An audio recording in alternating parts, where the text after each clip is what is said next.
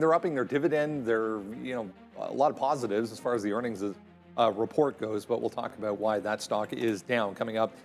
Joby, interesting, this day yesterday, back and forth through 1550 and 17, or the high was 17, back to 15 here this morning, leaking to the downside here. Successful first test flight for Joby on their defense contract. U.S. government happened yesterday, so we'll keep an eye on that. Cisco, the big one here this morning, though, holding up nicely. Didn't get through 80. We tried to get through 80 after the close yesterday, failed. We're holding right below that. Looks pretty good here. Yeah, it looks really good, Brendo. Who can complain about that? Baba, the Chinese ADRs are very strong today too, Brendo. A lot of different headlines on Chinese ADRs. Baba with a ChatGPT rival. It's JD.com, obviously one of the biggest online marketplaces in China, up 1.25, and Baidu as well, up nicely. Google in focus as well, Brendo, as the European Union looks to investigate them. Possible union outages, and Fly, FLY, 23% here at start the pre-market. Yeah, well, we'll touch on a couple of these low float names coming up here this morning as well. I mean, the Google thing, I feel like this is yearly almost for Google. They get some sort of investigation, end up paying a fine, and then everything's fine.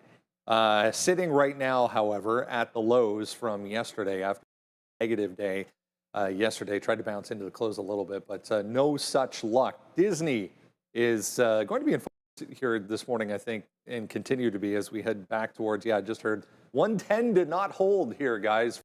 Pretty ugly to start things off, more than 5% here. Good morning. It's 7 cents under the 110. There's still a chance Disney holds the bid here. Good morning. Come on now. Disney has a shot. No, it's not good for Disney. As good as Cisco, and they're not going to help the market. We're going to move as the AI names are going to go here today. And I have to what's hilarious is I know you haven't seen The Wire, Sean, but there's an awesome reference in The Wire, which is perfect for this Google and antitrust thing. Okay. Where the mayor needs a bunch of money for his re-election. Instead of just going out and phone calling all this stuff, he organizes a poker game with the big donors, all loose. Right, like on purpose. Like tons of money. Yeah. And I feel like that's kind of, like when the EU needs money, they're like, well, we could do something more above board, or we could just go out and find other ways to grab at you, which is essentially what they're doing here. But no, I don't like what's going on with Disney here. I really thought might fare a little bit better. At least it's obvious where it has to hold the support, right? Disney, like if you don't hold 109, 110, it gets ugly, but this would be like kind of the bounce spot. NVIDIA just broke the low, it's down 1%. And thank you, Randy. I should have put this on the breakfast. Randy has like the half face now when he stands on there. See, it's like you just see. You gotta crouch. There you go. There's Randy. Peanut butter sandwiches this morning. Did you see that? Yeah.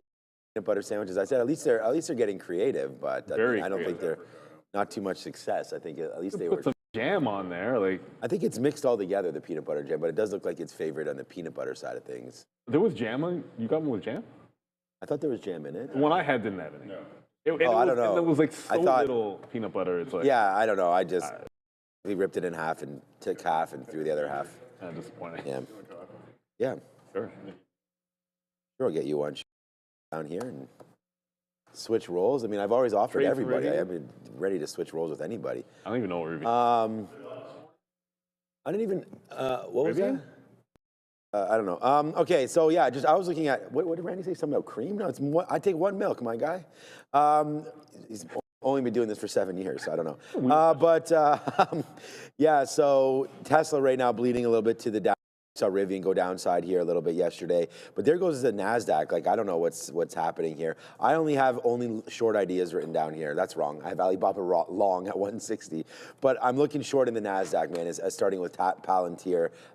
I mean, some of these names starting to go to the downside a little bit here today, and we'll see if this can break 180. There you go, down 1.7%. I mean, we want to stay with the trend, and I think, and I said this yesterday at 3 o'clock or something. I said I'm really feeling like it might be a short coming into today, and I don't.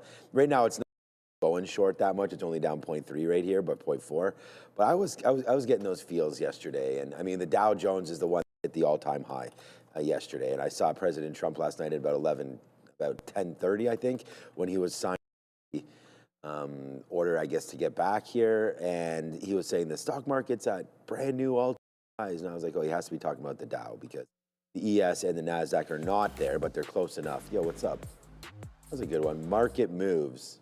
Hey, Joe. But yeah, so the Dow right now today only down 0.2. So this may be where you look as, again, 30 different kind of companies and more breadth than just the NASDAQ and the ES. I mean, yesterday's big move led by Goldman Sachs. I mean, the banking sector.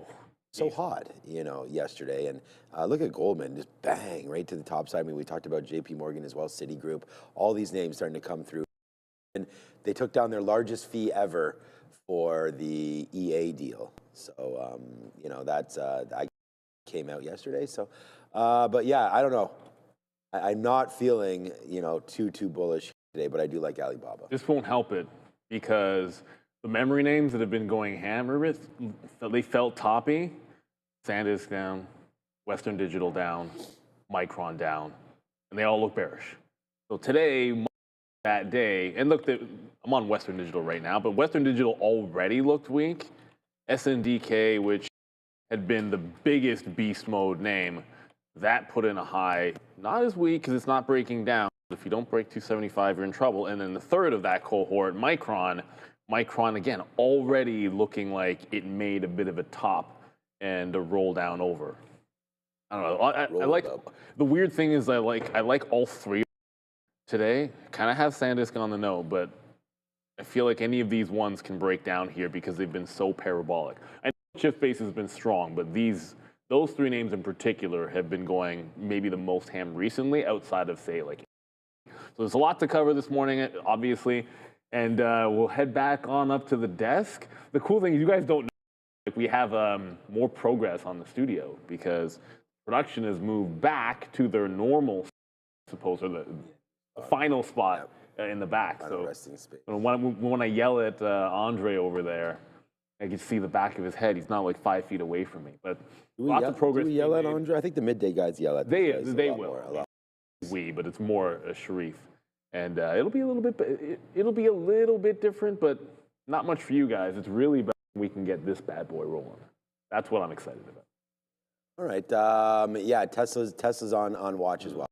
About that, and there goes AMD down to the downside as the NASDAQ again. I don't know if we jinx this move or not, but yeah, feeling pretty red here today in the market. So let's go back over to the guys. We didn't even really talk too much about Disney, but as we go down 5% and not holding any levels either as the market continues to march a little bit lower. So yeah, fingers crossed we can get this you know, this ship righted or straighted in the next hour before we open up. But lots going to be coming in on the open today, especially if this market starts red. So let's get ready to roll. We're here. We're ready. Joe's here. Sharif, everybody, the whole team is roll here today on a Thursday. Light earnings day. We had Serve Robotics and we had Cisco and then Flutter. So we'll talk about those names as well. SMCI moving. Intel, AMD, NVIDIA, whether or not you like bank stocks, chip stocks. Rivian yesterday was a huge one. Some of the airlines coming now as well as we open up that government, hotel stocks, crypto casino, cryptos bounced nicely. Yeah, BMR was having some. Well, Bitcoin bounced. It's not under 100, yeah. But some of the other names didn't do as well. Weird buy on Mara yesterday at the, kind of at the close. It didn't seem like it managed to matter, but worth watching if there's any support at 4. Thank you so much, Randy. Thank you, Randy. Ask and you shall receive. Randy. All right, let's get back to the desk, everybody. Lots happening as the market just broke the low. Yeah, bye-bye. All right, no data again. If you're just joining, government shutdown is over, but data to deal with as of yet. We'll keep an eye out for that. But just be aware, Fed's daily speaking right now, there are going to be quite a few Fed coming through in the next, well, today and tomorrow specifically. Fed's daily saying we haven't heard a lot about net job losses, specifically from AI. We haven't heard a lot about the overall state of the employment environment because of the lack of data here that we've been getting over or not getting over the past few weeks. But again, just be aware there's going to be some Fed speakers today. On CRM, I was just watching or reading through as well. Salesforce acquiring a company called Doti, D-O-T-I, an enterprise startup. Plan to fold its agentic search tech into Salesforce's AI R&D team. Salesforce not really doing but just a heads up for that. Disney, again, the big mover so far this morning. Overall, some of these numbers actually not that bad for Disney. Going to $7 billion, dividend up 50%, but the market hitting this really. Yeah, well, weighed down heavily again, Brendo, by linear television. We're talking about TV networks, theatrical releases, which underperformed. EPS beat, so they were able to shore up costs, but revenue missed 22.46. The street was looking for 22.75, so that's a miss on the top.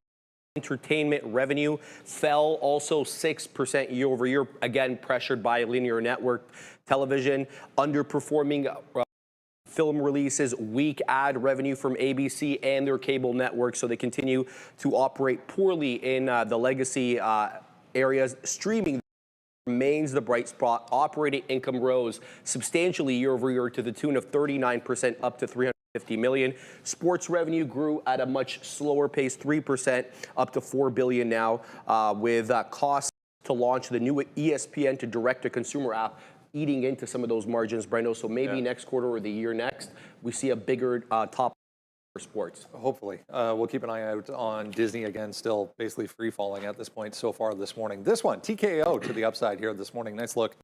Again, not a lot of volume, pretty uneventful, but even TKO getting into this betting market, poly market side of things. Yeah, this one was on my list, Brendo, because it came out later in the morning. But yeah, so TKO signed another multi-year deal with Polymarket, making them the first sports organization to integrate real-time prediction markets to the live events.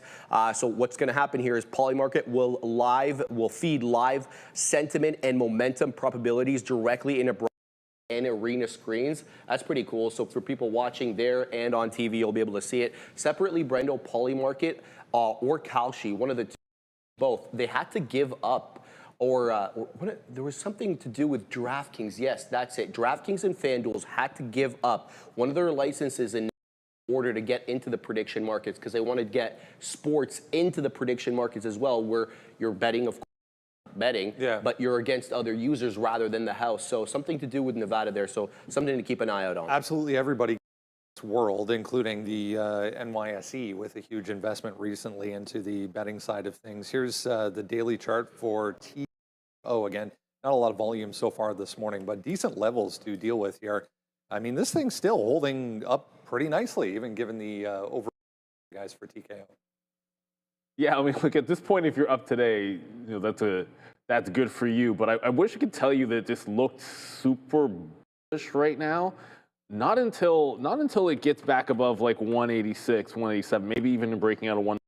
See how it's like a downward slope from the highs, and it's all these topping tail candles in that downward slope. So yeah, the bounce off 180, but until you're closing above 185, I mean, I hate to look at this and feel bearish, but you know, it's not enough essentially for a breakout to think it's going to go back to the high. You know, it is up today on the very, very light volume as well. Like you can see, it's barely even printing, so it's not like there's a lot of buy support on TKO. So I don't know if this is a big trade or even a trade at all today. Just hearing some stuff about Disney on the conference call, it's still at the lows. Yuck, yuckity yuck yuck. I think you've had a good opportunity for Flutter. Looking at like talking about the betting markets, if we go back to that for a second, you had a good opportunity with Flutter and DraftKings to get a little bit of that. Both double bottomed and are looking a little bit better. Down today, but it's a very, if you can further, you can see the double bottom. But you put in a pretty distinct higher low if we hold 30 this week. So that's going to look like a good recovery potential. And ultimately, if you do this as well, you're in the midst of breaking a trend. Maybe not yet. I think you probably need to confirm that closing today, if not this week, $30. But DraftKings trying to break out a trend here. I think this one bears watching. Again, not sure that's a today thing. Be more of like a next week push into what is Flutter's symbol? Oh, Flut. It's just Flut. FLUT. And what is it doing? Oh, yuck. Wait a minute. That's down. Yeah, so they reported last night. So that's the thing with Flutter. And obviously, there wasn't much going on there yesterday. And this is FanDuel. As Sharif mentioned there, FanDuel, DraftKings, all sort of intertwined in all of this. We had, just last month, we were out with the guys from Intercontinental Exchange, and we were talking about their investment into Polymarket. and you know, how interesting that was, and how the different classifications are between, you know, gambling and predicting the markets, and, you know, getting into apps like IBKR and Robinhood and all that kind of fun stuff there. So yeah, DraftKings again definitely missed the bottom here, but we're looking at 30 now. Maybe to flush down there into earnings, and you know, up 20% in 5 days is DraftKings. I really like I mean, just to have the WWE and UFC, those are two properties that are never going to be going, in my anywhere. You know, UFC, I remember watching this, like UFC 1, 2, 3, Hoist Gracie, even names like Ken Shamrock or Dan Severn, guys that moved into the WWE, but these are all originals, and UFC was starting to get popular back then. And right now, there are many different MMA leagues, right? But the thing is, UFC still remains the king, let alone what's been happening in WWE, where, you know, they've had AEW. I mean, I'm familiar with all these independents, but WWE is still the king of the castle. So I really like TKO. I mean, if you're talking about having properties under your belt, those ones that I think, it's kind of like Mario. I saw my kid comes running down yesterday. They released the new Mario movie trailer. There's a new Super Mario Brothers movie. Yeah, so they released that trailer yesterday, and it looks like basically the exact same as the first one.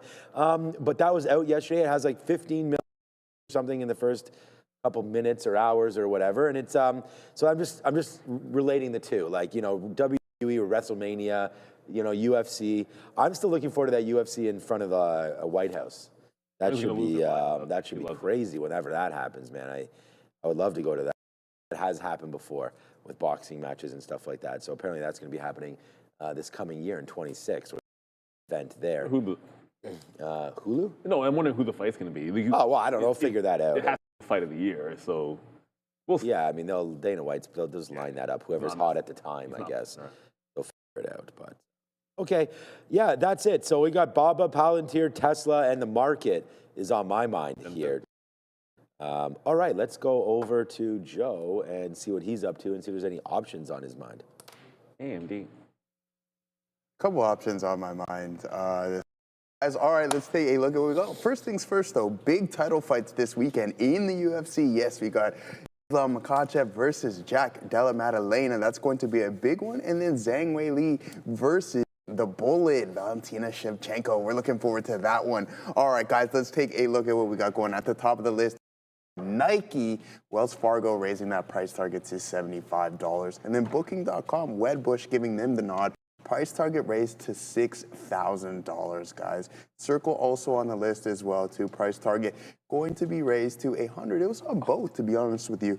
But let's see what Cisco has been up to. And some nice moves in the post-market yesterday. We're going to look for some continuation into Morgan Stanley giving them the nod, up 6.6% on the morning session. $73 is going to be that target. Now, as for Flutter, Neil was talking about this morning. Price target getting lowered to $300 by Needham, down 3.7% in these pre-market sessions. Now, as for Largo, H.C. Wainwright lowering that price target to $2.80. And then we have Dollar Tree by Northland Securities, price target lowered to $103. Alexandria Real Estate Group, Citizens JMP, lowering that from an outperform to market perform. We're down about 0.75% there, guys. Now, as for some of the options activity, let's take a look at some of these puts, guys, because they are most definitely in play, and we have a lot of interest within Ethereum. Excuse me, at that $25 strike price that is going to be expired next Friday. So take that into mind. Volume relatively light, and I want us to look at it like this: get closer to expiration, and the open interest volume stays relatively high. How we want to look at this is necessarily as people who are writing those contracts and these puts. You're essentially bullish from a specific level as long as you don't go below that $25 strike.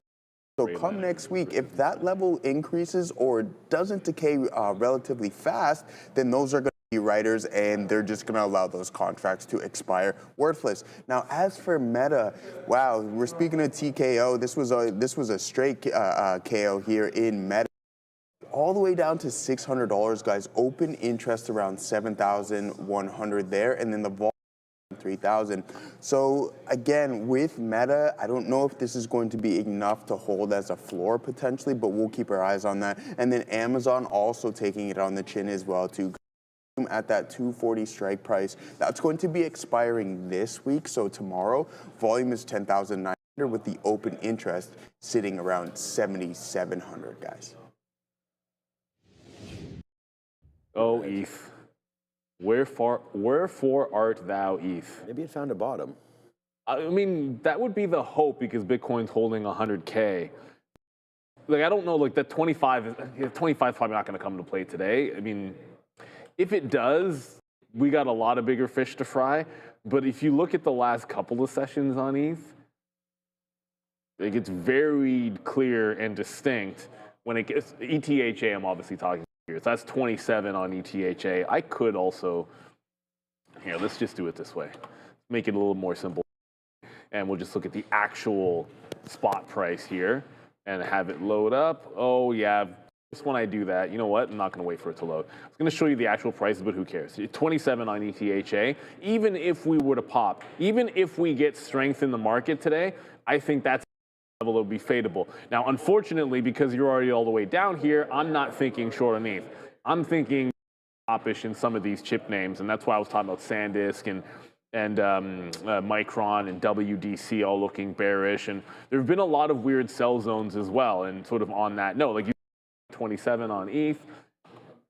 Randy, you think somebody's selling Intel 38 to 38 and a quarter the last couple of days? Like, you think? You think? Maybe. Just maybe.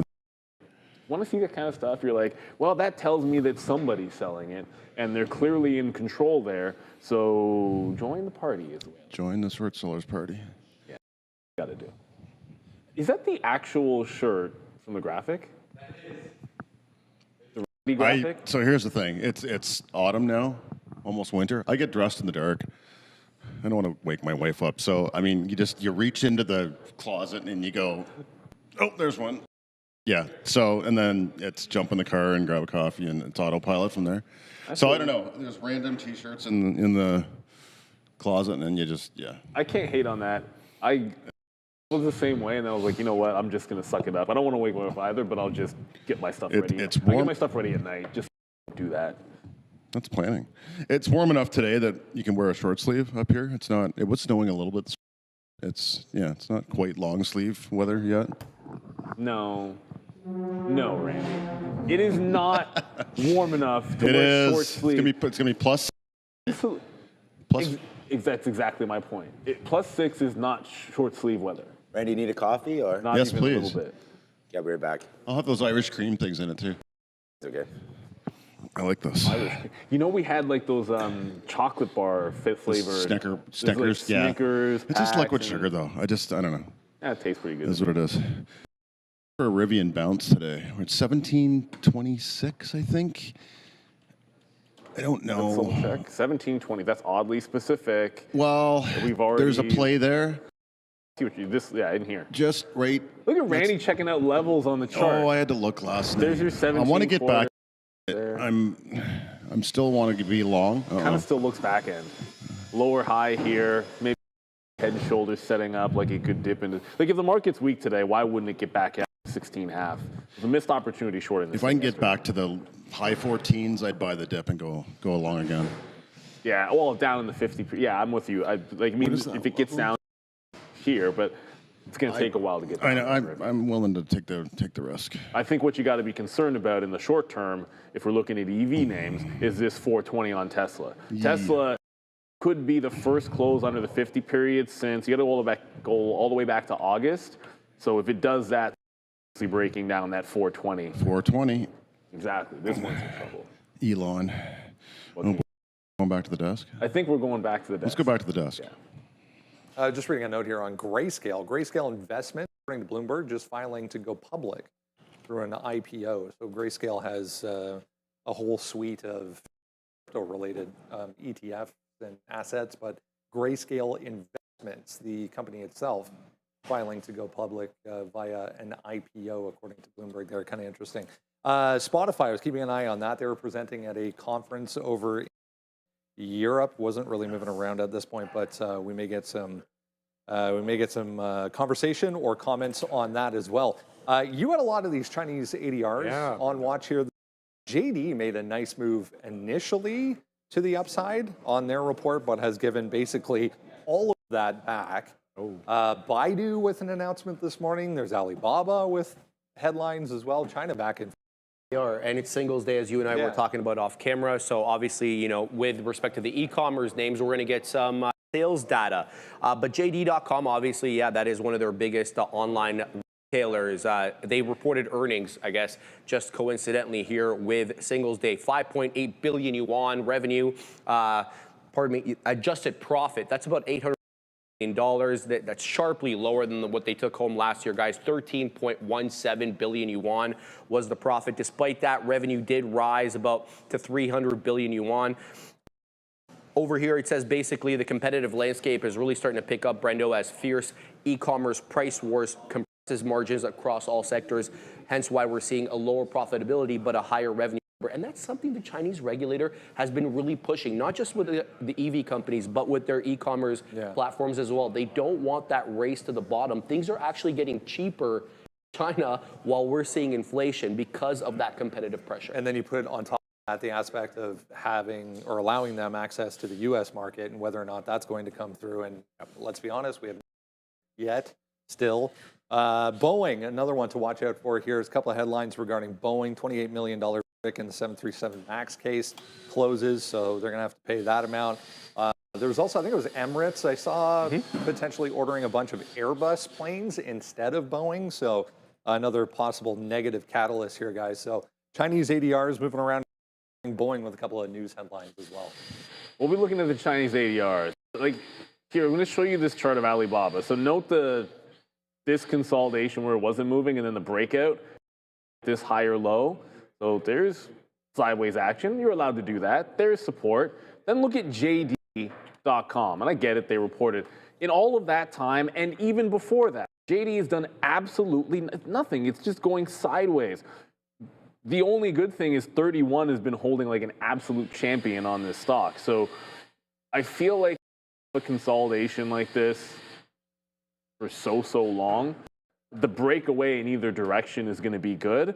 But as a day trade, you got to be on BABA today or something. If it's not going to move, then you can't just sit around there hoping, oh, this is the day it's going to go as a day trade. At some point, there'll be a swing. Maybe it's breaking 35 in the 200 for a couple of days. Maybe it's breaking down under 30, but I don't see either one of those imminently happening. But what is happening is BABA, that's at least moving. They're up 4 points today, bouncing off in the support level. Somewhat of an uptrend. It has to break this 50 period real continuation, like if you're looking swing. But BABA, at open dip rip, at open dip, at open dip, open dip, every single day. I mean, you go, when was the last time it didn't dip? I guess like this day there was, that'd be like fourth. So pulling back into is where I think we're headed on Alibaba. But JD, there's going to be a moment. Can't sit there forever. One of these days, it's either breaking out under 30 or breaking out over 35. We can wake up when that happens for JD. Yeah, that is an interesting. When you showed me that, I was like, okay, yeah, that does seem like it's just there. I do like. Are we on the watch list yet? No, we're just still going through our stocks. But I have Alibaba at 160 here as a long that I am looking for. It's the only long on the list here today. You know, we came in, we were here last night thinking negative on the market. The market's giving us that negative vibe here today, but I to go long.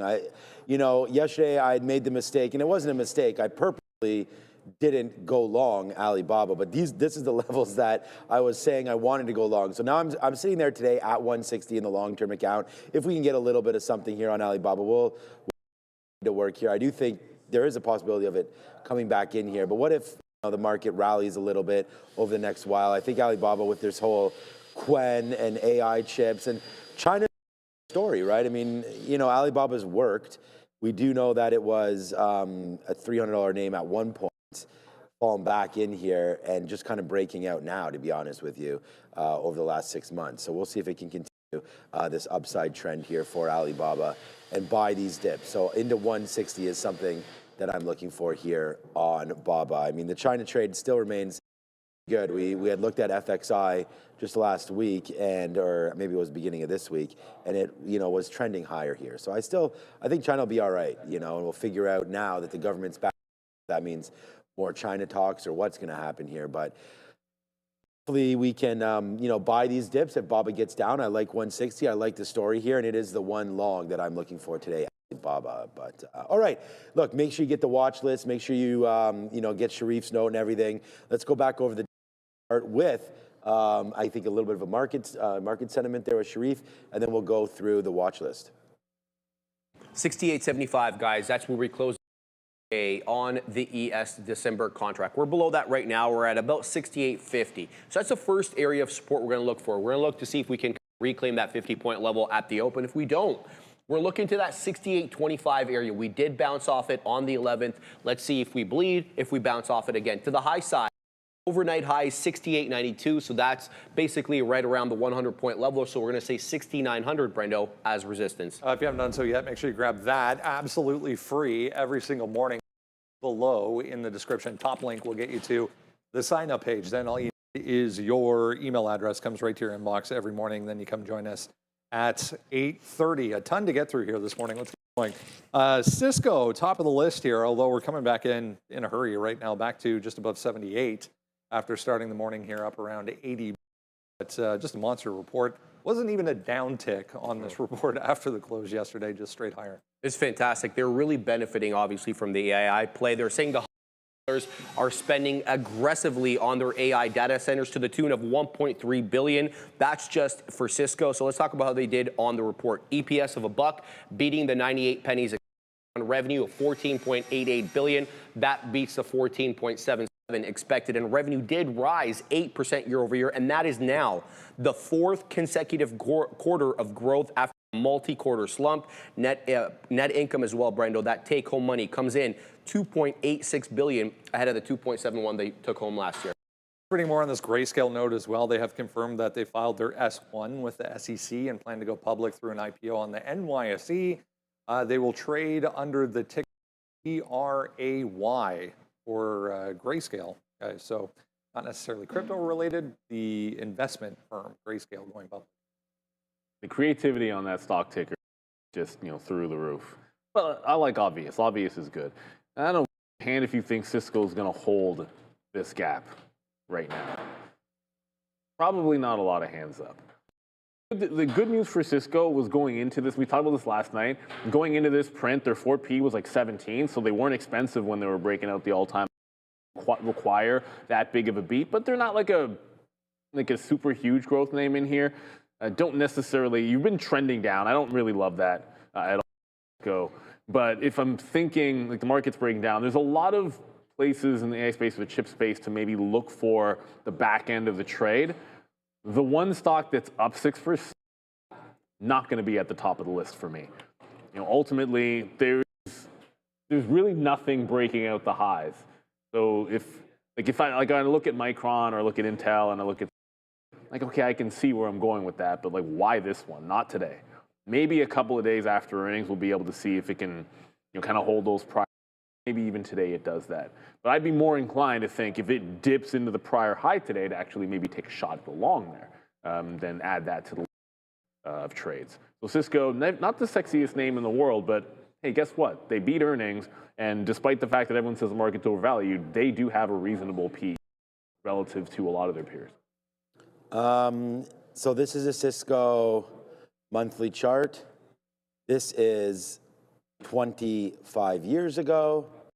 And we are finally starting to break. So there goes Cisco. If you sat in this name for 25 plus years, welcome to zero return. But it's had a nice run, right? I mean, it's pretty embarrassing to look back 25 years ago. Cisco was at this exact level. That's $78 right here. Cisco today is at $78.37. So you're just now breaking through. So that's Cisco. So you've lost, what, 3% of your money every year. With inflation and whatnot, and then let alone the opportunity cost. It's been pretty bad as far as an investment from time, but you're just cherry picking when you're looking at stuff like that. If you're looking at a daily chart here for Cisco, it's been well over this last little run up. Still with a PE of just 18 or 19 right now, underneath the market valuation here for Cisco. And yeah, I think networking solutions continues to work, man. Security, they're tied up a lot with government as well. So yeah, Cisco continues to work out, and it's had a huge move up. I would fade this pop. It's a big move for Cisco, especially into what is looking like a little bit of a red day here for the NASDAQ. But congratulations, Cisco. It's a 25-year mark, and you did it. So that's great. Anybody that's been long this name for that long is probably not in it still. But if you are, there it goes. Nice move to the upside. And I thought that they were giving a little small dividend. Cisco, I'd have to look that up. I'm not sure if it's still intact, but I guess that would be a reason to hold it. But anyway, number there for Cisco, but probably a fade. Just a good report, but maybe on the wrong day. AI stocks today and networking and all that kind of stuff, the big compute, continues to get hit here. Oracle down as well. So let's wait to see where Cisco is up. But right now, good report, up 6%. I like the stock. Not super excited to trade it unless it's a short off 80, if we get to 80. The downside, as we've been mentioning here throughout the beginning of the show, if you zoom out, however, you'll see on a daily chart or even a weekly chart, 110, around that 110 area, huge, monstrous level that it needs to hold. So we are trying to do that right now. However, some question marks off this earnings report. No question about it, Brando. You miss on the top line. People are going to ask questions. So they missed 22.46 was what 22.46 billion. The street was looking for 22.75, but they were able to shore up costs. EPS came in at $1.11. The street was looking for 105. It was really the good, strong margin recovery despite the top flat line, because their net income doubled year over year despite, missing on the top line. 1.44 billion was their profitability. Entertainment revenue, though, is the drag. Fell 6% year over year. Pressured, as I mentioned earlier, by linear television, underperforming film releases, as well as weak ad revenue across their legacy networks. Streaming is the bright spot. Operating income rose 39%, and they added 3.8 million. Now they've got about 131.5 million, with Hulu accounting for 64.1 million of those subs. I know sports revenue does continue to grow, albeit much slower at 3%, but they're saying, look, we were spending a lot of money on this ESPN direct-to-consumer app. Next year, we should be more cost profitable. So we'll see if we can hold 110, guys. Very, very important year for Disney. Yeah, it's going to be an important. I would almost venture, if it breaks 109, not 190, if it breaks 109, kind of where the floodgates open up, and you've already bounced off it. So that's the support under the 200-period moving average for Disney. You can want and try to manifest things to happen for them, and there's a couple of kernels you could point to in what was overall a mixed report, but the ball doesn't lie. This was attempting to break the trend and earnings, and it's failed it. So this is the key hold today. I think, I would wait to see which side of the ends up on. And then if it ends up underneath, it's a short till it's not. Underneath 109, it closed under there, and it's a short tomorrow, it's a short on Monday, and then go from there. If it closed above the 200-period moving average, I think you might have a bit of a bounce side. It's one of those, I think it's an epic potential breakout on Disney if it ever gets 125. But just because it looks good, if it happens, doesn't mean, that's the thing about a breakout trade. If it doesn't happen, you don't have to be in it. I guess we're not going to be in Disney for a while. Just put in the chat, wow, the market is getting worse and worse here to the open. Had that feeling yesterday. It looks like it's continuing here, and that's too bad because the market, like I said, the Dow was at highs yesterday, and we had some bounce. I just didn't want to miss the opportunity to talk about Meta here quickly because it's not going to be on the board, and I just didn't want to forget it. Breaking that 608 is probably a great trade. This name has been really beat up, and for some reason it's flat here today. I think they'll look dead red for this name again. This name fell right here in the last basically hour of yesterday. It fell down $6 straight into the lows, and we'll see if Meta can hold out right now. We're right at that level. That's what I mean. We came right into those lows there yesterday. So watch out for Meta. There has to be a Meta ETF trade that's not $700, $600. But you guys let me know that in the chat because I really think that this is a huge short for Meta. And then after that, man, you have $600 just staring at you. So like this name is due for like just an epic flush. And then I think once that happens, you can start scooping, because right now this looks to me like something that I didn't want to not mention it. I really, really do like that. Yeah, so METU, people are saying. So let me just see. Yeah, see, we don't have that one. FBL, but that's very light volume. Unless, is METU on? Yeah, no, we don't. Doesn't look like we have that stock as I float through some of these there. Yeah, so I don't know why we don't have that. Which one? METU, I think that's the best one. FBL, I don't think really. FBL does not, the liquidity is very good. That's but like still, a break was a break, right? I mean, it's going to break that level. But when it's priced at 28, it's a 3-cent spread. That's weird. Yeah, I mean, already 300,000 shares. All right. Anyways, I just wanted to bring that up before we get going. But Baba with the AI news is the long that I am looking for right here today. So let's just go find out the story here, and we'll figure out how to properly trade Meta. Leaking back, however, right now, along with the overall market, is Baba. I mean, we were discussing a few of these Chinese ADRs this morning early on. Most of them looking more weak than anything right now, including this one, Baidu. I just heard, yeah, nice little plunge there through 129 back to the downside with its own AI-related headline here this morning also. Yeah, interesting look here for Brendo. Let's look. I thought we were doing Big Bear AI for some reason there. My mistake. Alibaba, not a bad look over here. Preparing a full remake of its Tong Y mobile AI apps. It's rebranding them as Qwen, which is obviously their large language model. Qwen, much like ChatGPT, which adding advanced conversational features. Over more than 100 developers are working on the redesign, reflecting the larger push by Baba, and they also plan to add multiple layers of agenda into Qwen, something that they don't have yet, much like the agent mode that ChatGPT has. They're trying to monetize it. It's free for now.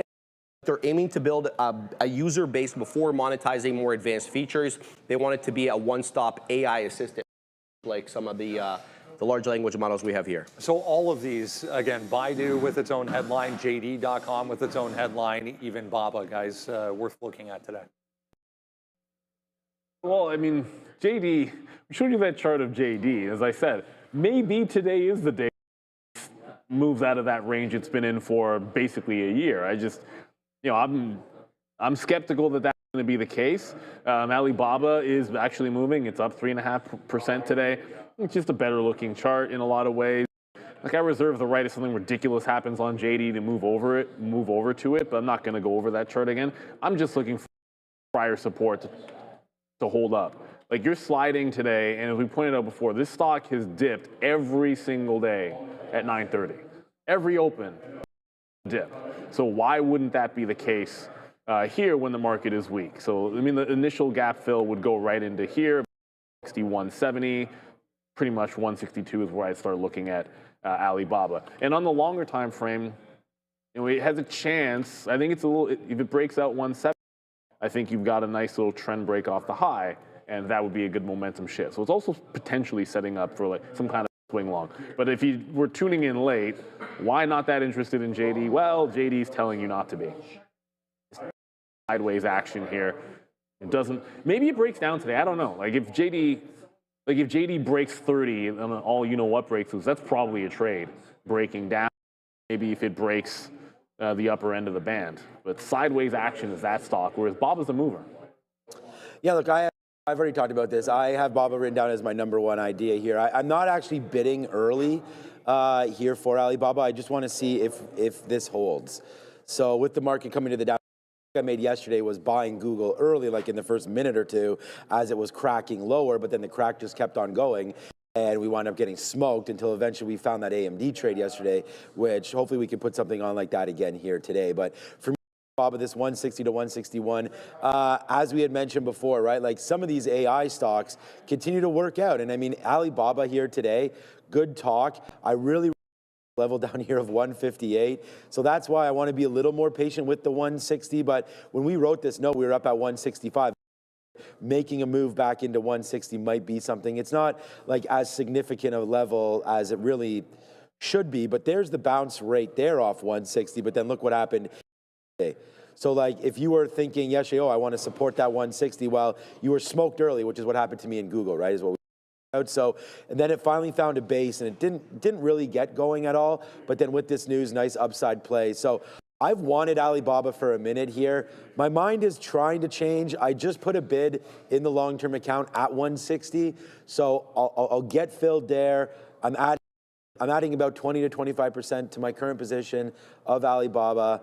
Again, I like it. I like the AI. Are in early innings, and I think this name's already been taken down a little bit here.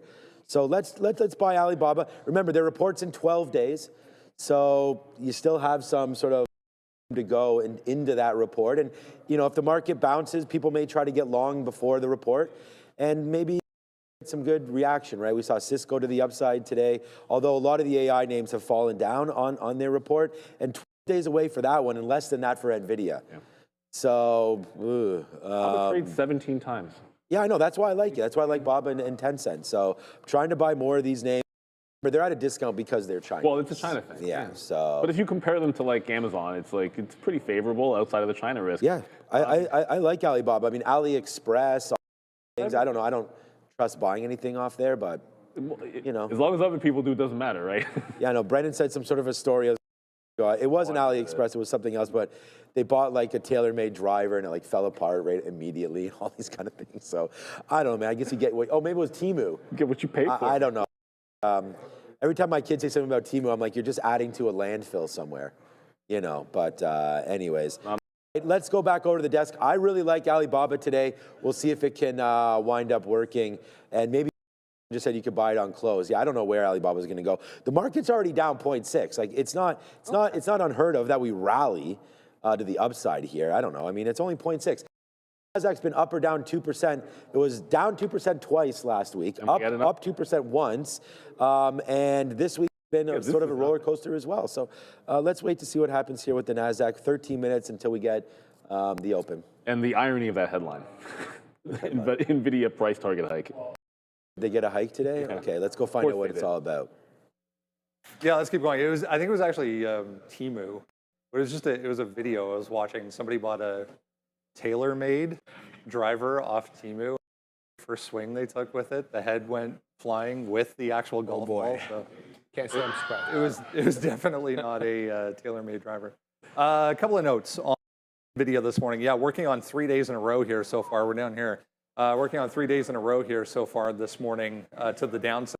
Governor of Mexico's Nuevo León state saying NVIDIA is going to invest $1 billion. This was yesterday. Invest $1 billion in a data center in Mexico. So, interesting. Along with a couple of analyst moves here today. A lot of cash to throw around, Brendo. Let's talk about what the analysts are saying. Oppenheimer maintaining their outperform on NVIDIA. It's analyst Rick Schaefer. He's keeping the outperform, but he is boosting the price target from 2 to 265 separately. Also, Susquehanna sees a bullish view of NVIDIA ahead of earnings. Here's what they're talking about. They're boosting the price target from 210 to keeping that positive rating on NVIDIA. And here's what they're saying.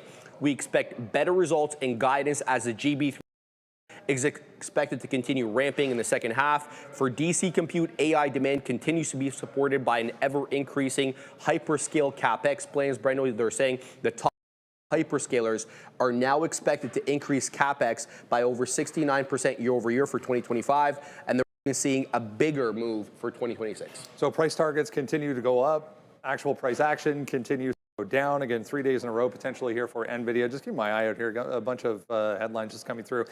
A lot of people still commenting on this Michael Burry story as well, guys. Scion asset delisted or deregistered with the SEC.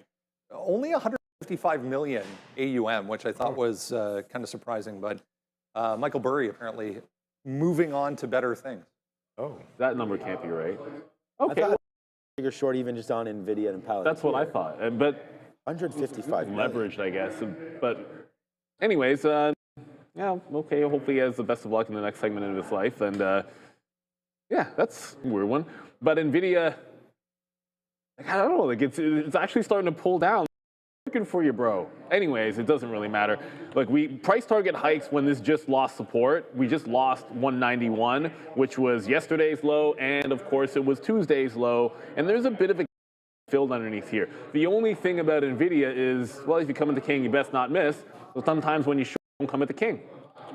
That's kind of my approach today. Like one, I'm already, like I know I'm shorting a pop. I already mentioned this in Intel. Somebody else was selling at 30. So I want this breakdown. I just think if the market falls, this one's going to be a good one. And I'd be more concerned with the memory space today than, there was a Japanese that reported last night. It was disappointing. So this entire group is gapped down. But you can see SanDisk already down 5%.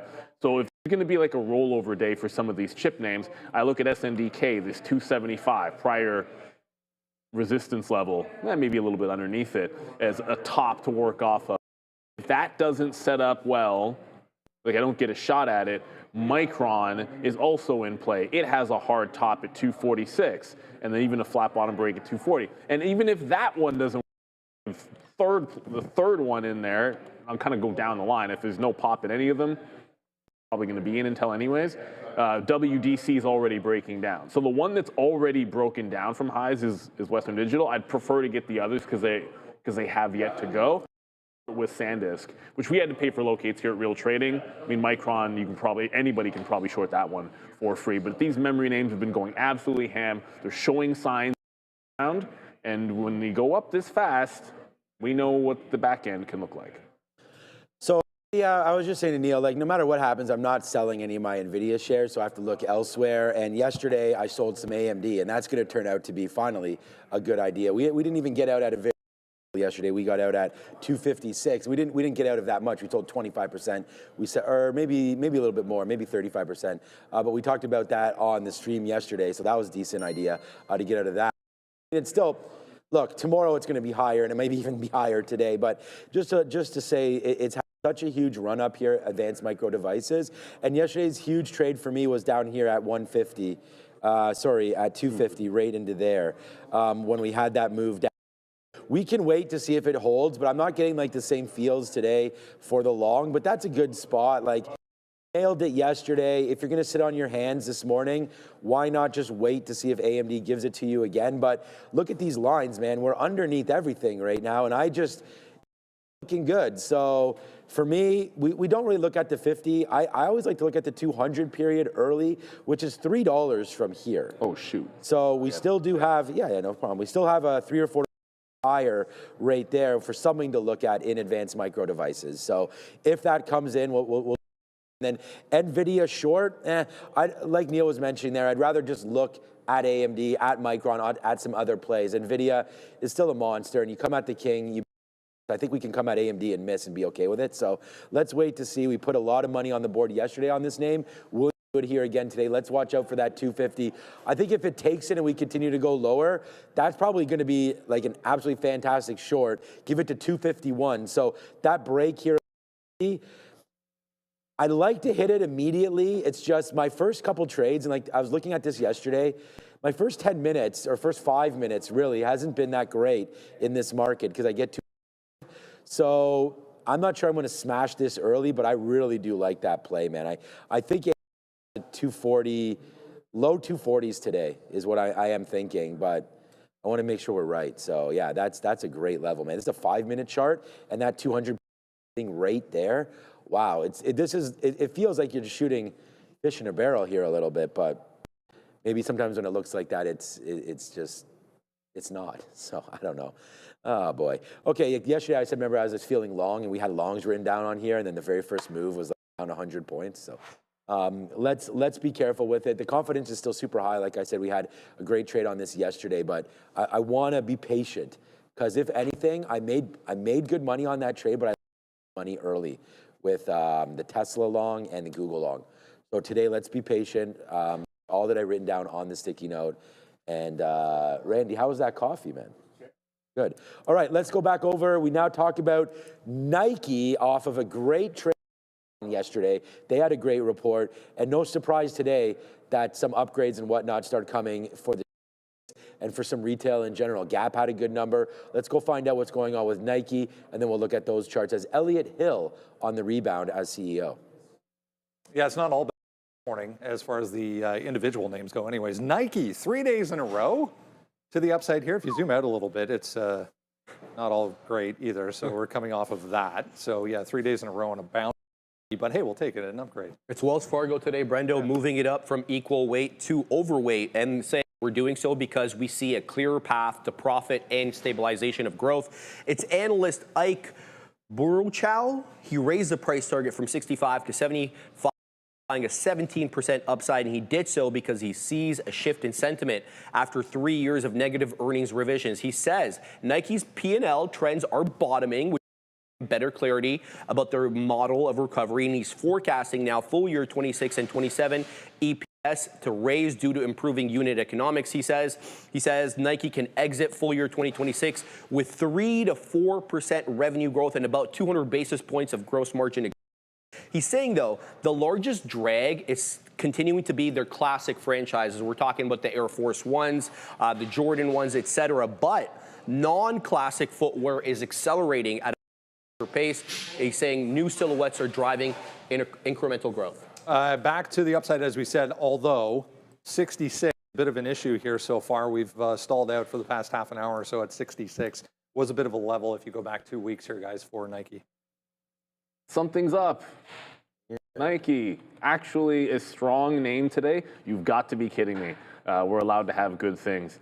The vaunted, what I like about this is this could, I almost want this to settle down for a couple of days, do the death cross, then break out. Like signal the short, likes the death cross, and then go the other way. Like when it did the golden cross after that was actually a sell. So I'm kind of thinking the other way. Like if people are taking that technical trade, you have a potential breakout, but that's maybe a couple of days away. It's not doing much in terms of volume pre-market, but this is, look, it needs to break out, in my opinion, and that's at $70. So it's going to be a bit of a pass for me. There's one name that I just wanted to quickly cover. Remember Open Door? They've been running the last couple of days. I don't know, you may have noticed this. Down 5%. They were an addition or an upweight in, I believe, the Russell 2000 last night. So that was a lot of the move in the afternoon. As it pulls back prior high, like I'd be looking at this level here, about 850 to 860 on Open Door, where it really ramped up going into that close. But Nike, I think you might have a swing trade if it breaks out that 70, just not quite yet. Here's what the imbalances look like. You know what I didn't notice? Knock. Okay, you got to put my face on for this dramatic. Snap. I asked you for another coffee. Is there hazelnut over there? Snickers. I don't want Snickers. What's in your coffee? It's not gross. It's like a creamer. It's really sweet. You have to put I don't really like sweet stuff. You can only put like a little drop of it you can use. That's why I just, okay. But anyways, they're from $7 up to $9. That's pretty interesting. I didn't even realize that. Baba with a bid here as well as we get ready to rock and roll this morning. Some of you have asked for this to come out. This is what we're looking at. It's not a big sell or buy area here. Q down 4%. These quantum names continue to get smacked around right here today. Again, Ion Q, another downside push. Rigetti, they're all down 3, 4, 5% today in the space. Oracle continues to get hit here. Don't ask Adara stock if you're a bull. And then Disney with a small sell as well. Italian sweet cream? All right, I'll try one of those, man. A little bit Italian sweet cream action there. When did we even get these? I didn't even know we... A couple of months ago. Oh, okay. All right. Okay, let's... anyways, Randy is going to get another coffee. Because he made me get him French vanilla. And then that's when I saw the little creamers. I didn't even realize we had those. All right, 30 seconds. He still continues to hit the skids right here. But look what's going on with my guy Palantir. I don't know if there's news or something on Palantir. Palantir is ripping right now. I don't see them at all on our imbalance locator there. So Palantir with a nice move higher right there. Hopefully this is a sign of good things to come because the NASDAQ is still down quite nicely right there. This opening bell. Beta Pro Global X. Scan that QR code, find out everything that they have with their triple levered products. So here we go, 3, 2, and 1. Get long, everybody. Get in position immediately. What are we doing? No, I'm gonna relax today Winston and watch the market, but that'll be hard for me to do. There goes Palantir right now. SNDK, you're looking at? SNDK just dropped $6 right away off the open. Micron. What about Tesla? Why is Micron up? All right. trying to figure itself out. Oh, well, I'm going to take a short. Palantir. SNDK just absolutely tank. I'm going to try to short Micron here. Also, Intel's just dropped a percent and a half. See, I want to get in and I don't. A couple of names heading to the south side. Not much else. Baba's not doing much of anything. NVIDIA is actually not moving that much either. Yeah, so I had written down short Palantir on the list today, right? And we didn't really get to talk about it, but I'm in here to 184, 185. I mean, just the way this market was, I was thinking if we can top out up and for Palantir, then I do want to hit this short and get to the downside. This is where we had the drop off yesterday, right? Drop off early, but then we battled and then we went again. So like the second tranche of downside happened around 184, 185. So I was so close to pushing the key right there, and I said to myself, I've talked about trying to be a little more patient here today because yesterday we were already in at this point and suffering from downside. All right, Tesla, we had wrote down to go short at 430. Obviously, when we wrote that down, the market's over here, 426, 427, and then we just got hit the downside. So that 430 call was great when we were writing the sticky note, but there's the drop into 420 right now for Tesla, trying to find its way. Trying to battle off of this level right there. Looks like a 420 break is imminent. I put the sort of the nail in the coffin of Meta if it breaks. And you know what it did? It goes right to that 608 and stops completely in a nice bounce of $5. Hopefully we're completely off on thinking this market's downside, but right now it doesn't look super healthy, Neil, as we try to bounce a little bit, don't get much. AMD bounces completely off that 251. We're still waiting for 250 for a little bit lower over there, but I'm not in anything and I'm starting to get a little anxious, waiting for something to happen here. We don't need to jump in right away. This market settle out because some stocks are going opposite of what I thought here. The market's not doing anything. AMD's trying to go up, and I assume NVIDIA is actually going. AMD's going a little opposite of NVIDIA here. And it just broke 259 down to 258. It's down 8% already. Western Digital, I mean, these names are... Yuck. Okay, Western Digital hasn't broken the low yet. This one's still kind of in the pocket. Here we go. And at least work off VWAP at least. Oh, you hooked us up? Thank you. You want Italian sweet cream in yours? No, it's cool. No, don't worry, it's all good. Next time. Dude, it's all good. It's all good. Yeah, it's fine. This cream is very sweet. It is it's ridiculously sweet. It's too much. A lot of sugar. It does. I don't think I'm being trolled. It tastes like French vanilla to me, but I don't know. I guess that's what happens when it's just all nothing but sugar. Okay, let's get into... I'll switch with you. I'd take that black over this. Too sweet, man. Yeah, I'll take No, I've already tasted it. Whatever. Just in case I'm not feeling that well. I appreciate that doing. I was more saying it as, man. I know, but I was more saying it as a joke. I don't want to. Remember yesterday I almost died live on the air, so we're back today. Don't want anybody. No, well, it was almost. I said. I'm back. All right, yeah, and then we almost died, and then we saw the light, and then we had our biggest trade. That graphic we had, that sound we have, the Soul Glow, but we can have that anytime we want. Oh, that sounds old though. Yeah, it probably is. I put the request.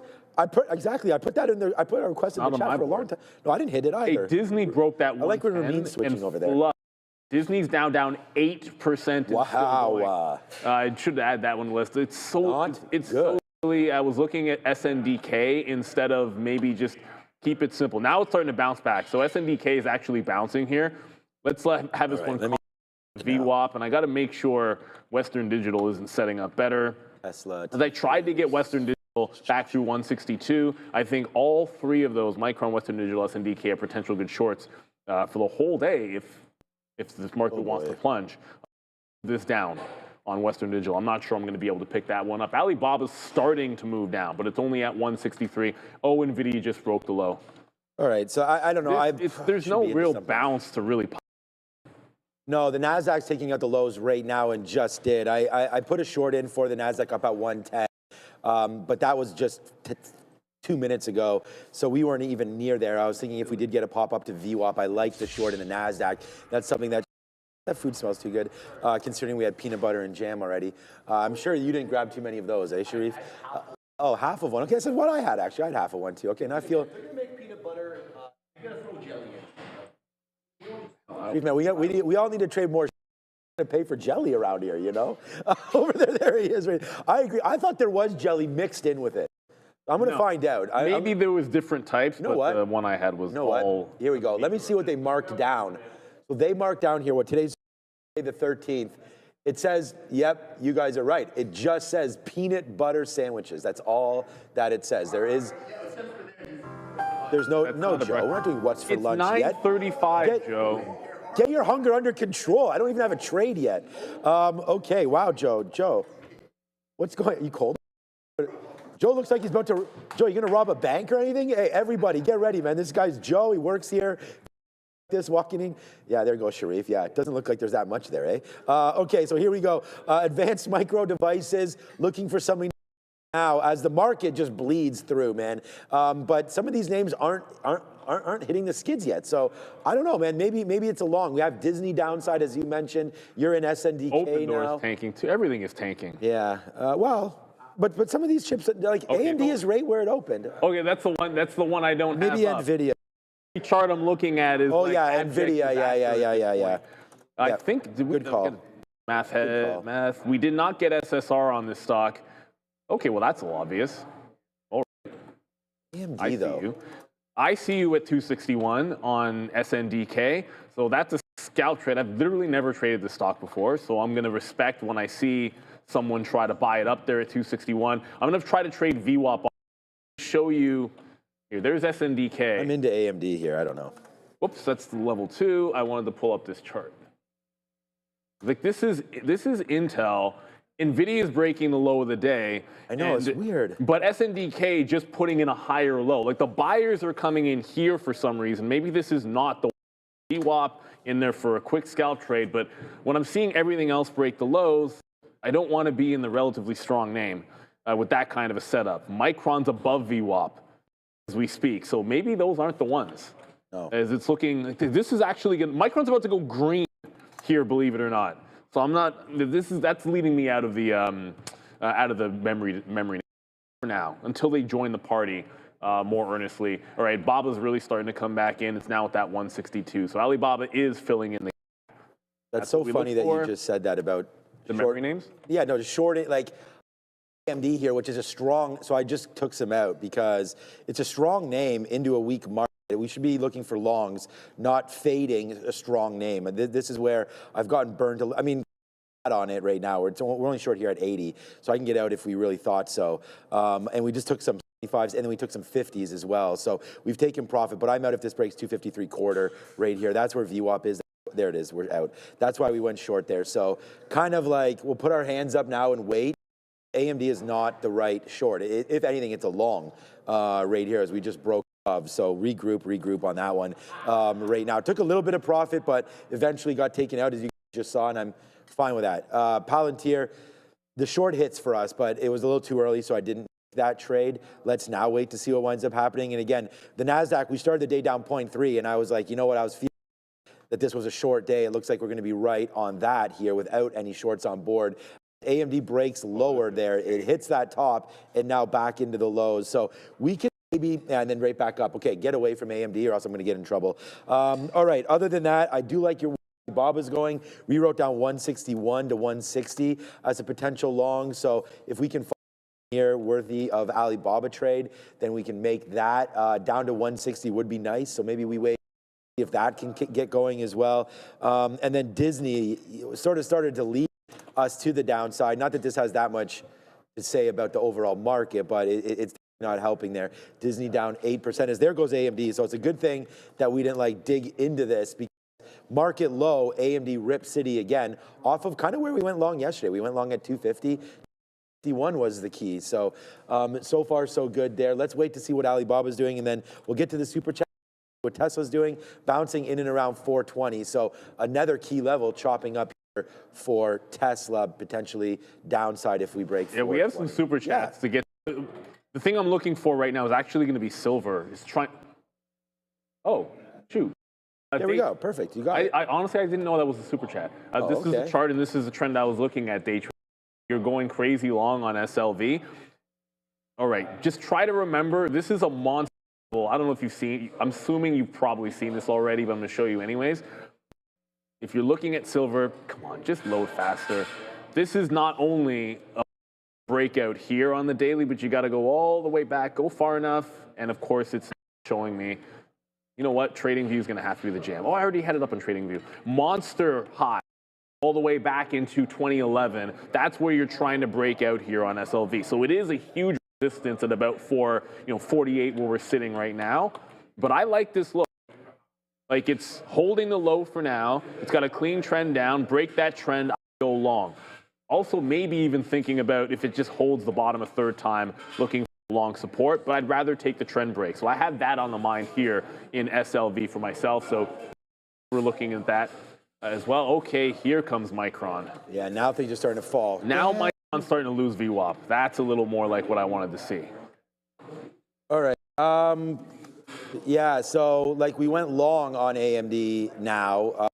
Good, so there we go. So we flip up a little bit here. We'll see if we could take, just went 50 cents in the money and I didn't take it, so that's a little silly there. Okay, there's the drop down. So we're gonna lose this one if it breaks two. Let's get out. I'm not gonna wait for 250s this time around, no. So here we go, we're long right here, right now on Advanced Micro Devices on this dip down. Thought it was strong there. We went short already on this name. Remember, we stuck with this yesterday and got it. I don't know if we're going to do it again here, but we are long. I do have an offer at 50. Maybe we get, it's only for 10%. If we can get 10% out there at 50, where the 50-period moving average is, then work our way back to VWAP. We can have a big winner and sort of make back what we've done on this and just be flat. But that's what we're going to do. We're going to wait 251 bottom there for AMD. If this market turns around, AMD is going to go. We've already seen the strength, and that's what trading is, right? You're putting your odds and seeing if it winds up turning for you, or if you're right on your. But right now the Nasdaq continues to bleed lower. All right, well we just broke 251, but that was there. I'm actually going to break my rule a little bit there because that just flushed so quickly. I wonder if a had the same ideas there about AMD, but oh man, darn, we started short. Got taken out there, and now we're going to hold this long. There it goes. And just to see if we can get some AMD strength back in. That was just a quick flush. We don't have that many shares there. Maybe 250 is the key, but we're going to hold long and see if we can get an upside here. There it goes. In Advanced Micro Devices there, finally. Okay, so, all right. Wow. This is moving quite aggressively here today. So the volatility is crazy. By the way, so a bit of a trend break in Alibaba. It did get down into that prior high. So there's the prior high. There's the bottoming tail wick. I just jumped into it. Apple is unabated. Did you see that? Yeah, I flipped to Alibaba. There you go. Charts are so slow sometimes. Yeah. When the market's going down, Apple, it just seems like it's got so much strength. Limo in the chat, thank you for the super chat. Thoughts on catching an Apple long today? Well, I wish it was on the list. It wasn't. Can't manifest it to being true, but it is at a top where maybe you can pull back a little bit. Prior high, like yesterday's high, at least gives you a dip area that's only $1 away, 75.40. But that's like if it ends up holding that random price. VWAP is a great place to pick it up, 275, but I need to see it pull back and consolidate. It's obviously relatively strong. What would scare me is it's only up because the chips are down, and then like if that reverses, like if the chips catch a bid, maybe Apple starts selling. That would be the one thing that concerns me a bit. But Baba just tried to get some more shares in the 161, underneath 162, kind of in the range, and wasn't able to pick any up. I think this is a potential push back into the volume weighted average price. And oh yeah, got to look at Disney. They're Disney still down, eh? I think it got really close to 10% down. Obviously, 10% down sometimes triggers an opportunity off of the lows. I'm not sure it actually tags. Says that it did not go SSR. So if it breaks this current low by much, not even much, it's going to be SSR on Disney. That'll be on the radar. So I'm only in Alibaba, and I need to pick up that one. Yeah, see that miss? That's sting. Oh, damn. That's going to sting. Missed WDC. Micron is finally looking weak. And look what happened when this lost VWAP. Was there? Nope, nothing. It's just dying all over itself here. So pretty much everything is headed to the downside. I'm going to be shorting a pop in one of the memory names, and it feels to me like it's going to be Western Digital if there's any kind of a pop back into VWAP. Oh man, finally AMD is failing, and but the thing is we already had that short up here, and now we've just battled with it at 250 and lost right there again. So frustrating here with Advanced Micro Devices. Futures finally want to figure out what they want to do here. Apple, you're 100% right on that one. A runner there today. All right, so we'll sit here and just wait to see what AMD wants to do. You know, I don't want to get out so early on this name, but I thought it was strong, then I thought it was weak, and now I have no idea what to think. So 251. That was the level that was of concern in the first place. So maybe we just wait to see if it gets back up into there before we put on short. But I still like the idea of a short here in AMD. Falling down. This is now down 3%. We do, and maybe it's the strong one, and we're just going back to the well where we made money yesterday. But AMD was weaker and down 3%. AMD, oh, that's Tesla. Sorry. What is Tesla doing, anyways? We'll just wait to see right back up, so we do get some more shorts into there. But Tesla right now, same kind of a way there. 420 just wound up breaking. So, you know, there are some weak holes in this market here today. Amazon hasn't know what Amazon's doing, but it hasn't been great as of late. Okay, so that's starting to head down as well. So it looks like we short AMD, and you know, it doesn't work through 250, right back up into 251. So it looks like this is just choppy, like losing on the long and the short same ways. So yeah, not having the same luck here today as yesterday. Only short right here at 250, so you know, give it a little bit of a breath as we come back up to the upside here on AMD, and just trying to you know, calm down, see what it wants to do. 252 is the VWAP right there as well. Or no, VWAP's only at 253, so we could have a little ways to go here on AMD back up to the upside. Good trade there on Alibaba. I wish I would have took that 161 as well as we written it down. Have it, so that's a good one there as we'll wait to see what settles with AMD. Well, the answer to the question of would be Micron or Western Digital was Micron.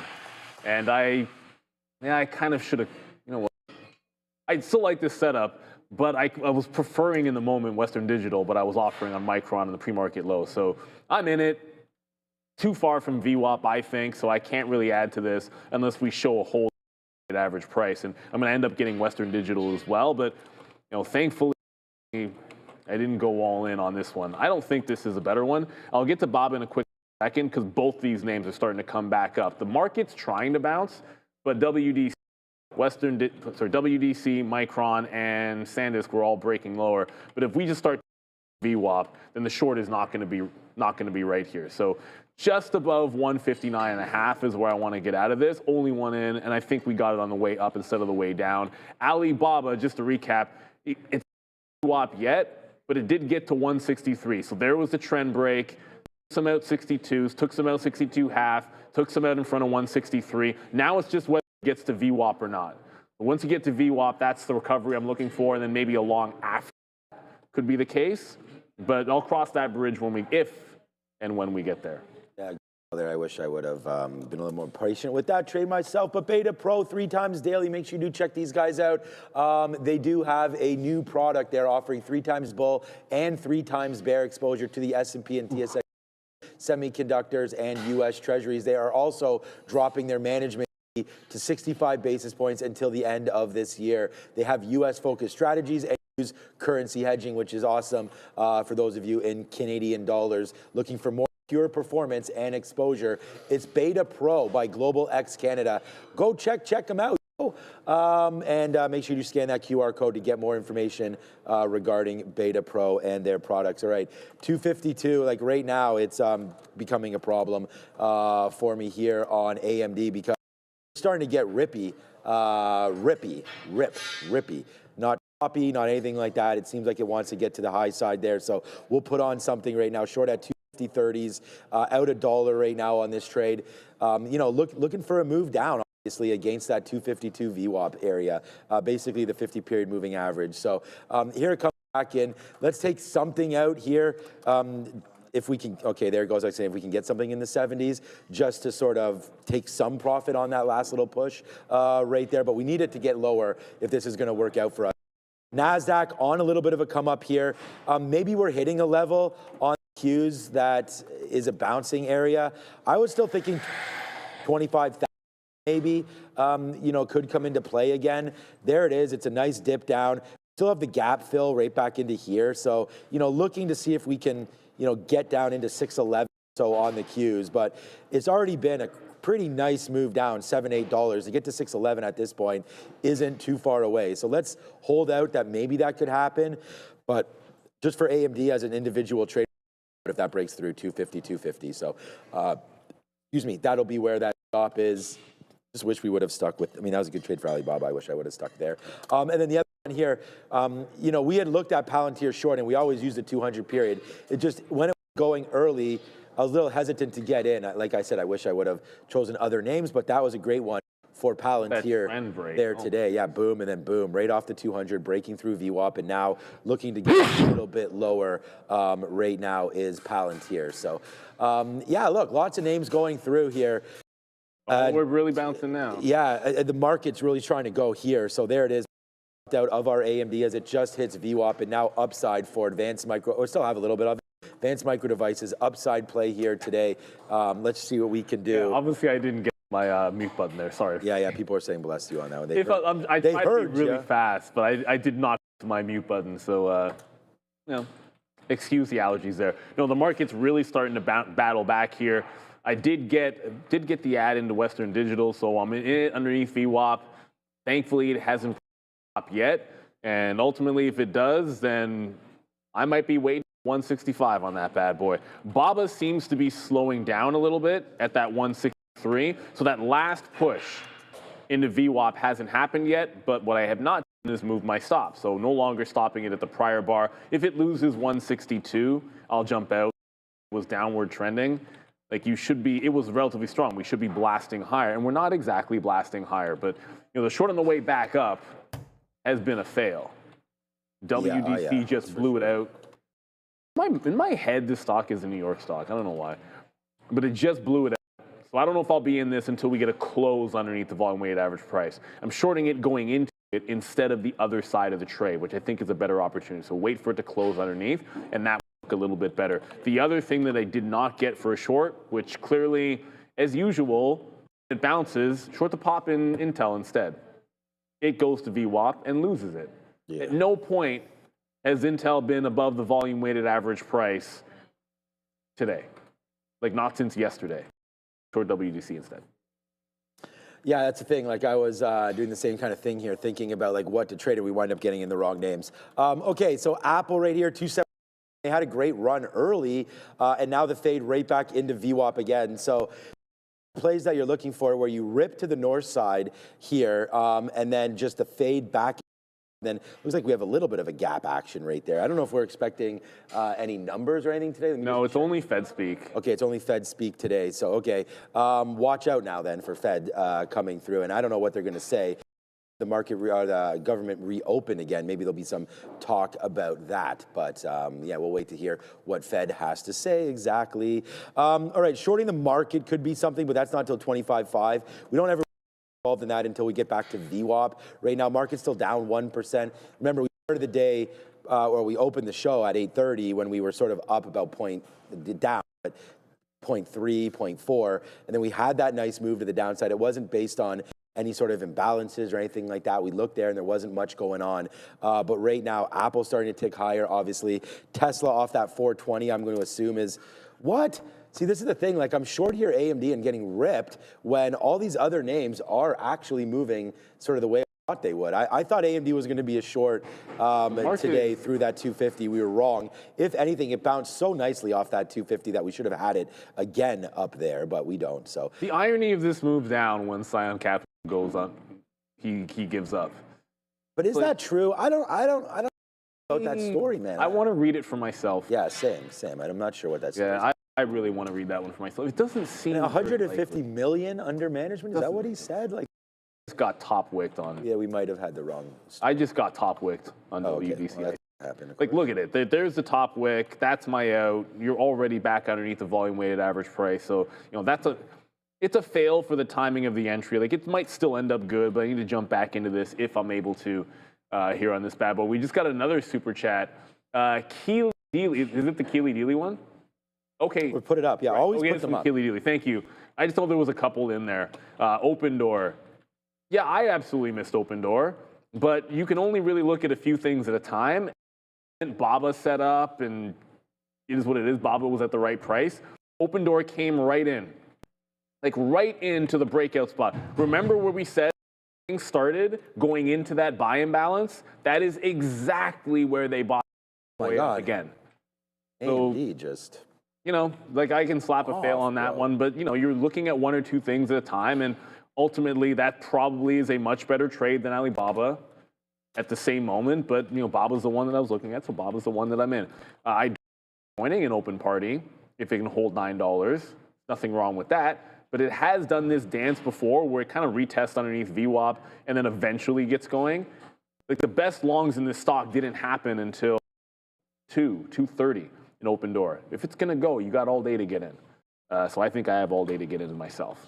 But that was a miss. That's a big miss, actually. Okay, Open Door. Yeah, we were talking about some crazy movements here today. AMD just continues to go, man, right back up into the 200 they're period all too strong. moving average. These things are real super strong here today again. Micron, yeah, I know you were looking over there. All right, what about IBIT then? Let's have a quick look at some NASDAQ, some crypto. 103, so that's been a nice little bounce back side now for that space. So we can see if there's any sort of love here for IBIT trying to break through 58, 59 here as well.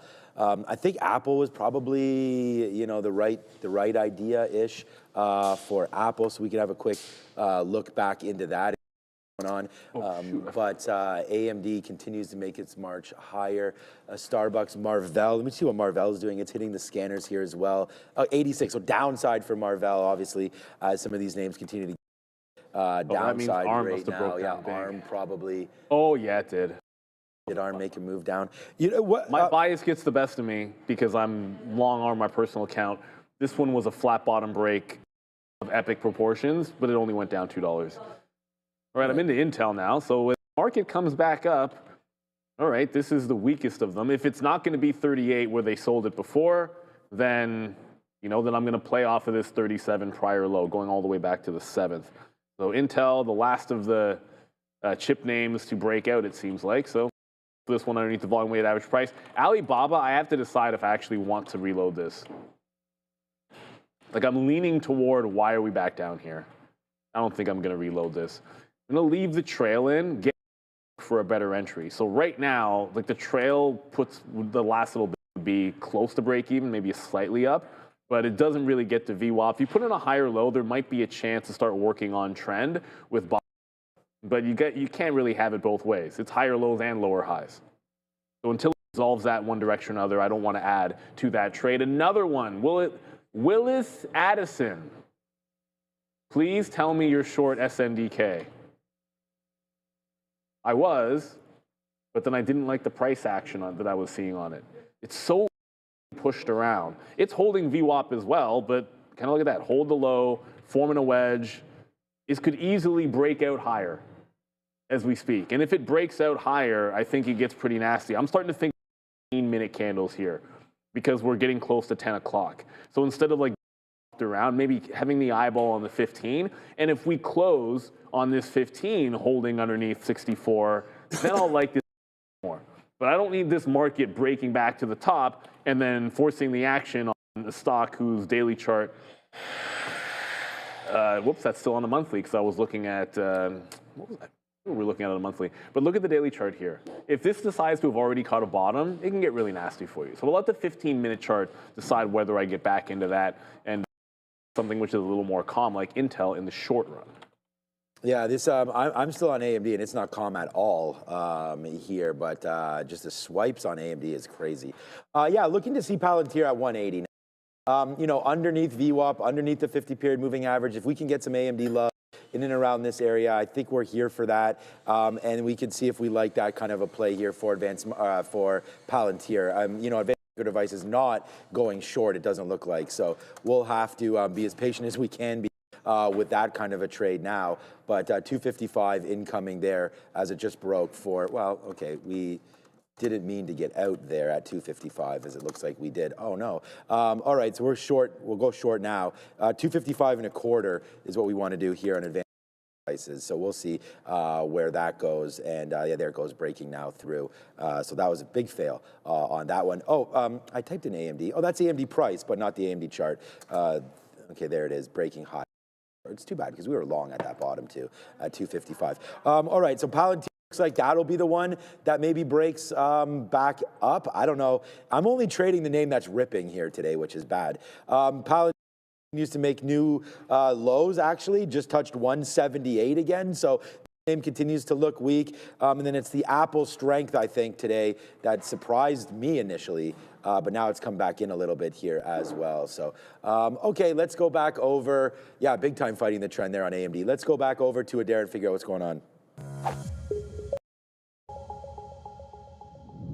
No economic data today, guys. This market is certainly trying to recover a little bit here off of these lows. Now, of course, the government shutdown did end. It was the largest U.S. government history.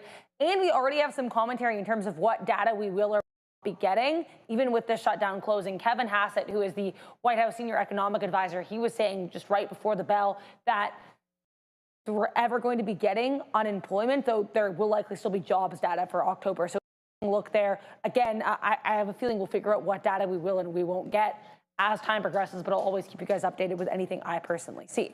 Take a look here at NVIDIA. NVDA getting hit pretty hard today, despite price target increases from the likes of Susquehanna and Oppenheimer ahead of their Q3 2026 or fiscal 26 earnings next week for NVDA.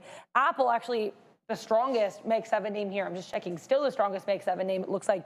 Bloomberg reporting that the company has reached an agreement with 10 for a 15% fee on the WeChat mini games purchases. So that was a good look here for AAPL. And then we had CSCO. This one gapped up, though. As you can see, it's given up a lot of that early strength.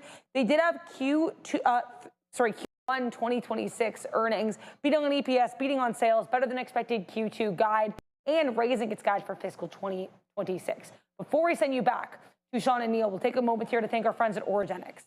Each year, 3.8 million concussions are reported in the U.S., but there's still no FDA-approved treatment. But NYSE listed Origenics, OGE, and is changing that with its first-in-class intranasal drug designed for rapid brain access.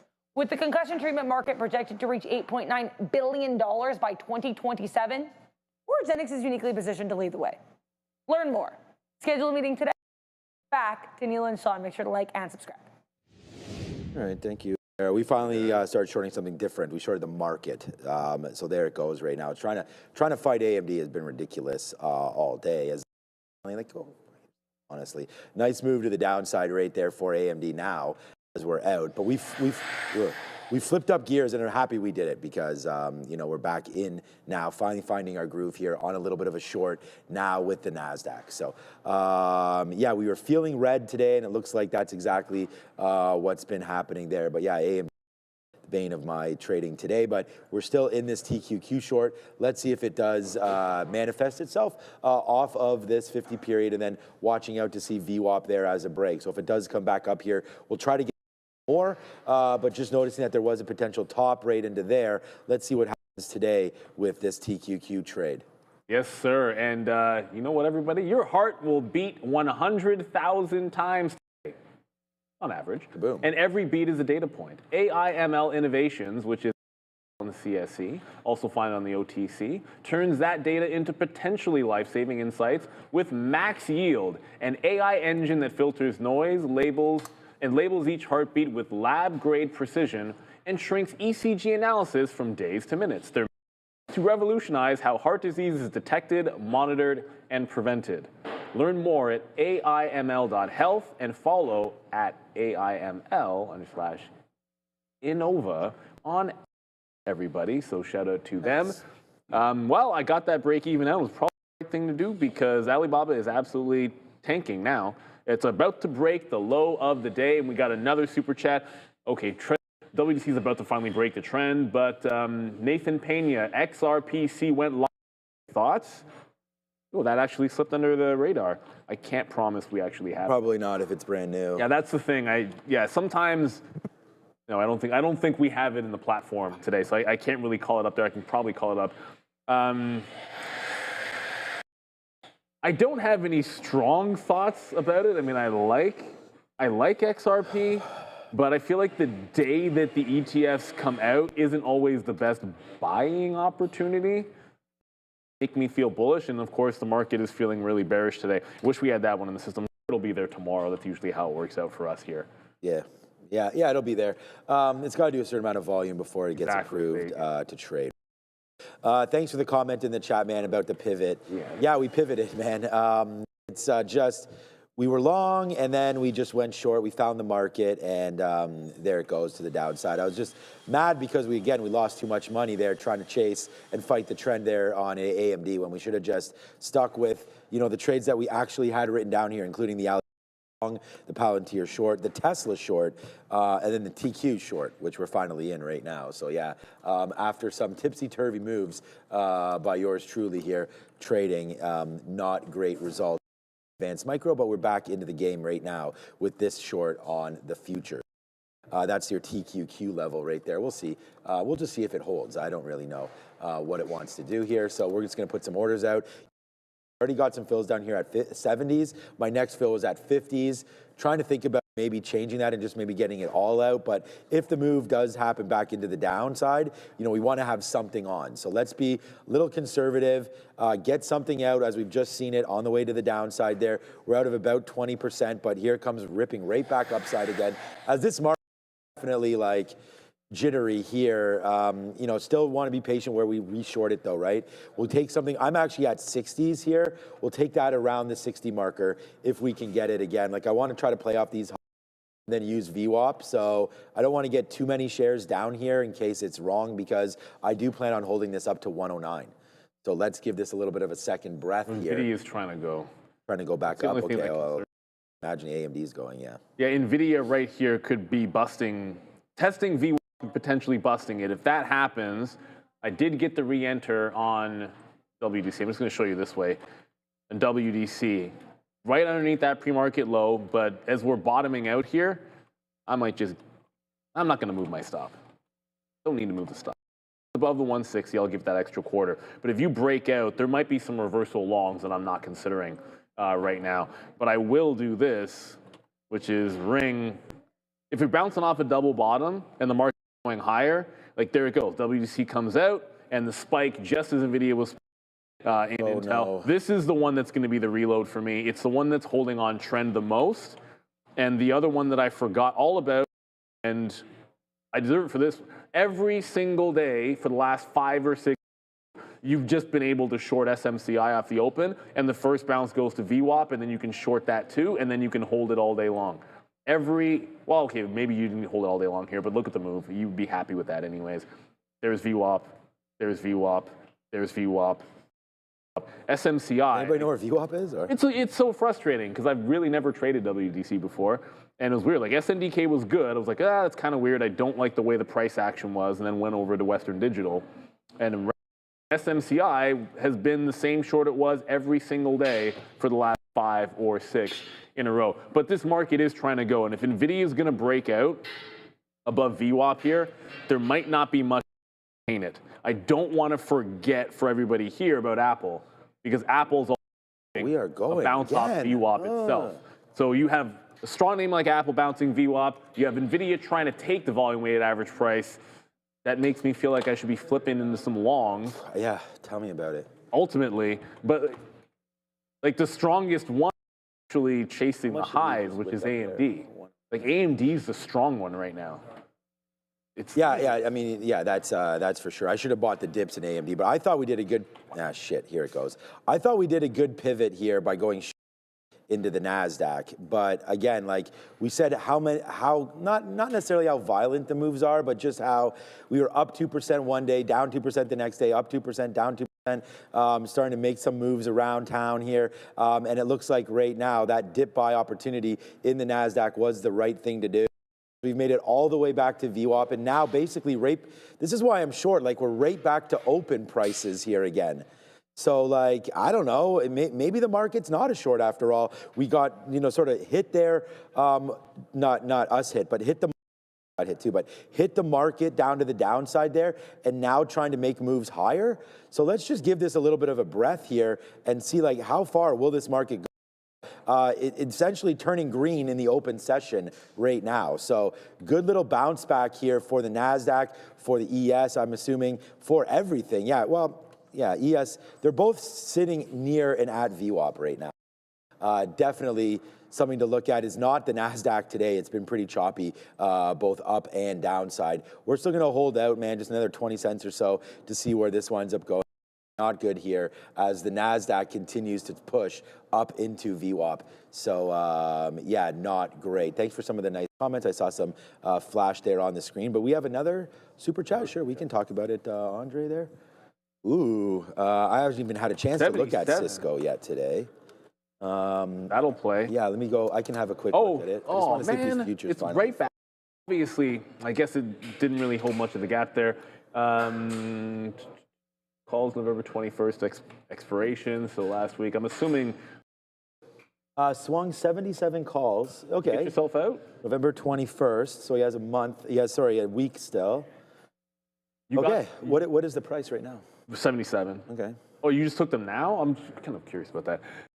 Yeah, just if you could clarify, I don't know, like if you're swinging or swung. Swung suggests to me you already made the play pre-earnings and they're just sort of happy about it. But Cisco, anything else? Trend has been so, like look at how clean that trend was and then it fell apart. If you break this trend, like the market's going back higher. These guys had a pretty solid quarter and are priced pretty well. If you break this trend line, that could be a pretty solid long. But actually, the funny thing is I'm looking at almost the exact same setup on silver. And there's your trend down, and it's right at. So I was eyeballing this for a break, but I'm seeing the same thing on Cisco. It's a matter of whether this market's going to be super strong. Then you need strength to follow through right here at VWAP, and then it can go blasting. But we're starting to turn around. Silver's turning around. Nvidia's slowing up as well. I'm seeing Intel starting to chop up a little bit. I might be able to get that reload in Intel. And thank you, Tim. Why do you guys not in dealer positioning in your trading? It literally is the driver of the market. What is GEX? Dealer positioning. I don't know what GEX is. So yeah, I'd love to use some sort of other tools for my positioning. Literally the driver of the market. So I'm unfamiliar with that. I mean, I assume that's not a stock or anything. I've never heard of GEX. Must be some sort of option. It's option. Oh, okay, okay. There's a pocket that you try to stay in as a trader, and I've said this many times.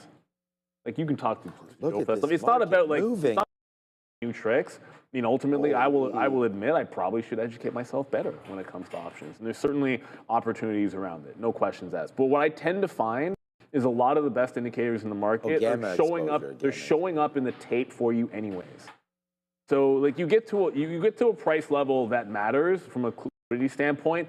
And generally speaking, you should have lots of ways of finding it. And if a good one isn't in your repertoire, there's probably a few others out there. So that's the way I kind of look at it. But that's probably a good one for Joe. And then thank you for the question. But I will admit, like if you always want to be searching for new, for sure. Whether it's indicators or strategies, whatever it might be, I think it does make sense. But like I try to stay in my lane. I'm not an options guy. All right, maybe reloading the market. I was about to say that Intel was turning at VWAP. That was a minute ago. Now it's trying to close breakout. Still under 37. So structure-wise, still well under that prior low, a higher time frame like this. On a 15-minute, yeah, that looks kind of strong, but we're still under this prior low as well. So this has a chance to turn around. I just need some real confirmation before trying to fight this. Because like I said, this was one heck of a red candle to open on the NASDAQ and pretty much everywhere. And when you get followed up, one of these, with all green, it's distinctly different from some of our recent drops here. Distinctly different. And you don't want to get caught on the wrong side of this. Like we could just be trending back into the upside. And then I'm looking for those trend breaks. So silver's probably going to do it for me. That was on my list anyways for a long, so I like to defer. If I can, I like to defer to long something I already liked as opposed to trying to make something else up. Yeah, there's really no point in fighting all of these things over and over again because I think I'm doing it basically with the futures and obviously not having too much success right now. But it's more like just looking at names that are maybe a little more calmed down than you. like in Alibaba that we had written down there at 161 as a potential long. Oh God.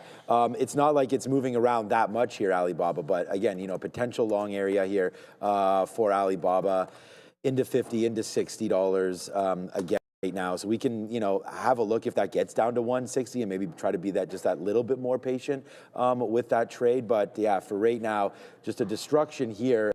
Continue to watch the NASDAQ, which has been good, man. I mean, it's a nice battle back, that's for sure. Battling back now to the upside with this right into VWAP here for the Qs. So good couple levels there. I did want to look at the short again as well, just to see if there's anything happening over there. Kind of calm down again, right? $180, nice drop down zone there. Could have, didn't, but could have played that as an area of concern there. And we'll wait to see if it gets back up into those. Here goes again, let's just see what winds up happening here at VWAP. I'm short a little small position, not small position, but we're short here on the Qs, and it just looks like it wants to continue to go higher here. So, yeah, this is not going to be a good one. There it goes. Going to break. I'm out on the high break, which is right there. So what about we just looked at Alibaba. Tesla, sorry, 420 break. Sometimes the trades are just right there for you, man. And this time it's Tesla and it's downside. Nice break there at 420. Wish we would have had that one, but instead we fight this market that just keeps going up. So yeah, man, not good. Got to get off these shorts today. Had the long at one point, then we shorted it. I still think the market, I said I thought the market was a short, but it's right now back right to where we opened. This is the opening level 5, which is where we said we would maybe think about putting on a short at 25.5. But Tesla now breaking below these levels. Good opportunity there. Is it NVIDIA that's battling back? 190? Yeah, but it's AMD's the strongest. Apple's already strong. NVIDIA is battling back, and it's looking like this market is at the overnight lows now. You're above VWAP, you're at the overnight lows. I'm just trying to be patient with this setup because I want to stick to the plan. Like, I to finally be into a long that wasn't BABA and then take it before we actually break the trend. So that's what I'm trying to do here, being patient about this. Worst thing is like flip right here and then it holds the downtrend and then I'm at the low of the day getting punked. Now let's go to Adara. It's already almost small cap recap time. Not yet. Look, guys, at TSLA, Tesla, the U.S. Consumer Product Commission announcing that Tesla's recalling their Powerwall 2 AC battery power systems due to fire and burn hazards and also the risk of serious injury or death. So again, for TSLA, the stock was already down. It's not really moving on this, but just be aware the U.S. the U.S. Consumer Product Safety Commission recalling or announcing the recall here of some of these Powerwalls. Back to Sean and Neil. Yeah, Tesla. I mean, maybe that's Tesla at the low of the day. Then you have like AMD, Meta at the highs of the day. Apple, of course, incredibly strong. All right, if this is the way it's going to be, we have some nice whatever that noise is. That's some nice drilling. Nice drilling going on still. Yeah, I'm trying to be really.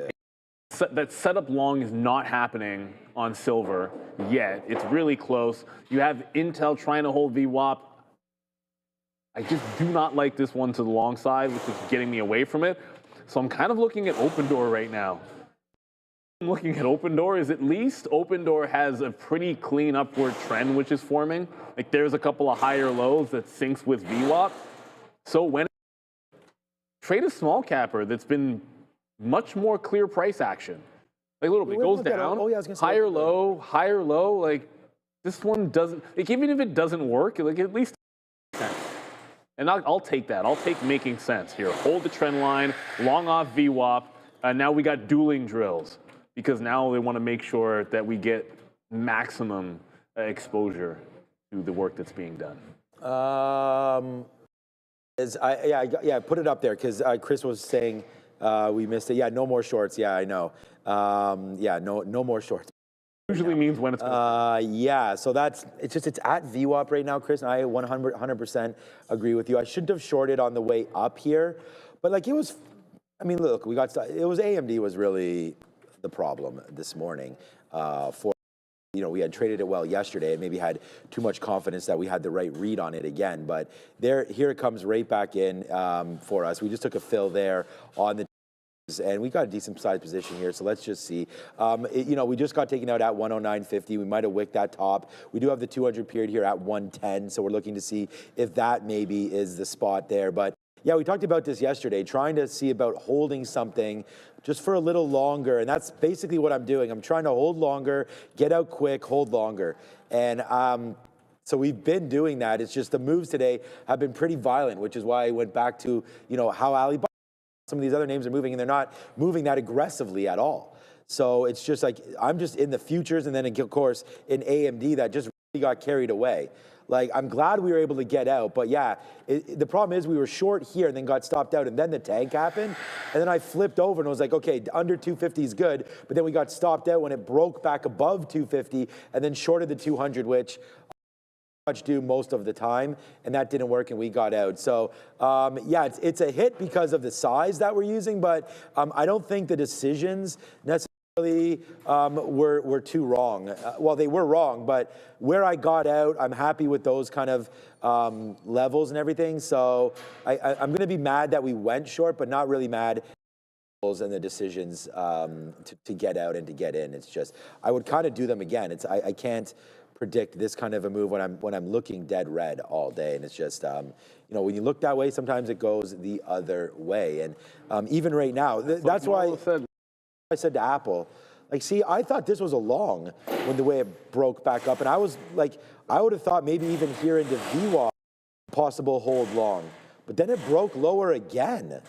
So yeah, it's a little confusing here today. So I'm going to do the best that I can, and I think we've got it now. We're 70 cents in the money here on the futures. Let's see if it continues to tick a little bit lower, and we can get something out around 108. So that's going to be my sort of target area now, and we'll go to Adara and see what she's up to right now with an update. I think it's right. Who cares what I'm up to? Let's talk about what these small caps are up to. We'll start here with ONDS, admittedly a little bit larger market cap, like $2.5 billion. But they are one of two names in this group of small caps that's actually an earnings play. So ONDS here, Q3 losses of 3 cents per share, beating estimates. They also beat estimates on sales, and they raised their guidance for fiscal 25. Let's talk here about NVVE, Nuvve Holdings. This one's rallied in the past. It is a penny stock right now, 50 cents. They're Japanese subsidiary here, Nuvve Japan, concluding an aggregate agreement targeting existing stationary stores in Japan. NVVE, guys, does happen to have a pretty small market cap, just under $10 million. And last but not least, Intellicheck. IDN, this is the second of our two earnings plays in this small cap segment, beating on EPS and sales. Before we send you back to Neil and to thank our friends at Trade the Pool. For too long, trading meant risking your own money. We're never having enough to start. The fear of losing. That's okay. In the sidelines, but guys, that's now changing because Trade the Pool is transforming how traders access markets. With its limited risk trading model, traders use funding capital while Trade the Pool absorbs the downside, which allows traders to focus on what truly matters. Discipline, consistency, and growth. When you hit that profit target, you keep 70% of the profits. No fear, no barriers, just real opportunity. This is the revolution of limited risk trading, powered by Trade the Pool. Visit tradethepool.com or scan the code now to get 10% off your first evaluation. Back to Neil and Sean. Thank you very much there, Adara. So we got another super chat. Before we get to that, just as we got the dip on open, of course it breaks a trend. It hasn't closed under the trend line, but once it broke 9, I'm going to be out of it. If it ends up closing, like if this is a quick and we close or regain, I can jump back in. I did get the breakdown of Intel. If you could quickly, I missed the super chat, so if you could throw it up, if you a screen for us to be able to see. Manfred Mann, what are we waiting for in the market or government to get things ripping? I think the problem is overall the market up during the shutdown. And so now all of a sudden, I don't know if we're waiting for anything. We're not getting economic data. And ultimately, we're through all of the biggest earnings. So the reality is, I don't think there's something other than maybe data, future data, that could really cause some kind of a move, to be honest with you. We're still waiting. I was just going to confirm the market actually was up during the shutdown. There is an infographic coming out very shortly to show the market move during the shutdown and how it compares to past shutdowns in the last 3 decades. There you go. And so technically, it's kind of like a sell the news event. If you think about it. Yeah, that's, yeah. Right? Like The news, the news ultimately here was that, hey, the shutdown's over. But if we rallied into it and then you get the good news, there's a reason why they say buy the rumor, sell the news. Kind of tried and true. And yeah, we could be seeing a little bit of that today. There's some, obviously the chip names giving it up a little bit, a lot of exuberance here. But it is worth mentioning as I get back into AMD is still managing to lead the way. Like, if this doesn't break trend, when am I going to short that thing again? If this thing doesn't break the trend line, then I suppose we should just be breaking out 260. Got to 260 again. That being said, in the trend line. So like the strongest chip name is breaking its trend right now. So I re-entered until at VWAP because I think it's weaker. And I promise if I would at least pay for locate so that if there is another pop in SMCI, I can go over to that one as well. But sort of sticking to, all right, if it was weak, let it try to remain weak. So the re-entry at the volume weighted average price in Intel is the only thing I'm in for now. Yeah, the market is selling the news for sure. Yeah. Well, yeah, so far anyways. I mean, I was impressed with that run-up they just had against me there. But look at Palantir. Again, like another good call, but not in.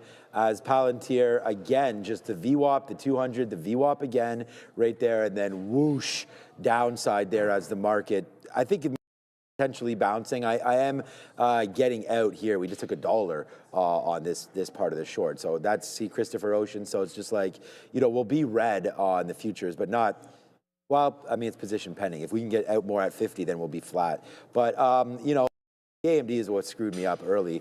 So here comes the push down again off the 200. We'll see if we can hold. It's the 50-period moving average that's the case.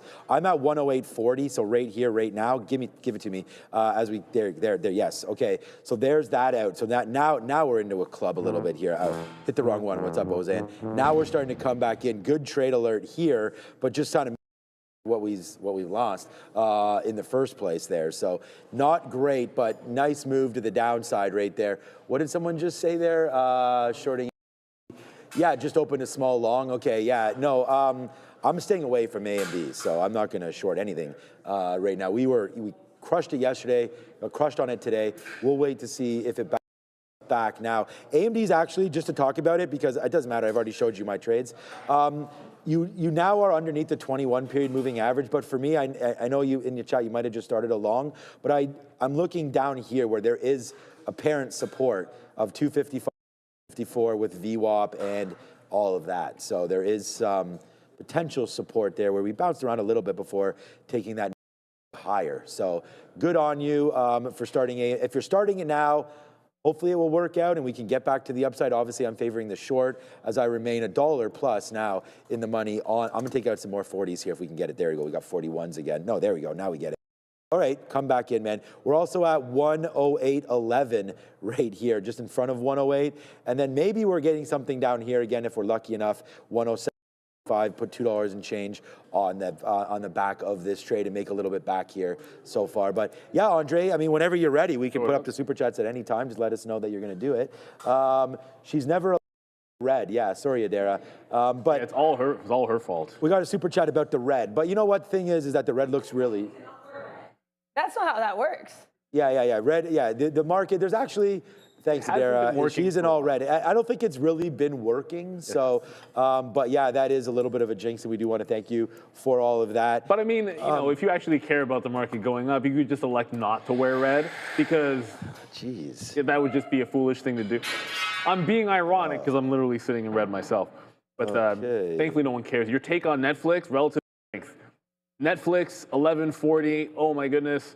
There hasn't been a red day in a hot minute for Netflix. And look at there's a rounded bottom, which broke out yesterday and took the 200 pre-moving a little bit station to station at this point, and blame the market potentially for it not breaking out the 50 period today. I feel like this would have, I feel like this would have already happened if not for the weakness that we're seeing in the overall market, because it's strong.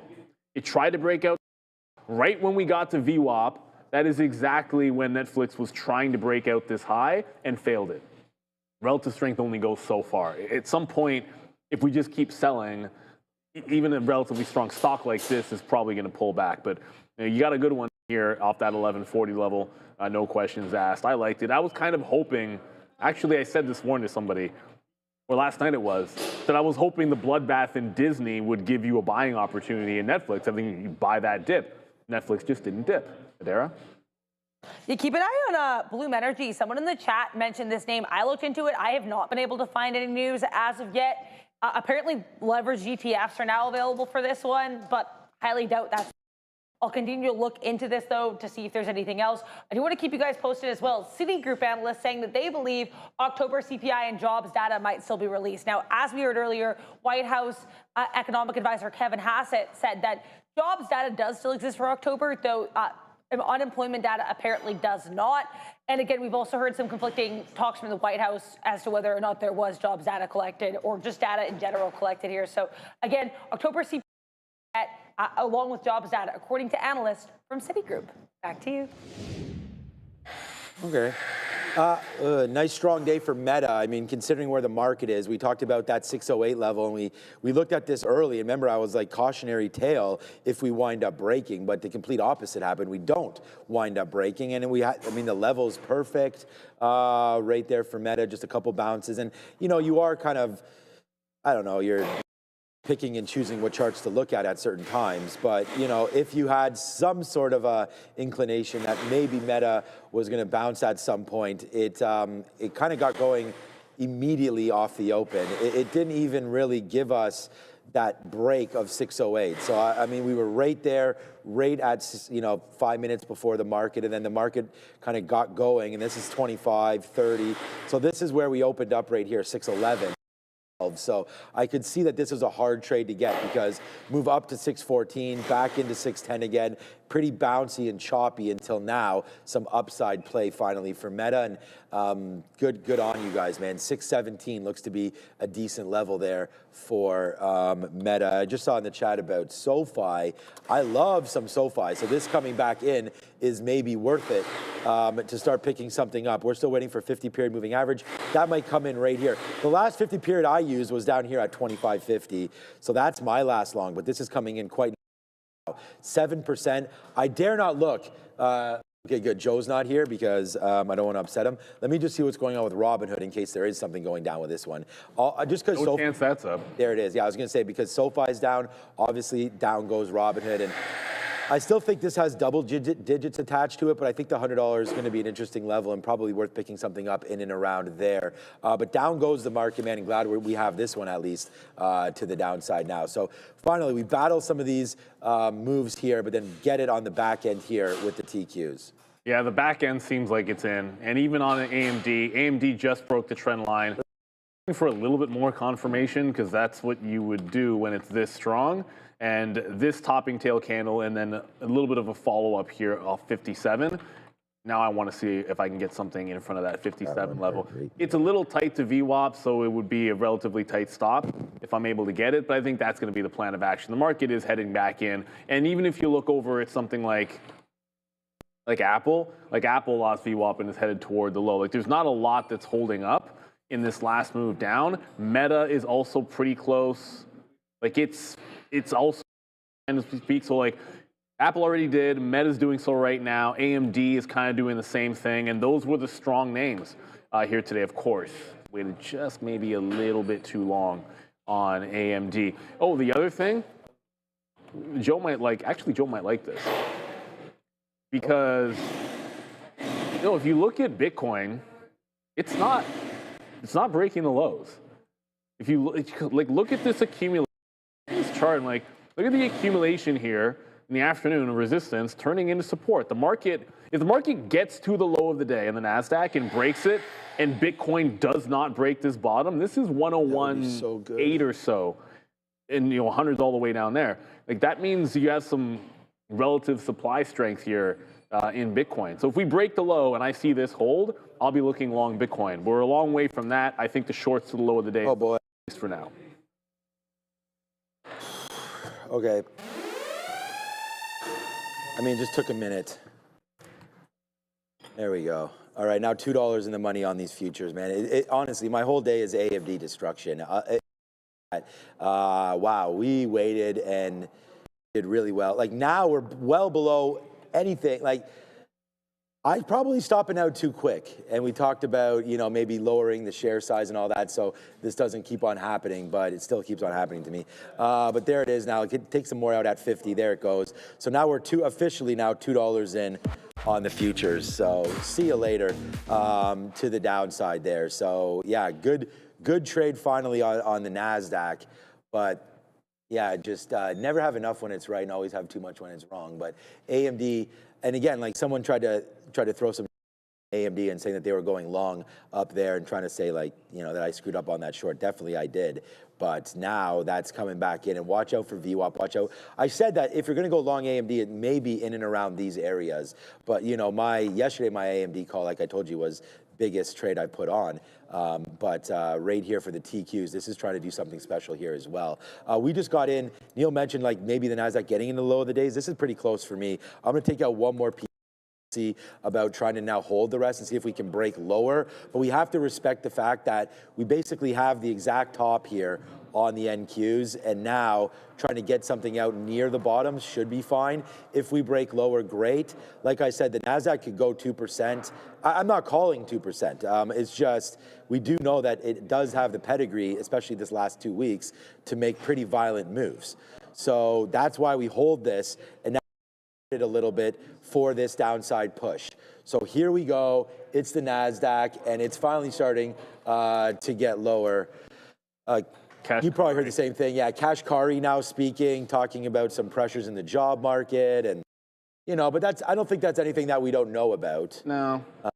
Mixed signals from the economy, inflation still relatively high at 3%. Just hearing the here, if Adara sees anything worthwhile, she'll come stat with all that. So yeah, that's what's happening right now in this market as topsy-turvy back down into the lows again. Good short up top, but got hit going a little too short early. Let's see if now, my next out, let's just wait for the bottom here. 107.25s. Let's just put a bid over there, 107.30. See if something out down there, and then we'll ring the register if that does happen, and see about holding the rest for even a more dramatic move after that. But right now, market trying to dip and dive a little bit. Oh, I'd say so. Open, lost a bid pretty big. The other thing I was saying, someone's like, yeah, but it's breaking low. It's not. It's not breaking the low. It's actually holding this bid.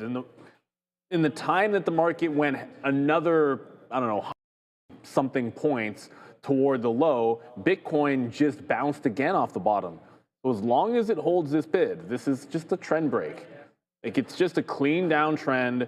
Hold this, market tries to break lower, and then I'd look for a trend break up. As Intel is continuing to find the bid at the low of the day, this is just an auto shorted VWAP. If it gets back there and plays range, and I'm thinking the same thing. SMCI's got the same pattern.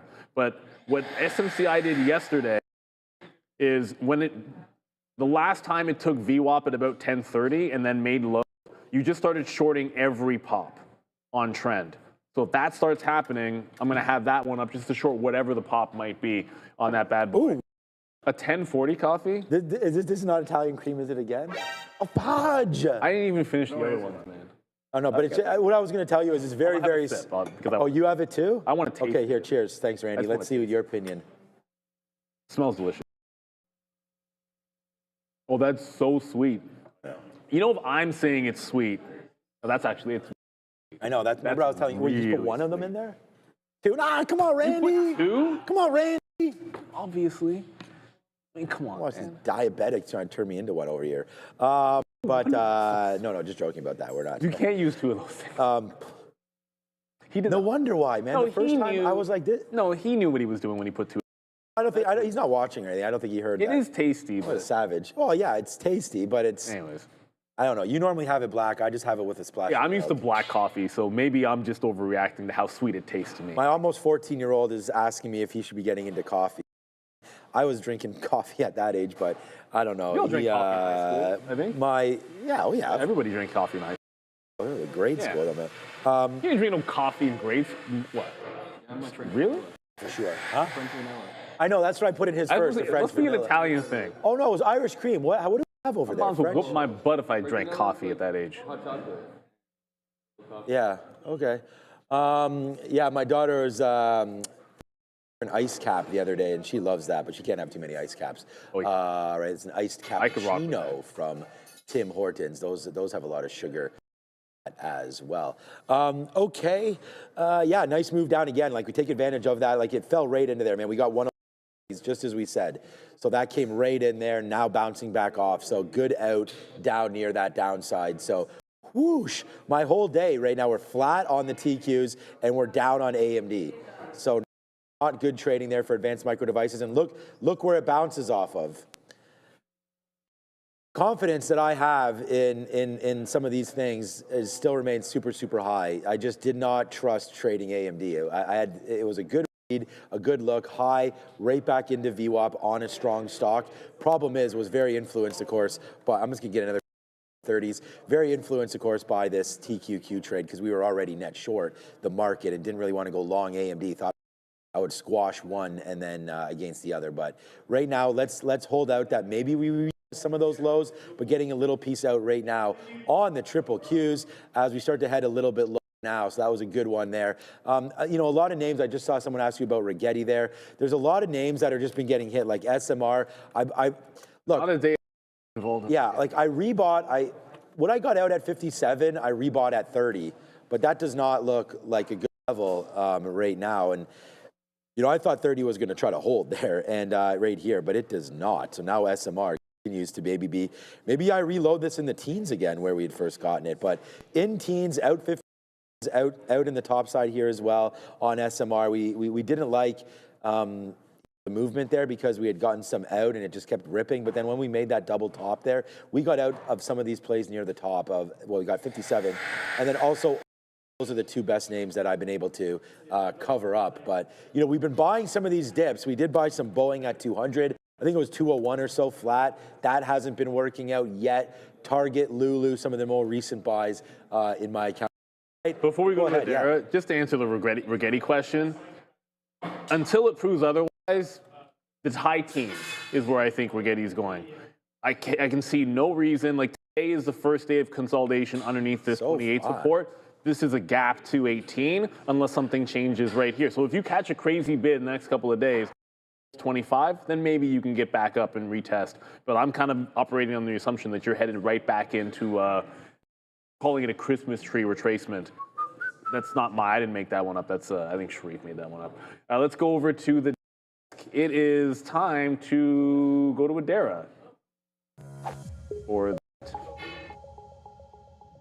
Time to go to me and look at sectors. We're down more than 1% in the NASDAQ, and I think that NASDAQ-specific weakness is really obviously reflected in this sector board. And I'm actually going to start with producer manufacturing rather than tech because, I mean, sure, you've got GEV also weak here. These are both NYSE names, but then you've got LRCX sharply to the downside, almost 3% to the downside. Applied Materials had their earnings tonight, down a whopping 2%. So lots of weakness, specifically in producer manufacturing, and of course, tech. There's weakness there as well. Cisco still green, but certainly below where we gapped up to this morning. NVIDIA, Broadcom, Intel, all sharply to the downside. And then you've got tech services with Google down about 3%, Palantir down 5%, AppLovin down 3.5%. So lots of tech weakness, but Meta, which has actually been relatively weak compared to its recently, is holding up quite well today. Retail trade, a little bit stronger here. Energy minerals doing quite nicely. And tech, once again, one of the stars of the market, Eli Lilly, made new all-time highs once again today, continuing $1,000 level with DHR and MRK also strong. So if we're looking for strength, health tech, communications, and energy minerals might be somewhere to look, but lots of weakness in tech and producer manufacturing as we send you back. And Sean, and guys, do remember to hit the like and the subscribe if you enjoy the content we're bringing to you every single day. Ooh, I just looked at one of I don't like the chart of Walmart right now. But if you look at healthcare, here, let's look at something good. Make everyone better about today. Look at AbbVie. Look at Eli Lilly. Oh my goodness, Eli Lilly. That's a nice looking chart. If that doesn't make you feel at least a little bit better when the market is tanking, like hopefully it should. If you're not in like right now, healthcare and financials, although JPM's pulling back, so maybe not today. I didn't realize it was quite that far of a dip, but health is incredibly strong as we speak. That reversal in Bitcoin is not reversing. We're actually continuing lower, so That's going to mean no bounce play for me there. No bounce in SMCI to try to get into that short at some point. K-Dub points out that J&J also with the record high. And I wasn't trying to pick on Rigetti before. Just pick any frothy name. J&J at highs, eh? You know, it doesn't, like, you could go quantum names, nuclear names, like everything in that cohort is getting its butt kicked right now. And that's why you see some rotation and some more stable names. Do like healthcare. That's your kernel of the biggest strength. I see Biogen in there, Amgen, a couple of good names as well. We got some more super chats. Let's see if we can get to them. Yeah, let's do those. Diabetic test strips for Sean. Yeah, no. I can't even. Sugar was in I that can't even nonsense. really. I was just making sure. I'm literally not going to finish this coffee. I can't. McPudding. Yes. Da da da da da. We're loving it. Right there. There it goes. Shout out to DJ Khaled. Probably a lot of McDonald's there. Up on the day, by the way. Here we go, man. Yeah, nice move to the downside. There it is, man. That's a face slap right now for TQs. That's Baba still. There it is. There it is. Yes, sir. There. Give me those 85s, baby. There. Trade on this one. Now $3 in the money on these TQQ trade. It's too bad. We had like 4 digits worth of shares up there.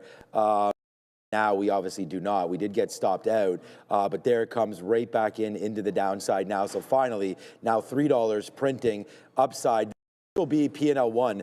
Obviously, I only have this and or AMD today, but yeah, just really rinsed me right there as we broke through the 200 period moving average. This part was okay. It was more just trying to this and then the trend which broke higher. And right now, AMD, man, we'll talk about you later.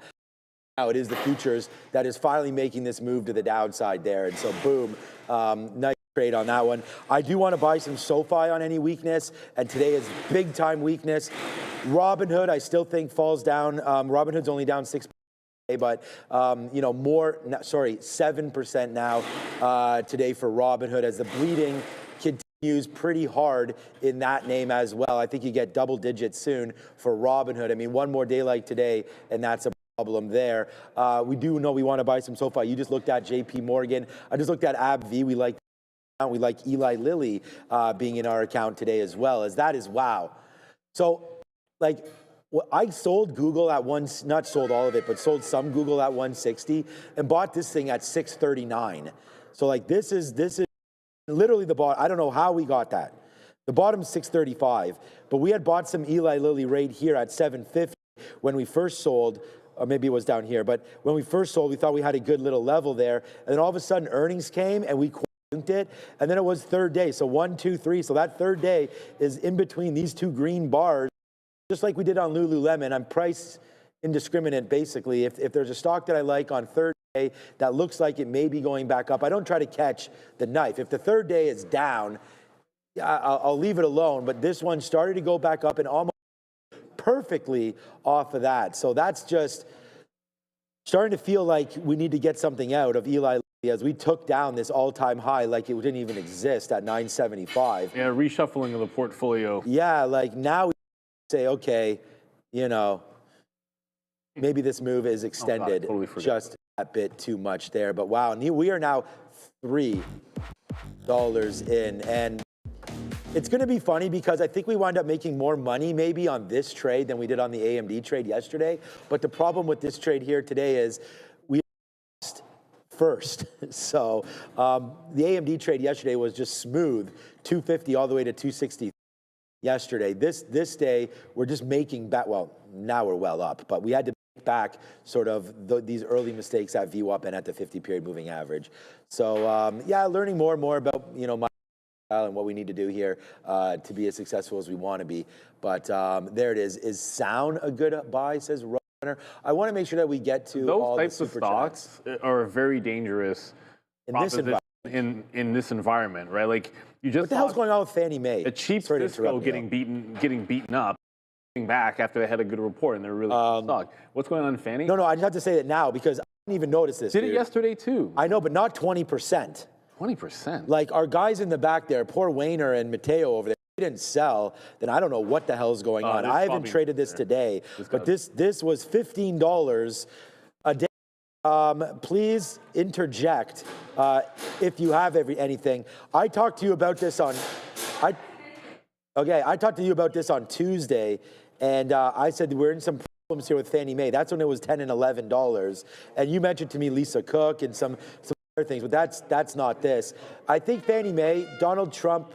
Nothing new. It's still like we know that the 50-year mortgages kind of concerned about. Trump wants to do those, and then there's been some issues with that or concerns with that. There's also, as I mentioned a couple days ago, there's just some concerns here with Bill Pulte, who's running the agency with regards to some ethics issues and people being removed. We know there's been a lot of different investigations, et cetera. So that's the issue, but it's nothing really in Fannie Mae. It's more the culture surrounding it, and still nothing in the last 2 days. And also, do not forget about its.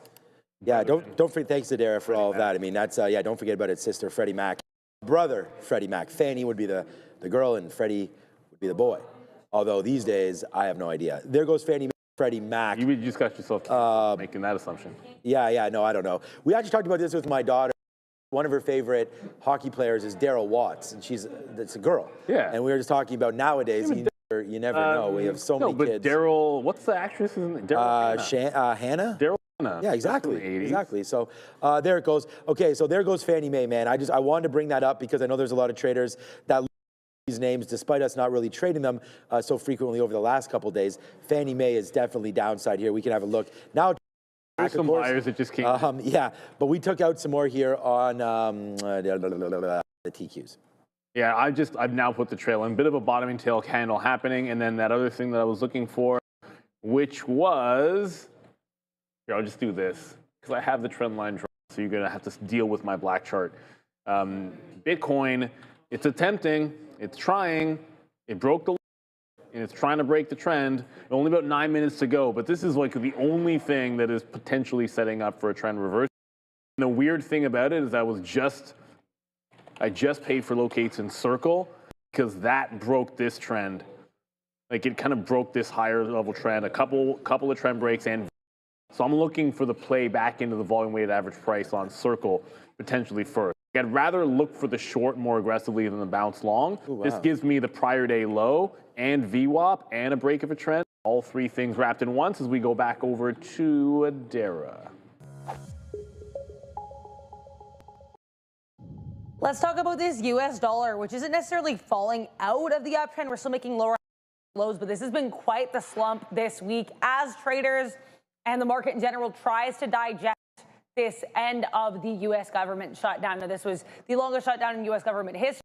As a result, a lot of economic data was delayed. We had commentary yesterday from White House Press Secretary Caroline Leavitt suggesting that we might never get data that we missed during the month of October. Kevin Hassett this morning came out and he said, who is, of course, the White House economic, he came out and he said, we might be able to get this jobs data, but the unemployment data is likely lost. So again, as I get updates with regards to which data we will and will not be getting, you guys know I'll keep you posted. But either way, here, the data that we get might not be quite what we think it is, even with the shutdown coming to a conclusion. I do want to talk as well about the Fed Watch tool because, guys, we're about 50-50 now. Only 54%, just under that, expecting a rate cut of 25 basis points in December, and 46.5% of participants here expecting that rates will be held at the current rates. And this is significant because we even had some Feds coming out today, Feds Daily, saying that she's really not sure what she wants to do yet at that December meeting. So Feds Powell already warned everybody that there is no guarantee of a rate cut in December. So, you know, things are pretty bleak. I think if we get some economic data ahead of this meeting, that should certainly keep things interesting because we know a lot of the Feds as well have expressed, you know, the fact that without this data, it's a little bit hard to find somewhere to move. Let's see if this end of the shutdown changes anything with regards to these rate expectations and Fed sentiment. Back to you. Yeah, well, either way, regardless of how the data story plays out, the market story has been pretty clear here today. Like I'd say that this one speaks. The only good is, hey, we're not at the recent lows. Friday's lows are, you know, a full day's move away to get to Friday's lows, and at least you have a little something here. But this, like, holy shit, man, 2% has happened, like multiple, for 3 of the last. Anyways, I think it's more 3 of the last 5 days. We've seen 2% on the NASDAQ, and there's not much reason to believe we're not going to see it again at this point. I don't think we've gone to 1/2 without seeing 2, to be honest with you. So at least for now, the market is continuing to bleed all over. Even the strongest names out there have been running into trouble. AMD off the highs, no good. Apple low of the day on Apple. Trend break. This is better than Bitcoin, actually. Like, I'm looking at the Bitcoin one, but this is actually not bad on Apple. No. Apple is relatively solid. It holds on. It's yesterday's lows. It's barely broken today's lows. Damn. On a trend break, I'd rather something that hasn't fallen all over its yet, which at least Apple would qualify for that. Only about 5 minutes to go. Tell you I am starving because you can't tell me that really bad peanut butter is a breakfast. That was terrible. Yeah, it was terrible, and this coffee is terrible. Terrible. But what is not terrible right now is this. This is an absolute trade, man. This short of the Qs right here, like, it's now 350 in the money on this trade, and like I said, we had done quite just battling back from our NVIDIA beatdown right there. I did try Fannie Mae and got quickly in and out. I thought it was breaking 50 and it didn't. So in and out quickly on Fannie Mae as it's trying to bounce a little bit back. I just wanted to highlight that in case you saw that in and out there quickly.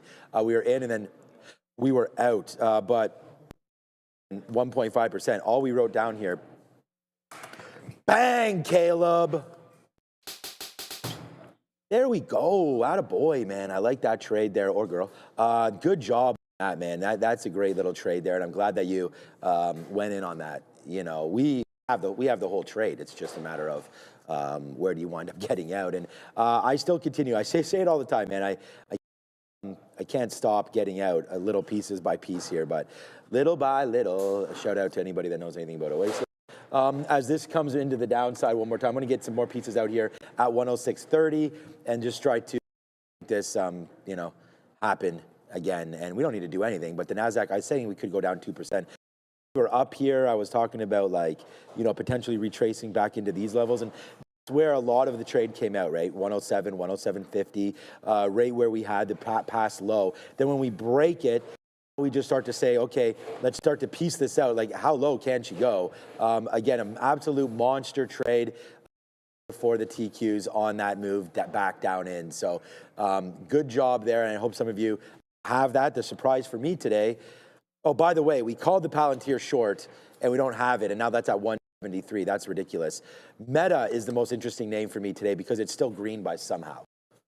So watch out for this break on Meta, man. Really? It just came right back in. That's the Apple. It's the same chart as Apple right now. Yeah, Apple's on the minute chart, yeah. But on the daily chart, man, I mean, Meta's the most broken of them all. And right now you're getting ready to watch out, man. Mirror, mirror on the wall, which is the most broke mega cap name of them all, Meta. So once, that to me spells almost that if you let cap space here, these are good levels. Like, you're coming into something here where you can have a look. 600 is going to be a big level. I think we could see that today. Just got to break that 608. Then you 600, and then after that there is some support like 580 and so. But like, this name wasn't too long ago. Was down here, $400 or $500. So we'll see, man. There's some names that are back near tariff levels. I would say that if Meta ever gets to there, there's going to be problems in portfolios, So, but what's never a problem is, unless it's tilapia, of course. Right, today, we've already talked about, it's been a really exciting day as far as food, because for the first time ever, we got peanut butter and toast for lunch. Breakfast. Not for lunch. Hopefully not for lunch. If I look over here and it says peanut butter sandwiches, it's going to be a problem. But at the end of the day, it'll be fine. Yesterday was, try to remember, can't even remember what yesterday was. So cottage pie, that's right. Yeah, without gravy. Like a shepherd's pie. All right, today though, what's for lunch? Hey, we've had this before, I feel like, but it's normally in the beef style, but this is pepper chicken stir fry. Tossed vegetable noodle. The noodles generally are pretty good here. With the steamed bok choy, garlic bok choy, with an Asian coleslaw. So I think that's, I'll say awesome. I don't know.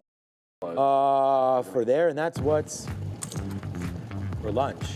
But if the caterers just had this Q short with me, then we could maybe be eating, you know, something a little bit better than that. But there it goes, man. About to end the day. Only 20 seconds before the midday show. Good trade today, and there goes AMD bouncing back up. I out of the shorts, and I just went long in that IBIT trend break. It did break the trend earlier, but then maybe doesn't feel that strong yet. Then held on to the bottom, and then right back up. So when it broke that prior bar at the 57.5, I just jumped into it. I'll be out at the low of the day if it breaks. That's simple. Yeah, AMD also breaking higher as well. So AMD back to the volume weighted average price, maybe that's going to be something that can spark the market back higher. But yet, I feel like we do head to that 2% mark. So scalp the longs and maybe look for some pop and fade shorts throughout lunchtime, when we'll hopefully enjoy today's lunch. I think we will. I think so. Let's go over to the boys. I know there's some small cappers that are moving, because if you're looking for longs on days like today, usually it's in small. Good luck, Sharif. Good luck, Joe.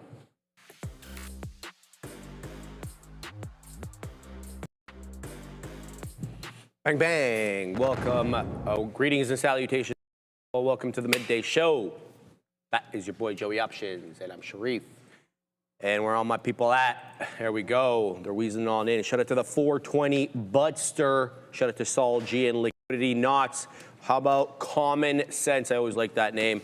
Hobo Furry. All right, John or another Stuart. We got Yummy Thai Food. Mike PD Weather. We got Ahmed, Yannick, Aaron, All Class Adam, Travman, Oxlong, and Rex Banner joining us as well. Shout out to Christopher Ocean and Dark Trader. Thomas in the house. Hefty Bull. He be hefty. Grun, we got Brown Lighting, Frank Trades, Vin City Life, something or other, Buffalo Soldier, Dave L, and John Neal. Not spelled like our Neal, different Neal. Sahil, Bot in the house as well. Okay, I just shouted out an automated system. Rookie Trader, Shadow Rap, Just Do It, Steve M, Keely Deely, Bulo, Poppy Facts. We got Buffalo Soldier Son and Ja L Press, Ben Affleck, really? We got Andre A, not our sister, Bro Jogan, and Jean. Steven, good morning to everybody. I heard you were in until like 10 p.m. yesterday. That's pretty crazy. 8:30? The chair was here late, putting together the new production team. Guys, behind us is the leaderboard. Remember, do not forget to vote every day. Right now, who's that? ONDS leading the way, followed by Tesla, Meta on there as well. We got Oscar Health. We got Apple, the dead ones up there too, Joey. We got a whole bunch of names. Make sure to vote every single day. You got to throw in that $sign before the ticker of your choice, so Joey. Money. Absolutely, man. I hope everyone's having a half-decent morning. It's definitely a tricky one without any question. Ryan O'Day, but hey, brother, you got to keep with that strong mental. I was off to a rough start this morning as well too. But if you keep that composure and you stay level-headed, if the market's going to be allowing you to do, you'll be able to put on trades. So let's get it started and see what we were cooking up here earlier on the day. So we started off with the initial long on you. Joe's trading IBIT. Those for who got that right, there you go. You get a hero cookie there today. So bang, stopped out, no problem. I'm like, oh, okay, really strong. Excuse me. So essentially what I'm doing is I'm following.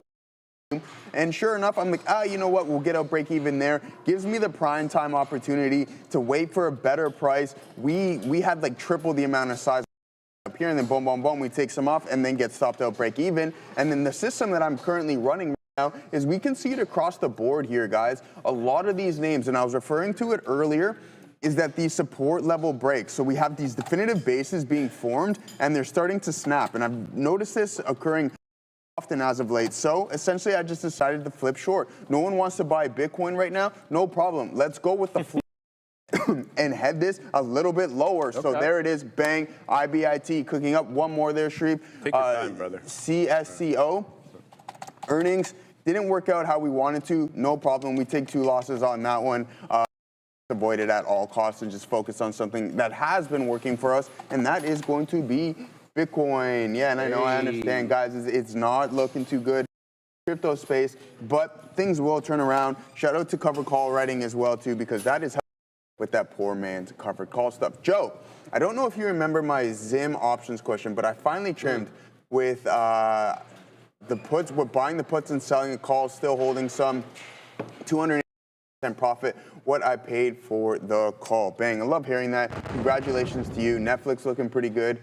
We like that one, and there goes Bitcoin continuing to bleed. I think we're going to run into $57. All right, Joey. Thank you, Bovin, for NWVE, sub $1. So it will make its way onto the side chart, but we will not be trading it as of yet. I'm talking about double VE, 61 pennies. Shout out to the OG Bovin. All right, let's get right down to business. There's not too much to trade today. Cap gapper world, okay?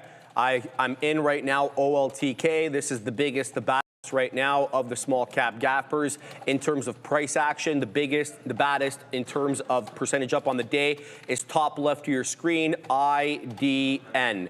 It is up 40, almost 48.88, holding above volume weighted average price, putting in those higher lows for the most part. Underline that, for the most part, it does respect the 10 EMA.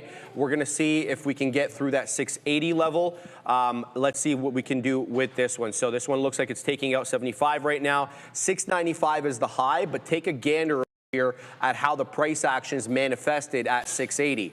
It has had a very hard time of it to clear that 680 level. So my strategy upon here is to build a position near the area lows. I'm thinking 650, 660. Maybe if you're, you really can't get those prices, 670. The idea here being that you're going to get that flat top break through 682, possibly into 7. Try to pick up the higher lows. I will place my stops on the volume weighted average price because it has a tendency to breach VWAP and then reclaim it. So if that's the case, why would you put your stop below VWAP? You're asking for it, okay? Now, what you're going to see here is I've got a whole bunch of quantum names, inverse leveraged ETF for the quantum names, and that's the pickings are slim, okay? So RGTZ, IONZ, and PLTZ, that's Palantir inverse because Palantir is getting crapped on today, which is fine. 5 high on PLTZ, looking to work its way into 7. It's been awfully respectful of the 10 EMA on the 5, and it also had a fantastic day yesterday, which means Palantir got crapped on again yesterday. So days in a row, Palantir keeps getting crapped on, all right? So that's what we're going to look at right now. But make sure, guys, if you are not a subscriber of the stream and you are watching, it offends Joseph and I. No, I'm kidding, of course. We're exaggerating for effect. Yeah. Please, guys, hit that subscribe button. To get that number into the mid 80s. It's been ticking a little bit higher. I think that number started around 75, 74 and change. So now it's at almost 79%. 21.4%. 21. Yeah. Hold on. You have the option to like and subscribe. No. This trade hit that has unlimited upside. Because in reality, not an option, but hey, just go on ahead and do it. Guys, we're just slowly piecing some out. It's the exact same thing in which I was talking about earlier in the day about just support levels being. If this closes as an indecision, then oh well, so be it. But I do like our chances of a potential climb a little bit higher. As long as we establish a higher low, or lower high, sorry, is what I'm. Let's pull this up so we can see it a little bit more clear. So we have this downtrend, and then as long as this next pullback isn't overly deep and it looks like we're going to completely bounce, then I like our chances. So a nice lower high. And then the continuation to the downside, just looking for these support levels to break in yesterday's post-market and in which we're experiencing today from an intraday session. So yeah, that's what we got cooking up, guys. Other than that, I'm going to be looking across the board for some potential setups and maybe even dip a little bit into if Sharif sees anything that he likes in particular. And then we're going to ride on that because yesterday it's a lot of fun. Those are momentum style trades that I really like to take. Obviously, you can. What I noticed yesterday, Sharif, with some of them is that the consolidations are pretty long, and then you get buyers stepping in, and then it wipes up like a couple of like 20, 30 cents, and then it cools off a little bit. Small cap? Yeah. And then it just goes crazy, and then it goes crazy, cools down a little bit. And I was watching some from home going over some of the price action, and that's what I like about them. So we'll continue to look out for that. As for now, we're just short JD and IBIT. I think Adira is calling. Andre, I think she's calling, brother. Guys, I want to talk about Verizon because this one getting a pop to the upside. VZ on watch. Wall Street Journal reporting the company is going to cut roughly 15,000 jobs. VZ here with job cuts here, according to Wall Street Journal. Back to you. Thank you for that. All right. We're in OLTK, so we're in a couple of trades right now. I've got into IDN, and I'm building my position. This one, as I mentioned, I like the higher lows, but there goes OLTK through the high of the day. It's at 180. We got 72s on right now, so let's go ahead and set up some above 80, looking for continuation on OLTK. The deal with this one is, for the most part, and I really will say that today because there have been multiple breaches on some of these small caps, so for the most part, it is respecting the 10 EMA.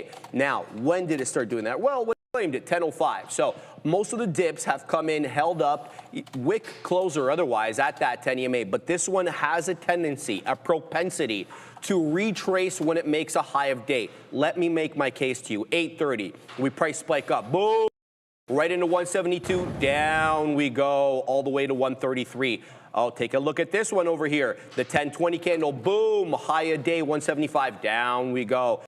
54. So be on the lookout for retracements, aggressive retracements, mind you, when we make new highs of days, especially on aggressive price spikes. So get kind of used to the characteristics of which you're trading, and try to finagle it into your little zone there. So I've posted up at 82, as I mentioned. 80 is the high of the day. 81 now. Let's see if we can work up into 82. There's a seller, big seller. Look at that red tape, the red on the tape, excuse me, come in quite aggressively. Also, look for that blue on my screen. When you see a mix of red and blue, typically not a blue below the bid, red sell at the bid, orange above the ask, green sell at the ask or buy at the ask. Okay, so that's what I'm looking at right now. Showing me 81s. It looks like we're taking out some sellers here on OLTK at 81, looking for in 82, and then I'm waiting at 88. So this one looks good. 82, there it is. There we go. We get the fill. 83s now showing up. Can we get continuation or get that retracement down like we just spoke about after we make new area highs? I'm ready. My resting DCAs are there. As you can see, the cyan on the screen, 67s we're waiting, 2s, and then I might even post some lower ones near the volume weighted average price. So OLTK in focus for me. Let's see what IDN, the other one I want to talk about. We're building a position. Where do we get in over here? Allow me a sec just to look at the blata. We got in at 72. It's showing me 73s, but the spread is 1 penny, so technically we are at the money. There's 74 now on IDN. Now, alas, I did not get filled on that dip trade at 61, despite that it got into low 60s, showing me 74s now, looking for continuation. This thing's up 50%. We need to put some dang respect on this one's name, Joey. Best believe it's that, a little bit light on volume, 7.5 million shares. It's not bad. It's not great. Where's the next profit we're waiting at? We're waiting at 77. So we need a couple more shekels to reach up this one. Bernard, can you do a breakdown of CoreWeave? I absolutely will. I'll let you know that these are not names that I trade intraday. So, maybe my, wow, there goes IDN. Hold on, my boy. Hold on. World, hold on. Why did you do that? Are you an IDN? No, I can't. Like, what are the I'm about odds of to be, both of us taking prints at the same time like that? Anyway, IDN just price spiked up, Joseph Options. Now we're going to wait at 90. There is 90, and there's 90. Now we're waiting at 98. So let's see if we can do it again here on IDN. The breakout is on. It's a 95 high. I think we just took out 93s, meaning that we are technically still below HOD on the day. On the lookout. Here comes the retracement. This one did the same before. Look at the 5-minute candle on IDN at 950. It makes that 695 high day, and then it proceeds to absolutely tank into 622. Be on the lookout, boys. We're going to Adara. Keep an eye here on the APA Corporation. Really nice spike to the upside for A, which that is the ticker. I'm seeing some reports suggesting that Repsol is considering a merger with their $19 billion upstream unit here with APA Corp. So again, some merger talks here for Corp and the upstream unit of Repsol. APA is the ticker as we send you back to Sharif and Joe. Thank you for that. All right, we're going to look at CoreWeave. So I see a bear flag forming here below the volume weighted average price. In fact, Joey, it kind of looks like it's using VWAP as an area of resistance. So flip this upside down. What do you got? What do you see? Right? You flip it 180 degrees to the top side, it'd be a bull flag, right? So this to me spells bear flag. Now, what's the move? The move to me here is to get short off the volume price. It's worked once, it's worked twice, it worked OB, he is the one thrice, and then it did it another time here for the 4th time at 1040. So look, I'm not saying it's going to again, but if you're trying to put the odds on your side, and that's what we're trying to do as traders, I'm looking short between 81 to 81 and a quarter, possibly riding it down into 79.50. Now, it could have more of an aggressive the high side, especially if the market in general catches bid, in which case what I would be looking for here is whole dollar rejections, 82, 83, and then ultimately I wouldn't be looking to go short if we were to take out that pre-market low. That pre-market low takes us into about 83.5.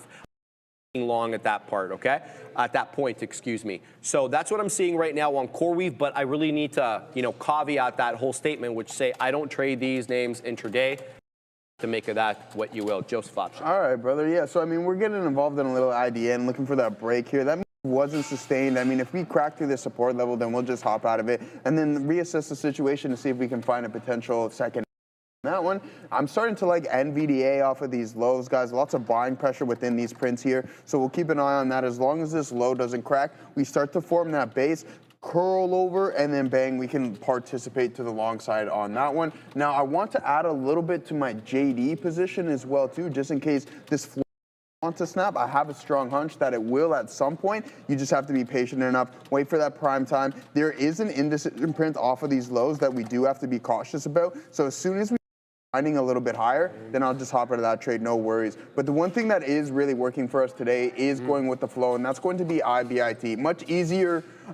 Sean, there's big time fear in the crypto market, my friend. We felt that a long time ago. If you go back and look at my X, I think it was during October, I mentioned the earlier days of October. After that FOMC meeting in September, I'm like, something's not right here. I thought we would have got a sustained move with the 25 bips cut and the government shutdown. No.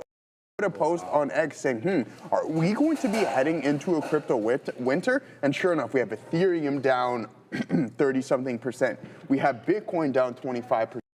So, I mean, hey, it is what it is. We're going to accept it. We're going to continuously hold on to our position because, you know what, we got diamond hands. But at some point, you have to come to the realization that, yeah, diamond hands is all fun, but you also want to remain logical because people don't care at the end of the day. It's your money and you have to manage it. So there it goes, bang. Bitcoin about to put in a new low of the day. No buyer stepping in whatsoever. It's like a complete desert out here. They want no part of this thing right now. And I was listening to some individual on CNBC last night. He's like, yeah, Bitcoin's a trade right now. Bitcoin's a trade. I'm like, all right. I don't know if you've seen it as of late. It's not looking too good. But there we go. We piece a little bit more on IBIT. This is our better trade of the session. What do you got? This is a big announcement, Joey. Trader TV Academy is coming soon, guys. This is huge. We have been working to bring you this much requested platform, and it is soon ready, baby. We'll be covering stuff we can't always get on the live stream. We're talking about our mindset, trading mindset of technology, as well as risk management. And whether you're a newer or a more experienced trader, there is absolutely something valuable in it for you. So stay tuned for more information. And guys, make sure you're subscribed and following us on the social media platforms, all of them, baby, because you don't want to miss out when we actually launch. Shut up. To Trader TV, baby, of which we're very proud. All right, Joey, let's get right down to it. The OG Bovin strikes again. How did he strike? Well, he showed me NWVE. I happen to like this one, but, as I'm always going to preface this, it's sub $1.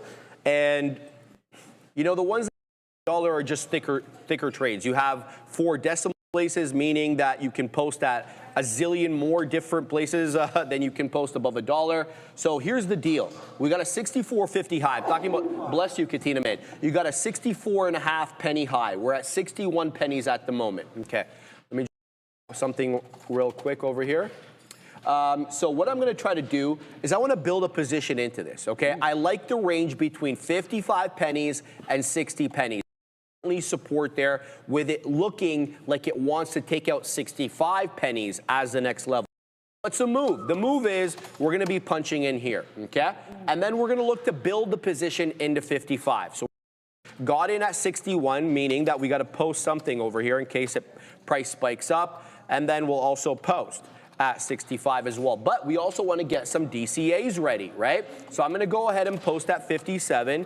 We're going to be waiting for a buy order at 57. Then we're going to look to defend into 55 as well.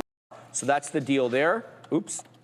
I don't want to sell. I want to buy. So there we go. Now we put the orders in. Let's see what NVV has to offer. And guys, I got to tell you, the inverse quantum ETFs are all absolutely ripping. Oh, look at spaghetti, mom's frickin' spaghetti at the day high, 28.96. It's all gas, no frickin' brakes. IONZ, and you know this, I don't want to say IONZ is a small cap capper, it's not, but it's trading like one and it has a very similar price to one, 5 3/4. You can size in substantially there and make a big boy trade. Also, PLTZ, obviously not quantum, but trading very much similarly to small caps in the sense that it's cheaper.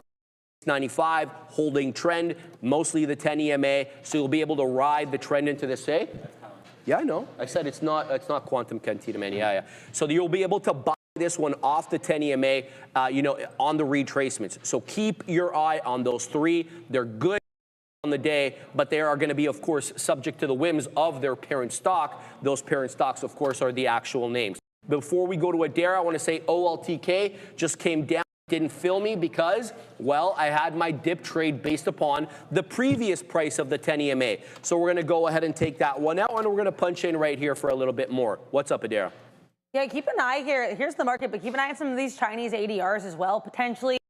I'm seeing apparently Senate Democrats are asking Trump to renew China export curbs. I want to mention as well, keep an eye on Tesla and Apple. I'm just seeing this TSLA reportedly developing support for CarPlay in a move that's been long requested. So Apple CarPlay and TSLA collaboration being reported. Neither stock moving too much on this, though, guys. Back to you. Well, that's the thing. Everyone was complaining in the Rivians that don't have CarPlay, right? I mean, yeah, if you don't care, you don't care. The Volkswagen has it. The Atlas, right? Yeah. Yeah, well, then you know all about it then. So then, yeah, okay. All right, guys, we got the dip trade on IDN. What do we got here, Joe? We got 61s. We just went the beak at 69. We're posting the 70s, the 80s, come what may. Joseph Options, what are you looking at? Yes, sir. All right, so we're just continuously piecing out here as Bitcoin. We can't stop the bleeding, man. It doesn't even matter what you try. Right now, as you can see, that downtrend is still fully intact here. Establish a new low, so we've just been slowly at that support level break. Boom, we get a nice little move. I looked at the breadth volume profile, just falling off a cliff. Buyer stepping in, I add into the position, boom, boom, boom, boom. We double it up, and then now you're starting to get a little bit of a bounce. So we'll keep our eyes on that. Now, as for JD, we're adding into this as well. This is going to be a grinder, 110%. But once again, same system, same style of trade, support level. You get that momentum to the top side. And then now you're just kind of consolidating, accumulating right around this specific $31. And if that gives, then 30.80 is most definitely going to be one of my primary targets on JD. 78K, once it breaks 98K. Remember I said that a while ago. Okay, Rich, buddy, like you're shorted, hopefully. You shorted Bitcoin. And if that's the case, if you truly believe that it's going to drop another 25%, then you have to put your money where the end of the day. All right, so as for Amazon, NVDA, a couple of the larger names, starting to see some buying pressure step in within these candles. All right, so if we start to curl over, that base being formed right at 185.33s on NVDA, that curls over. We're involved on that one without any form of questioning. And then now also, what we're going to go over here right now is some of the volume names. I have Sharif's small cap scanner up here as well, too. So there's Sharif right at the top of the list, my boy. Woo. Hey, and then you got CLBT.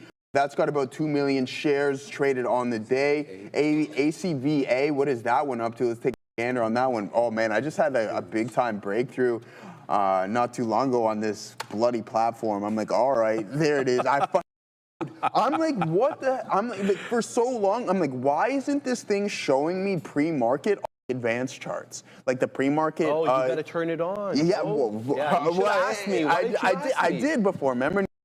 know how these ones really work. That's true. Yeah. You didn't want to switch. But then I'm like, man, I was getting super frustrated because I had like multiple things up, and I'm like, all right, too many tabs. It's overstimulating, and I look at this little clock right here. I decide to click it, and then bang, next thing you know, you figure out what you've been looking for and longing for quite some time.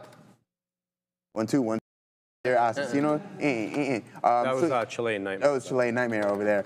Yeah, sorry about that one there, brother. But yeah, as for Fresh, too, seen Fresh on the day, looking like it wants to tank, head towards some key support levels as well, too. FU. Not too much volume. Yeah, chill out, brother. No, but in all seriousness, FISIV, there, Raphael Fazeev, we'll call this one there for those who know what that is. Nice inverted hammer candle right at these highs. Oh, there goes. All right, Wusa, be calm, all right? Be calm and cool. This is what we are looking for. Bang. Move to the downside in JD.com, guys. Support levels breaking, and that's just what we're looking for, essentially. Nice pop to the top side right there, but we're going to trim a little bit, guys. Bang on JD as the support broke. All right, guys. We've got a bit of a flush on LTK. We're adding it to the position. We got 68s. It's showing 58s now, so that's a little bit of trouble.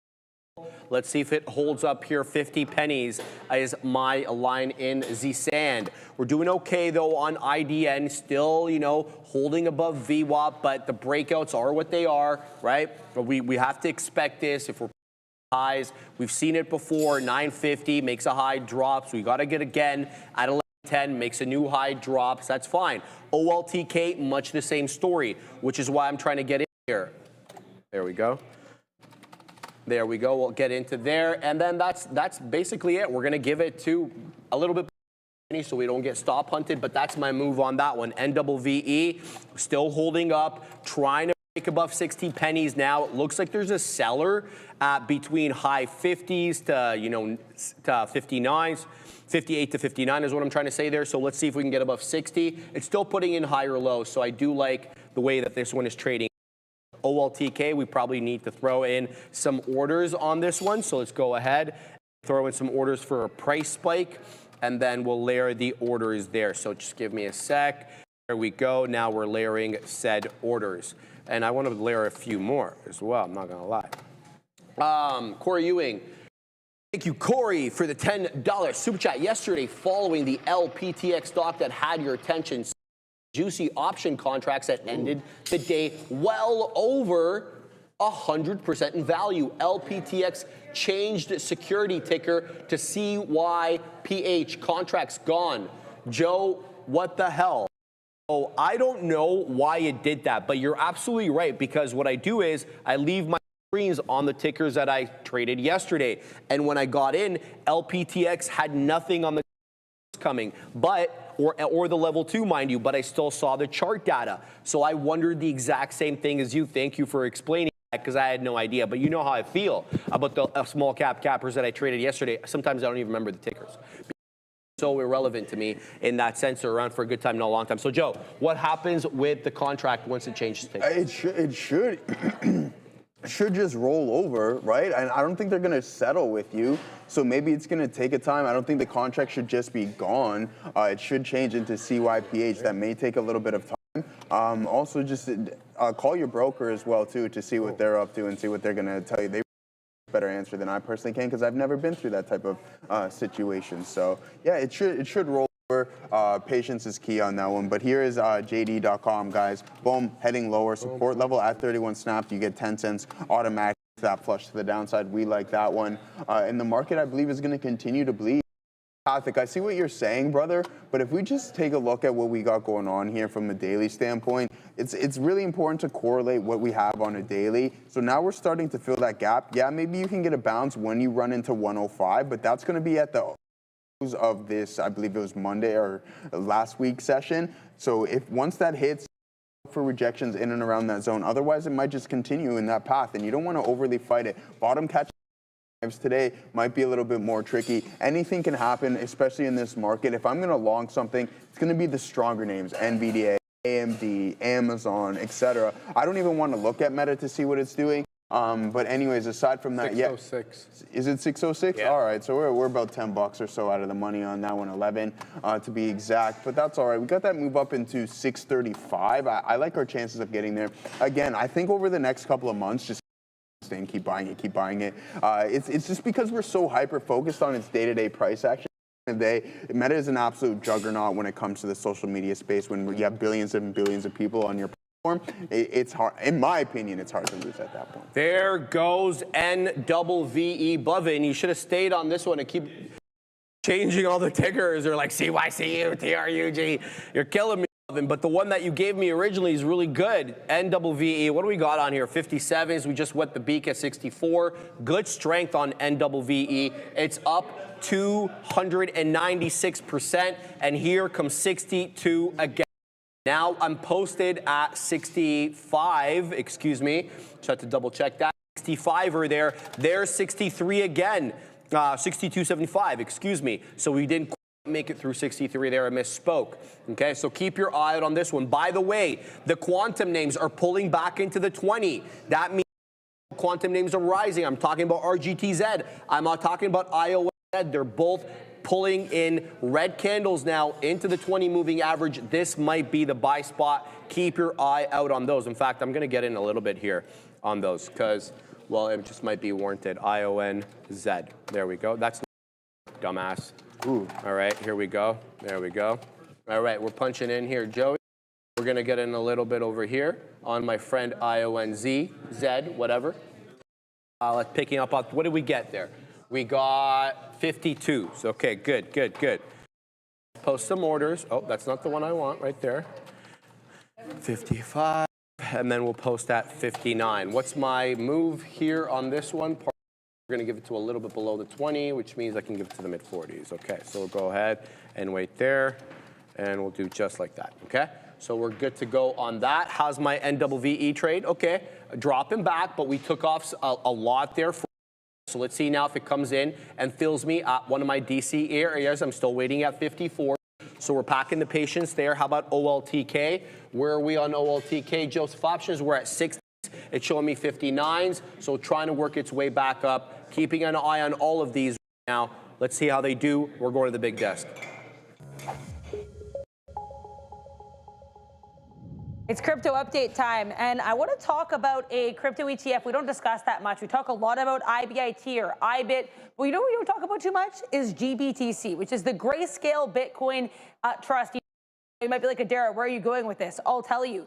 Grayscale, which of course operates the Grayscale Bitcoin Trust ETF, reportedly, according to Street Insider, they actually filed for an IPO. They want to go public on the NYSE under the ticker GRAY or Gray. So apparently they're going to be issuing two classes of shares. Their parent company, which is called Digital Currency Group, is going to retain control of ownership control through ownership of both share classes. But of course, Grayscale will also stand on its own here as a public company. So this arrangement makes Grayscale a controlled company, even through the IPO. Also, it's worth noting too, apparently shares are going to be reserved for investors in the Bitcoin ETF and their ETF. So interesting look here. As I get more details, I'll let you know. But yeah, GBTC is or the group that runs it going to go public. We'll take a look here at Bitcoin BTC, which is perilous level here on the daily chart. This downtrend has certainly continued, these lower highs and lower lows, but we're coming into some support. Let's see how that 99 level holds on Bitcoin. As we send you back to Joe and Sharif. Ooh, thanks. Yeah, I mean, Adara, I think at the end of the day, it's just due to the fact that these guys botched it. They're charging too much management fees. It was out before IBIT, and then sure enough, Bitcoin IBIT came out. They're like, you know what? Let's get over there. Let's get over to this one. We'll rotate. There's very little management fees. That's where they dropped the ball, and I'm pretty sure they fired the individual who launched that GBTC ETF. Anyways, aside from that, guys, boom, John Von in my chart look good, my friend. Look, we're short here, boom, boom, boom. And we were long earlier in the day. We have JD as well, too. So we're going to continuously sit in some of these trades. We're going to be talking a lot about some of the ADRs throughout the session and what potential bottoms we're going to try to find. But NVVE is not looking too bad as it's starting to form a consolidation around 58 pennies. Sharif caught my eye on that one. So we'll continuously look at that. Let's head back over to our volume. Not small cap, our actual volume prints to see if we can find anything that we like. Gorb, nice work on Amazon. That's looking pretty good so far, brother, as it's bouncing off of those lows. Just hopefully that volume doesn't continuously stair step down. Now, as for IREN, sorry if I don't know if you guys can see. Click on that there so you can see it a little bit better. But as for top volume, TSLA obviously leading the way once again. It's usually top of its class. SQ, surprisingly, straight to the top side. Some nice indecision prints there. So the inverse is most definitely coming into play. NVDA, there's SOX L. SoFi, what have you been up to? Taking it on the chin there. Ooh, that's not too good. That's not bad actually at all, Sharif. You're only down 10% off of those highs. We like SoFi 100. Now, as for Circle, it's the exact same thing we were talking about the other day, guys. Support levels start to give way. I mean, you can only test it so many times before you actually do break through it, and that's just where I'm going to stand, and that's my opinion on that. It's the same thing with Bitcoin. Once this it's going to be hectic, and I have a feeling we're just prolonging the breakdown, to be honest with you. So just trapping a bunch of individuals, people continuously buying it. I've seen that Andrew Tate bought like I think 5 Bitcoin or something like that for $5 million. He's got thousands, doesn't he? No, he has like I don't know how many he has. He says he has thousands. Yeah, I don't know how many he has, but he just recently purchased 5 of them. Okay. At 100,000. Okay. There you go. That's 5 Schmiel, or no, that's 500,000 or 50 of them. Sorry, 50 of them. 50. Yeah, 50 he bought them. 5. Yeah, he bought 50 more. So shout out to. People hate him so I don't care, man. I like the brothers, man. Yeah, exactly. I mean, and obviously the way he delivers his message is obviously like, all right, bro, chill out a little bit, but you understand. I think he's doing it for effect. Yeah, of course he is. But at the end of the day, I think he's just trying to get men to just, you know what I mean, start fighting and work out and anything. But anyways, aside from that, all that political gibberish, let's take a look at some of the other names in which we are going to be trading today. So we are getting that curl over on NVDA and the over. If we do retest this support level one more time and then we bounce over, I think there might be an additional short TQs. Joey, this pleases me very much, man. It warms the heart over here. SKM 613. Sharif, I've been sending my 16-year-old son to school with a note for weeks. He became the first grade 11 to lead the finance club at lunch. God bless, brother. Absolutely God bless. Thank you very much for that nice comment, and I hope your son prints up multiple storms. I wish I had some guidance when I was that age to get into the market. I was kind of interested in it, but nobody in my family really understood anything about the market or involved much in the market at all. My old man's a retailer, and that's kind of his shtick there. I want to show you guys where to get the morning note. Just go to the YouTube homepage for Trader TV. Super simple. You go under posts right there, and if you're a premium member, members only right there, you hit the read more. There she is right at the bottom of the screen. Click that bad boy, and there it comes. You get the support levels, support and resistance. 3 with explanations, 3 with explanations. You get the entire story and the trader takeaway. That's the thing, right? This is what I really like about it, because not all of us are intraday traders. Not all of us are swing traders, and not all of us are investors. Some of us are all. And if that is the case, there's something for you there in the trader takeaway. There's an intraday, a swing, and a long-term assessment. So make sure you're catching that every day. And I do appreciate the nice comment from you there, SKM613. NVVE's losing it, which because we only had a little bit left, took out a little bit over here. We'll still keep an eye out on that one. That one flushed pretty aggressively. IONZ, we continue. Take prints on this one off the $0.50, trying to work its way back above that 10 EMA on the 5. So we'll post a little one there. And the last but not least, the one that I've been holding on to for a while, I'm going to be more patient with this one because I've seen the trades. It makes newer highs, does very little for a long time, and then there's an aggressive price spike. So I'm keeping my eye here on OLTK for another move. What are you looking at, Joseph? All right, my friend. Yeah, I mean that's not too bad of a system there, too, NY. He said neither of those 3. He just places and prays. I mean, I don't want to laugh. Yeah, I know, it made me laugh. But anyways, no, I did not. I wouldn't spend $1 on any of that, whatever those guys are trying to tell you or anything like that. I don't know. You know those guys who are like the mentorship thing? Oh, God. Yeah, you know what I mean? I wouldn't buy that with someone else's money, to be honest with you. But at the end of the day, because now they're all this, but I mean, if they were rich before, then congratulations. But not, chances are they're getting rich dime. But no, in all seriousness, there it is, guys. Market heading right back towards the lows. You can see the SPY right there, and the TQs and the SPY. We got NVDA coming back in as well too. a choppy mess. And I think in today's case, it's going to take some time for these boats to turn around if they are. Man, NVVE tanked, off of that high consolidation. It did. I got into VWAP. I bought it at VWAP, Joey. I'm going to give it to current bar low. So I got in at 48.5. I'm going to give it to 44. That's current bar low, but it's at VWAP. That's the only reason I'm looking at it right here, Joey. Oh, okay. All right. I just want to make as to why I got back into that. Okay, you're back in at this dip buy right here? At the VWAP, Okay, cool. All right, so that's a pretty good look. So we're still sitting in these same trades. Maybe we get that additional leg lower now. So these breasts and the volume is just absolutely falling off a complete cliff right there, just skydiving, bang. And then when the sellers do step in, it's more aggressive. So that's a little bit of a positive sign. Still sitting in this IBIT, every pop is just getting faded to black there. So you just want to go with the short calls. I'm going to be saying that quite often. But there it is, new low of the day SPY, new low of the day TQs. If there's anything that you guys want to take a look at, just put it in the chat and then we will do so. GLTO, someone's saying GLTO. Let's see what that one is up to. Oh, okay, so not too bad of a look, but you can see that we're liquidity issues here, guys. That's a big time thing, because just in case, you don't want to be having a hefty spread on a $26 name, because that's going to be the case when you're running into this. So running into issues 1 minute is just going to be complete algo type price action. Volume does step in there, but you can see intraday gap ups, and I personally don't like that there, Sharif. All right, guys, we're taking a couple of prints here off that VWAP dip. Double VE now showing me almost 50 pennies. There's a seller here in the high 49s. There's 3/4, not quite yet into 50 pennies. Looks like there it is, to 50. Can we get the continuation? The answer is no. Okay, so let's go ahead and post here because it looks like it's getting a little crazy.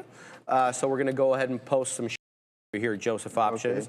Okay. If we can get a nice price spike up into some of these levels, that would just be aces. We're continuing to take some prints here on IONZ as it finds its support off the 20 exponential moving average and trying to work its way back into highs. So this is an inverse leveraged ETF for IONQ. So the ticker is IONZ, and thankfully it's not trading on the MX as many ETFs do typically trade. It is trading on the. If it does halt, which I don't expect it to be honest, we will be able to see the theoretical auction price.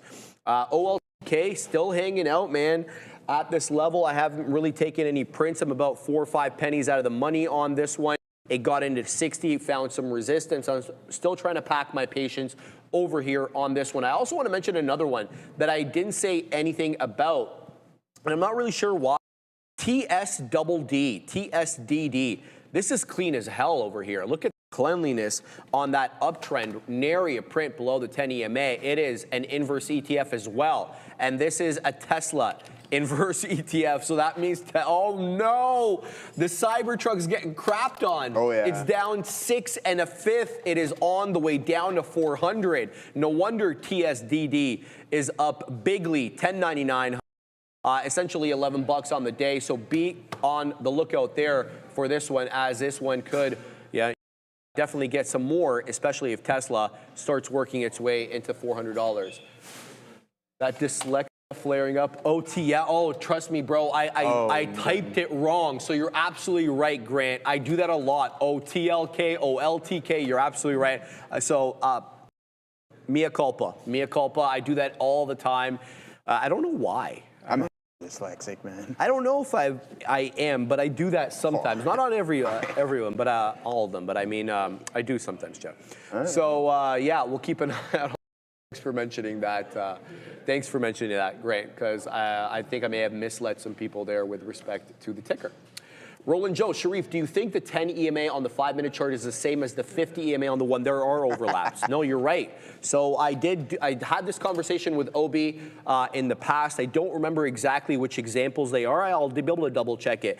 But 10 EMA is like, I think the 10 EMA on the 15, the 20 on the 5, something like that. But you're absolutely right. There is an overlap between them. I don't remember exactly what they are at the moment. Right, just do trial and error, right? Like throw in the moving averages and switch off or switch on multiple time frames and then just see where they overlap. Because I did do this experiment before. I just don't happen to remember what they are at the moment, so I do apologize. But thank you for mentioning that. Mercaris, Sharif, you need to have a look at CMND. Say less, my friend. Do it right now. You were looking at that. We were looking at that one yesterday. We were, eh? Yeah, we Command, CMND. Oh. Oh. Okay. Well, this one is not. And the reason I say that is because it's below the volume weighted average price substantially. It's much closer to the lows than it is to the highs. It also has a downtrend if you're looking at generally these areas are making lower highs. So that's not for me. It would also have to get above 47.5 pennies for me to trade it. So let me know how that ends up going.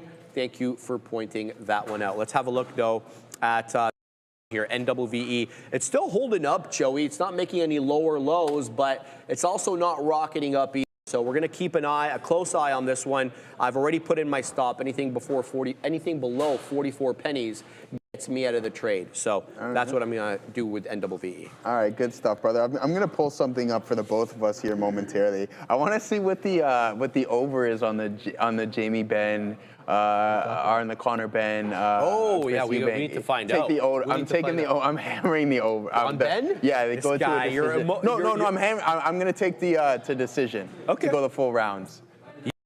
I can definitely see that. 100% I gotta see that. I don't think there's going to be a knockout. Yeah, I got to see what that line is, man. Me and your boy Joey Options, we're going out Saturday night. We're going to watch the fight, and there's UFC as well. And there's UFC, man. Good, bro. Double header title fight there. There you go. In the UFC. I'm looking forward to that one. I was talking to you guys earlier this morning about it. All right, man, let's take a look at men and women. Let's take a look at the performing sectors of the day. We have the energy sector leading the way, guys. So we're getting a little bit defensive here, 0.87%. The healthcare, we're up about 0.75%. Consumer stay roughly. And then the bottom three, we have the communication service, consumer discretionary, and the technology sector down 2.14%. So, I mean, guys, listen, in the week, it's the life. You got to live and die by the sword, right? So the Q is usually the best performer, but it's going to get hit the hardest. So there it is. You're down 2% on the week. IWM down 2.25%, and then you have the SPCE down about 0.4% there. But the Dow Jones holding up relatively well, guys,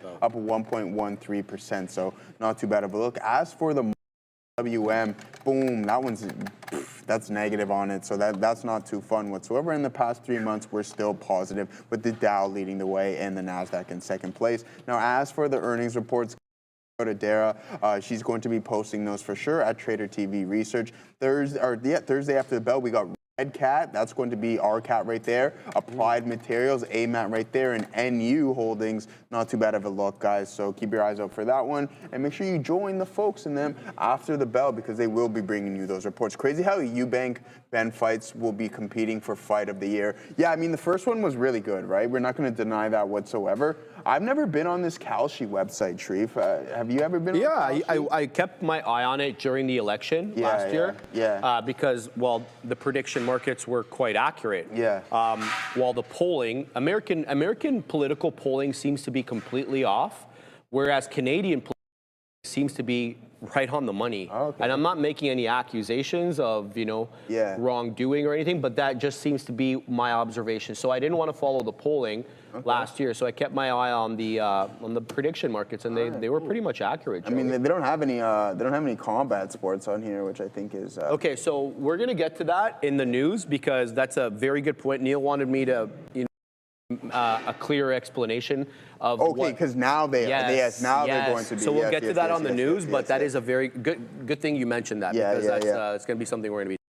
Absolutely. They got chess here, though. Ooh, if you really want to get super DJ. Oh, I'll tell you one thing before we hop back into these markets. My boys were in such a deep hole, man. These guys were betting on esports, and I'm like, what are you guys doing? But it's fun at sometimes. But no, in all seriousness, guys, JD.com doesn't look like it wants to break down right now, so we're breaking through some of these resistance zones. You do get a new low of the day established, or not quite, and then you get a bounce. So we might have to hop out of that one if we continue to grind higher. Once again, I mentioned that I do like some movement to the downside. It might just take significantly longer than what we're anticipating, but there it goes, Bitcoin heading towards the low of the day as well, too. All right, Neder and Yannick both calling out UGRO, sub $1 stock. Seems to be like the thing today, because there's not too much above $1, but this one looks good, okay? 40 penny support. Look, it just started taking off. The volume candles just started 1135. We did on the 1135 candle, we had about how many shares? 2 million. And then the 1140 candle, 6 million or thereabouts. 1145, which is the candle we're in right now.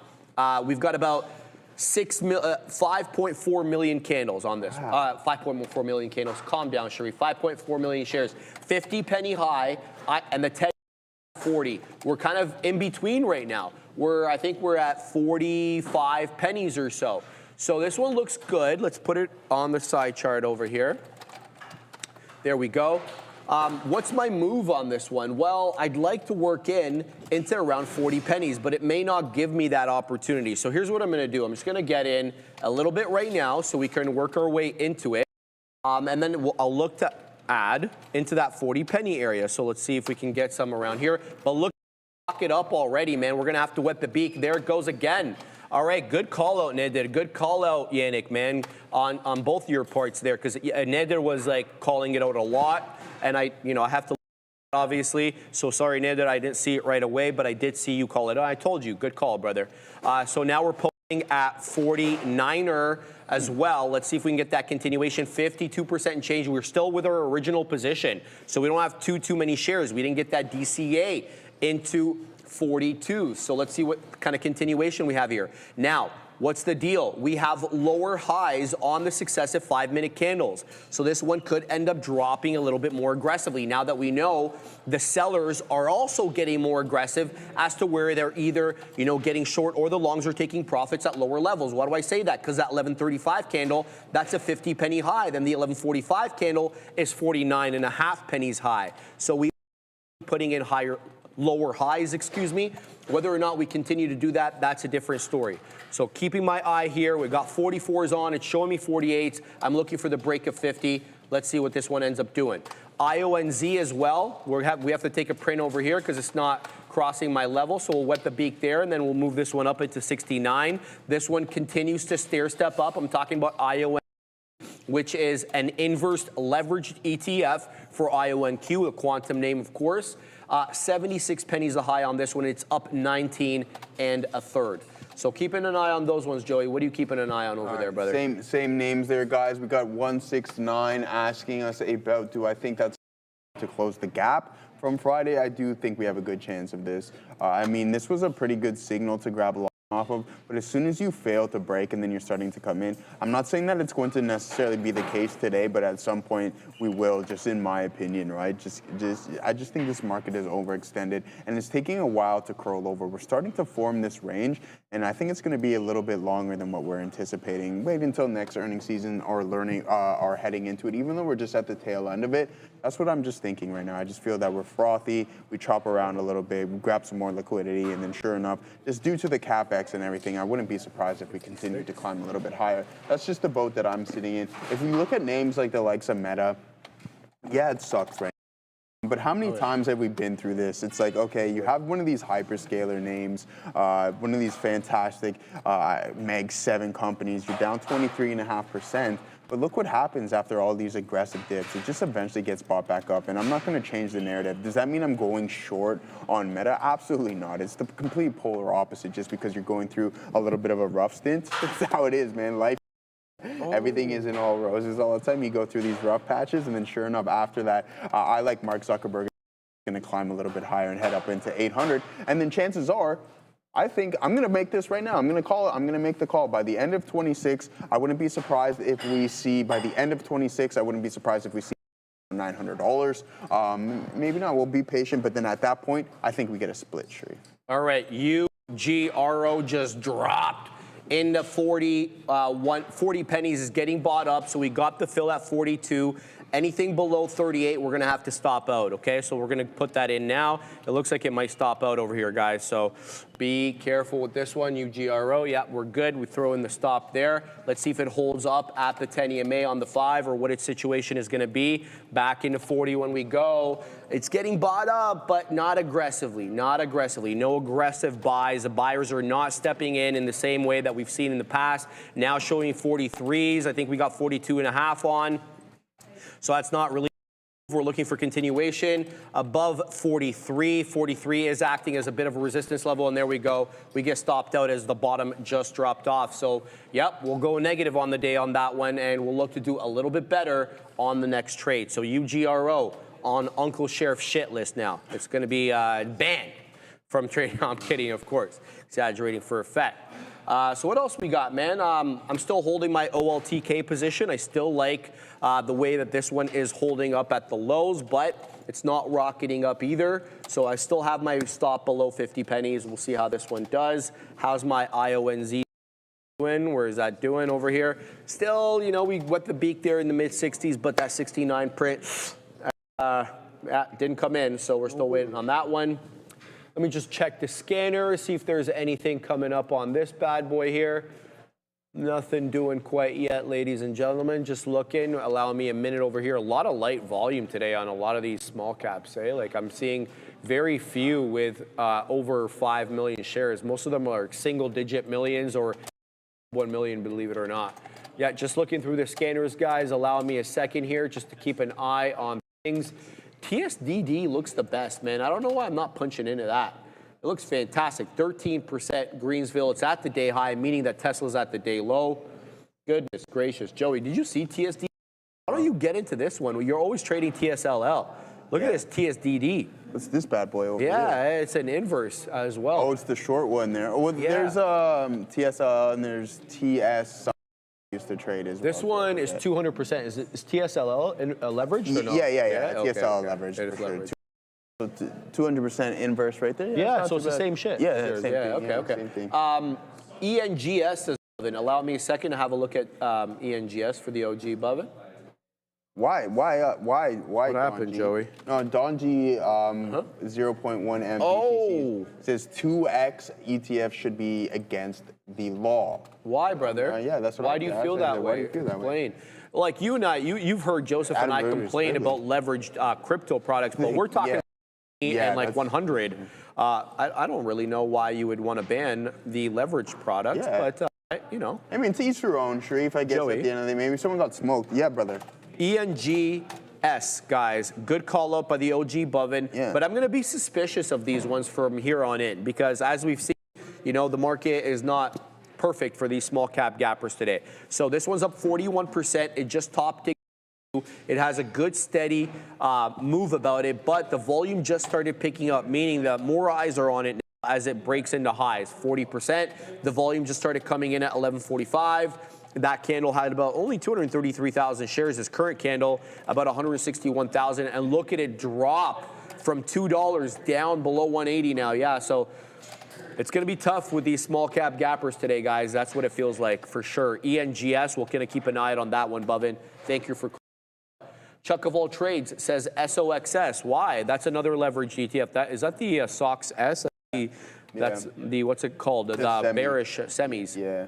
Yeah, semis absolutely getting decimated today.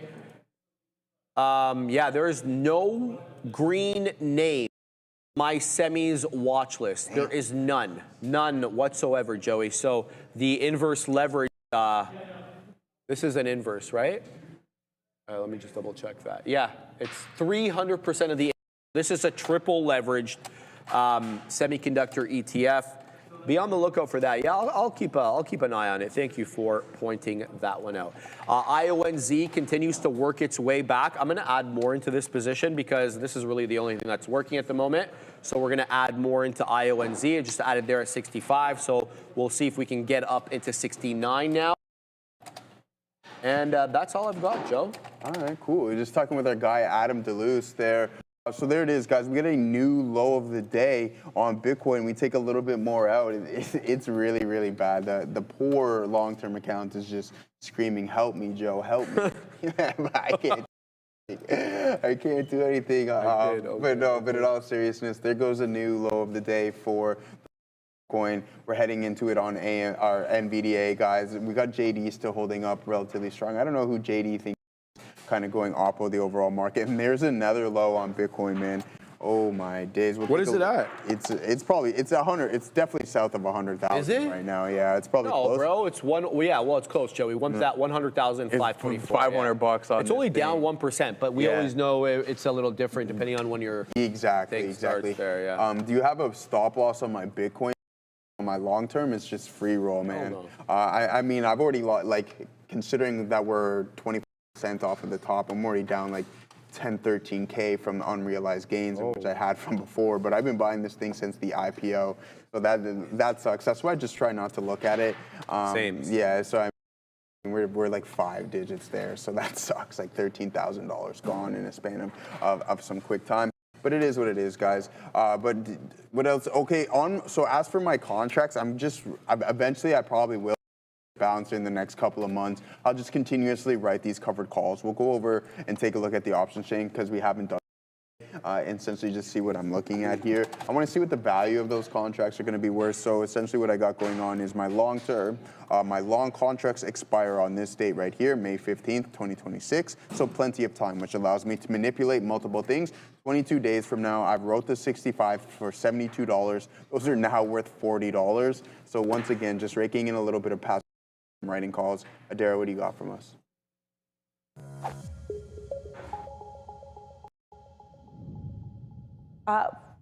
What I have here is a pretty weak market. We've right now holding decently at that 610 level, but lots of red here on this NASDAQ, the QQQs. And this could just be a pullback because we actually were up of the shutdown. Here's a look at how the market performed over the past now 6 U.S. government shutdowns. This recent one was the longest in U.S. government history, roughly 3% gain. And it's interesting. So the 2 longest shutdowns in government history, both of which happened during the 10 years of President Donald Trump, were actually the 2 best for the market. So interesting stuff here. It looks like the longer the shutdown is, maybe the better the market performs. This photo as well is Trump's official photo for his 2nd term before anyone gets upset about that. These official photos for whatever term they were in. We have lots of earnings on watch still. Disney reported before the bell. The stock got hit pretty hard today. Cisco also reporting earnings. So lots of day one earnings plays on watch. But tonight, I guess tonight, and then for day one tomorrow, we're going to get names like AMAT, Applied Materials, and EMC. We're also going to be getting SPCE. So you can check out those earnings with myself and Sean Katina on that cap at 4 p.m. Eastern. Now, Neil's going to have an awesome lesson for us. Before we get to said awesome lesson, we're going to take a moment to thank our awesome friends at Oragenics because, guys, each year, 3.8 million concussions are reported in the U.S., but there's still no FDA-approved treatment. NYSE-listed Oragenics, or OGEN, is changing that with its first-in-class intranasal drug designed for rapid brain access. With that concussion treatment market projected to reach $8.9 billion by 2027, Oragenics is uniquely positioned to lead the way. Learn more. Schedule a meeting today. And now, take a moment to Neil and get ready for his lesson of the day. Neil, give the people that lesson.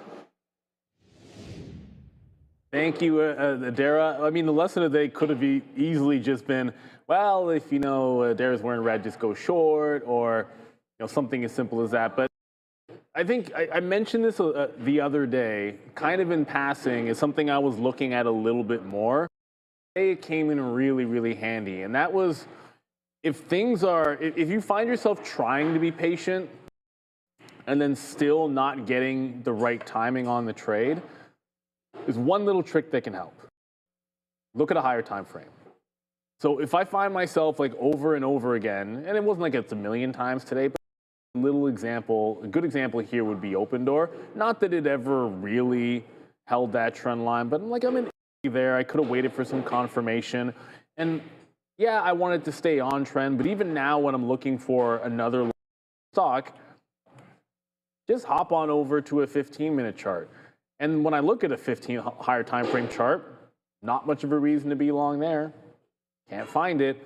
But you're starting to see a little something. Like you could make arguments for maybe getting long in here. The 15, if we can break away and close over 890, then there's something. Then I got a bit of a round bottom and a bit of out. And it's that higher time frame. And look, it doesn't have to be what I'm showing you, which is going from a minute to a 15-minute. You could be jumping from a 1 minute to a 5 or whatever it might be. Or you could like a 60-minute chart, a 30-minute chart. It just really depends on the duration of your trade and what you normally work off of. And especially in a market like this where we're kind of gravitating towards 1.5% to 2% in the NASDAQ is the norm. And if that's the case, then you want to give things a little bit more breadth, be more certain of a trend break, because you're not getting as choppy action when we have 0.5% moves in the day. That's a different market. And when you find yourself in this, you do need to be just that little bit more.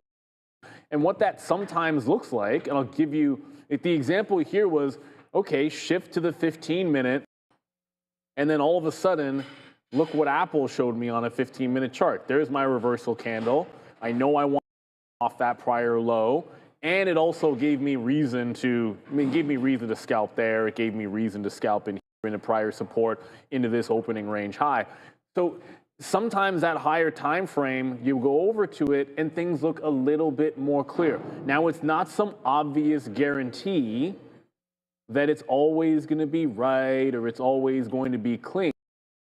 I'll give you another example, like Alibaba here. I did not actually enter into this higher time frame. I think Alibaba, I consider getting away with one, right? Like I got it. I bought it into the level that I liked. Been to work.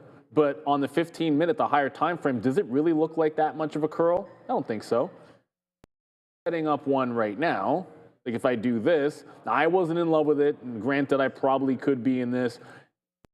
This is the more clean idea. And the other thing to consider is, you know, this might have been a winning trade, but if I take a step back and really assess the situation and what the signals were telling me on that higher time frame and what the market was, I don't really think it was a particularly good trade, even though it was a winning trade, because I just stepped into it at the first available bounce technically without any real confirmation, and then just happened to get the one green candle setting up for me on next.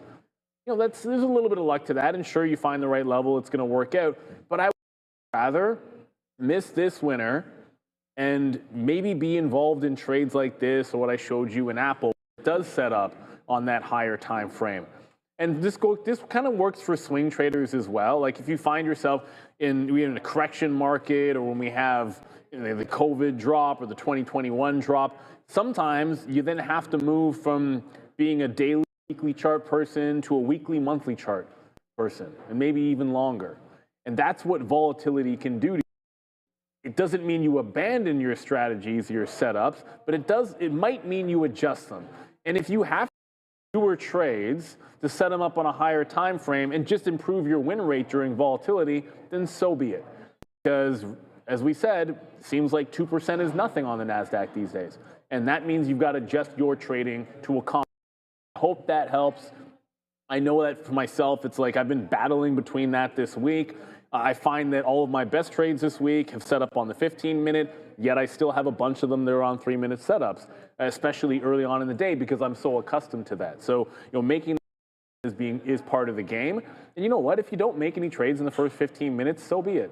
It's not like they've been all that great anyways, unless you happen to catch that initial direction right away. So good luck in the rest of your day trading. Hopefully this market will bounce. Maybe Apple leads the way. Apple's back to green again, so maybe Apple can lead the way. Shout out to Neil. Thank you very much for that. And I want to shout out Bovin, man, and others in the chat as well, calling out CU. It made a big move. But Bovin, you know, like it's obviously not your fault, but, you know, these small cap gappers just don't have the continuation bug in them today. You know, they make moves and then they retrace. Yet another topping tail candle on another small cap gapper. So cookie ends up crumbling. I'm still involved in ENGS, looking for a move here into the area high. Let's what nothing doing. Have to pack the patience despite. Why is there 2 pennies? What the hell? It's 4 pennies now. Let's give it a try. See if it continues to go. ENGS, the one I'm talking about. There we go. We get the fill. Looks like it's holding a VWAP momentarily. Let's see if it pops up. I've already put my orders, but this is the one that Bovin is talking about, and others, by the way. CYCU. And he brings up a good point, Bovin. He's like, look, the volume is missing. And absolutely right. Right there, guys. You'll always be able to see the volume on my time and sale, or sorry, my level 2, 889,000 right now. So it's still sub 1 million, but it is getting a price spike nonetheless. So respect on this one's name. It is a bit spready, 2-penny spread at the moment. Let me give you the levels. Obviously, $4. Psychological area of resistance, we're below it right now. So the 10 EMA is at 375. Volume weighted average price is at 360. We're going to give this one the old college try at 3. Okay, just front running the 10 EMA by 5 shekels. So I'm going to give this one a look. I'm already going to try to get into it right now. I'm not going to give it that much room because I need to be aware of the environment in which I'm trading. It is not the day for on the small cap gappers. It's not me making that up. It is just the price action. So here it is, 80. We're waiting at 80. Got the fill. Anything below 70, we're out. Simple as that. I won't DCA into an oblivion on this. So let's go ahead and throw that there. I've already put it in there, so we won't risk that much on this date. So there we go. We'll throw in some orders. If it gets a price spike up, fantastic. Doesn't. All right. So that's a look there. How we doing on the IONZ trade that we added into? Good, quite good. This one continues to trend up. Look, these inverse quantum ETFs they're doing it live. So is the inverse Tesla ETFs. They're doing it live as well. Ooh. There goes IONZ into 70 again. We're going to wet the beak there. Remember the ad. Hey, beak wet. Let's go. There we go. Now we got the beak wet. Joey wasn't listening. I mean, how many keys do I have to hit, right? Smack it, man. Smack it. There goes Assassino. You just get Assassino to talk to it, bro. He'll be like, no. I ain't messing with that guy. I don't know what's going on with Proline here, Sri. What kind of BS is this? Well, you're telling me you got darts up here and then you tell the people what Proline is. Not everybody follows.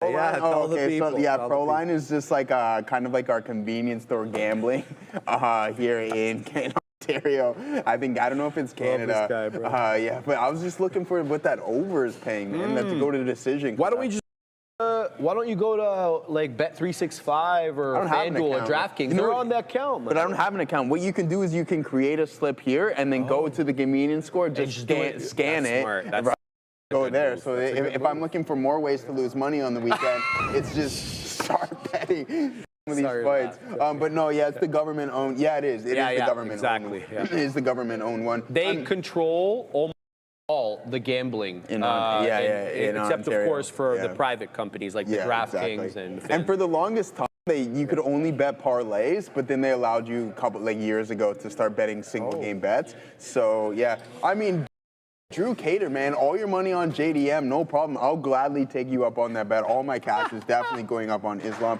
But no, in all seriousness, guys, there goes Bitcoin putting in a new low of the day. I mean, we're just riding this trend.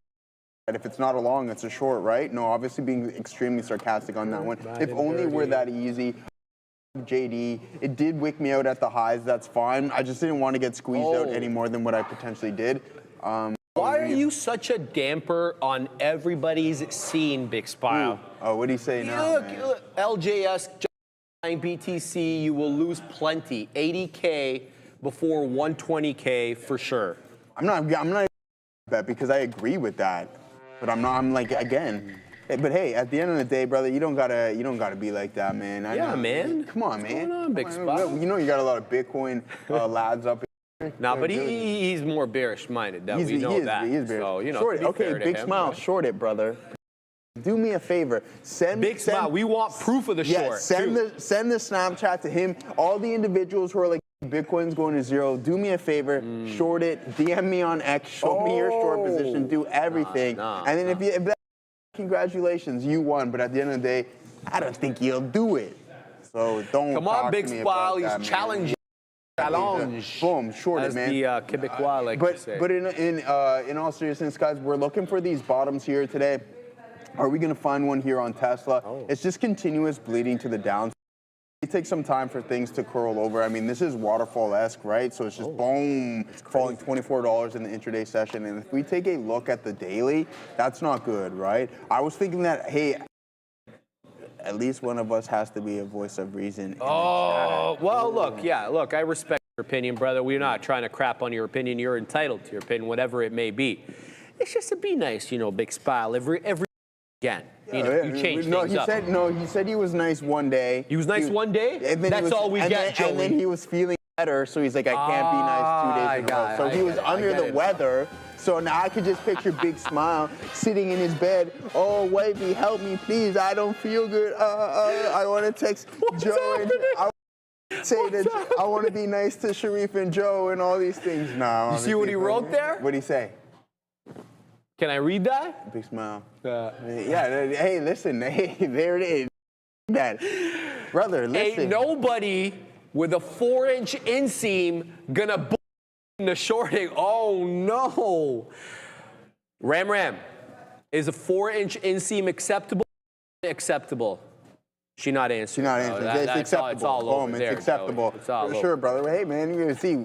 Catch me running in those. You see me knocking dudes out. Oh, I think love it. I'm pretty sure I was wearing the 4 seams when Buddy caught hands. Did he? So, Yeah. We need to show that video again. Show that video, we need to show that video again. I still have it. People forget. People don't forget. Some people tend to forget sometimes, and we got to remind them when they do. But no, in all seriousness, we might fill this gap here on Tesla, the 396. I love this, bro. Right? It's so funny. 390. I was gonna show you some of my backyard scraps as well, Bro, too. bring those. I have them up right now. Hold on. Yeah. But gloves. Yeah, right? yeah. Okay, Little good. This is just to get it at any time. I love man. it. Yeah. Anybody can get it. Yeah. Yeah, exactly. So funny. In all seriousness, watch out for this gap down to be filled down to 396. I think it'll be a good dip buy. Eventually, this peak will break. So we have multiple resistance touches right there, all the way up in 470. We're now $70 off of that specific zone. Let's take a look from a percentage metric. You're down 15%. Some of these bigger names start to head into bearish territory. All right. Here's the deal. CYCU still hanging out at 80s. I'm at 80s. I'm looking for a hold above the. So far, it's giving me the hold above the 10 EMA, but it is a prohibitive spread at times. I've seen it as high as six pennies. I was about to say 6 inches. Oh man, Sorry, that's crazy, bro. It just was like, because we're talking about inseam. Man, you know? ENGS, we're also taking some prints on this one. It's not rocketing up, but holding trend for now, so I am taking some on this. On ENGS, I got 69s. I've been wetting the beak at 71s and 72s. It's nothing to write home about. But it's this one, IO1Z, that's trading real good. So initially we got in at the 50 penny mark. We added at 65, and we've been wetting the beak all the way up to, I believe I got 73s there. So not a bad look right now. Joseph. Kimbo Slice versus LJS deep fake bare knuckles backyard fight. We may have that one for you, brother, we because can set that up, man. the deep fakes are getting like better and better and better. Really good. It's insane, yeah. So big spell, you don't know. Maybe we come in. Say that again, Ray? Deep fakes are getting real, said Joey. Yeah, well, that's I what don't think Ram I Ram said that. you said. Yeah, they're so. getting real, Look, really tough to decipher what we got going on there. Well, yeah, that's the look there. Okay, so on over here, Joey. I'm still keeping my eye on OLTK. Don't think I forgot about this one, but I am pretty close to flattening out on OLTK. And let me make my argument. I got 60s on at the moment. It's at 50. You know, I made the argument that this one makes a high, retraces, does nothing, but didn't not do anything for this long. And if I look at the trend a little bit more on the 5, I'm not much in the way of lower lows, but I am seeing lower highs, and it is concerning me. So I think I may stop at this one. I may move up my stop, excuse me. Right now it's below 50 pennies. I may move it up a little bit higher. Okay, let's see what CYCU's doing. Okay, it's holding trend. This one is quite spready, but I'm waiting. It's showing me 86s. I'm at 85s right now. Let's go ahead and wet the beak here on CYCU at this level. There we go. Nice price spike up. We're still waiting for that 85 print. There's 86 now.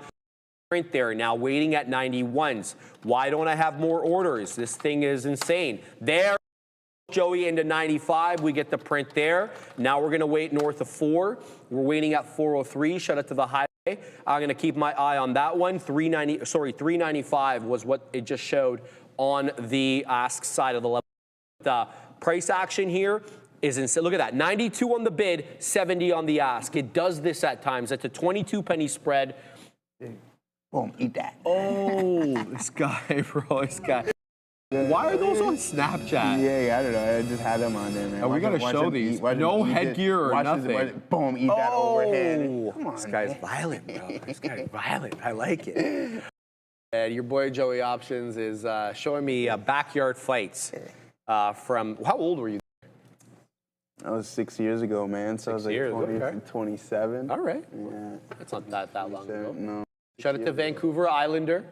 I like wetting my beak. Yeah, so does this bird over here who's eating prints out of the garbage for whatever reason. Shout out to Fabian who made that animation. Fabian. All right, so that's what we're doing, Joey. We're riding IONZ back into the high, and we're gonna pack our patience on ENGS. I think we might here with the higher lows. It's CYCU and OLTK that concern me, Joey. Yeah. Even though we got some nice prints on CYCU to de-risk and we're in the money on it, I am concerned just given the spread and the nature of how this one's trading. Ram, I'm talking about the CYCU, bro. Why you got the camera dual shot? All right. She's not. Yeah. Whoa. Oh. Did you hear what she said, Neil? What's your tone, boy? Oh, well, you didn't hear what she said, thankfully. No, she didn't say anything. The hell is even that? I know, well, that's what it is there, Ram. So, Trader 604, how did that beak wet getting started? Where did it come from? From The Godfather, bro. Look, it was Corleone, all right? Godfather 3, when the bosses came and he's buying Immobiliare, right? So he wants to get out of the underworld. And now he's going to become a legitimate businessman by buying Immobiliare from the Vatican. But his partners, the other Dons, they want to stay in business with him. Like, we want to do business with you, Michael. We just want to speak. And that's it. I took it and ran with it. And that's where it's from. So I hope that explains everything for everybody. MYNZ moving up, says the OG Bub. MYNZ, let's see what's going on there. Did you just hit the fail on me? I'll walk over there. Oh. I'll walk over there, bro. Yeah, exactly, Neil. Now she's giving you instructions. Yeah. All right, Neil. While I like that's not in about The Godfather, but the Wet the Beak was first in Godfather 2, Don Fanucci. Yes.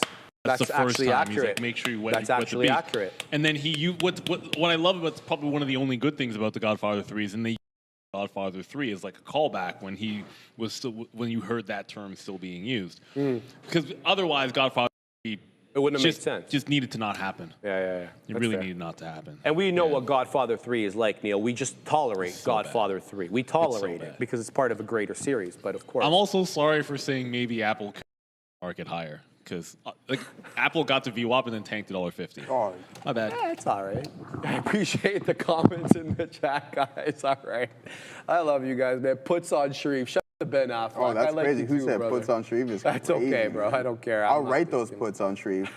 So I'm essentially, guy, bro. So I'm essentially long. Market maker options. Yeah, okay, you're it's essentially supposed to be long. market maker. Mateo, you trying to take his job? Oh, did I tell you that Mateo came out for a skate with the lads the other day? I wasn't playing, but he was playing with one of my buddies.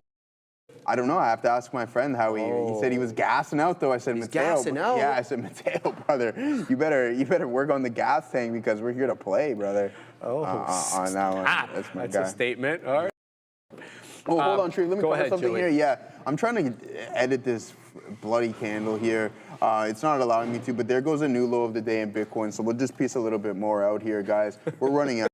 I have about like 10% remaining of what I had of the full position, but we're just locking in new lows of the day. Once these wicks are gone, I'm going to get Neil to show me how to avoid a lot of these dark pools, but there it is. Tell him, Joey. There on IBIT now, 56.90.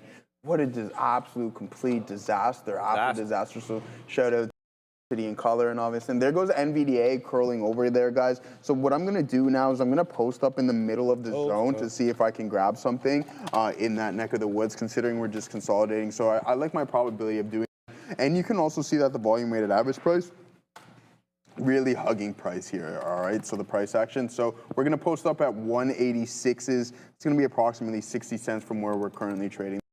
Cover the IBIT profit taking there. Yeah, I think I actually like your idea, Roger Noonan. We probably do need the wet the beak animation from The Godfather. I think it would be a lot better, or not better. That's not the word I want to use, but more relevant. Oh, what the? To the saying itself.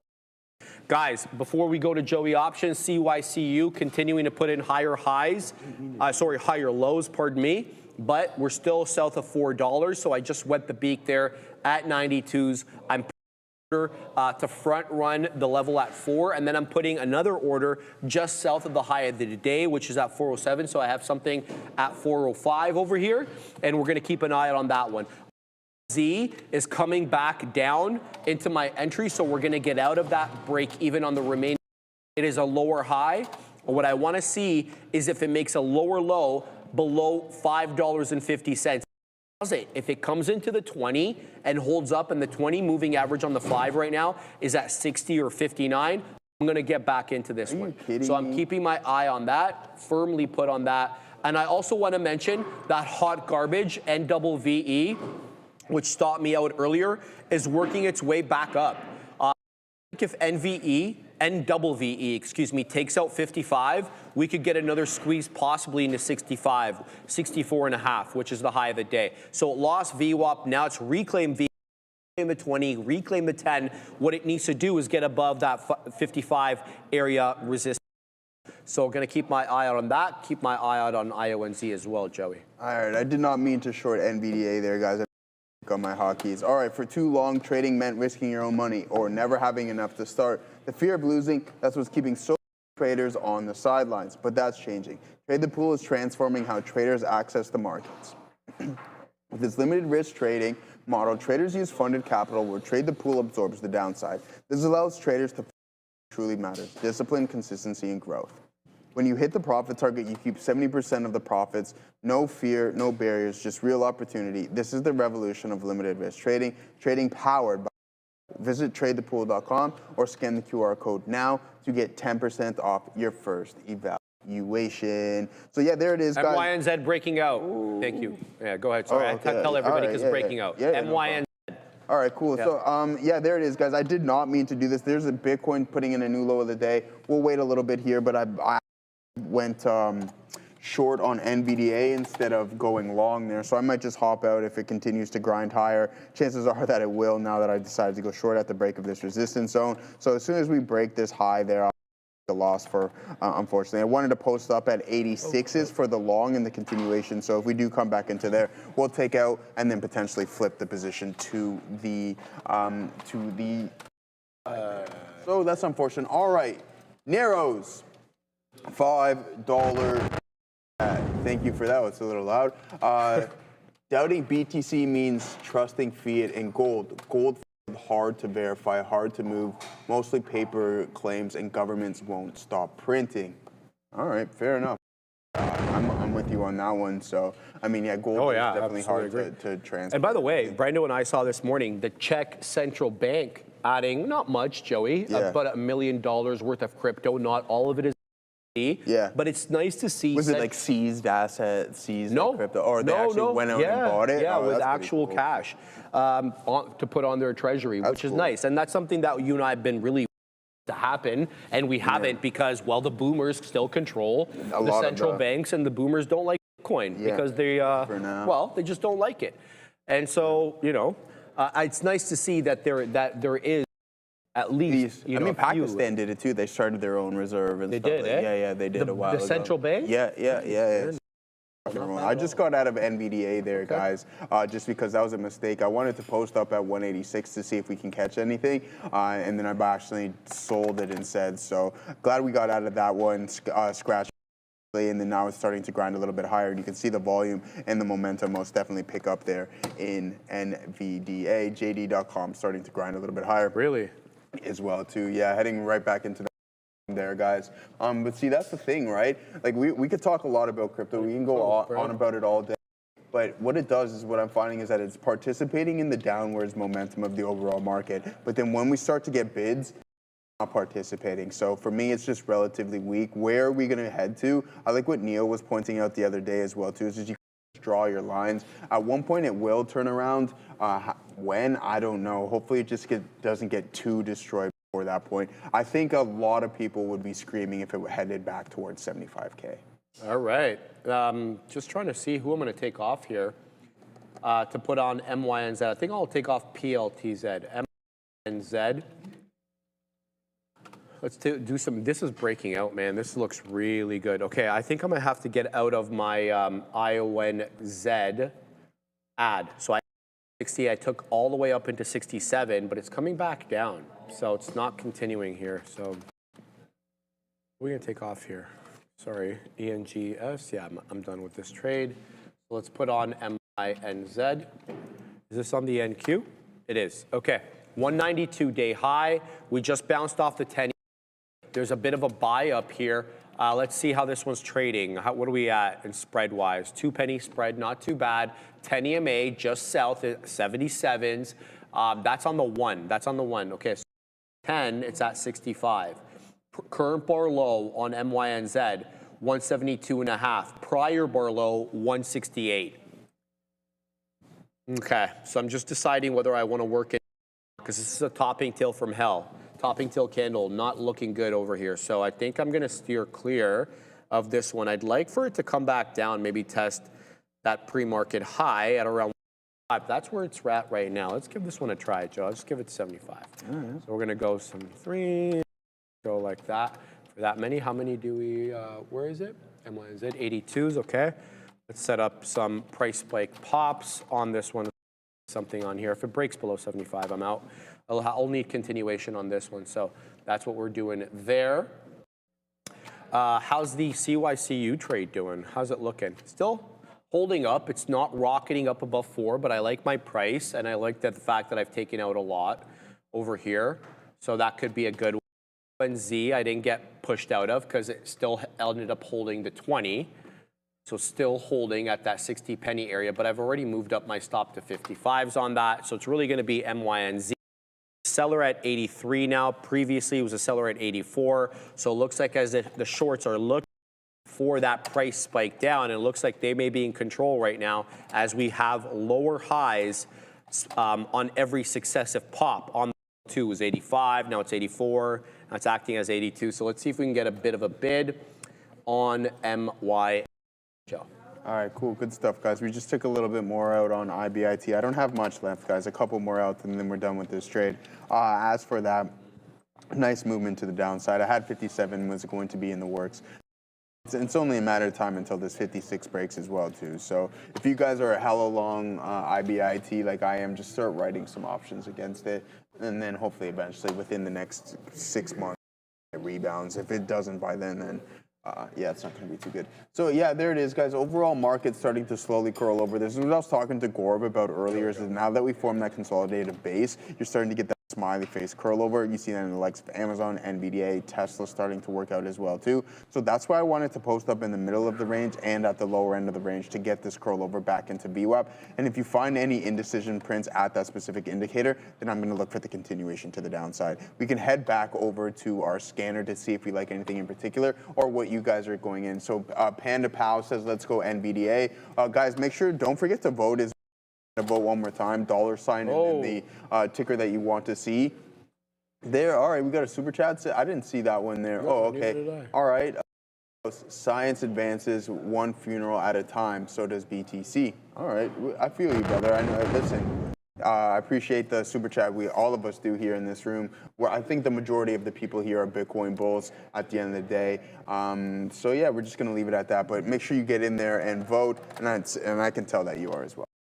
Yeah, other than that, guys, let's take a look at some other things. I don't have anything special going on. We can take a look at some of the SPY options, see how much volume we have been putting in on today's session. What is outweighing what? Is there going to be more activity? And that's the beauty about puts. I think in the long term, if you have the capital in your account, it's not bad to continuously sell cash secured puts on names like Meta. Obviously, it's lofty. Right now, if it's $600, you need 60 grand in your account to even write any of them naked. But you can always do your bull put spreads as well too. So as for our 0 DTE, Sharif, nothing crazy. I mean, I guess that's a lot there. 181,000 contracts traded here, 165.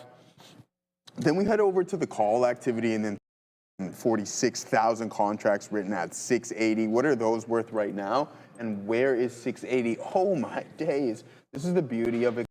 Personally, if you can construct bull puts or bear calls on this, I would. So essentially what the options market is saying, over here at 680, that there's still approximately an 80% chance that these contracts are going to expire out of the money, and you get to collect $32 per contract combination. Let's set up a bear call spread right now while we're at it, and then we'll send. So what we'll do is we'll select these 80s, we'll go over to our strategy, we'll set up our verticals, and then we'll head over here, and then we'll go 5 points higher, which allows it. No, that's not even worth it at the end of the day. I'm not even going to show you guys the profile on it. Me as well, anyways. So there it is, profile. You don't collect anything whatsoever. Max loss is 185, which isn't absolutely horrible. Max return, but that doesn't really work. 84% that's going to be profitable. Oh, it's because I have these up here. So as soon as we eliminate one, you're only collecting $7. It's not even worth the risk at the end of the day. Guys, taking out some prints on MYNZ to the high side. I just want to adjust my stop on this. I don't want to trade it in the same way I said prior. I'm not going to get out at 75. I like how this is generally holding up at the 80s. So I think that I take some money fills here if possible. Let's go ahead and wait with smaller size at these levels. Oh, wow, what a price spike up there. Okay, into 88s we go on MYNZ. Here we go, 88s. The tape is picking up. Watch out for the breakout now. The tape is really picking up. Let's see if the shorts step in, though. See that same thing. Yeah, look at that blue. That's what I mean, guys. When you see that blue, that means people are selling below the bid. That means they want to get the hell out of there, or they're super exuberant on shorting. So I don't want to take out any more here. I want to price spike up. It's holding a higher low. We've got 1 more minute left on this 5-minute candle. Not even. We got 10 seconds left on this 5-minute candle. Let's see if we can get a price spike up into the 90s. It's a 92 penny high on NZ.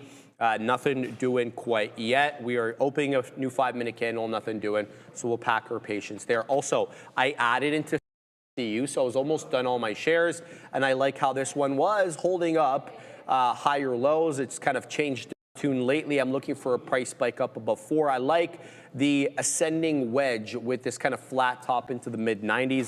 That's what I perceive to be the case on CYCU. Nothing for me to do yet in terms of taking profit. I added at 90, and I'm just going to leave it there for a nice price spike up if warranted. Quickly, let's go back now to MYNZ. 89s now, so we took out the 90, 88 seller. There's 90, there's a price spike up. Okay, nope, right back down. So we take that 90 print, we don't continue, so the short's taking an aggressive position here. 91's now showing up on MYNZ. We didn't get the full ad. There's 93, there's 97, and there it is again. Here comes two.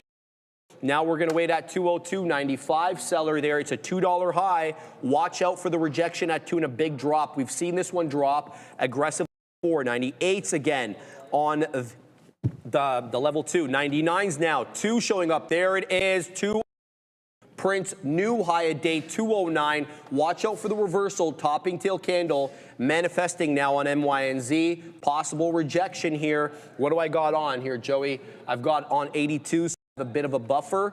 I didn't get the DCA into 72s, disappointing there. It's a 209 high, so by definition, I will wait at 11s. We're down below 2 we go. 99s, 01, so zigging and zagging. The shorts loving that $2 area off which to get short. Be careful here, guys. This is not the day for the monster breakouts on the small cap gappers. It just isn't, okay? If it starts doing it, then I'm wrong and I'll take my words back. But from what I perceived on the day, it's not. So 95 is now coming in. How many shares do we have left? More out. Okay, so I'm going to pack my patience over here, see if we can get a nice price spike up on MYNZ. I feel good about this. So we're going to cancel the dip trade, and what we're going to do is we're going to stop out break even on the remaining amount. There we go. So we won't go negative on this name, even if it does flush down. So MYNZ, good luck. Finally, gonna catch a bit of a bid here to the high side. Keeping an eye on that. Now, CYCU still holding up generally at 90 of a resistance level.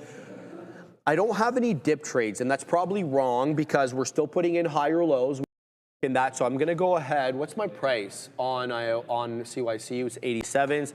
So I'm going to go ahead and wait over here in the low 80s. I'm going to wait there for a possible money fill. Let's see what we can get on that. I won't mind packing my patience on that one. And then IONZ, this has been doing nothing since I added at 60s. It's been kind of consolidative. It's now got a higher low on this current 5-minute candle, so not a bad look there. either, Joey. And as I mentioned, MYNZ, topping tail candle into 09s, down into the high 80s go, so that it feels like, you know, this one mean reverts. Now, the deal is on MYNZ, if it clears 2, holds 2 as a good level of support, and usually what I'm looking for is a decisive move above 2, I'm going to add more into this position, but it's got to do that first before I can add. So that's the look. T-Money says BT 100,000. Yeah, I think we just looked at it, brother. It was at 100,000, 500. So, you know, a potato sort of thing there. Absolutely, man. So that's my look at those bad boys here, and I'm waiting for a possible dip trade on CYCU, but MYNZ continues to zig and zag with 2. So it did have a topping tail candle, but as it works back into $2, it's looking less topping tailish. There's 99, selling at 2 again. So an aggressive seller coming in at that $2 area. Not really surprised by that, Joey. So that's good. All right, good stuff there. Yeah, thanks T-Money for pointing that out there. I got one out left here on IBIT. We could take it out there. Doesn't really matter. So we'll just hold that, bang. We'll take it out there, and that's that trade. And I was going to tell you guys here momentarily, we get in at 57.70s. We're now $1 in the money on IBIT, which is pretty good. You can see we're down 1.5%. But look, full disclosure here, Sharif, I've traded 5 names. Guess how many of them I'm green on? 3. 1. And I'm positive on the day, right? No, I mean, what is there to be sorry for? We're green on the day. 5 names. I want you to be green on all of them. Yeah, hey, that's. But unfortunately, that's not the nature of the beast in trading. Some days, you're rocking and rolling. I remember, I forget what it was. I was telling Sharif, it was earlier. I think it was in early or mid-October or something along those lines. I went like 16 for 16 or something like that on trade. I do remember that. I do remember that. That was over a period of days, though. It was like over like 2 or 3 days, right? I just like a losing trade here today. Love it. Here today, again, we got one positive name, and it's outweighed absolutely everything else than which we've traded. I mean, we on NBDA, that was an accident, and then IDN was just for bleeps and giggles, right? So at the end of the day, there it is, guys. Risk to reward is extremely important on IBIT. Nice move to the downside. I was extremely bullish in the morning, but then just having the ability to flip the bias is important. Boom, as soon as that support level cracks, we're off to the races there. So if there's anything else you guys are looking at, I know we're going to start the news momentarily. We can fire it up at any and get rock and rolling with that. Still lots of buyers on SPY. See, the thing is, what I'm looking at in the overall market is just watch the volume. It's extremely important. And then also the strength within each candle print. So you could see that these are more cleaner. They're closing more bearish. There's less buying pressure in the 5-minute bearish prints. So what can we do when we're looking at each specific individual candle? Well, what is each one's story tell? As I just mentioned, look at how little these wicks are in the red candles. But then when we head over to the green ones, i.e. the white ones, they're starting a lot more indecision prints, and they're not as strong, and the volume being relatively cool as well too. So just look at that just in case we do head back to the low of the day. And when I'm talking about the grand scheme of things, here it is. You're down 2% off of those highs. 2 and a fifth, right? So it's no big deal. It's a complete small potatoes for right now. But we are comparing this to the likes MSFT was. We asked ourselves, hey, how long is this going to be sustainable? And a lot of us agreed not overly long, and sure enough, look what we got going, just sideways price action, and something which Microsoft tends to do. So from January of 24 until January of 25, literally a year, you're consolidating, you break down, and then it's just completely off to the races with that. And I'm thinking the exact same thing with the SPY and the Qs here, Sharif. Okay, guys. I got the ad on CYCU in the low 80s, looking for continuation now into 88s. Let's see that. You know, we didn't have too much left, so we had to add a little bit more. But it's really the tug of war happening here between the buyers and on MYNZ. At this 90 area, as I mentioned, anything below my entry at 82s, we're going to flatten out. We'll take it out right there for the last remaining amount. The 10 EMA is overlapping with VWAP though, so I'm going to put an order for smaller amount at 78s because it's 77s. That's the buy area there. 80. Let's see if we can get that move into the 10 EMA on the 5 and whether it'll hold up. If it tanks, I'll out. There's a buyer here at 79. There was a buyer at 80, but he got decimated. Let's see if this one continues to work its way down.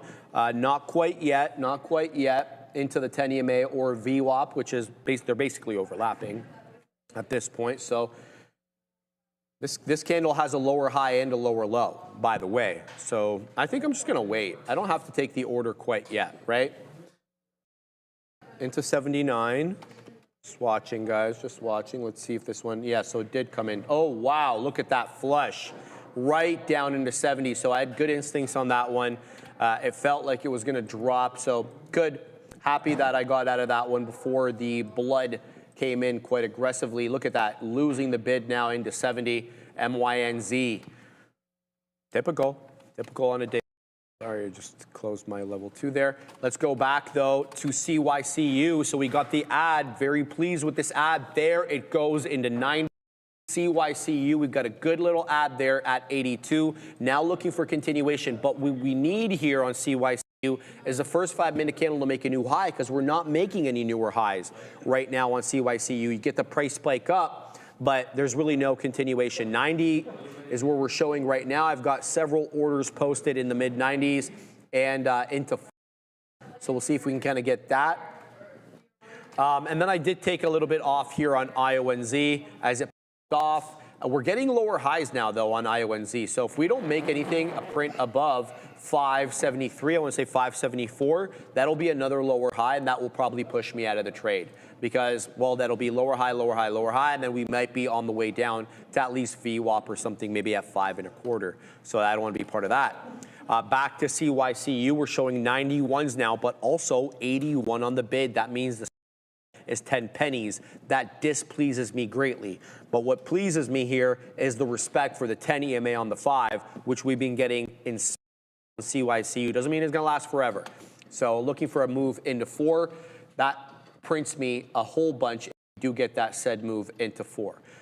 IONZ, again, I'm just keeping my eye on that, popping off into 68. I'm waiting at 69 here on IONZ. What do we got on at the moment? We got 60.5. So I'm going to take this one off, wet the beak here at 60, see if we can get that, and then we'll put something north. Oh, it just gives me 69 as soon as I did that. That's okay. We'll put something at 73, and then we'll put something at 77s for a bigger move up on IONZ. Looking real good here.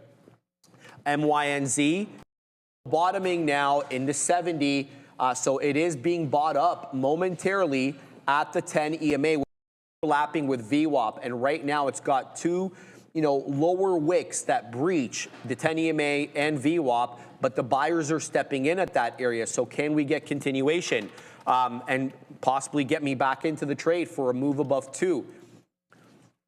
I don't know. I don't know if I like what I see here enough, Joey, to punch back into this. So I think I'm going to steer clear of this one until our buyer stepping up. If it means I get a worse price, it just means I get a worse price. That's fine. All right. Super in the chat says Assassino. One wheeler. Now, will you like Snap? I personally have no problem with Snapchat as an app. I just don't think, based upon their business model, which is digital ad sales, they have the same sort of buying power as competitors. And the reason I say that is because their audience is quite young. And so, for people to buy things off your platform, that having a younger demographic is typically not the move. And nor does a chart really sing. Clearly there's a buyer here, and there has been a buyer for, I want to say, 3-4 years, in and around $7. Every time it dips into 7, it's bought up quite aggressively. But it's just not for me. It's not for me. I mean, bless Evan Spiegel. He's a great success story. Very interesting story, by the way, bro. They're from California. They had offices. Oh, I got to digress for a second, Joey, because CYCU is dropping off here. And it could be trouble for me. How many shares do we have into this? No, so we need to. It's into the 20.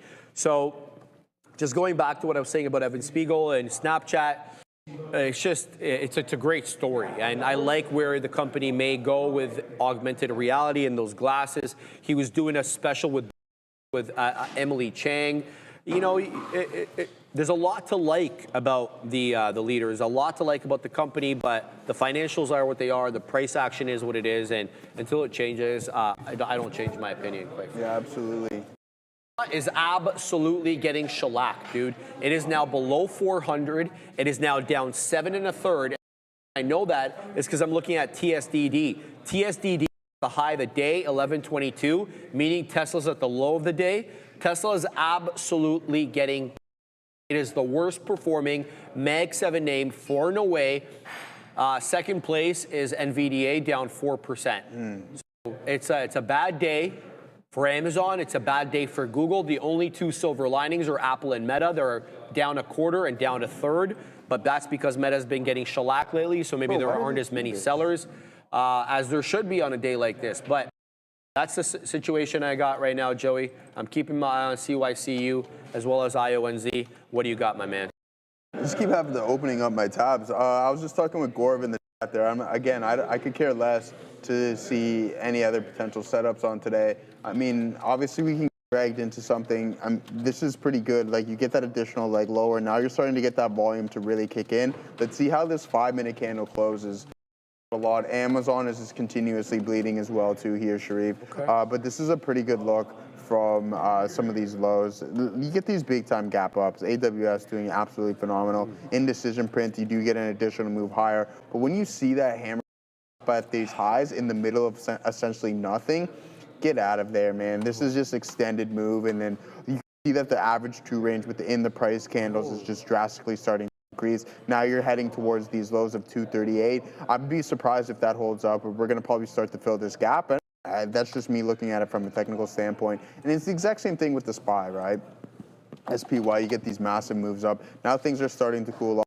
Prepared to trade within a specific range for quite some time until the market finds something new to be exuberant about, or they're like, hey, this AI trade is not over. We know how long it's been running for. Essentially, aside from Donald Trump saying buy stocks, what else is the market moving? There's probably a couple of things, but I think right now what's extremely in vogue is NVDA, GPUs, CPUs, the best stack, cloud, and everything along to the lines of AI.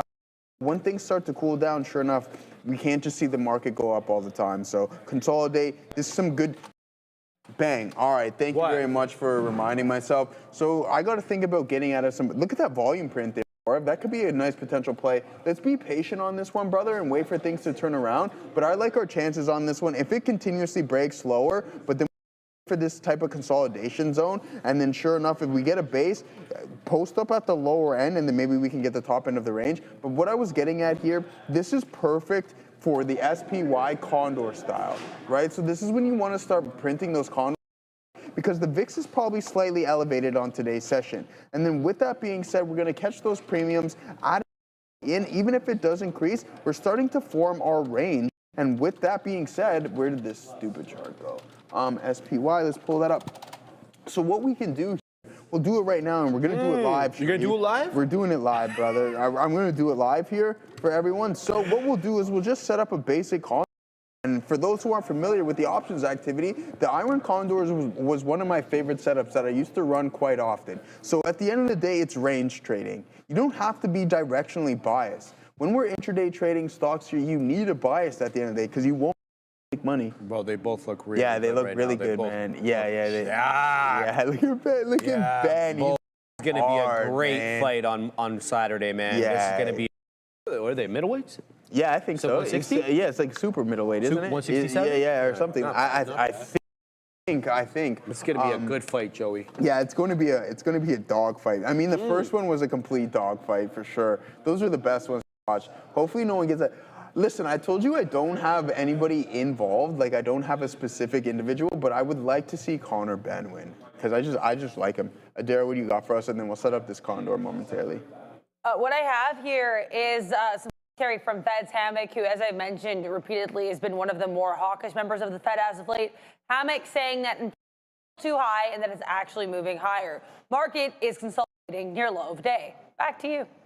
All right, cool. So guys, let's take a look at our range. Joey, NVVE is breaking out. I see it, Bub, and I do, but like it's still a lower high. This is the one. Sorry, Joey, just quick before you continue. NVVE is still. This is an aftermarket mover from yesterday. Be careful with this one. It does have a tendency to drop, but it is breaking out. Thank you for calling it out, Bub. All right, cool. So yeah, let's get this started here.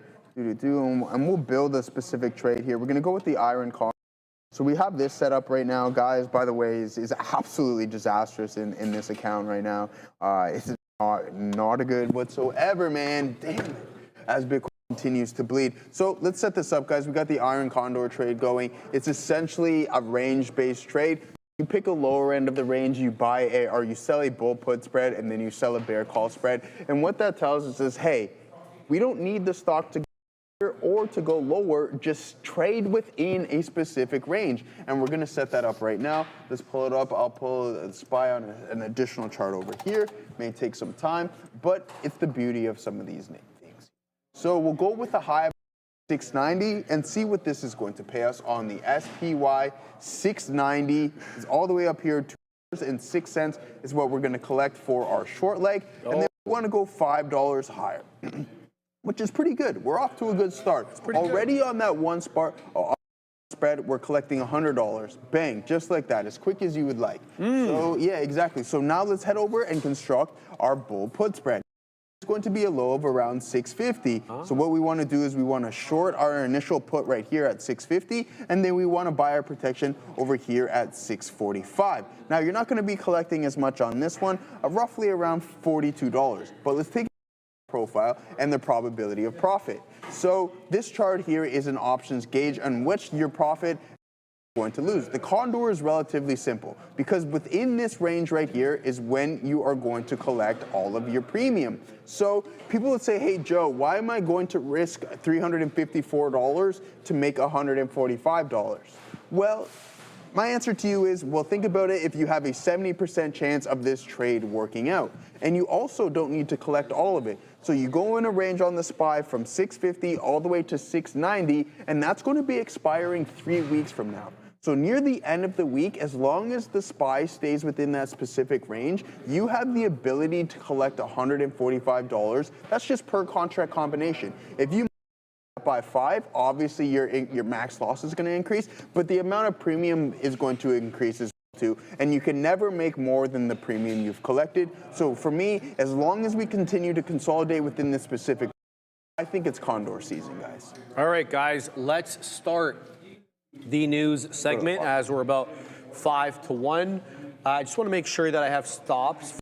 My orders there, Joey, so I'm just going to double check. IONZ, we got the stop for there. CYCU, we got the stop for. How about the other one, OLTK? Yes, we do have the stop involved for that, so good luck. Right down to work. There's a whole bunch to talk about today, guys, so we're gonna be going through some stuff, baby. All right, let me just set it up over here, Joseph Options. All right, good look, good look. So U.S. government shutdown, thankfully, ends after 43 long days. So President Trump in the Oval Office yesterday, as you probably already know, signed a short-term funding bill ending, yes, the longest U.S. government shutdown in history after 43 days. This funds the government operations through January 31st. So sadly, this could come into play again in late January. Bill passed the House 222 to 209. We already know it had passed the Senate the day prior by a vote of 60. 2 Republicans, Thomas Massey of Kentucky and Greg Stube, whatever, voted against the funding bill, while 6 Democrats broke ranks and supported it. With the Senate passed the measure earlier with 7 Democrats and 1 independent joining Republicans, passing that filibuster 60 vote threshold. The agencies now are instructed to resume normal operations today, and obviously some of the issues that were at play were the extended extension of the Affordable Care Act for healthcare. The Department of Transportation, though, was also an issue here because there were certain flight reductions which reached about 6% of the scheduled flights and were set to climb to 10 due to the air traffic control shortage. Very dangerous proposition when we talk about something like that. So it's good to see that they're back open. Adira, how did you this information? Were you looking at airlines, or what were you absorbing here in terms of this trade? Sorry, I was eating the lunch. I will say with regards to the shutdown that it's interesting. I mentioned this during our happening as well, but the best 2 days, or I guess the best shutdown periods for the market were both under President Trump, and they were both the longest ever. So if you think about it, like, sure, as people were sad, like, oh, you know, like, oh, this sucks, the market's closed, we don't have any economic data to trade off of, what have you. But also, if you think about it, that also means there's no bad economic data to digest, right? I actually think it's a double-edged sword, and you can really see that happening today. Now we're like, oh, we're going to have to deal with the fact that we don't have this data, et cetera, right? Like Kevin Hassett saying, might never get unemployment data. So I'm not saying by any means that it was a good thing that the government shut down, not for the market, not for anything, but I'm saying that I think we lived in this fun little cloudy bubble, good times where, oh, nothing could hurt us. Economic data can't hurt us. Have any. The Fed can't react to anything because they don't have anything to react to. And now that bubble has been stabbed by this ending of the shutdown. I think we all are going to wake up to reality. And unfortunately, today, reality not too rosy for these here markets specifically. So yeah, I think it's interesting. I think with regards to the flights as well, I expect a lot more pain because you can't just magically, like, you know, wake up and erase all of these issues, right? So I think the flight sector and maybe the healthcare sector as well, probably most on watch here. All right, thank you very much. IO and Z continuing to climb, guys. So looking for a print there at 77s. We're posted there, so keep your eye out for that. All right, let's talk about Disney's Q4 earnings. Kind of a mixed bag here, so let's get right to it. $1.11 for EPS. They beat on the bottom line. The street was looking for 105. Revenue did miss, though. $22.46 billion in revenue. The street was looking for 2.75. The company saying they were weighed down heavily by TV networks and the theatrical releases. Net income more than doubled year over year, though. They were able to shore up costs. They brought home about $1.44 billion, showing good, strong margin recovery despite the flat line. So how did they do in their different segments, guys? Entertainment value. Why is it so loud? Value, so dropped 6% year over year, down to $10.21 billion. The pressure here. Linear TV network declines as well as underperforming film release. Weak ad revenue also being blamed here, especially on their legacy networks like ABC and their other cable networks, with their operating income for linear dropping 21% year over year. So the cable cutters, whatever they're being called these days, continue to do their thing, certainly affecting Disney. And the ongoing carriage dispute as well with YouTube going on since Halloween further hampered viewership as well as ad dollars. In case you don't know, ESPN and some other Disney networks no longer being shown on YouTube TV because between the two companies about how much they should be charged for having their channels on there. Despite all the problems with linear television and legacy television, streaming to be the bright spot. Their operating income for streaming services, 39% year over year bump, and they added 3.8 million subs in the quarter. They've got now 131.6 million subscribers, with Hulu just alone 64.1 million subs. And you know, this is probably the last time get this, because the company said this is the last quarter that Disney will report subscriber numbers or the average revenue per user, the ARPU, and they're going to shift to like a Netflix style metric. That's typically when you know the company is nearing maturity in terms of its growth, right? So you know, I hate to pigeonhole companies, but oftentimes this is what we need to do. You know, companies that have grown and that are just going to continue to generate revenue from ads or from other, you know, subscribers and just flatline in the growth. And then there's companies that have an up and to the right growth curve, right? So typically when you're not up and to the right anymore and you're kind of past that growth of your lifespan, then you stop showing the user metrics because it dissuades investors. So keep that in mind. ESPN and the sports segments grew 3% year over year, bringing in about $4 billion in revenue. However, the company said, look, we had to spend a whole bunch on the new ESPN consumer app, which ate into our margins this quarter. So we do expect the subsequent quarters as well as the year-over-year comparisons to be a lot better. So we'll have to see how that does. Operating for that was flat, Joey, just below $900 million. Look at some of the technicals here on Disney and see what we got going on. Christoph Ocean will chat in one moment here. A nice little pop-up. Oh, sorry, I'll eat that word quick. I mean, this stock's been in for quite some time, right? So you have multiple gap ups. A lot of it going on with obviously the proxy war between and what's his name? Peltz, Nelson Peltz, and everything along those lines. He's completely at his knee. It was riding for a little bit. This name was getting smoked for quite some time, and then we started to get a little bit of a bounce off of these at $79, but then you get this continuous move. So you're stuck within this range, and there's key resistance zones over here. I didn't get to read report, but I'm still seeing that we have some growth across the platform, which is good, and streaming doing significantly better than what it used to do. All right, Joey, got to tell them about something. Your heart will beat 100,000 times today, and every beat is a data point. AIML Innovations trading under ticker AIML, Canadian Stock Exchange, and if you want to go to the OTCs, it's AIMLF. They turn into data, into potentially life-saving insights with max yield, an AI engine that filters noise, labels each heartbeat with lab-grade precision, and shrinks the ECGs from days down to minutes. Their mission? To revolutionize how heart disease is detected, monitored, and prevented. So learn more at AIML.health and follow them on social media at AIML_Innova, INNOVA on X. Shout out to AIML. I think I said those letters quite a few times. Adira, Disney. Let's talk about Disney. And I want to first say, in the great words of Elon Musk, hi, Bob. Talk here, because I think the revenue, the experiences revenue is strong. That's maybe not a sector I was expecting to be so good, truthfully. But the biggest thing I noticed here, Sharif, first when I read these numbers, and then also when you repeated them back here, is that, like, clearly streaming is their strong suit. And these networks, apparently their new releases too, those are going to be a bit more of a weak point. So Disney and Bob and whoever's listening, why don't you just focus on like streaming and focus on maybe repackaging or adding these older releases? Because I want to know people's opinions in the chat legitimately, because I'm curious, but you don't hear a lot of people super these like new movies, right?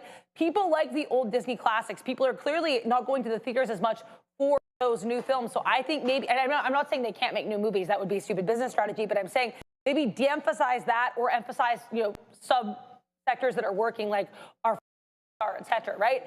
I think just really streamline your efforts, and maybe these linear networks need to, be turned off, like turn the channel, I don't know.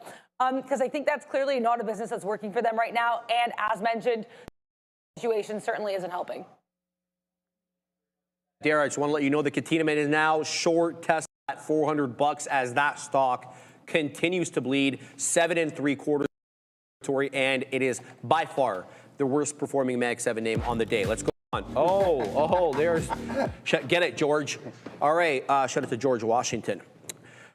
Joey, Cisco, they're joining that AI money flow, okay? Yeah, apparently. All right, Katina Man was rightly pointing out that this stock, what year was that? 99 you were pointing out? 2020? That's the last, okay. 2020, we're finally back into 2020 levels, so if you've been holding on to this, you're probably a little happy right now, and we're happy for how they did. EPS came in at $1, beating the 98 pennies expected. Check. And how about that top line? $14.88 billion. Check there. The street was only looking for 14.77, clearing expectations across the board. And guess what, Joey? That is the fourth consecutive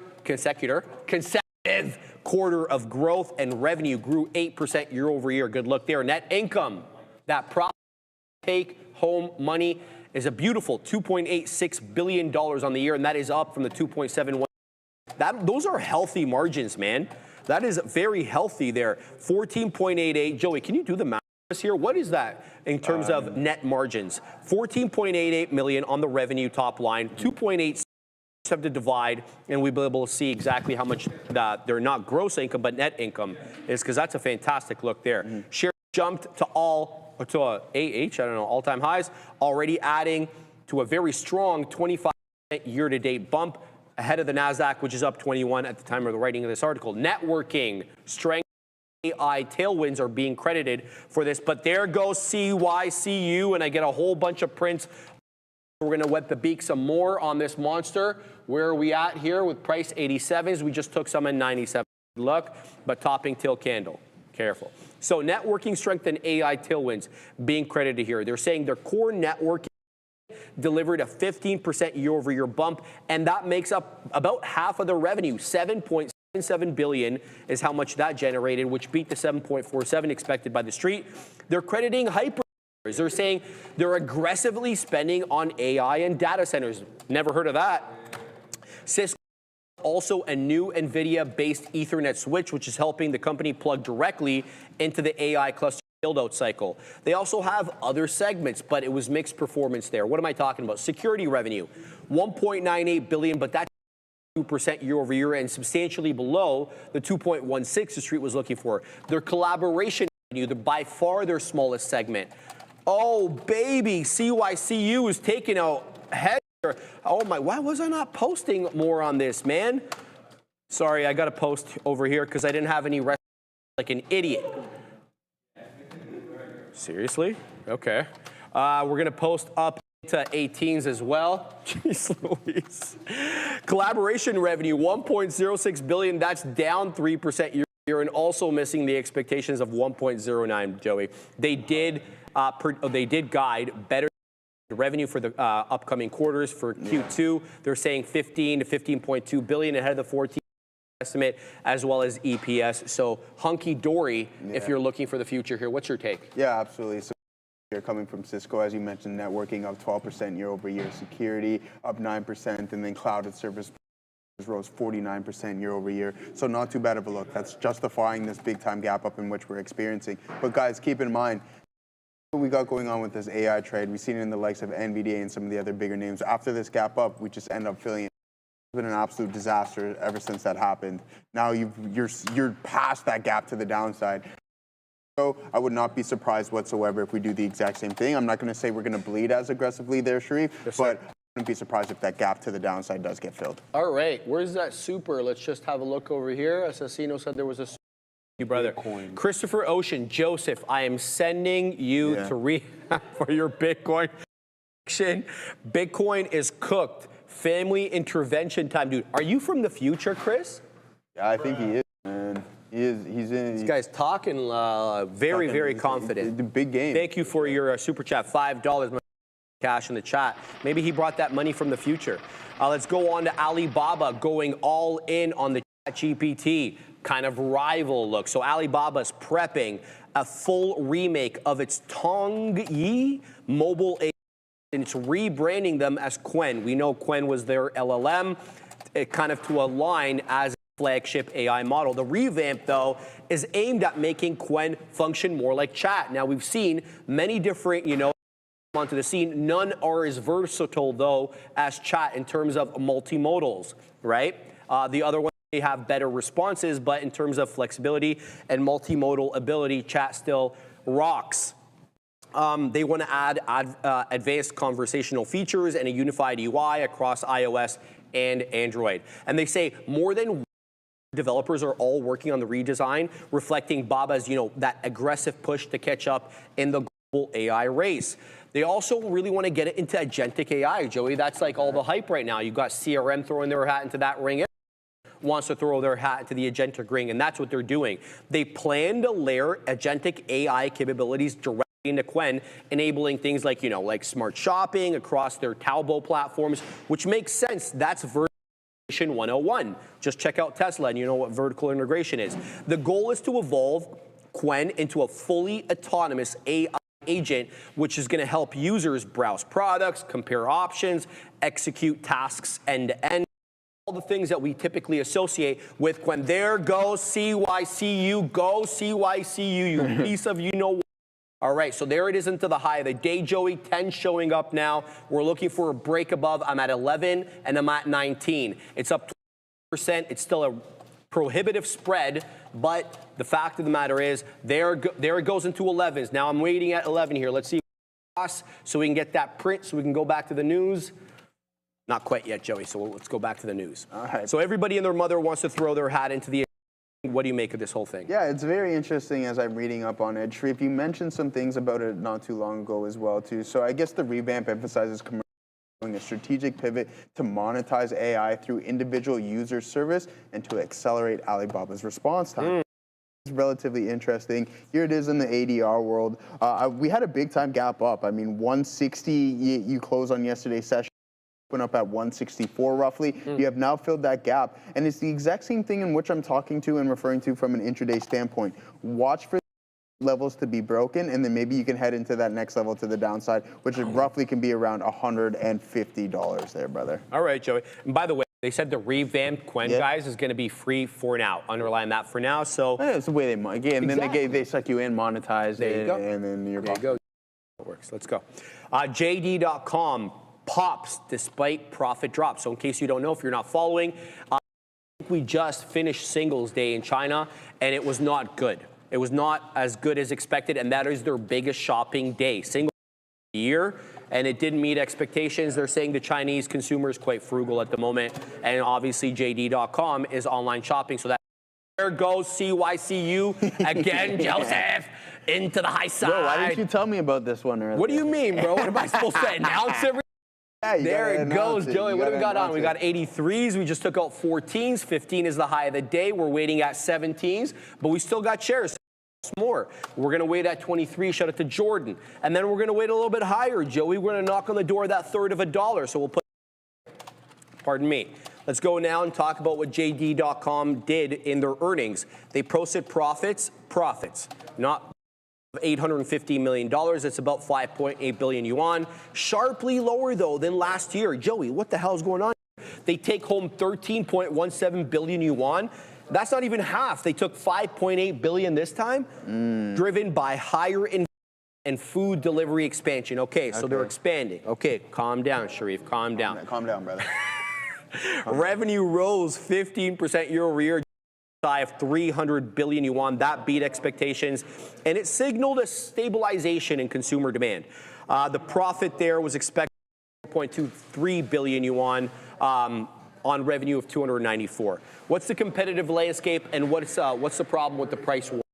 So JD, Alibaba, Meituan remain locked in a fierce e-commerce price war, which is having the effect of compressing margins all across the sector. We're talking about China's top regulator scolding these companies in the way that they scolded the EV companies for a race to the bottom. What does that mean? That means I undercut you, you cut me, Katina Man undercuts me, then Neil comes in and he undercuts Katina Man. Right? You're not doing it. You're not undercutting. He doesn't want to be. No, but the point is it's a race to the bottom. So everybody starts cutting the prices and margins keep compressing and compressing. Companies don't do well.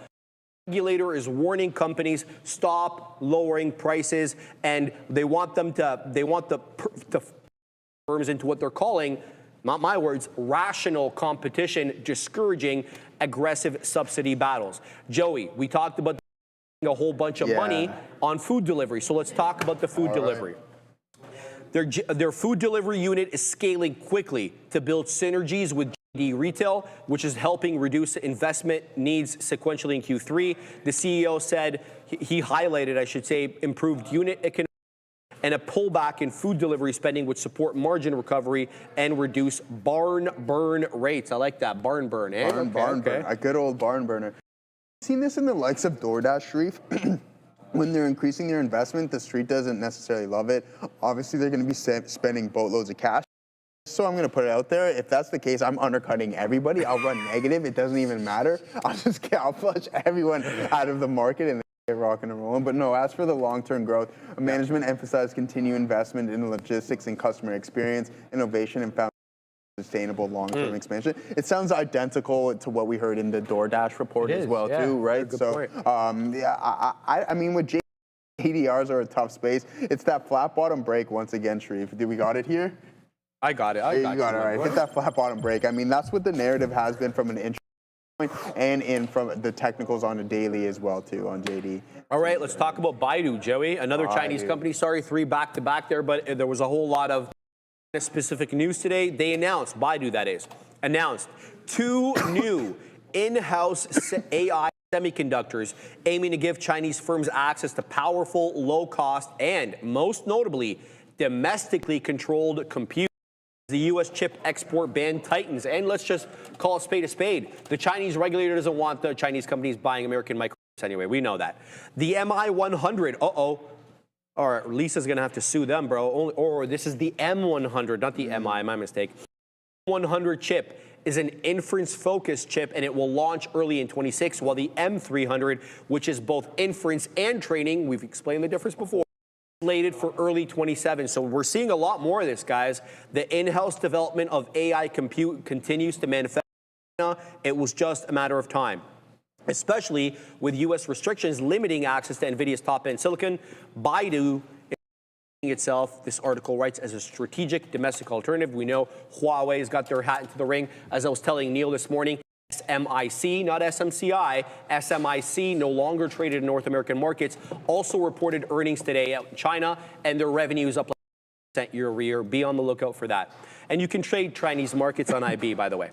There goes CYCU again, Joey. Here it is into. We're going to wet the beak here, baby, and we're going to take out that at the top so that we can continue to ride this one. Now we're going to put it at the $4. CYCU continuing to trend real well over here. Let's go on and talk about their super node computers. We've basically covered enough there. We don't have to go into these super node products. Basically, they're building AI chips.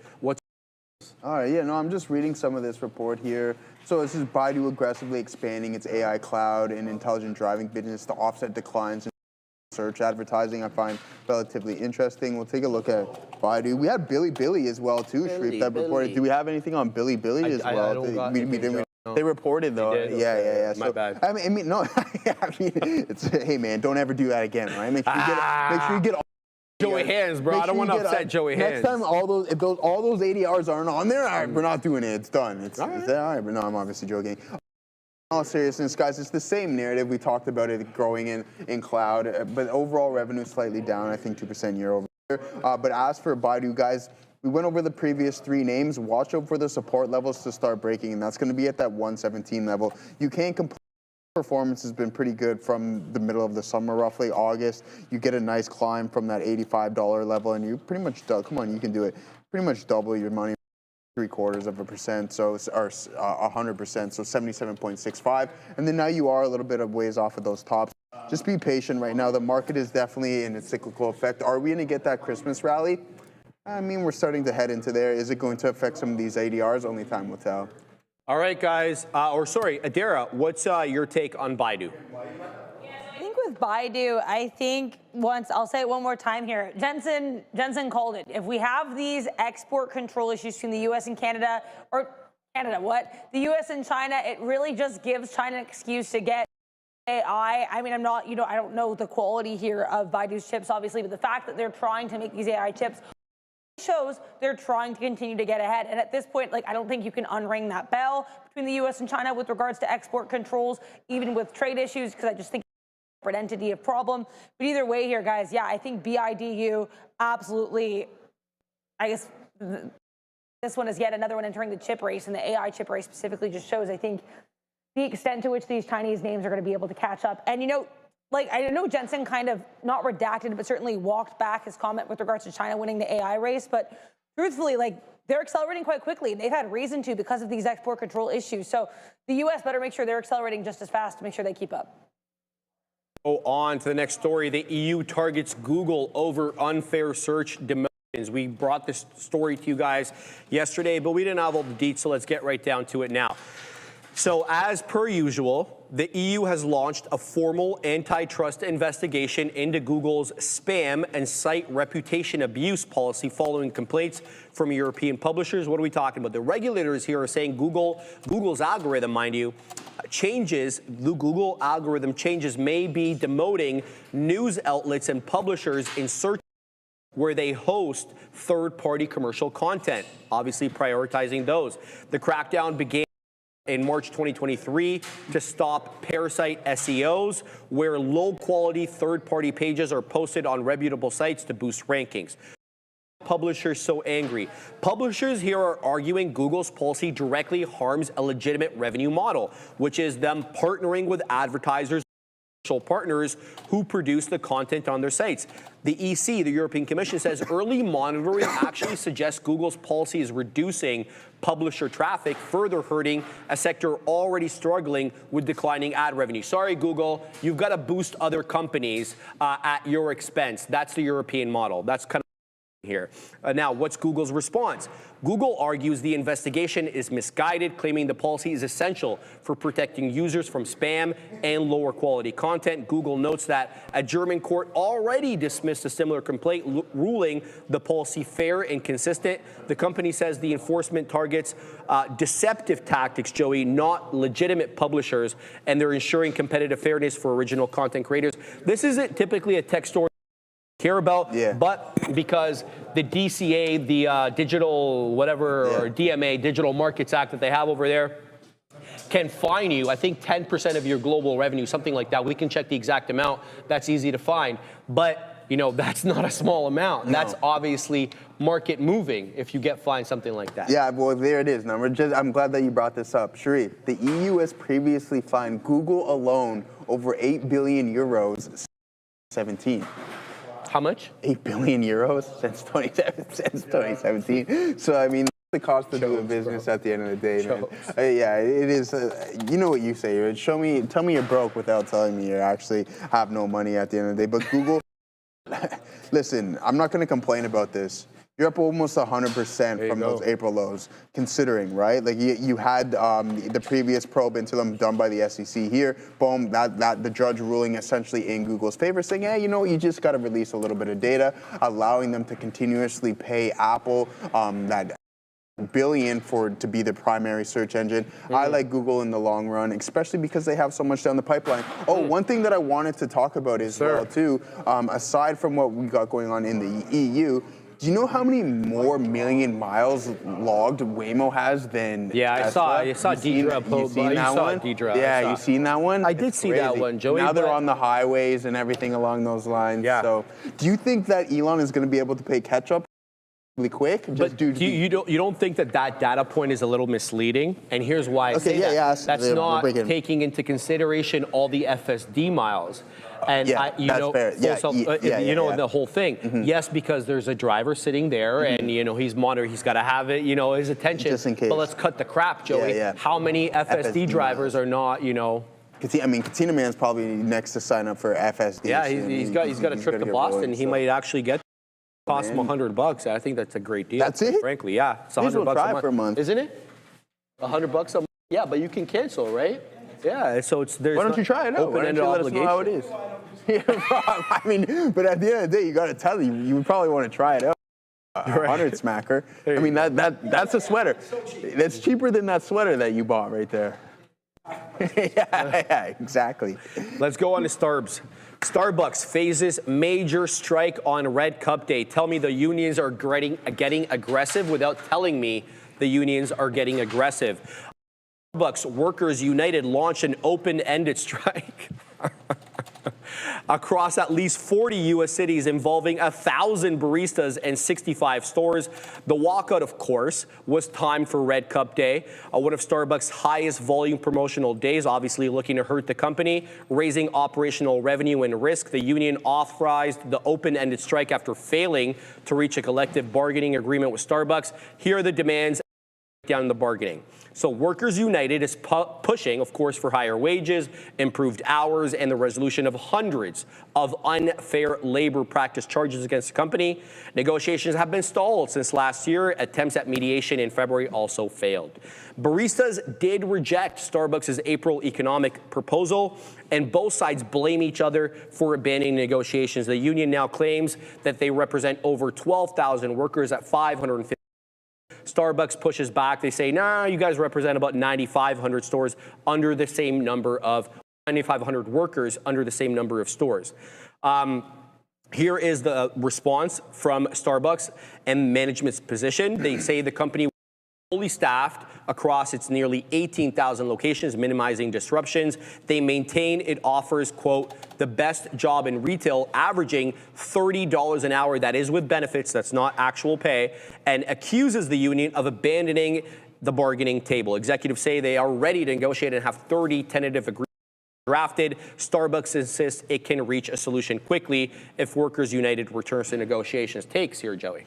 Yeah, I mean, so the union represents about 9,500 baristas, 1,000 of them, so that's about 10% of them walking off the job essentially and going on strike. That's never good. You want to hit those negotiation tables without any form of questioning. It takes a while. I remember I experienced one myself in the likes of the Air Canada strike when I was actually going on a trip. Things get some while, and you know what, it's not a good time, so hopefully they can get that back up and running and come to some sort of a deal. Now, as for what the stock has been up to, is this a long-term investment? I just think it's such a tough space to be involved with here in Starbucks. I personally don't like this. Yeah, look how many common gaps got filled there, right? It's just like, this is just like too much of doing nothing for too long, essentially, right? Like all these pops are getting faded. I get it, you climb up all the way up to 117 and change right there, but now you're down 30% from Ask you a question before we get Adair's take. How quickly does union action like this push robotization into the space? Oh, I think they want to prolong it as much as they possibly can. No. What do you mean? Why would they want them to robotize the baristas if it's not union? It's not people working for it.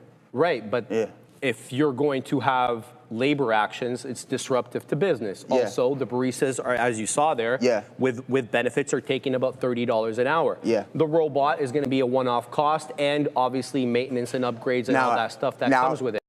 Shareholder, you probably want that to speed up. Why wouldn't the company though want to do that? Well, as the company, absolutely. As a company, you would absolutely want to. As an individual working within the union, you don't want that. Of course, that's what I'm saying. We're misunderstanding each other. We're both on the same page. Oh, okay, yeah. So I thought you were saying, as the union, does the union want to speed up the negotiations? No, of course not. No. Yeah. So that's kind of my take there. So as the unions become more aggressive, I think the company looks for ways out and ways. And robotization is the next one. Adara, give us your take. So my take here is, and I don't want to be rude to the Starbucks union, but I don't really know if this moves the needle, especially if they're saying no contract, no coffee, and they're trying to hurt its holiday profits. Like, let's talk about the numbers here that are in Sharif's note. So at least 40 U.S. cities. I just Googled here, how many U.S. cities have Starbucks locations? So it fluctuates, but apparently it's over 3,800 cities. So that's 40 cities. 800, and then again locations roughly just over 65. Apparently there's anywhere from 17,000 to 18,000 locations of Starbucks in the US. So I don't know how much of a dent you're going to make just due to the size of this strike and the amount of people that are going to be drinking Starbucks city they can, right? Like, oh, that Starbucks is closed, they'll just drive over to find a new one. Like, truthfully, I don't really think this moves the needle. I do think it's another mark against CEO Brian Niccol, who I've expressed my issues with him in the past. I don't really know what he's doing here. And I think, honestly, stop focusing on how many Sharpies you have to buy to make sure people are signing the cups and focus on resolving issues like this, because I think it's going to hurt profits, but it's not a great look necessarily for the company, especially given the fact that his tenure has just not been super standout so far. Thank you very much for that. All right, let's go on to the next topic. Just allow me a second to organize myself here. I do apologize. Wells Fargo turns bullish on Nike, and I just got a message from Alfred. He's long Nike. I'm like, yeah. Well, they just got an upgrade today from Wells Fargo, and he's like, yeah. Al was first. They're just following second. Shout out to him. Upgraded is Nike by Wells Fargo from equal weight to overweight, and now they're saying they upgraded them because they see a clear path to profit stabilization and growth. It's this Ike Boruchow guy. He raised the price target from $60 up to 75, which, based upon the price at the time of the writing of this article, is a 17% upside from there. The shift in sentiment Fargo after 3 years of negative earnings revisions, and the analyst says he likes P&L trends. He sees them as bottoming, which gives him better clarity for a model recovery. He's also forecasting full year 26 and full year 27 to raise EPS due to improved unit economics and better margin leverage. Also, he believes Nike can exit full year 26 with a 3 to 4% revenue growth on that top line and about 200 basis points gross margin expansion. It's not all sunshine and rainbows, though, at Nike for their classic franchises. We're talking about Air Force Ones, Jordans. They have declining sales after stabilizing, after years of downtrends. But it's their non-classic footwear, apparently, that's accelerating with new silhouettes driving incremental growth. So I personally, I don't wear Air Force Ones, I don't wear Jordans, but I like Nikes. I like the Air Max 90s. Okay. I I like the 270s, but those are old now. They Like don't make the them. Apparel, I have obviously. Vapor Maxes as well. Okay. And then the gym clothing. Like, Yeah, this the doesn't Apparel. appeal to me at all. Like, I don't.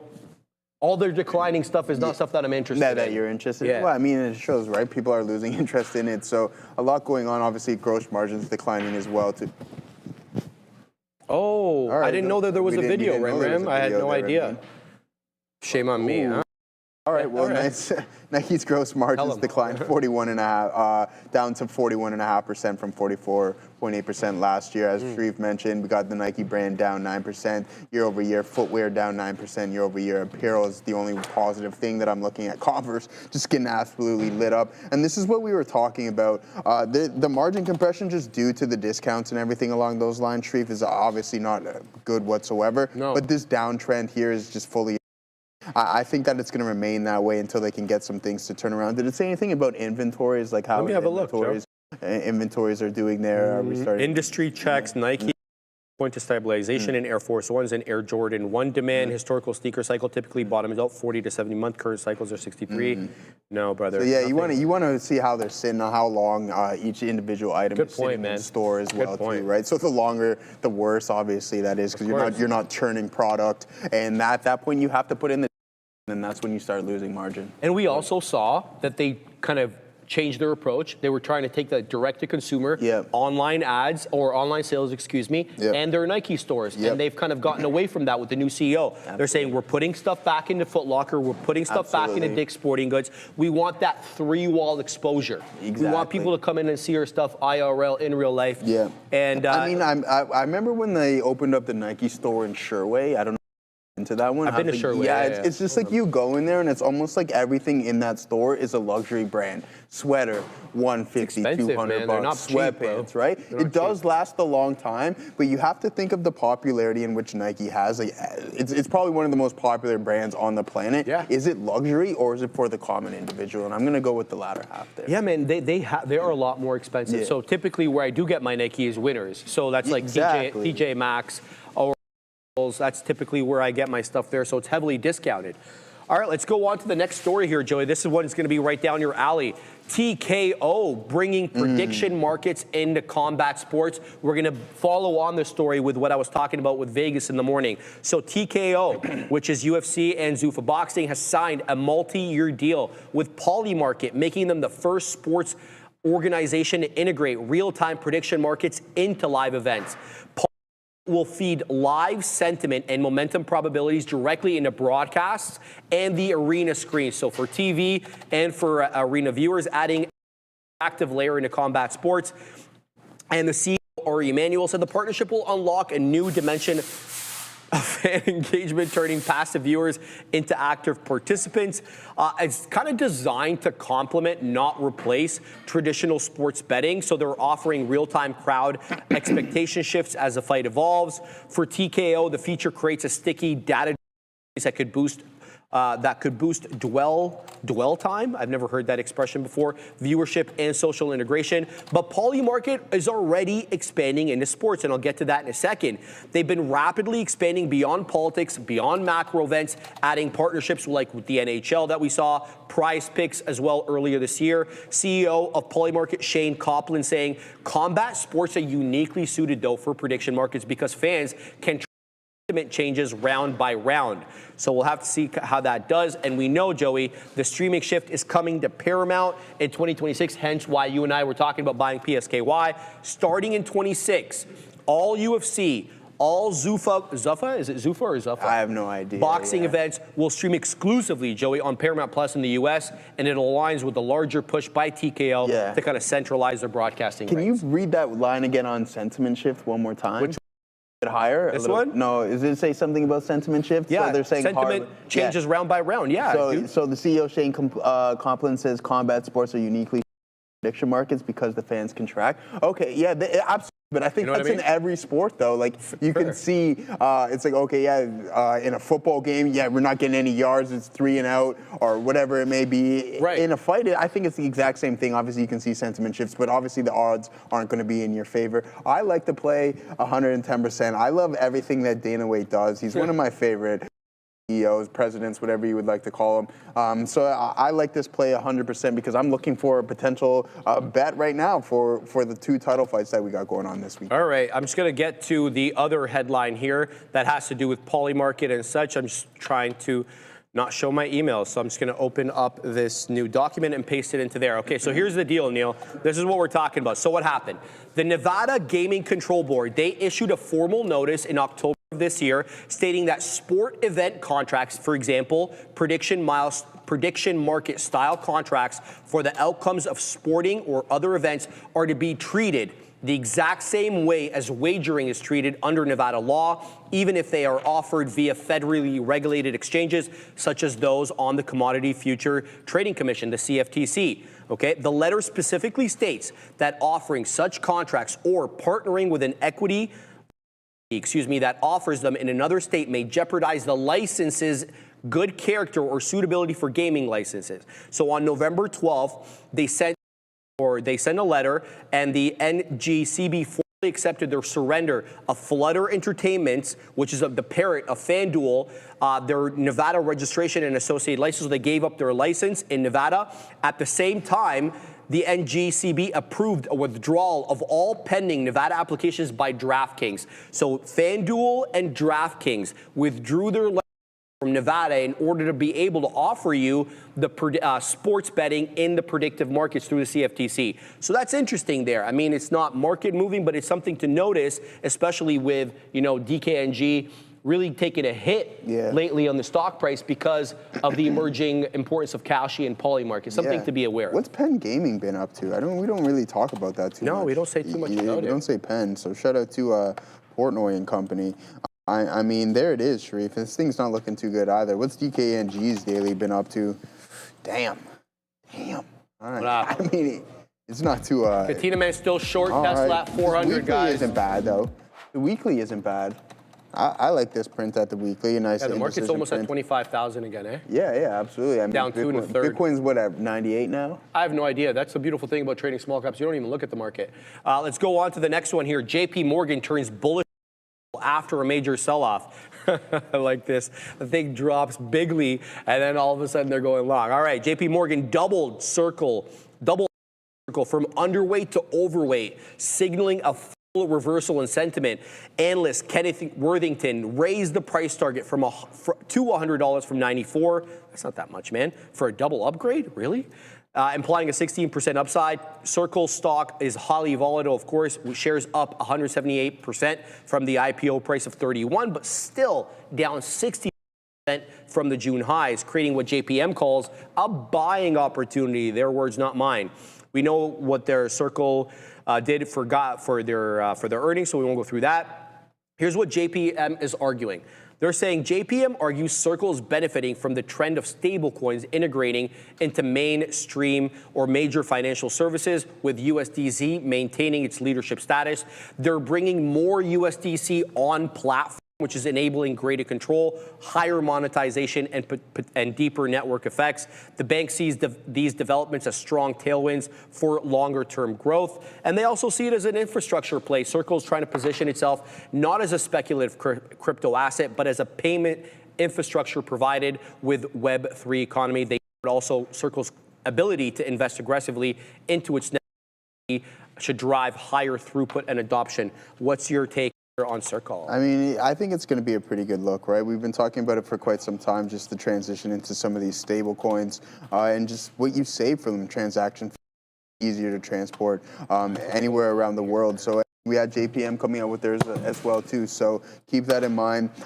Circle, not too good from a daily perspective, heading lower and lower here. 83.12 is now that move, and you thought this was going to be one of the better performing out of the IPO. That definitely isn't the case whatsoever. But hey, just be patient on this, wait for it to come into play, and then hopefully these markets can turn around. Now, as for the Bitcoin, let's take a look at this here and see what we got going on. So here it is on Bitcoin, guys. Now down to 98.5, which isn't too good of a breaking through some key support levels, in which I we're going to continue some more downward momentum. We want to keep an eye on what we got going on here. If this trend decides to hold up, then we're going to get that move into around 96,000 roughly, and then maybe we get a bounce. Once we crack that, then it's not going to be good whatsoever. You can start to see maybe on a higher time frame, too predictable, but shoulder one head and then potential of shoulder two as well. Keep that in mind, guys. So anything a bounce at this point with my specific trade, I'm just looking to get out break even for now. All right, guys. IONZ at the high of the day, 582. I think we're done. 582, guys. We're up about 24%, a little shy of 24% on IONZ. Continues to trend up. It's been, I mean, respectful of all the trends. So let's see how this one ends up doing. Still keeping an eye here on CYCU, still hanging out at the high of the day. It's a 423 high, currently showing me 20s. We've got on 83s. Let's see if we can get a little bit more here, because this one seems like a bull flag forming, with the top, of course, being at 23. Let's take a better look here at 10 EMA, or sorry, the 5-minute chart. So there's kind of what I perceive to be that nice break off the 10 EMA right around 386. We have a longer period of consolidation now where we're generally holding, you know, that low teens to mid 20s range, with again 23 being the high. Let's see if we can get that continuation above the $0.25. I'd like to build a position towards, you know, that 12, 13, maybe mid-teens for continuation, possibly into that $0.25, maybe even more on CYCU. This one, though, OLTK has been a dark for me all day. It just dropped into 50 pennies, and that is my invitation to get out. And we didn't take anything there, so we're still holding the entire position on OLTK. As this one, I was looking for it to hold 55. There was certainly a buyer at 55. It has since lost that level, and we are gonzino on that. That would be my biggest loser on the day. OLTK, not a good look. TSDD, which is the 2 times inverse leveraged ETF for Tesla at day's high. That automatically means to me that Tesla is at day's low or near day's low. 1131 high, we're showing 26s now. This has just been a buy off the 10 with only one print. I want to say in the last, how long, Joey? Since basically 9:30, one print got to the 20. Everything else was above the 10 EMA or in between the 10 and the 20. So the strength on TSDD continues to really manifest here. If you were taking some of these inverse leverage today, whether RGTZ, IONZ, PLTZ, they've all been printing. Joey, what's your look? Yeah. I want to take a look at some of these from the daily to see how they're rocking and rolling. IONZZ, right, is that 2x long. Dang. All right, so that's starting to curl over, man. That's some interesting stuff. This is obviously appreciation in IonQ or IONIC, maybe whatever you would like to call it, but now you're starting to get that curl over. So keep it. Let's take a look at the actual underlying and see what we got going on. Oh man. Listen, I understand it. Like, this is the run that you go on since September, a little bit of a year. Let's get a percentage metric at that point. If you're an early investor in these names, then you're sitting pretty good. But if you're an individual who's buying around these tops and $40 and et cetera, if you bought up here in around $70 thinking that you're going to climb to $100 really quick in some of these quantum names, well, guess what? Congratulations. You're down 47.5%, which isn't very good whatsoever. So just keep that in mind. Again, so we'll look at RGTI and see got going on with this one. This is ugly too. 58%, or sorry, $58 now down to 25, 56% there. That's not good. Early investor would go back to that September metric substantially, but this isn't good stuff here, right? You get the volume really start to kick in, and then sure enough, you just give up the majority of it, as some of these companies aren't turning a profit quite yet. Yeah, man. I agree with that. Yeah. All right, guys, still holding this position here. I think I might add a little bit now that we did dip into the 10 EMA on CU on the 5-minute chart. It got bought up right away, right to 15s. Again, we go. So we know that, I mean, the last few candles, in fact, have all been bottoming tail candles into the 10 EMA. Let me make my argument. Starting at around 115, we drop into the 10, bought up immediately. Again, 120, drop into the 10, bought up. 125, bought up.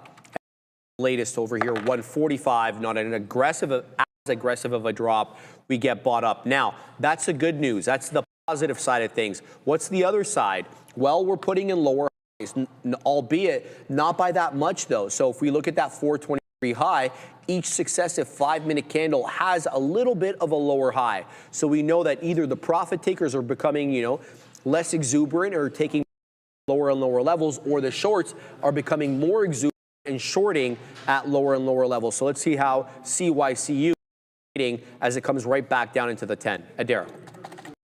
Talk to be aware of here. Fed Muslim expressing some caution, saying that he supported rate cuts to this point in order to protect the labor market, but that right now the Fed needs to proceed with caution. So again, Fed's Muslim saying that the labor market was the reason for the cuts as of this point, but now more caution is required too, because we actually had Fed's Hammock earlier today, who's also been very hawkish, and she was actually saying that she's not even sure the labor market is quite as weak as other people are interpreting it to be. So the labor market continues to be a point of contention for these Feds. Back to you. NVVE continues to do well. It's a sub-$1 name. Oops. What is this thing doing, dude? Sorry. NVVE. There we go. It's a sub-$1 name, but it's been trending up, and I want to say since it gave up VWAP at around 1140, it's been an uptrend with a 64-penny high, and the tape is starting to pick up here. So let's see if we can work into a little bit of NVVE for a 60-penny break. We'll take some at 59, but I'll be looking to add some on dips into 55 and into 52.5. But let's see if we can get continuation onto this. I'm going to hit here at 60 for a quick beak wetter. Let's go ahead. We're almost at 60. There it is, almost there. 59.99 showing up. I sound like an infomercial, bro. Let's put some at 63 as well, Joey. That will be close to the high of the day. The high of the day is 64.5, but there's a seller of note here on NVV at 60 that we can't quite shake. This one is up big on the day. 281%, just below 300, and we've already traded 1.15 billion shares on this name. So there's an ample amount of liquidity. God knows what the float is, probably multiple times float rotation today, Joey. So keeping my eye on NVVE. Separately, IONZ right back into that high, showing me 82s. Should have been adding on the way up here. I did add several times, but it's never enough. So IONZ also in focus. SDD continues to rock, man. Beautiful look here on the Tesla inverse ETF. There it is. TSDD. Oh, is that the Amex? Yeah, it's on. No. What the hell? Am I typing this wrong? TSDD on the NQ. Oh, there's no way on the NY. Yes. Okay, we don't have it on our network. It's okay. not AM? No, I tried. Yeah, .am. No, it's not. That's all good. It continues to ride up, guys. So not going to be able to trade it, obviously. Continues to be quite strong. There goes NVVE. 60. Here comes 61 now. We just put on shares, so let's take out some. Good strength on this name. Let's see if we can ride it up, Joey, into high day. 64.5 is the HOD. All right, yeah. Dan Gale in Vancouver Islander.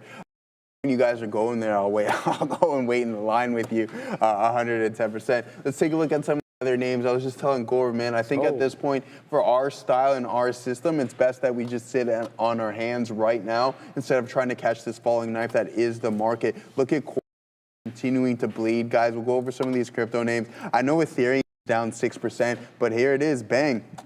Flat bottom right there, 293 play, Sharipo. Failed high to be established in this previous pivot, right from this specific candle in which I was looking at in the earlier months of the summer. Pump up to 403, and then now you're down substantially from that previous high. 444 is what we're going to call it, and now you are currently down 36%. Not very.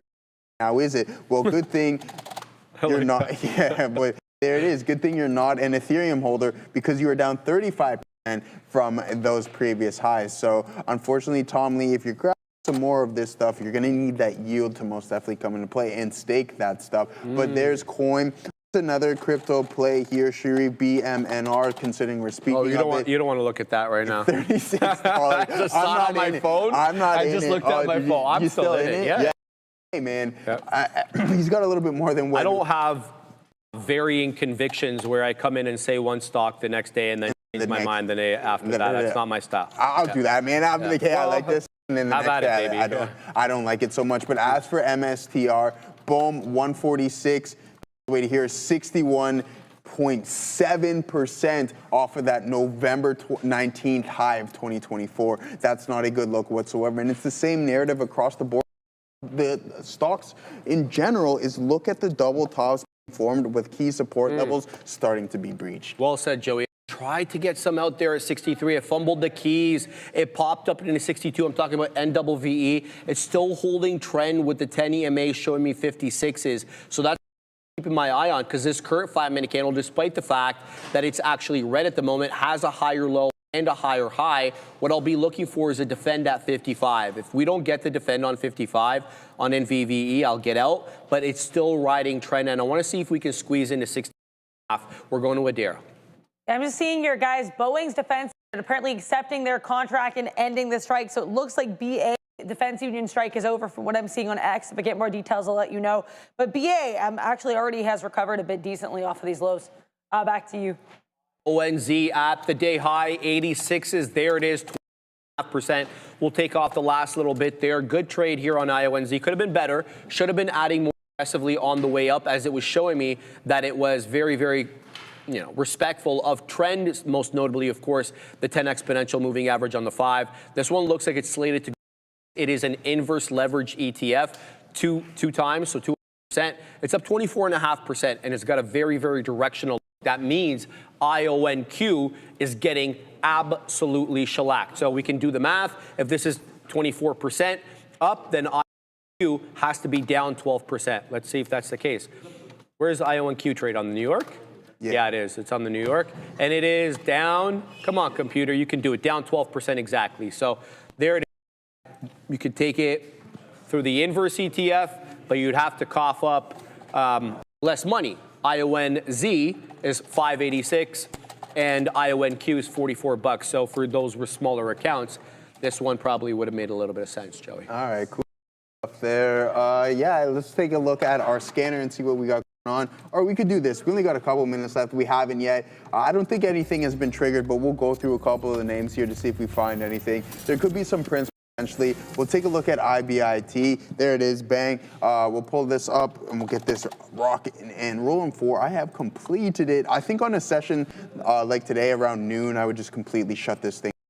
Not even look at it whatsoever. So this is the daily. We don't want this. We want to head over to 5-minute. Today is the 13th. So this trade worked out relatively well for us. Let's take a look at that entry price, and then you get that fill in the gap up, but it's starting to find a signal here on today's session. So when I get that notification and that high break, it's about a 45-minute span in which that trigger will cancel. That's a trigger right there. But on yesterday's, we hit that target, which is a really nice.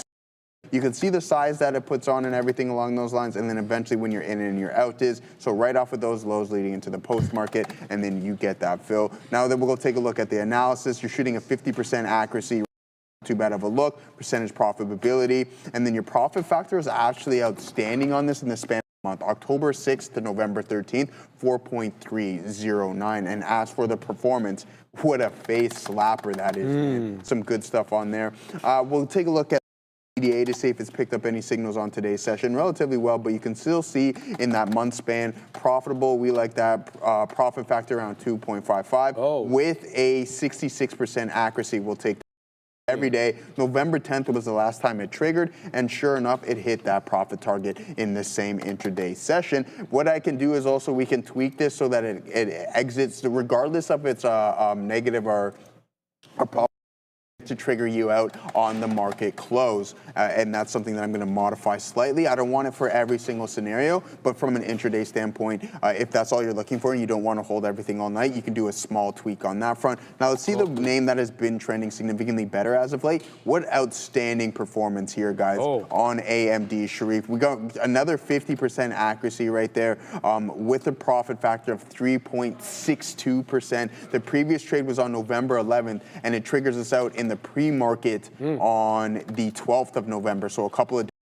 nice signal, breaches to the top side, never stopped out whatsoever. And that is your bites the bucks. I like that. Yeah, that's yours. That was your thing, man. Yeah, I know. But I just you see how I started with the bites to bucks and then ended with it? Yeah, taking it from Katina, man. You what's for lunch, start with it, and then you end up with it. guys, CYCU is back into the high day. There's 423. This is the high. Now, look, there's barely anything posted here on the gateway. You got 40 lots here, 40 lots, 38, 38, 6, 6, 5, 3. There goes into a new high a day, and boom, Joey, we take out the top at 35s. Good trade on CYCU, up 35%.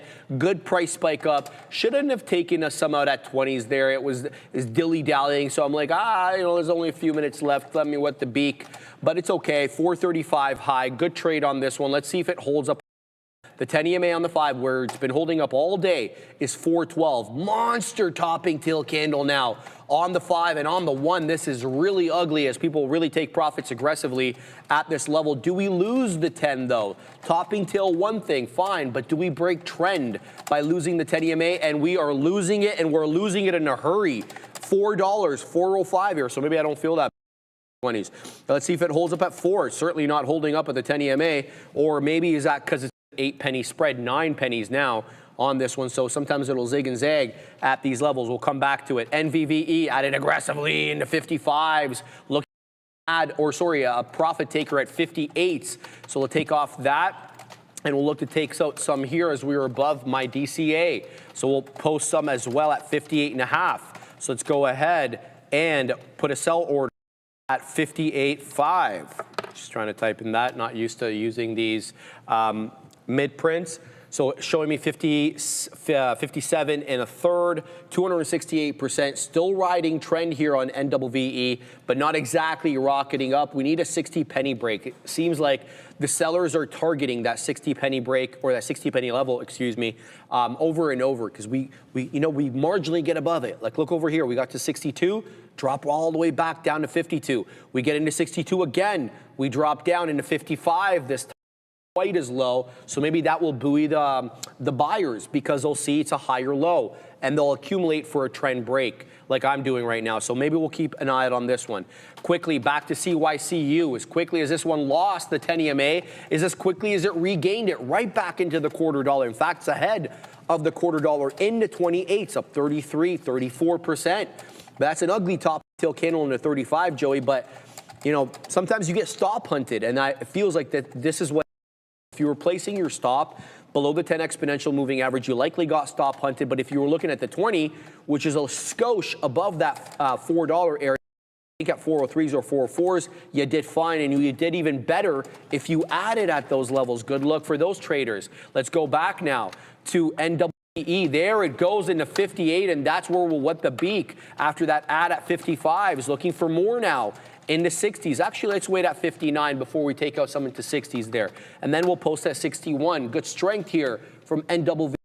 Wind down the show, Joey. Oh, it's 2 o'clock. It's wound down now. 2 o'clock. I didn't even notice, man. It's wound down now, my brother. That's Neil's like, it's okay, baby. So we ramble on. Appreciate that. All right, guys. Send them off, Joey. Leafs Kings tonight. I wouldn't be surprised if they drop 4 in a row, but we'll stay optimistic. They dropped 3 in a row? Oh, boy. That's no good. They're second last in the conference, like 5th last in the league, yeah. How? What, like, did the team change fundamentally? Well, I mean, they lost, like, probably their second best player. Neely. No, Marner. Yeah, Marner to Vegas. But I don't know. Yeah, but like one player does all that for apparently, these guys can't get it together. So yeah, that's a tough look, guys. Looking forward to the fight. All right, guys. See everybody at the big desk. I thought that was Sean was me there saying short 400. Damn. What the? Hey, there it is. Seamless. Look behind us. We got the Maple Leafs here. We're ready for tonight, but I agree. No, I'm not. I've actually nice chess. But actually, son has chess 2 nights. Yeah, we have nothing tonight. Yeah. So tonight, it must be. I don't know if it must be a home game. I don't know. I didn't even know the Leafs were. Is it a home? I have no idea. I don't even know. It doesn't. The market matter. is Lead City. I love that look of the board behind us, because now you can just tell I mean, I can look at the symbol, but I have no idea what that second one is. I had a bad feeling today about this market. I said this yesterday at this time, or it was in the after show, that like it just didn't feel like this market yesterday in the afternoon felt like some downside play. We're short Tesla right now, $3 in the money, and we just down here 1 o'clock shorted Tesla on this 400 break, got it 3 or 4 times, and huge trade there. While we were swimming, we got stopped out like right there. We didn't go swimming today when we went to the gym, but right there 105. It's too bad because then it goes all the way to the downside. We flip over our game now and short Tesla. It's the craziest part is the amount of money that I lost shorting AMD, which is now obviously in the gutter. I mean, who thought, put your hand up if you thought Tesla down 8% today. I mean, we didn't even, down short Tesla, but that was $435 ago. So yeah, nice move to the downside here for TSLA. Congratulations, anybody that had this short. It's moving dollars now. I'm going to stop out of the rest. I only have 30% left. We're going to stop out if it breaks 4 bills. But yeah, right now Tesla definitely hitting it down to that downside. Good trade there. And what's up, Sadie and everybody? You guys, you know, you heard me here. We can put it even in the chat. I mean, you guys heard me talk about that yesterday. Look, it's just experience and whatever, but you know, it is what it is. Oh, here it is right here. Send this one. Thanks, Sadie, for that one. Yeah, we did call it that we had some concerns today about the market, which is why I was short everything. It's too bad we wound up losing there on AMD, but we moved here on Tesla to the downside. So let's see, man. Maybe we print. My next bid is 395.55. So we'll see if we can get into the 95 area right there. My best ever 650. Yeah, that's it, man. It's you did anything during the lunch hour or 250 break AMD and then Bitcoin 100. But I'm out of both. Like Nvidia, AMD broke the 250. It was pretty clean. Like the same place that it bounced off. I mean, you had that long yesterday is where it bounced off of. Wasn't the low of the day, but I was jumping at it at 248 because that was where I thought the buy was. I'm like, okay, well that spot right there, we'll just jump out of it. And then Bitcoin also lost 100. Oh, yeah. But like it's funny enough, oddly enough, I'm actually trying. Oh, okay, you just got back into Bitcoin. Oh, IBIT, I should say. Bitcoin's at 98.6, but this isn't exactly 100. Like it's 100 kind of up here. So kind of broke 100, came back, and when I'll zoom back in. So broke 100, came back, and then when it broke down underneath, it was like 99.5 or something, where it really started to flush, and that was the level. Now I'm just gonna play it on 56 even, which is like 98.8 or something, just for some scalp trades. But what's weirding me out is I wasn't at my desk when this happened on gold. So I'm gonna look for if anybody, was this just technical? What happened? And because silver did the same thing too.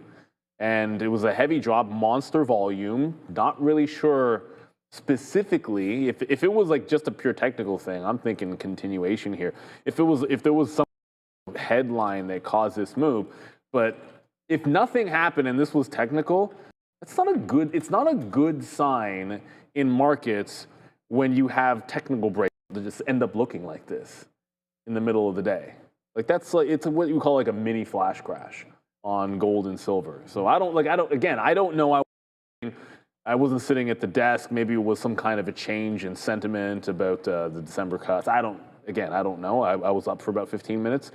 Either way, not looking very healthy in the markets at all. Oh no, and the one thing that was looking, again, Apple was trying to get to VWAP, and it's right back heading toward the low. Apple's been one of the stronger ones today, just not anymore. Yeah, so I guess, yeah, maybe it's just heading up and gold going down. Lots of situations. I guess it wasn't a headline. We had the dollar index board here previously, so that would make a little bit of sense. If there's something about Mary, remember that movie? That had Brett Favre in it, that had Cameron Diaz, something. There's something about Mary. That was a Ben Stiller. Oh, that was a good one. Cameron Diaz was decent in that movie. That was back when, I was going to say. Back when what? She was a big star at that moment. Oh, yeah. Yeah, she did that, and she also did... The Mask. It was a couple of years after. Yeah, and then what was that? Lucy Liu, there, Drew Barrymore. Yeah, but that sucked. Well, what was it called? Charlie's Angels, that's what it was. Sucked. Yeah, Cameron Diaz, oh boy. I thought it was terrible. Yeah, probably was terrible, Neil. All right, all set up now. Look, I mean, I'm just going to be sitting in this Tesla trade, and like we said, it was great to had that opinion yesterday on the market and to have this short. I mean, we were just short. Yeah, perfect.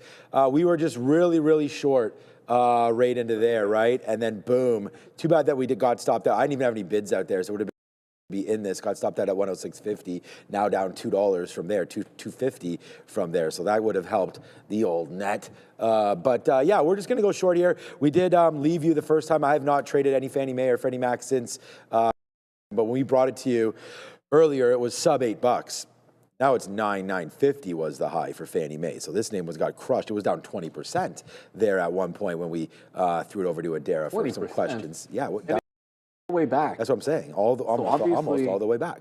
Okay. All the way back. Nothing can stop this stock except for maybe lots of things. But here we go back up to the upside now for Fannie Mae and Freddie Mac. So if you're into that, there you go. So yeah, it looks like Tesla, Shreve just yelled at us, is going to be the #1 topic coming soon. So get ready for that.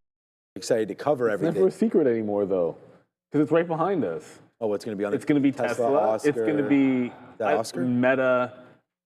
What? Come on. What is that? What is that? On ONGS? No, we never heard of that. But that's on the list, so we will cover everything, of course, on the list. Better for look you it up guys now, today. right? Yeah, we'll get that going. I'm just slowly watching everything here as we start to fade out. Just a little bit trade on Tesla, and that's sort of what we're thinking. It's now at 397. I might just get out of it again right now. It keeps on bouncing around here. All right, put a bid here, 10% out. There it is. We get the 80s. It's 350 in the money. It's too bad because we still should be short the futures, but we're not. There goes Tesla. My next bid is 395.50. So far, so good here as we really battle back today from that early loss. All right, we are ready for the rundown right there.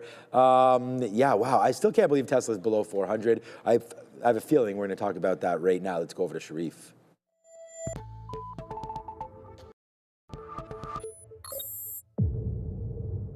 Welcome to the Afternoon Rundown, the show where you decide what we talk about every afternoon. The big boys locked and loaded, and they're ready to look at the tickers as decided by you. But only those tickers right there is to get into the chat and vote every day. But you got to throw in that $1 for the ticker of your choice, but make sure to throw that on there. Whew, it is a bad in the markets today, guys. Everything in negative territory.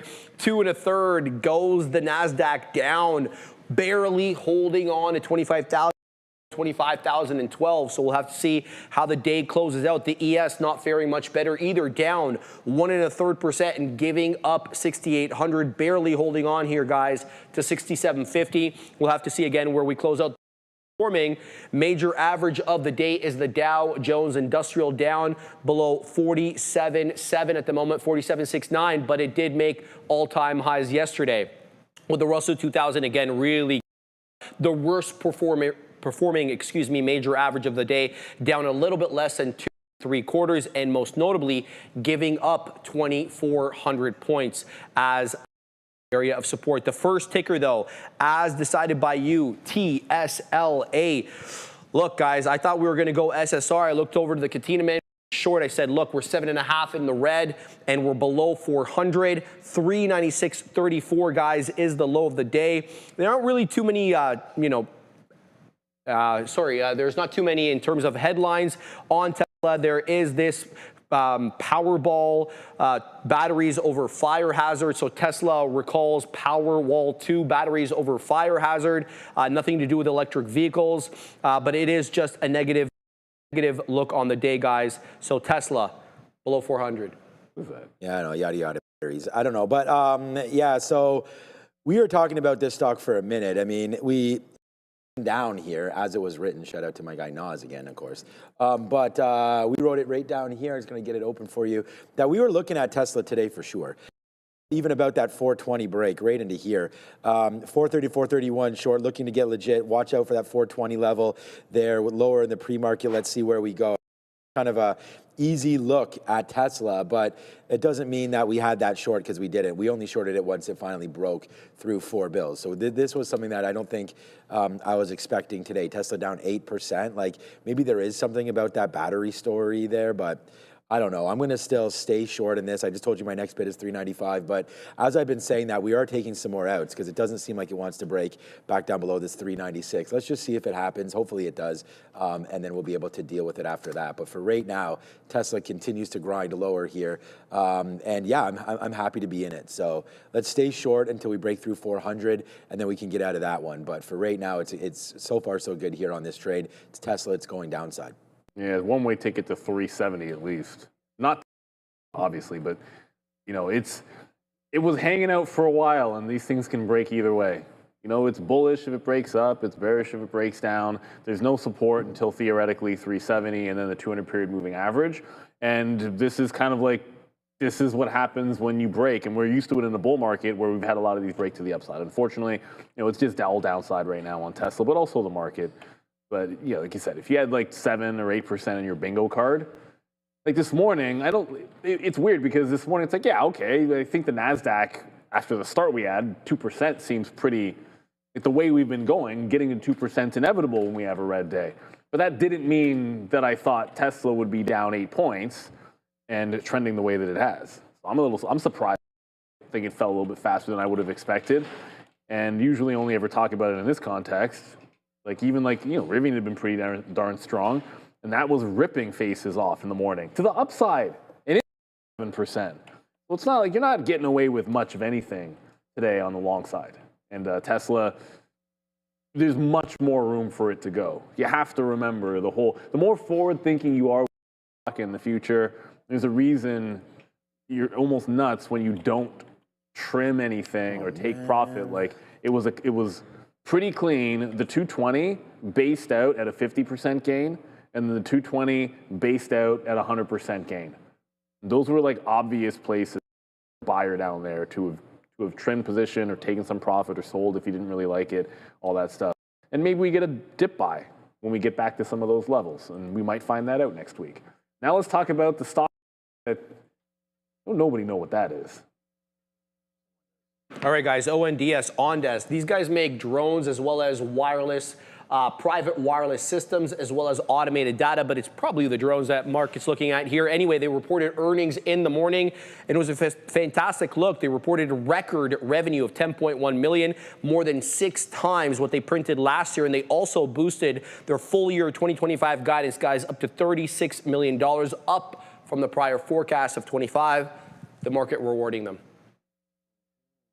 Yeah, well, okay, I just got some more Tesla at 397. So you go ahead with ONDS, man. I heard it's one of your favorite stocks. No, I mean, not really. The market's rewarding them, but, you know, even for like a small couple 100 million shares, or we're going to do a couple 100 million shares today, like it's even debated. Like you could have made your day essentially just shorting this when it stopped the uptrend. You could have just started shorting at 1030 and it went 7 to like 640, never really hurting you in any single way. It's underneath the volume weighted average price. The good news is, well, it fell into earnings. It's not dissimilar to what like BBAI's chart looked like. Fell into earnings, went to like a $5 level, and then a higher low being put in, but it just rejected. And another point is it just rejected the 50. So lower high, rejecting the 50 period. It's not super bullish if we close underneath 650 and you're closing underneath VWAP. This doesn't even profile as like a small capper on a red day that you can trade long in the afternoon. It's not even one of those because it's under VWAP and fledgling. The volume is solid, so like it could bounce, I suppose. But unless we pick it up soon, you know, just sort of, yeah, I can't even want to be long one of these. If it breaks down, it could absolutely flush, and without volume picking up or VWAP, I'll stay away. Just too many. There's nothing that looks good to the long side right now that I can find anyways. All right, I'm trying to figure out what to do with this Tesla trade. So I just got some more out again at O's. I don't know, it just doesn't want to break it. I also don't want to get out of everything. Like I made that mistake of getting out of the queues just by putting a stop order in because I left, which I think is a responsible thing to do. But I'm still thinking that it looks like we may have bottomed out just a little bit here. The futures are coming right back into some levels here. Again, that's 25,000. I joked about 25,000 earlier today. I cannot believe I'm not in this short still. That's that's a kicker for me because we were short up here. But anyways, we don't have that still. But let's just wait to see what happens now with Tesla. I'm going to put, what about just right into here? 3, yeah, okay. I hate to do this, but I want to get out of some profit. Like, we've already got out. I only have 30% left, but let's get out of 50% if it does get 398.50. Just going to do it and not worry about it. So, all right, that's that trade. Let's go back over, talk about Open Door. Neil just covered that ONDS, and we'll see what's going on from there. I still in this short. Yeah, guys, down 6 1/3 here on Open Door after, the property tech sector sentiment shift. But we also know that this new CEO, Kaz Najatian, did add about $1 million to stock on not yesterday's open, the day before. Also supporting the recent move up there, the 7th, was President Trump's 50-year mortgage plan, as well as JP Morgan maintaining their overweight rating, guys, on Open Door with a price target of $8. Yeah, well, maintain that $8. You're still in the money at that level on the $8 for Open Door. You know, Open Door, at least the daily chart looks better for Open Door. Like, this pullback doesn't even look that bad. Like, maybe it makes some short better about like the highs and the 950 level, but given what it did since earnings, like, as long as it holds $8, that's still pretty bullish. So it obviously isn't that bullish today. It's still under VWAP like every other. Show me a small capper that's doing volume that's above the volume weighted average price. I'd love to see it. I think that would be fun to try to look at something like that this afternoon if nothing really happens except for a slow grind down. But Open, as long as we hold 8, maybe even 850 looks pretty good for tomorrow. You can maybe get some continued squeeze plays, can have a little bit different of a vibe, I suppose, in this type of a market scenario. So yeah, the shorts are still a little bit scared here until we get back underneath $8. If we hold that, I'm trying to go long again. I tried it off the $9 level. Once that failed, I'm like, I'm done with that stock. It just couldn't hold. I didn't trade it a second time, and it just trended down ever since. So there's no reason to go long today, but there's at least a glimmer of hope that this isn't making a top, right? Like, you still have a chance that we could squeeze tomorrow. Yeah, I still like Open Door. I mean, obviously, with a day like today, as we talked about it yesterday, was not feeling good about heading into this trade. And, Open Door still actually holding out pretty good. I mean, the fact that Open Door is only down 6%, I feel like it could be down a lot more than that. So, yeah, so far so good there if you are an Open Door shareholder. I think you're fine with this kind of a move. I mean, you've little run up there. The fact that you're only giving this back right now, I think that's great. And it just hit such a key level. I mean, we talked about that 9,950. Like, you got to look at these levels. If there's anything that you're going to learn, we're going to have the Academy soon, which is going to be huge. But like these kind of levels like that, you got to really just watch out for that. I don't know. Like, that was a good sort of out that we could have had right there. Even despite it puking today, if you could have sniffed anything out of that, you would have been fine. So yeah, for me, I think it was a pretty easy one there. Look back at the chart and see where the out was. So if we get a bump up tomorrow, which still not really feeling that good about that either, that would be something, a level to look out for. 30 now, maybe, a little bit lower than 950. Yeah, good day for Open Door. Congratulations anybody that's had that the last couple days. They'll be back, don't worry. I feel like these names aren't going anywhere. The market's like spiked, the volatility spiked today. These names are going to continue to get traded, man. I mean, I haven't even looked at AI. Beyond Meat was like a runner last month. So these names will just keep on feeling some kind of ways, right? And so don't leave them alone. Good day today, down 7%, but I think it could be a lot worse considering the market. Yeah, guys, Meta and Apple, the only two names. Well, Apple just went green, but Meta, the only name actually under 1% red. It's down 0.48. Introducing today collections and testing buying on Marketplace. I personally haven't tested it out myself. Separately, for talk about being bullish when everything seems glum. Meta Platforms added to the best ideas by Wedbush is adding Meta Platforms to the firm's best ideas list and maintaining a price target of $9.20 on the outperform rated stock. They say sentiment has eased three results with investor caution building around the greater expense and CapEx trajectory by the company. So Meta barely holding on to the November lows when we got down to 601 and change, boys. Yeah, well, remember the last time. Well, it's weird that this didn't go. Like it's, you know, I mean, Apple, I can wrap my head around when Apple's relatively strong in this market. When the market pulls back and all the AI and the froth goes, we've been talking. Apple gets a little bit insulated. Now, Meta, on the other hand, this is a weekly chart. When we get extra volatility, one of the things I was mentioning is almost all the time I want to look at personally like the next level chart, like more time on the minute chart for day trades when you have extra volatility, more time on a weekly chart or a monthly chart, and that kind of a thing. So that's what I'm here with Meta. And the last time on the weekly that you're under the 50 period, it consolidated underneath and looked really, and then it broke out. So I think we're in the let's see where we consolidate first, and then worry about whether it gets back with the 50 period. It's starting to get that valuation where it's not. It's already I think it's already the cheapest Mag 7 one, or at least close to it. And as you drop further, it'll start to make even more sense. And that's the kind of time where it sucks. But you want to get that kind of a pull. Like when once you get this for a couple of weeks on this weekly, which it did for a month last time, I think that's going to be the spot to add again. And of course, even when you get back above the 50 on the weekly is another place to go. A little surprised that 600.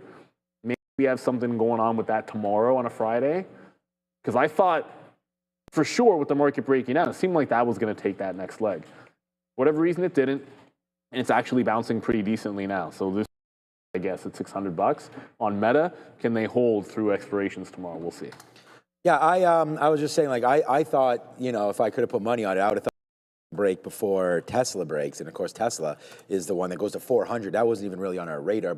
It's been on the radar for a while. And we just talked about it earlier today. Neil just zoomed out and had a quick look, so I don't really have anything to add to this discussion right here. I mean, I don't really like the stock at the level. I would rather it go through its problems and then, you know, maybe get it figured out in a couple minutes or something. But yeah, for right now, I'm staying away from Meta. It is that falling knife right here, and it kind of does. It looks similarly to what Tesla looks like right now. We're hearing Trump talking in our ear right now, so you know, we'll get that all figured out. Just he's planning to attend Davos next year. That's not a big thing here, I don't think, for most, but that's what he's talking about. Yeah, Meta right here. Period. Wonder if this is a short right here as the market tries to battle themselves right back to the upside. Still down that 2.1%. Nasty day, one of the worst days in the NASDAQ here we're experiencing. So. Outside day, how many have been worse than this? I don't know. This is a bad. I mean, we still might not even be done yet. I still can't believe I'm out of that short. But so we got out of half of our Tesla. We didn't have that much left. So right here comes Tesla right back up to 400. The $400 level doesn't really mean anything. We've gone back and forth with it. If anything, it was going to be this 403, 404. Area that we look to maybe reshort if something does come through. But this is the 50 period moving average on Tesla right now on the 200 period moving. Haven't really, sorry, this is the 50 period on a 5-minute chart. That's 402.50. So that to me, like, you know, it's been pretty good. Like we broke there, fell down. We kind of broke it back to the upside. There's the break again. Happening yesterday afternoon and then whap to the downside. So we don't have many shares left. I think I'm going to wait 402.50. If we can get some more short in and around there. All right. Before we go to AMD, go AMD, yeah. I was scalping Bitcoin IBIT here, but we just broke 99. So when we broke 99,000, that's the out. Little scalping down at the bottom. I had the short at 100 or just underneath 100. That might be the next place to look for. Like if we come to 100 and roll over, maybe. But it seems like there's a little bit of a turn happening here. So yeah. I'm at scalp short. You know, the market is trying to make a bounce back here. Maybe AMD was doing before. It's not really looking like it. Not seeing anything yet, guys, with respect to the Trump. Then he plans to attend Davos next year to boost Switzerland. Nothing more than I have about that being reported by Bloomberg News. If I get any more, I'll let you know. AMD down 3.75%. No headline today on AMD, but we know they reported earnings not long ago, projecting $1 billion of data center total addressable market by 2030, and they're also forecasting an 80% bump on their AI revenue CAGR compound growth rate over 3 to 5 years. The stock's up 18.7% in the last month without his 3.75 drop, guys. So AMD trying to break back above 250. All right. 49 first. Gotta break 49. So we're just at $1 now. We just shorted Tesla again.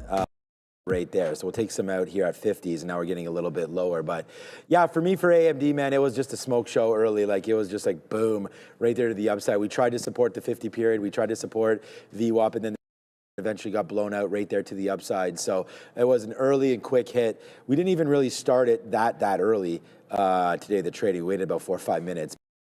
Yeah, I thought it was downside there, and then I thought it was upside, and I thought it was downside, and just tips here for AMD and not well traded. So yeah, not a good look for me today. We had it yesterday off 50. I think this might be the stronger name to trade tomorrow. Like, this looks pretty strong to me, actually, now that I look at this, right? I mean, it's cooking here, considering what everything else is down. I would have thought that, you know, and I haven't looked at NVIDIA or anything yet, but NVIDIA is probably down more, which it is, about 1%. But yeah, happy. I mean, I don't think you can be that upset with the way AMD is trading today, to be completely honest with you. I feel like this high fly a lot more, and the fact that it's not, I think, is a win. So yeah, that's my initial thought here on advanced micro devices. Just tough to trade early for me because it can change gears. So it was an L for me there on AMD today. Yeah, you know what? AMD didn't break its low of day until 1:30 or so, which, to its credit, like, the market had been making lows for a long time before that. So it did hold up. When you consider what AMD's done and where it, you would think that this one, like okay, so Tesla's going to be down that much, and like the AI's, this felt like it should have been like this 7% down if this is some kind of a market top panic event. And the 250, look, it was just a 250 that I've had, and I'm not even automatically thinking that, oh, well, 250 was good before, let's short 250 again. I don't really have that on my brain. If I short something on pops in the chip space, it's going to be the thing that I should have this morning. It's going to be SMCI, because they are down 7% and they are in a world of hurt, and they are something that people aren't looking to dip by recently because they haven't been able to catch a bid. AMD, more buyers than I would have expected today, given the fact that we're down 2%. Not sure if we have another 2% day. I'm willing to say this. I seriously doubt AMD gets down 3.5%, 4% if we have another one of these tomorrow. And then AMD is going to be closer to 10% if we get another day like this. For now, it's relatively strong. I'd rather short on the way back up something like an SMCI at this prior support, maybe 35.5, 35.6. And if that fails into VWAP, just names on the way back up feels safer. Market trying to bounce here. Yeah, I do like all of those. I mean, I think Apple is, if you're talking about, you know, something that could easily bounce tomorrow, Apple's still green, as we talked about. Well, yeah, green. I know we've talked about this a little bit in the past, but there goes Apple, still green right now. It looks like Tesla will trigger me out here on quite a nice run up here for TSLA. So we'll give a little bit back here as we march into 403. Like, good move, man. Good move back up. We can give it a little bit. Let me give it a little bit more than 403, but I think if we take 403, we're probably gone through. So 403 quarters will get. Now we're short at 402 basically. So hopefully we do get a little bit of a move down, but it's not necessarily. What happened? No, nothing. Okay, it's not necessarily looking like it wants to come back down. We'll put a bid at 402 just in case. And if you're, all kidding aside, but if you're looking at today's market, you may think you had a concussion, but over 3.8 million concussions are reported every single year. Yet there is no federal approved treatment. NYC listed OGen or Genix with its first in-class intranasal drug. Okay, hold on a second. Get down right now, Tesla. Yeah, baby. Designed for rapid brain access, with the concussion treatment market projected to reach an amazing number.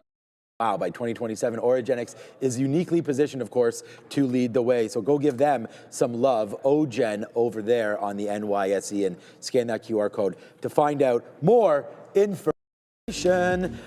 Here we go, man. Good, yeah. Good trade here, man. As there goes Tesla. We just told you we're going to give it to 403. That seems okay. Profit on the way back. We just started it right here. Boom, boom, boom, to back. And remember, we're putting on the more shares here than there, because we don't want to have what happened to us on AMD, where it just rips up and then we forced to stop because we have too many shares. We're going to try to alter that thinking a little bit here as we move forward. But yeah, man, there it goes. Trading so far anyways here on the reload short of Tesla, but who knows where this is going to go. I'm going to put another bid in the 30s, and it's not like this is a huge trade. We're only in the money 50 cents now, but on taking a little bit out.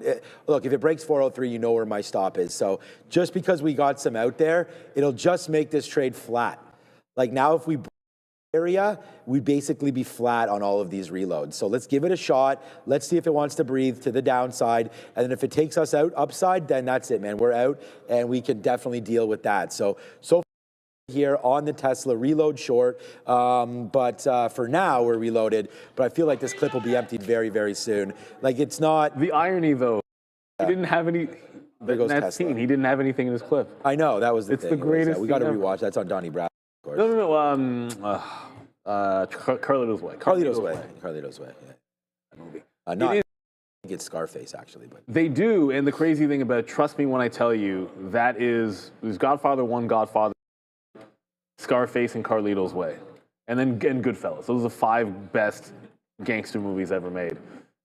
yeah. I'm sure I'm not forgetting gonna- something, don't at me, but trust me, Carlito's Way. Casino's not bad, but it's a little long, heavy. That's all. Oh, I'll never forget watching Casino.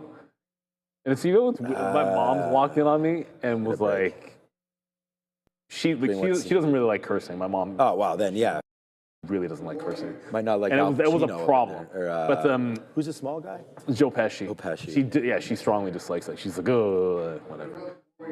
Warriors, I don't consider a gangster movie. That's not okay. Warriors, a gang movie. It's not a gangster movie. Different. Good call. Yeah, no, but that's a good one. But Joe was just saying, what about the Warriors? I love the Warriors. It's not a gangster movie. Can you dig it? Well, hopefully we can dig. It's not a reload, but it should be a reload. This is not a reload. It should not be the first time I'm shorting SMCI today for obvious reasons.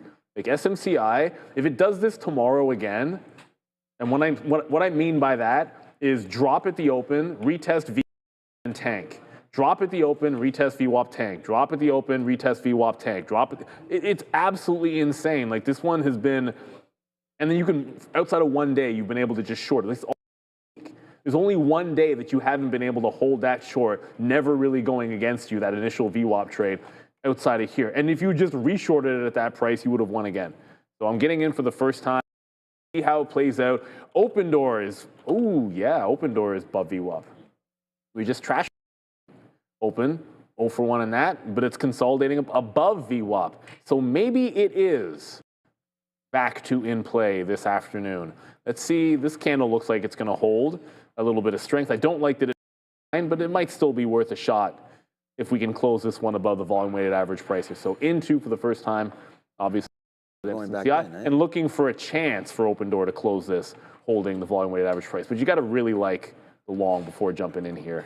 You don't want to be in the long willy-nilly. Trump ends executive order without taking press questions. What? Well, wait, what? No questions. All right, well, he's probably still Doesn't nervous want about some files maybe there. Yeah, he doesn't want, because that's He doesn't want to discuss any files, I think. But yeah, we'll wait. I mean, you know who's that's chilling gonna while be this is happening? No. Bill.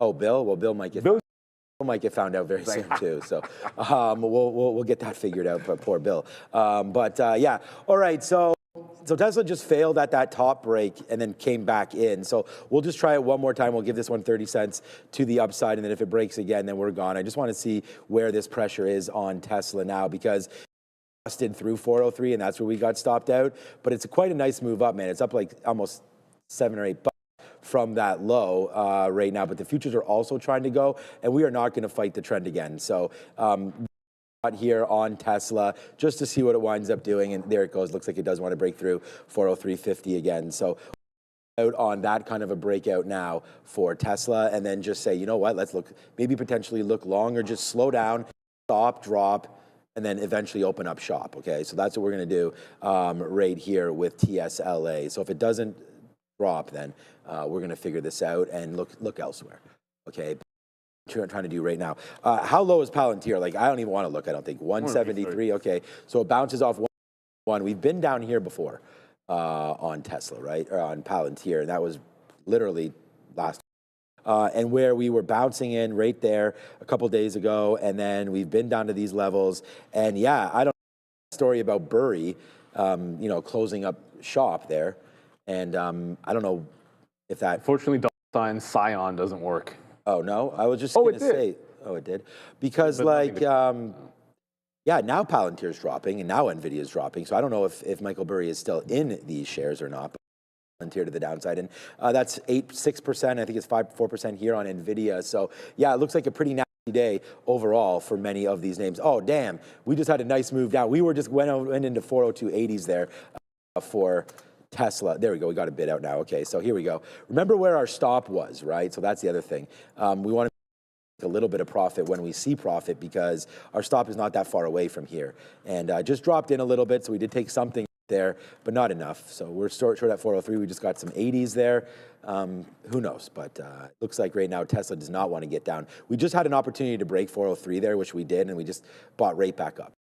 Like the futures want to continue to go higher. Let's just piece this out and not wait for that like $10 trade or anything. If it happens, it happens. But right now, there's too much momentum. There we go. See, that's 66s we got actually down there. So that was good, but that's only for 10%.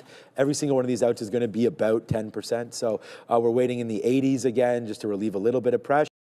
There it is. So we get that as that comes back in there. And now we'll wait. Okay, here we go. Now we see if we can get something downside. Now, okay, we'll take 70, sorry, and we're waiting at 40s, and there we go. We get 40s as well. So here it goes, man. A little face slap. Take out another piece, and now we will just have about 60% left or so on this trade. Let's see how far we can get lower or down here on Tesla. Yeah, if we look at the structure of what the market's doing, there's no two steps. It's one step up, and that's pretty much it. You can break, but you're not breaking here. You can break, but you're not breaking there. Like it's essentially still mostly stair step down. Stack for you, and that's to me like until something gets proven otherwise. I think again shorting the pops and the weak names is going to work. That's why I went over to this one. Open door is going to close. Okay, so open door actually is going to close above VWAP. That'll be the next thing. We're going to stick with the shorts, just short the pops as far as I'm concerned, and even Apple. Starting to think Apple was going to break VWAP. No, exactly, complete rejection. Yeah. Apple, for like the 13th time today, has gone green to red. And I counted close to 13 times it's gone green to red. It's trying really hard, but it's just not working out for Apple. Even iBit, which I had just popped out of, went right back into that 99.5 or even close to it, roll over. So I'm thinking I want to reshort that on the next available pop as well. So far, so good. And I want another name that I can also look at that I think can take out these lows. One more note on Bitcoin. Here. Give me these ads. I want my BTC Bitcoin. There's a 15-minute I want to show you guys very quickly for Bitcoin. The 15-minute chart. This is the thing. Like, this is wild on Bitcoin. I don't know that I can't remember the last time I saw like that kind of a steady decline, and then you get what is like, it looks like a God mode reversal trade, right? Like that looks like the perfect reversion trade here. All the red. And it's like, oh, look at that go. And then it immediately rejects your breakout candle to come right back into the lows. Like that's when you know there's not, like the buyers don't love it. Like that is as good as it's gonna get for a mean reversion trade, and then reaction once it starts working is to completely reject the first up move once the buyers felt they were in a little bit of control. And so that's another reason why I was like, okay, well, maybe this is not a long, even though that's like a textbook reversal, which I tried one earlier and didn't work out. So I'm shorting the next pop. There's multiple reasons why. You have the cover of 100, you have the market trending down, you have what I just showed you with that chart. Jazzpreet, 70 to 75. Not today, but I personally think that's possible. Like it's weird. Like if some people, like why not? I don't want it to go down. Look, I don't want Bitcoin to go down here, but like, why? Like what about this chart suggests to you that Bitcoin can't pull back to 75? And if it pulls back past here into 50, would consider to be more extreme, but pulling back to bounce off 75 kind of maintains the structure here a little bit. I'm not beyond thinking that's going to happen. Like if I'm a dollar cost averager buyer in the dips of Bitcoin, then I want powder for the low 90s and I want powder for down around 75. Like I wouldn't want to blow here at like 91 or 92, or I should have said the WAD. You know, I think the real question is you're not selling any current holdings. No, like I've chosen to sell other things. Like I've gotten completely out of Coinbase at this. It's just for me, like once I get to that point, I'm not completely out of ETH. Before I sell any Bitcoin, I'll need to I need to be out of all my ETH. I've sold like % of my ETH, not all of it at good price. I'll be the first to admit that. Some of I sold way too low. But until the point where like the last thing I'm holding, I'm not selling any Bitcoin. I'll sell other stuff. So I still have some ETH that I want to get rid of, but about 20% of what I had. Because at one point I was 60-40 a few years ago. That down to like probably closer to like 10 to 12% ETH. So when I trim, I can be someone that sells Bitcoin. Otherwise, I've never really sold it. But at some point, you get to that point where you want to. Yeah. Part of it is looking at the stock, and then the other thing is like analyzing. Okay, what do I do with my current position? Exactly. And, you don't always want to just necessarily layer out of everything that you have because there still is some upside. Yeah, don't Google some of the stuff we say. Obviously. Here. Figure speech. Okay, so that's kind of some of the stuff going on right now. All right, and I'm still working on. I mean, it's the only trade you have SMCI short. And it's the only trade that I have on right now, and of course, it is going to be Tesla. And I've just been shout out to Dane Generous and everybody in the chat that has this with me. Been piecing it out. I only have 40% left right now, and I'm just sort of like I was saying before, just trying to cap off a little bit here on what we've been doing today, and it's been good. So no problems with sort of this trade here so far today, but it's starting to, I don't know. It's not moving down. I mean, it's not moving as down as aggressively as it had been. The futures are right now looking to hold, so I don't even know. I say, what's up with that? Right now, not holding that good. Well, no, but they're bouncing off. I mean, they're not going lower where I'd like them to go. Let me just put it that way for right now. So let's just wait to see. Maybe we can get a little lucky here and catch something on Tesla. But for right now, it look like the futures want to get back to those lows. I mean, they're definitely, to what we were just saying there, they're not holding out greatest here today, these futures, but they're also not horrible in my opinion anyways. Right now, it could get a lot worse. Like we've seen down 2% days. So let's just hope that we can either hold this or, for Tesla's sake, get a little bit lower. But yeah, who thought Tesla was going to be at 402 today? Not I. That's for sure. So that to me, this one kind of came out of left field, I think, for most here today with Tesla. Okay, the other name, Apple, was still positive. Boeing is hitting some scanners right now, but Boeing's having a good day. It's been hot. Yeah, I was going to say it's flat-ish, but this would be the one there. Yeah, so I guess it just missed it. It hit a minute ago, but that was the high of the day right there. So, yeah, Boeing. I actually heard Adara's over there. I was going to say, yeah, I heard some stories on Boeing. Yeah, so the defense union, the strike's done. They approved it, all good. That happened right at the end of the midday, and I brought that to you guys right before the switch. Yeah, okay. I did. Thanks, Adara. I did. Thank you. 1 second. Thank you very much, Adara. That's the only new button we've gotten, the thank you. Well, you know what? There is another new button that we've got. You button. just probably don't care about it. It's this. I probably do care about that.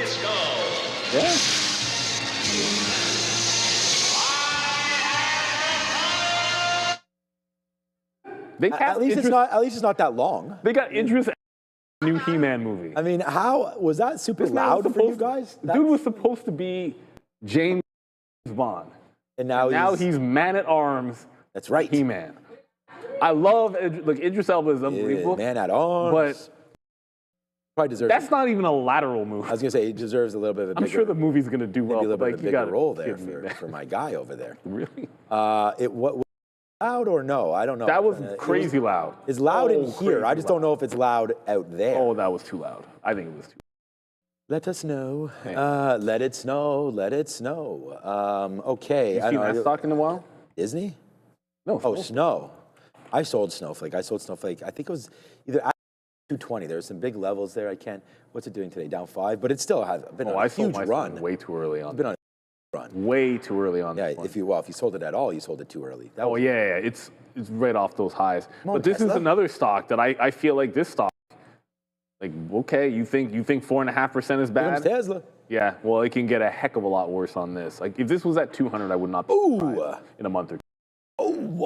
Some nice little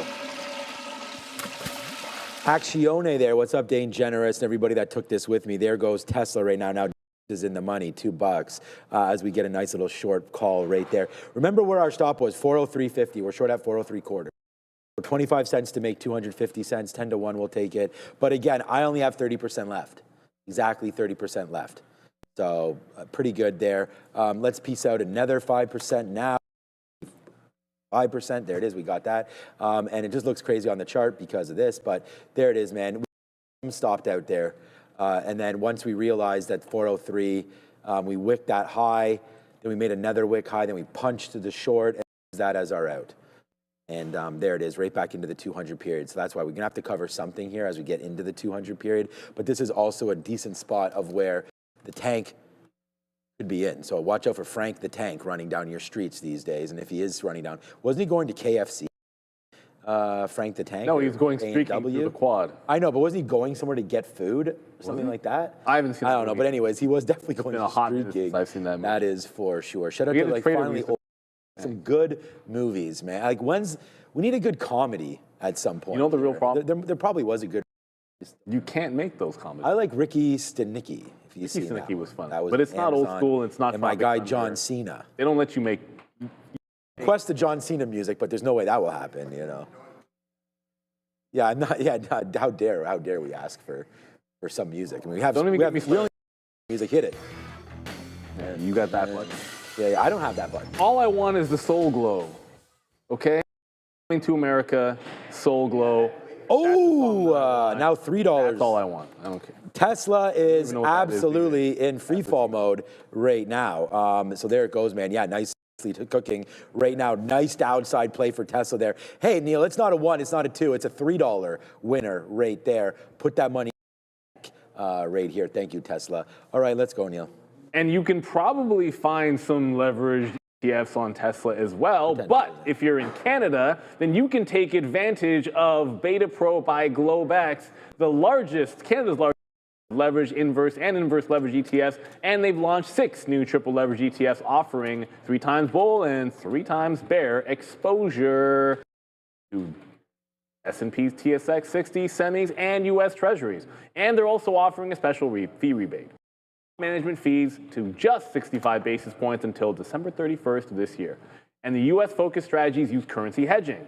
That offers you the potential for more pure performance and exposure. So if you're a tactical, sophisticated trader out to amplify your performance, check out betapro.ca 3x daily to learn more. Shout out to them and thank them for sponsoring the segment of the show. And what will be the only long I think I even remotely like, said if we dip back into VWAP, I'd take a shot at Open Door because I don't want anything that has to feel compelled to follow the market. But if we lose VWAP, I'm going to be out of this one. It's not even power hour. There's plenty of time to go. Oh my God, that's right. Yeah, it's like 250. I feel like the rundown went pretty fast as well. Yeah. You know what though? Like the thing about the rundown is we're having so much fun in this amazing market. But when every single stock just looks exactly the same. What am I going to say? No, seriously, it's like there's not much difference. Shorting the pops. You got SMCI. We shorted the Tesla pop here, and we have now 20%. We actually just got filled at 400. We got filled at $400.20, holding now 20. For some reason, I got part filled. I have 21% left right now on this trade. To the downside here, but wow, that's a good pop off of 4 bills right there. Okay, and again, this is why like get out there, get some out as we thought that we thought it wasn't going right into there, which was a mistake, getting a whole bunch out at 402. That was a mistake, but it doesn't matter, still $1, and then getting some more out here at the 200 period, and then getting some more out at the 50 period. I mean, that's exactly what we want to do. We can't have VWAP to bounce off of. We can only have the even dollar. So we just bounced off of 400 there. So I'm going to hold the rest. My stop is now in. I don't have any. Let's see how low we can go. I mean, sometimes we get out of things way too early. Case in point here, but this is a really big trade. The problem is we had lost early and then back in. So our net on our trade yesterday with AMD is going to be bigger, but this is just as big a one right there today for me on the top end of it. Okay, maybe Tesla does want to break through 4 bills. All right, you know, as Tesla goes potentially, and again, this is the whole thing. Like we have Randy here, and it's you know, all aboard. Like when we're winning, it's like, yeah, I told you about. Right, but who told you to get out up here at 18? Like that has to be on our own, right? I mean, that's something that when we look at charts and we celebrate the movements of some of these stocks Oscar, for example. Oscar went all the way to 23, 24, 25, is now back down to 14, right? So will that be the same fate for Rivian? I have a small position, just $1,000 worth that's left over. But yeah, like we've already seen these highs. So I'm only to be mad at myself. Like if we don't get back up, like that 17, that's an out there, let alone everything up here, let alone this spot here as well. So I think right now, if you are a little conservative on your positioning, nervous hands about whatever Rivian position you have, this is still not a horrible spot. Because if tomorrow is what today is, you're going to be down here at 15. You'll be wondering why we didn't do anything at 1650. So I would just say like that is a gap that's going to get filled at some point, and I just hope it's not tomorrow. So I would say watch out there for Rivian. Definitely would feel like you have a great price because you haven't, but this is still a good price. I mean, Rivian was just $12, $13 pre, right? And then bang, right there to the upside, breaks that $14 shelf. And what were those earnings? They went up not because of the earnings, they went up because of the pay package to what's his and then what's his name? Randy was here saying about how it was a software company. I meant to ask him about that. Open goes down, by the way. Stock I remotely liked for a long. Like seriously, it just can't hold VWAP. And it's sad because like it's one of the only things that really I think had a chance to break out. Okay, we're gonna go to Adara and we'll come right back because this market is still doing the same thing, which is going lower and lower. Yeah. All right, guys, I'll be pretty quick. I just want to remind you, lots of market earnings reports that you can find with Sean and myself on the Market Recap Show. Here's a look at their implied moves. Smallest by far is going to be AMAT, but all the other implied in the high single digits or low double digits. So again, Sean and myself giving you all these earnings of the Market Recap Show. Don't be late and don't miss it. Back to you. This reverse. Don't be late. Did it reverse split? Yeah, you were talking about. Oh, it did reverse split. I knew it must have reverse split. Like this stock isn't $3. No, it's what did they do? They must have done cents to 111.60. What? 1 to 20 maybe. Oh, okay. And then it just tanked right away. Yeah, so they must have done like a 1 to 20, something like that. Yeah, like the second it's weird. Like the second you get out of a long, that means the shorts start printing again, and heading right back into the.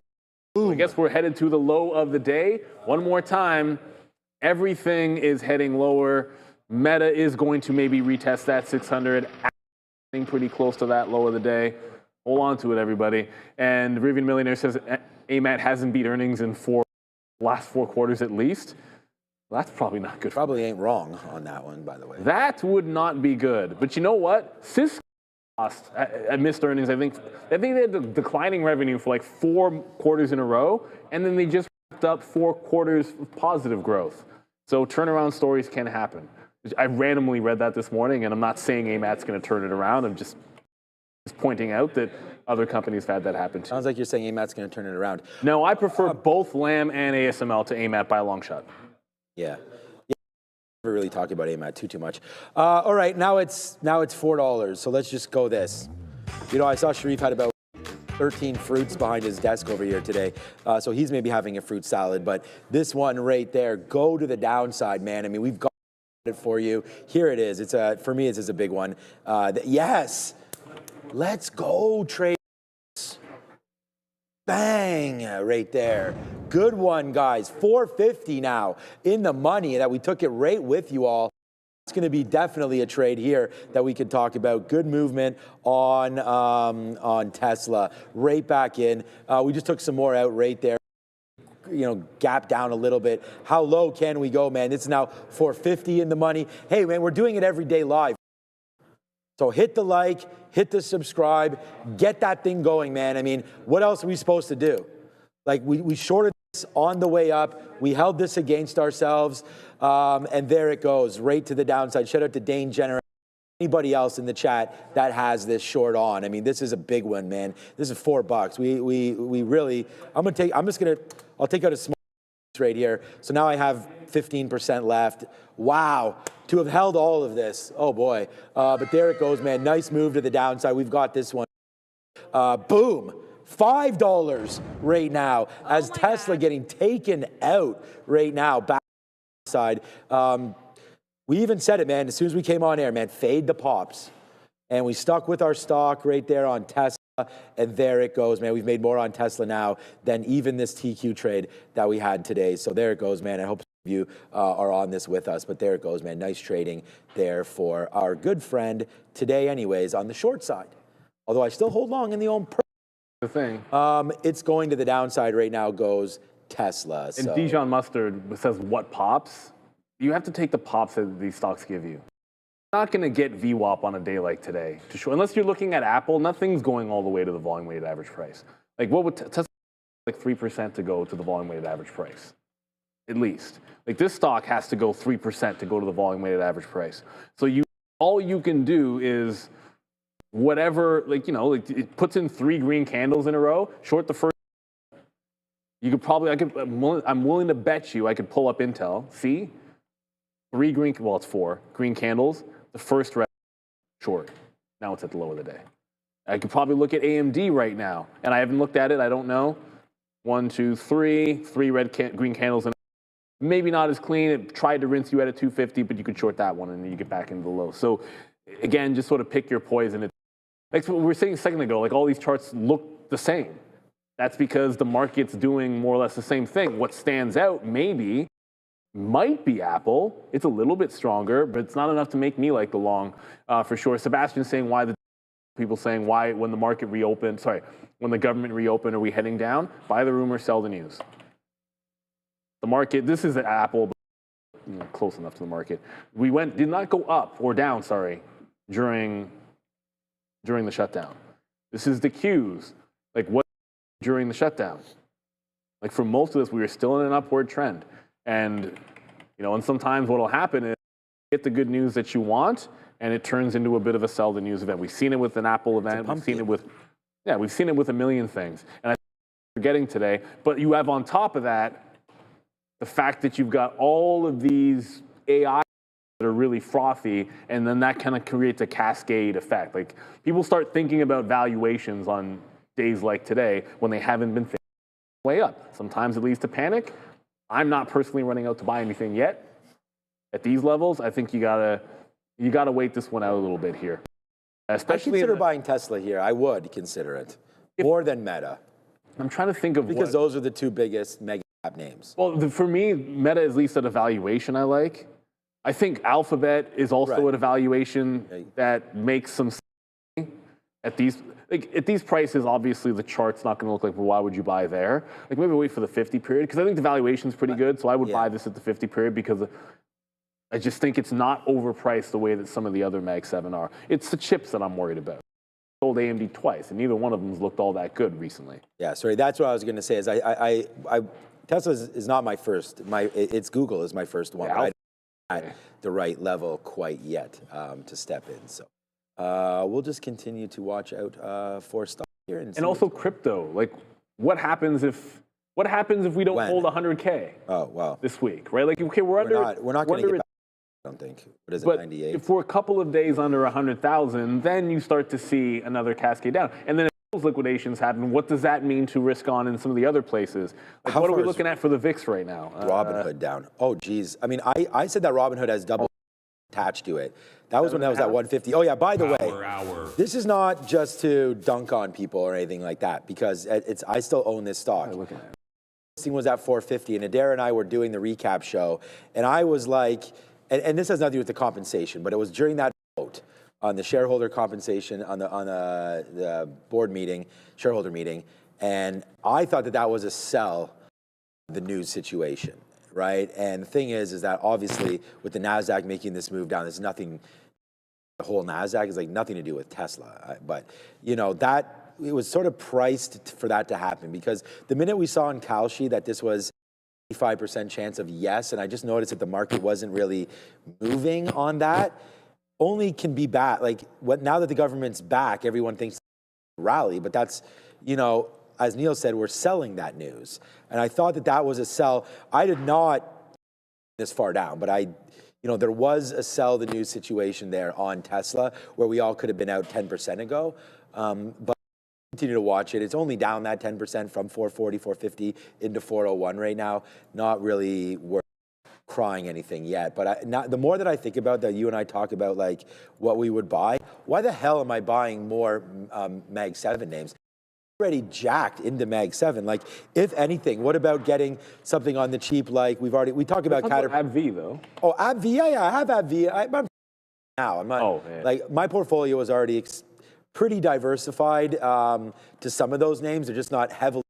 I have the right names, but we always talk about Caterpillar. Maybe another name is John Deere. I mean, farmers, you know, should benefit with this, you know, reopening again here. And every time a farmer gets a check, and I mean, Trump was talking about giving out checks again, you know, we put it back into the equipment and whatnot, right? So we'll see if John Deere maybe has some sort of a runway here back to the upside. I mean, we really like it, but that name just exploded off earnings, unless it's back in, which I would like it even more if that was the case. But I didn't bring up Caterpillar on purpose.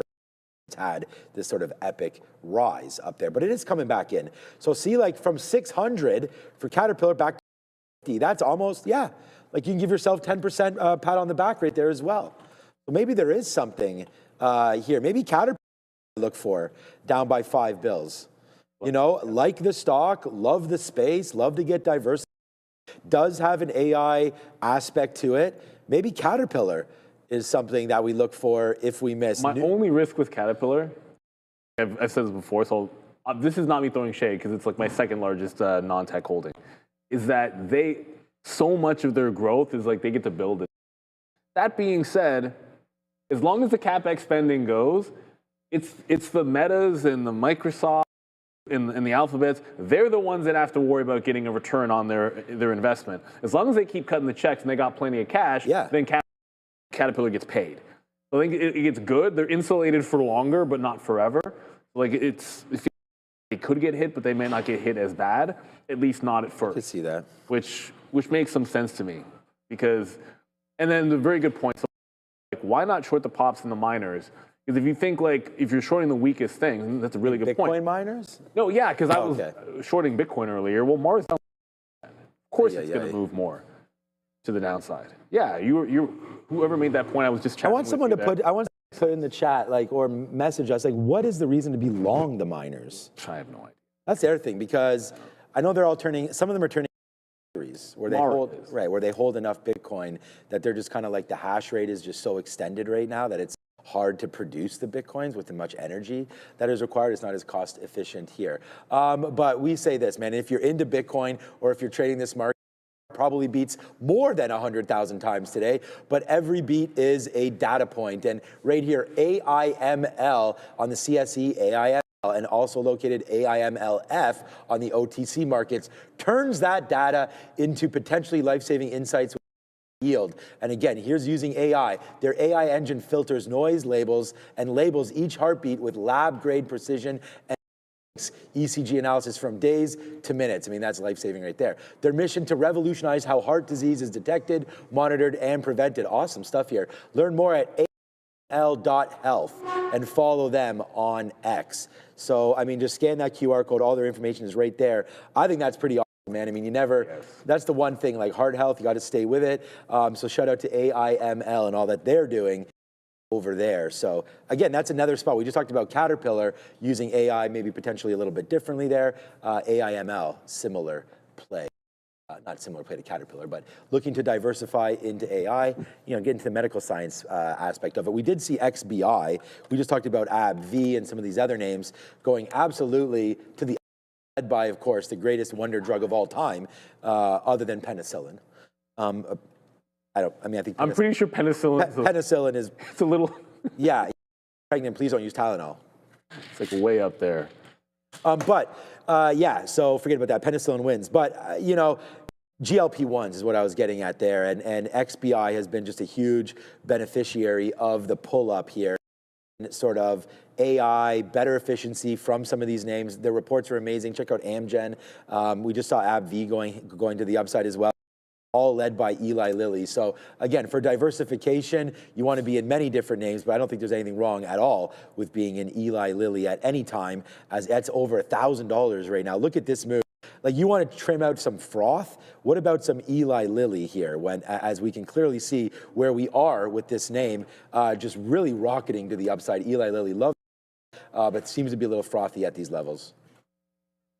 It's hard to argue that. I mean, I don't want to trim it, but On cash.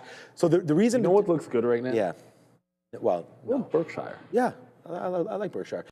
Sitting on the cash. Breaking back out too. Breaking back out.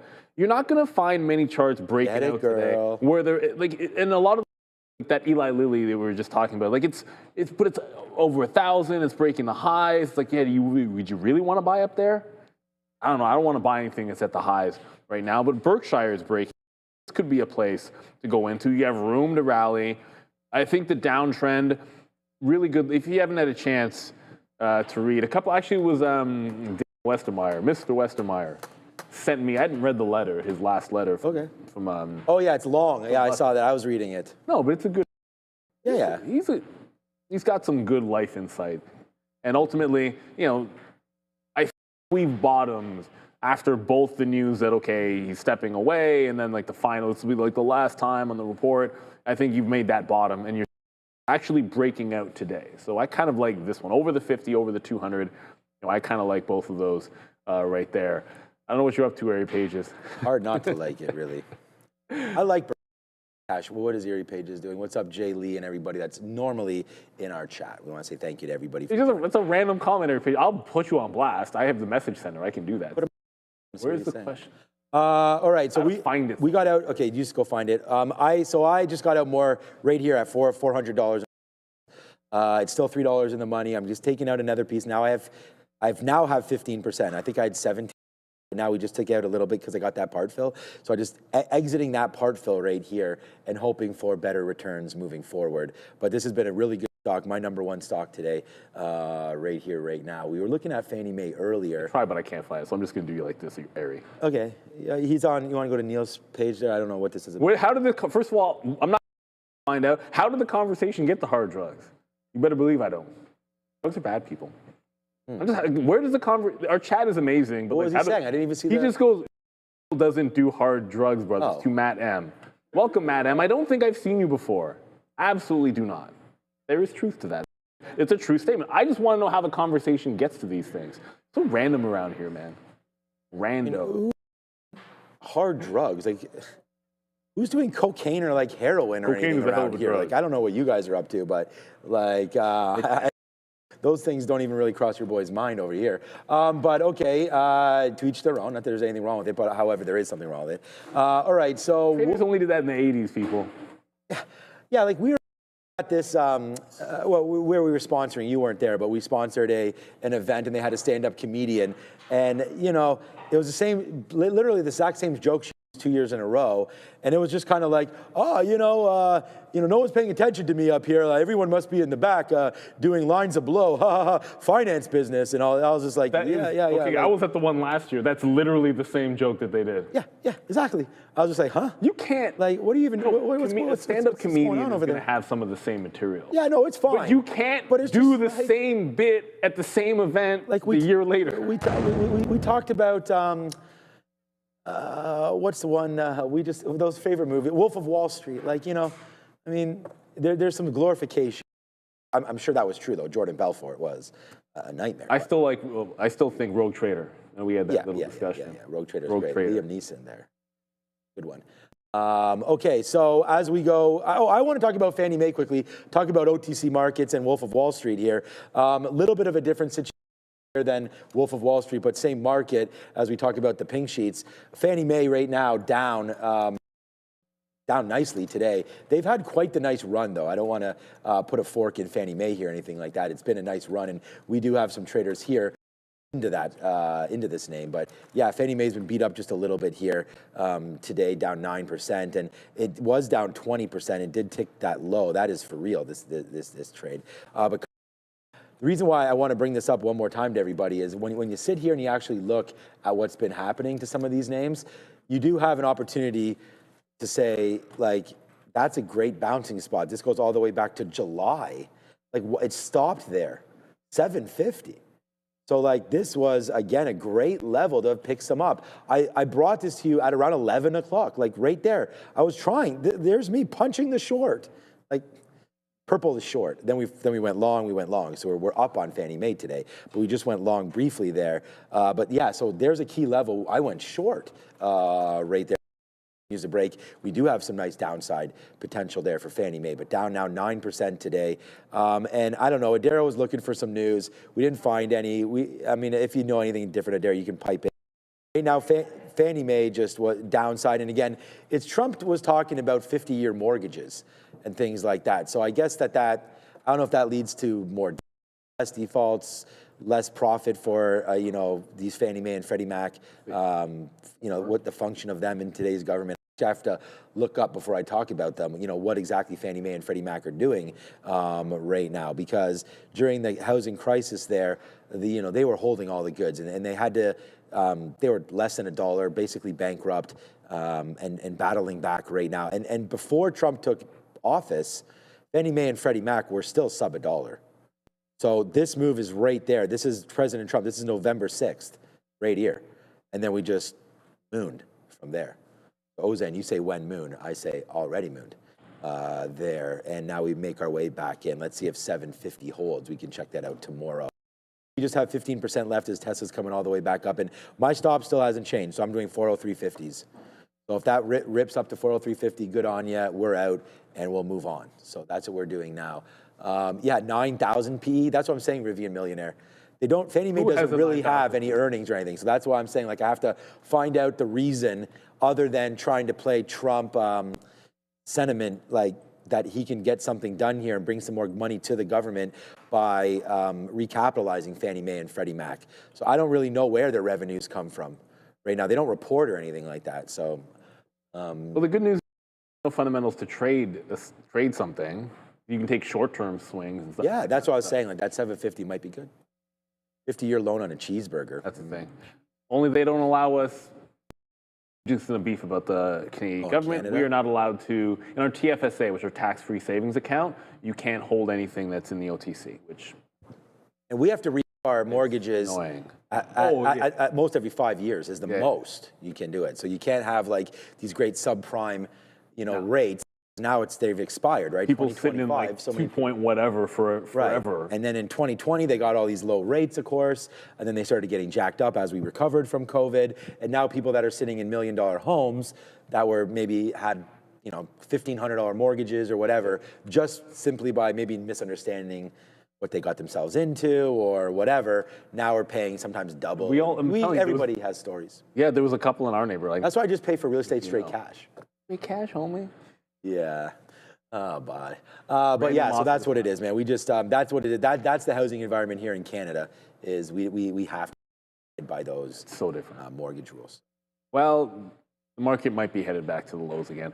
But I just saw someone in the chat. Not. What the hell? Well, the market is. I'm just looking at the NASDAQ and the ES. Like the ES just broke here. I always show you guys the NASDAQ. How about this? The ES just broke the low and then tried to regain it and then see how once it got back to the low, it's starting to run out of steam again. So like we're just this slow grind to the downside. I don't want to reload. This one's not moving enough. It's only moving half a point. So that's not what I wanted to reload. I'd like the suggestion of Mara on pops, but then Mara didn't pop again. It's breaking one more time. And that was in lieu of IBIT. But I went over to Mara. Yeah, pretty much everything is heading lower. Everything is just heading lower. I have Paris tonight. Oh, already? Yeah, they got their progress reports yesterday. We have Mars are like, mine's like on U.S. Thanksgiving. I'll schedule us for, because I'm like, I don't know, I'll be off. It's like a phone call. You don't go in anymore. Oh, I'm going in tonight. Yeah. We got the report. Oh, good. Okay, yeah. These report cards are just progress ones, so they just say good, progressing well. That's the one we get. Yeah. So I was at the Remembrance Day, Veterans Day Assembly, and I already spoke to my son's teacher. So, but I'm going to go back there tonight and see what's up. I already talked to Marissa. I was like, what kind of questions? Like, I need to either embarrass him or try to get it all figured out. We got to embarrass him. Oh, well, that's a West Indian thing. West Indians like to embarrass their children instead of the other way around. Okay. Just how it is. All right, so anyways, that should be fun to do that there today, and the wife will take my daughter, and then we have chess right after that, so it's gonna be fun. Fun afternoon in the Katina household today. All right, so just another out there, 401.70. It just, again, bouncing around too much.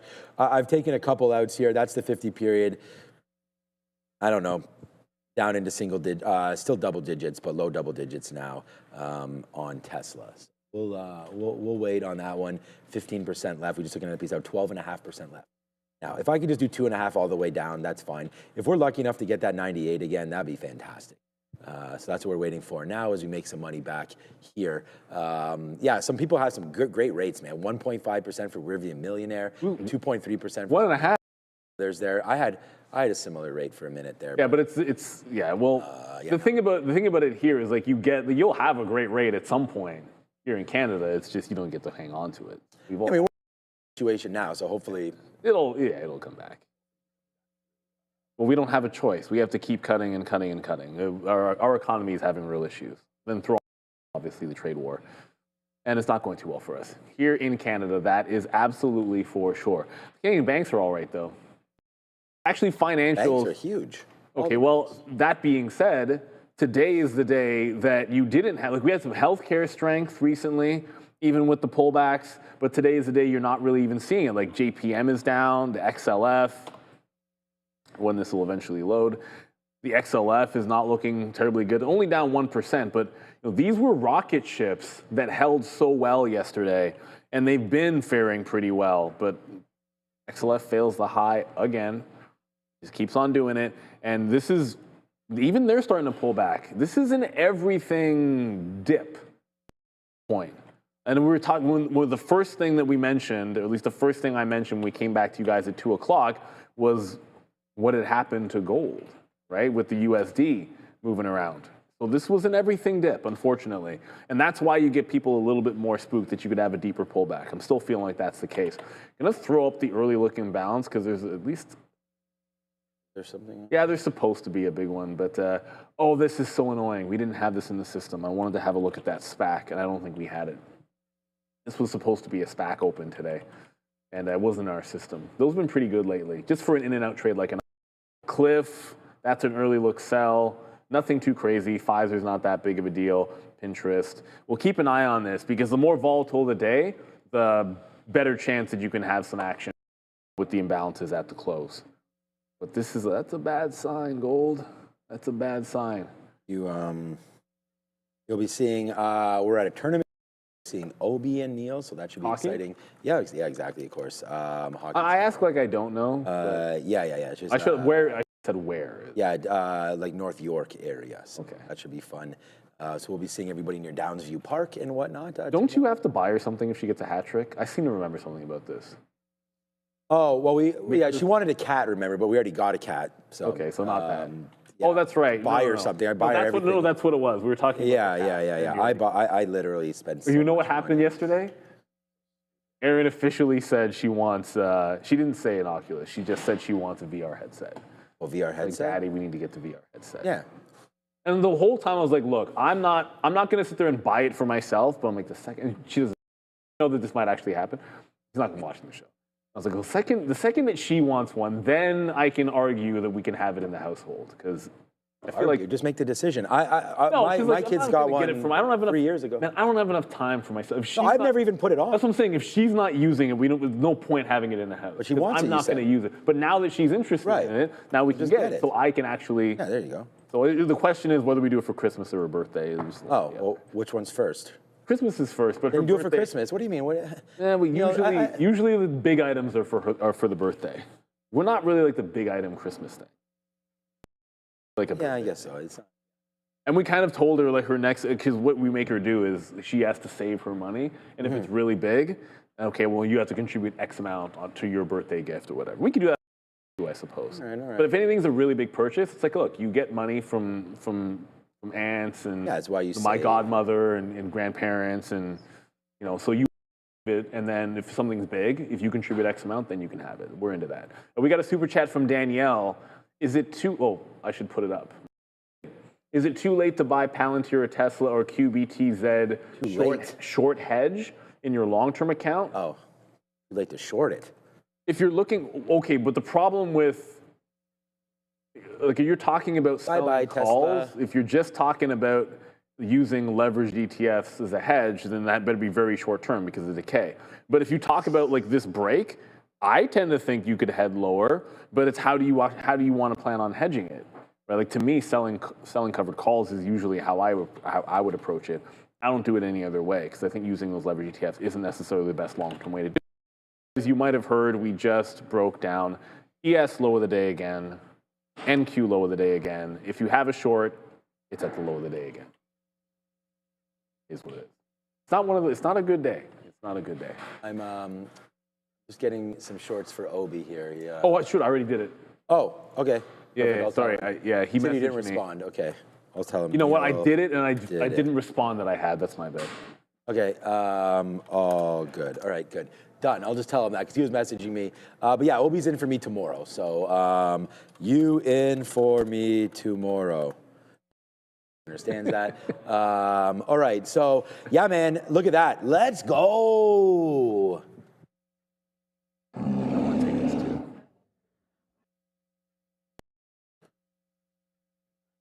Yeah, so we just got 390. Is that 400? Where was I bidding? Yeah, 400. So 400 flat there we get on Tesla.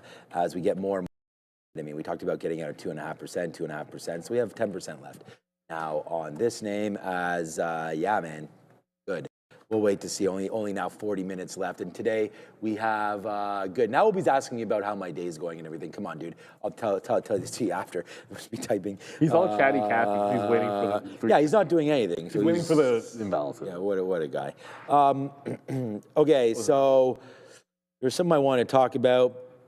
But let's go to the super chats because I do not remember. Sir Poopy Perfect, Paper Hands. See, it cuts off. Yeah. What's wrong with that name, Ramin? Longtime viewer and friend of the show.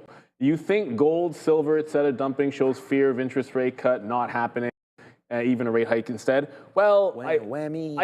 I would think so. That has a part of it. I don't think they raise. I don't think you get a rate hike. Maybe there's some. I think the fears of interest rate of no cut, yes. Oh, not happening. That, but is anyone really fearing a rate hike? We're not there. Look, we're not there, man. We're not. Rate hike. I don't think so. Yes, the lack of a cut. Oh God. Yeah, the lack of a cut. Yes, hike. I mean, no. I mean, yeah, that's. I've never. This was. Yeah, it's way down. I checked yesterday. It was 66, 60, 2/3, 1/3. Yeah. Oh gosh. Well, I hope this is December 10th, man. We are not even that far away. No, I can see the pausing. I can see a pause. But rate hike. Well, they don't. I mean, if we can get some of those numbers coming through, then let's see what jobless claims looks like. Let's see if we can get a CPI print or whatever. Then we make judgment on this. But yeah, if they pause the rate cut cycle, this market is going to die, like die. Whew, sorry to be so grave there, but I really do think that a rate, if they don't cut on December the 10th, you're going to see NASDAQ down 4 or 5% that day, especially if it's 50-50. But I think the problem is if that goes from 50% and then all of a sudden we're already getting to the point where it's known, I think you might have a more, like you'll probably end up in the same place, but you'll have fallen so far that we might not even have that big of a move down because we've fallen enough. Like you will see 50% down in many names. You will get your Meta 450. You will get all of those. If there's no rate cut, I think you could pause. You will get it. I think a pause. Oh, yeah, I'm talking a pause. Yeah. Like if they hike rates, they're not hiking rates.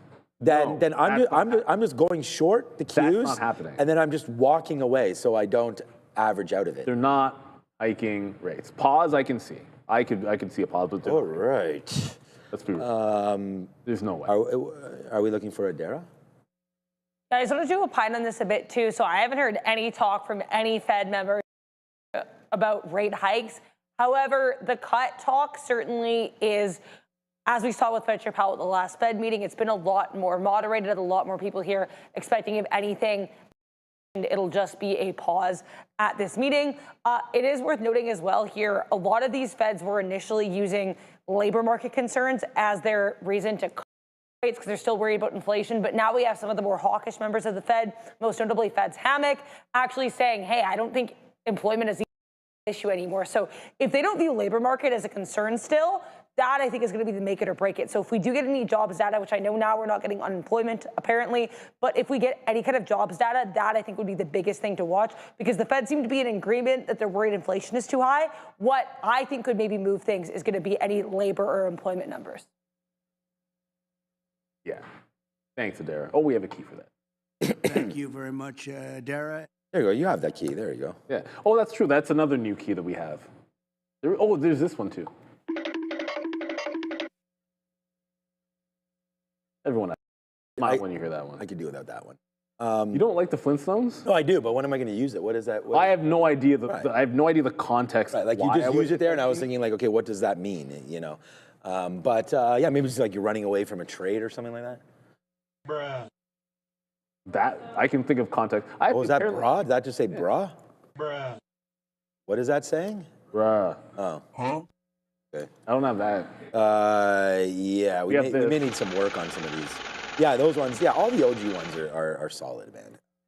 Just some of these newer ones. We'll get some ones going on there, but yeah, we have that annoying laugh that Joe does, but you know, there's a lot of annoying things. Yeah, with that laugh. But okay, yeah, that's it. So let's go. Yeah, sounds like the laughing is a meme or something like that. Oh, okay. That's why. As that goes. Okay. That's that. All right. So Tesla's on the way back up. Nothing on my scanners right now. Across. I'm going to actually reset them here. As a super chat for us, though. Oh, good. I haven't seen anything in a minute. We've got what up to you? What is your view on SoundHound? Well, remember the discussion we were just having about rates? Probably not a name that you'd want to be in under those circumstances. In that being said, like if you really like it, this is about the only place that it's been really good to buy the stock. But there hasn't been a moment that it's held the 200-period moving average where you needed to be in it when it was bouncing off of it. You didn't need to. You could wait for consolidation above it like that, and then a breakaway, consolidation above, breakaway. This one happened fast, but this one, consolidation, breakaway. Why wouldn't you just, if you like the level, because it's a 200-period, presumably, most times you get a question like this, it's like, where would I dip by? So, let it consolidate. This is distinctly different from the other times it tested the 200, because that was during an uptrend. Like, there's a breakdown, everything else is uptrend. This is falling knife time into the 200-period moving average. Assuming a bounce on this type of name, not really. Like, I will buy stuff that look like they're free falling if I think my time horizon and the fact that they're printing cash is good enough. Not necessarily a SoundHound. So I wouldn't blindly buy here. Give it a chance to do something constructive for a week or so, or off of this level, and then maybe you can revisit it. That would be my approach to these types of names. You just get in a lot of trouble blindly buying these levels, especially when the market looks like it's turning a little bit here. What is Joe? See, now the funny thing is, I don't think I know this one. I'm like, why don't I know this Joe's laugh thing? Not that I want to hear it, because I feel like it's going to be a button to hit, but. What, the Joe laugh thing? Yeah, I don't know what this Joe. It's the most annoying, stupidest thing of all time. But if you can't say that and then not. I don't have the button. Because it just makes me want to hear it just out of curiosity. It's like it goes ha ha, something like that. It's the stupidest thing of all time. But they like to hit it. Everyone has their thing. So I won't throw. Eddie Murphy has the best bad laugh. He used to laugh like that in Beverly Hills Cop, and I can't do it. But if you go back to Eddie Murphy in his first few movies, he had it was really awkward, but it was hilarious. The Eddie Murphy laugh. That's funny. All right. Yeah, the other one is stupid. But people probably like it in the chat, so that's fine. To each their own. All right, so just looking for more. I mean, nothing's really loading up here. We still have Boeing is at VWAP apparently, is what I'm seeing right here. Yes, so there it is. So I finally see, here's an alert. I just reset them. Boeing, VWAP, Starbucks, VWAP, Marvell, VWAP. So whoopsies. These are all from eSignal. You can catch out eSignal. Catch that link in description for your free month of eSignal as well. I want to thank them for continuously sponsoring us as we go along. I'm going to get out of another 2.5% right here at 30. If it dips down, we'll take that fill. Well, that was me at 31. We got missed there, so that's nice. Hopefully it just rips through us and we take that one out. Just as we go, because I'm going to stop out anyways up here, and I don't need to be, the imbalances, there we go, we get the fill, but the imbalances are now 30 minutes away, or sorry, 20 minutes away, 30 minutes away from the closing of the bell, and this is what we have so far. Cliff is on there. Not too much else here that I'm seeing. We have BMNR a little bit, 600,000. So we can check out if that moves. We had a good mover on that name recently as well, BMNR. So maybe something to look at there. But yeah, not much here on the imbalance locator so far. Cliffs, Pfizer, this ALUB. I don't even know what this is. No, it's a SPAC that debuted today. Okay, so yeah, we'll pass on that for now. Or we can watch it still. No, we didn't get put in the system. Okay, so it's I got to start making tickets for those because I feel like maybe I'm the only one that cares about them at real trading. So for sure, you don't. I mean, every time you put one in, it seems to get through. Yeah. All right, Adair, what you got? What you talking about over there? We have commentary from Fed's Kashkari to discuss. So as I was just mentioning there, we were talking about Kashkari echoing there are some concerns with the labor market. He's saying there's, quote, pockets of weakness. But then he also said that the resilience in the economy actually called for a rate pause in October, and that the data that he's seeing so far suggests more of the same. Since that meeting, he also said that he has, quote, no strong inclination yet on whether or not to cut in December. So a lot of these feds are kind of indicating not necessarily that they won't cut in December, but that they don't know, they're not really sure yet. Fed's Kashkari echoing that type of sentiment. Back to you. Well, I wouldn't expect Kashkari to say anything different. That's our boy. He spells his name kind of funny. And he's not a voting member, by the way, Kashkari. Maybe he will be at some point next year, but he is not currently a voting member. Looks like we're trying to bounce a little bit. I saw a couple people in the chat were like, yeah, we could be bottoming out here. Look at that. There's a green candle with the outside chance of following another green candle on the ES. It's a bit of a bottoming tail. I'm going to jump out. It's past 3:30. I mean, the stock I'm in is making higher lows, at least for now. So if I can catch the bid off the even, they'll just go ahead and take that. Yeah, just take what you can get at this point. I'm looking up because I'm Apple. Like, if we're going to bounce, does that look interesting? Not terribly. Like, I would love something that was a little bit more, let's break through VWAP. Let's look like we're a little bit strong relatively, just trending lower. Someone just said GEV's ripping. I seriously doubt that. Oh, it is. The market's trying to go. That makes I just took my out at SMCI. It keeps even dollars, so I'm just going to get out. Why is GEV, it's a volume spike. Not the kind of stock that just ran volume spikes at this time of day. Oh, here we go. Oh, I thought, no, this is not a news story. I see GE Vernova, Siemens Energy, and Toxa supply gas turbines for Syria reconstruction, sources say. I feel like I read this before somewhere, but it says 250, so maybe that's actually did just come out there. Maybe I actually, no. It's this GE Vernova supplying gas turbines to Syria, Adara.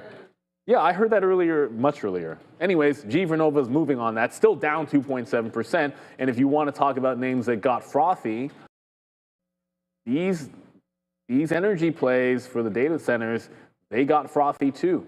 And whether it's this or Vistra or Constellation, they've been in a bit of a down channel. So you'll obviously like them better. Maybe the 200 period moving average would be the first spot. Also, it's got a bottom channel. It doesn't really have a clean top of the channel. There's no point in me drawing it. But if you break this, it gets ugly. For now, it's been holding the bottom of this channel. I'm just kind of hoping it goes sideways enough, and then it just starts lining up with the 200 period, and then you can bounce from there. And JB, maybe Michael Burry gets this one right. I don't know. Apparently, if he rolled up shop, and then apparently he doesn't even know either, which is fair. Sometimes just being like, I don't get it, is a fair enough answer. Like, I can respect someone that says, you know what, I don't get that. I'm just going to give up trying and move to something else or a better idea. Not that I actually know that he did roll up. I haven't read it for myself. We just heard the story this morning. Read an article that says Scion has closed shop. I mean, the Nasdaq down 2% right here. It's not like even. Look, it sucks because you're going to look at your account and wonder where that 2% went, or more, depending on what stocks you're in. I was looking at BMNR down 10% today. And it's just like, that's the part that sucks, right? Is the fact that what you could have maybe gotten out of yesterday or whatever day, and now you look at your position and you're like, man, wasn't I more aggressive at Palantir top 190 or at Tesla 440 or NVIDIA 200? I mean, it's all gonna look like that. You know, like yesterday I sold some at AMD at 256. That's not even, like, that could be 256 tomorrow. All of these names can rally back in really a heartbeat. So I don't think today is worth, you know, panicking too much about. Obviously, we've had a lot of fun shorting today, and we've done quite well doing so. But, you know, this is what the NASDAQ looks like. So it is a nice pullback. If you are a dip buyer of indexes, then you're at the 50-period moving average, which really hasn't even been an issue since April. So, you know, you might have got worried there. You might have got worried here. You might have, you know, there. Now you're having another opportunity, same one you had like last week. So yeah, hopefully this time is the same, and we're able to bounce off of it again. And if it's different, then I worry, right? And then I think we can start to break, and then everybody, you know, all the pundits or whatever will say, well, we didn't hold the 50, and you know, because it is a well talked about level, you know, especially on the broader indexes. So the 50-period moving average on the daily has to hold. And that has to hold now. So we're right there right now. Let's see if it can do that. Let's call it 600. Let's call it 600 on the Qs. So if we hold that today, which it looks like we probably will do, then we wait for better trade tomorrow and we move off, right, of that. We did get, I was gonna say BABA. I got filled today at 160, and that trade's fine by me. I mean, this is a level that I feel like it's come down a little bit into there, and it's just an average in. Like I'm adding 25% to the position I currently have, so I have 10 grand in there right now. I put 2,500 more, averaged up into the trade as we were long from Alibaba and averaged up. Didn't get anything out up here. Just want to see again. You know, they talked about Quen and some of their AI trying to move around a little bit today. And so if we do get a bump tomorrow, Alibaba started the day at 163, came into 160. A perfect level that we wrote down on here was 160 to 161. Looks like we get that there today. Yeah, I mean, it held up fine. 160. The low is only, I mean, look, the low of everything today is pretty low. 158. The low on Tesla's 396. It didn't fill the whole gap in, though. What gap? No, there is no BABA gap. That's already. Oh, no, I mean, just from yesterday. Oh, no. Well, I don't even, where were we yesterday? Almost had 2 down days, it looks like, in a row here. 165, down there to 156, back down into 157 today. So, yeah, Alibaba's had some dip buy opportunities. We just haven't really been in them. You know what that reminds me? Remember we were joking around about how JD just doesn't move? Well, this little support might actually break down on JD. JD's been chilling out for a while, 30 to 35. The actual low is like 29.50. This is the kind of thing where if it breaks down, like that's going to be a juicy short for everybody. Oh, here we go. There's a super chat in here that we just got. But why do I not see it? Oh, it's not? Okay, so it's, my bad. Our little page where I can put that up for everybody to see is not working. Jordan Chevalier. Forgot to type message. Can you explain your use of VWAP? It's different every time frame, and I don't understand what anchored VWAP is. Oh, so these are 2 separate things. If you see the volume-weighted average price on my charts, you won't see it on my daily chart. You won't see it on my 15-minute chart. I only use it on an intraday, which is my 3-minute chart. And I mean, the simple thing about the volume-weighted average price, it just simply takes every single candle, right, creates an average based on whenever you start it. So the key thing is when you start the data going in the morning. So you might, like mine starts at like 6 a.m. Now you're gonna normalize by the open because all the big volume comes in at the open, but there might be slight differences based on when you happen to start it. And an anchored VWAP is, we don't have it at Real Trading, but anchored VWAP is simply a tool where you can pick the starting point. So you might use anchored VWAP, something like, pick the starting point of the all-time high, and then take the volume-weighted average price from there. So it's a separate metric. Usually, it's something you would use on a higher time frame. So like to me, VWAP, the regular VWAP, is something I would use intraday on a 3-minute or 5-minute chart. And the anchored VWAP is something I would use on a daily chart or maybe a weekly chart. You might anchor it to an earnings day. You might anchor it to like this earnings buy, let's just say. And then you want, well, what's the average price, volume-weighted average price from this point, or from like an all-time high. So that's just different uses, different time frames. I can't really show you anchored VWAP on this platform. I hope that does answer your question. And yeah, I mean, there's no such thing as a bad question, ultimately. And if we say something that doesn't make any sense, like we use lingo or whatever it might be, and you're like, oh, I don't get what they mean by fade that or, you know, getting flat, just let us know. Sometimes we'll drop into our vernacular. And if we're going too fast as well, like, you know, no such thing as a bad question. Early look for the imbalances, sure we can. Linea LA Apartments, interesting name. Nothing standing out. Unless you like this NAKA from the morning, which is useless. You have Cliff, that's a sell of 2 million. Pfizer was there before, 1.3 sell. BAC is a sell. UMC, that's 1 million shares. Nothing big, and remember, it's only New York, so anything that's NASDAQ would be from the open, kind of residual. It's only New York until we get to 350. And at 350, you'll see some NASDAQ names pop in. That's where Tesla or NVIDIA might show up on the imbalances. Typically more interesting, but nothing is standing out on the early look unless you happen to care about Cleveland Cliff. Somebody might. 2 million to sell. That's actually pretty good size. But, you know, like everything else, already at the lows. And bouncing with the market here. Look, this is just following the market. Why does every chart look exactly the same today? Downward trend, catches a bid when the market catches a bid. It almost doesn't matter what you pull up today. They all look the same. Yeah. All right. I was just typing. And you, of course. All right. So, yeah. Oh, by the way, so there it is, man. We'll end that trade. That's definitely louder. It's louder in here, but I don't think it's louder out there. There it is, a nice little downside play right here to start with, or upside, sorry, on Tesla. So great, you know, great reload, everything. We talked about having only 10% left, and thankfully that's all that we had as it breaks through the top. And we were telling you, you know, every single one of these outs was 2.5%, and we had, what was it, 15%? So, you know, add that up, it might even been less than 10%, you know, after all of that. So.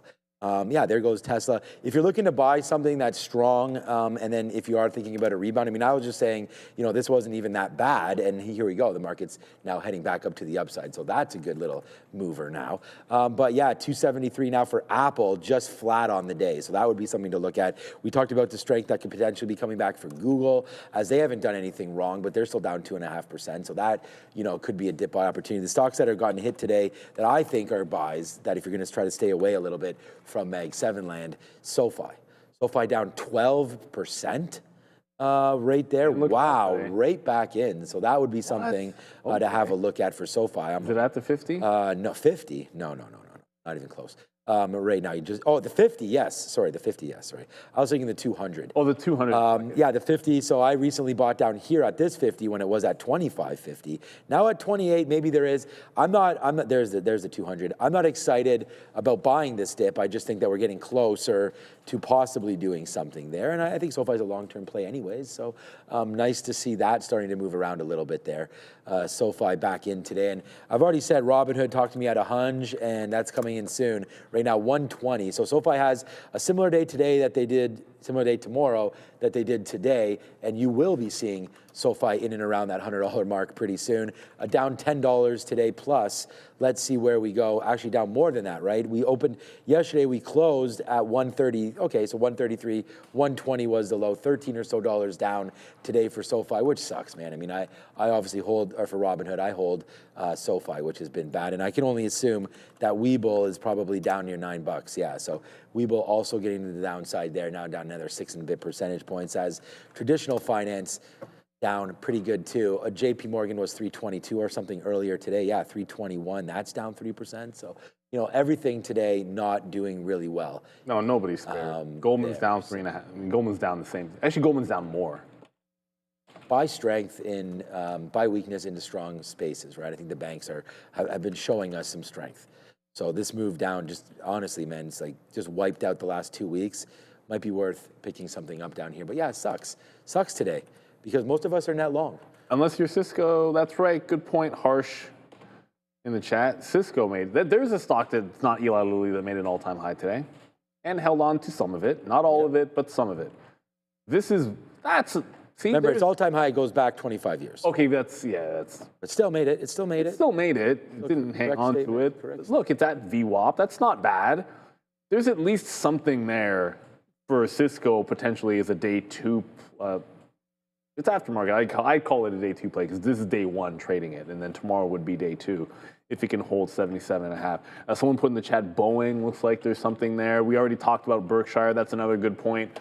A Water Dragon clan in the chat. Water Dragon. I love the name. I like reading We the have names. so many that are good cool. names here, yeah. It's a great one. Like these are on fire names, like Really Water Water Dragon Dragon, Clan. like- That just sounds like you should be out. You should be on like Cobra Kai or something.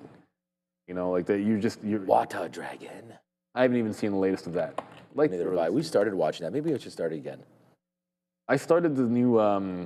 You know the Squid Games game. Oh yeah, What do we they watched call the it? first season of challenge? that. I got bored of it. The one, yeah, actually, I don't even remember what it's called. I watched the Squid first Game episode. Challenge, I of think the- it's yeah, called. that's what it's called.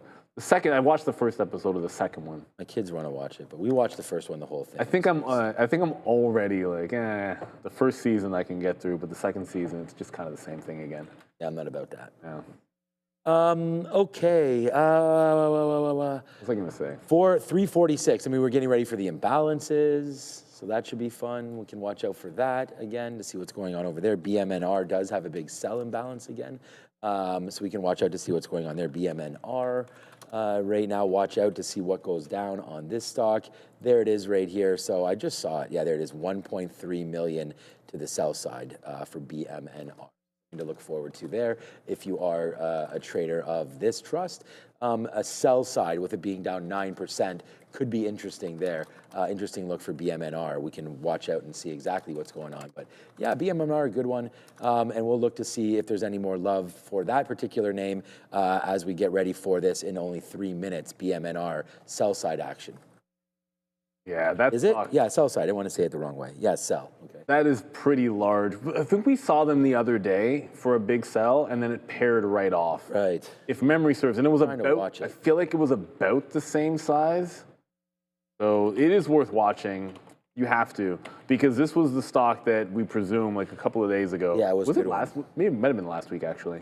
I think about it. That went absolutely ham at the close. And you know some traders make some real bank. So if it's going to be that big of a sell, it's the only thing that stands out. There's nothing else remotely interesting on this imbalance locator except for BMNR. I'm kind of with you. I'll have that up.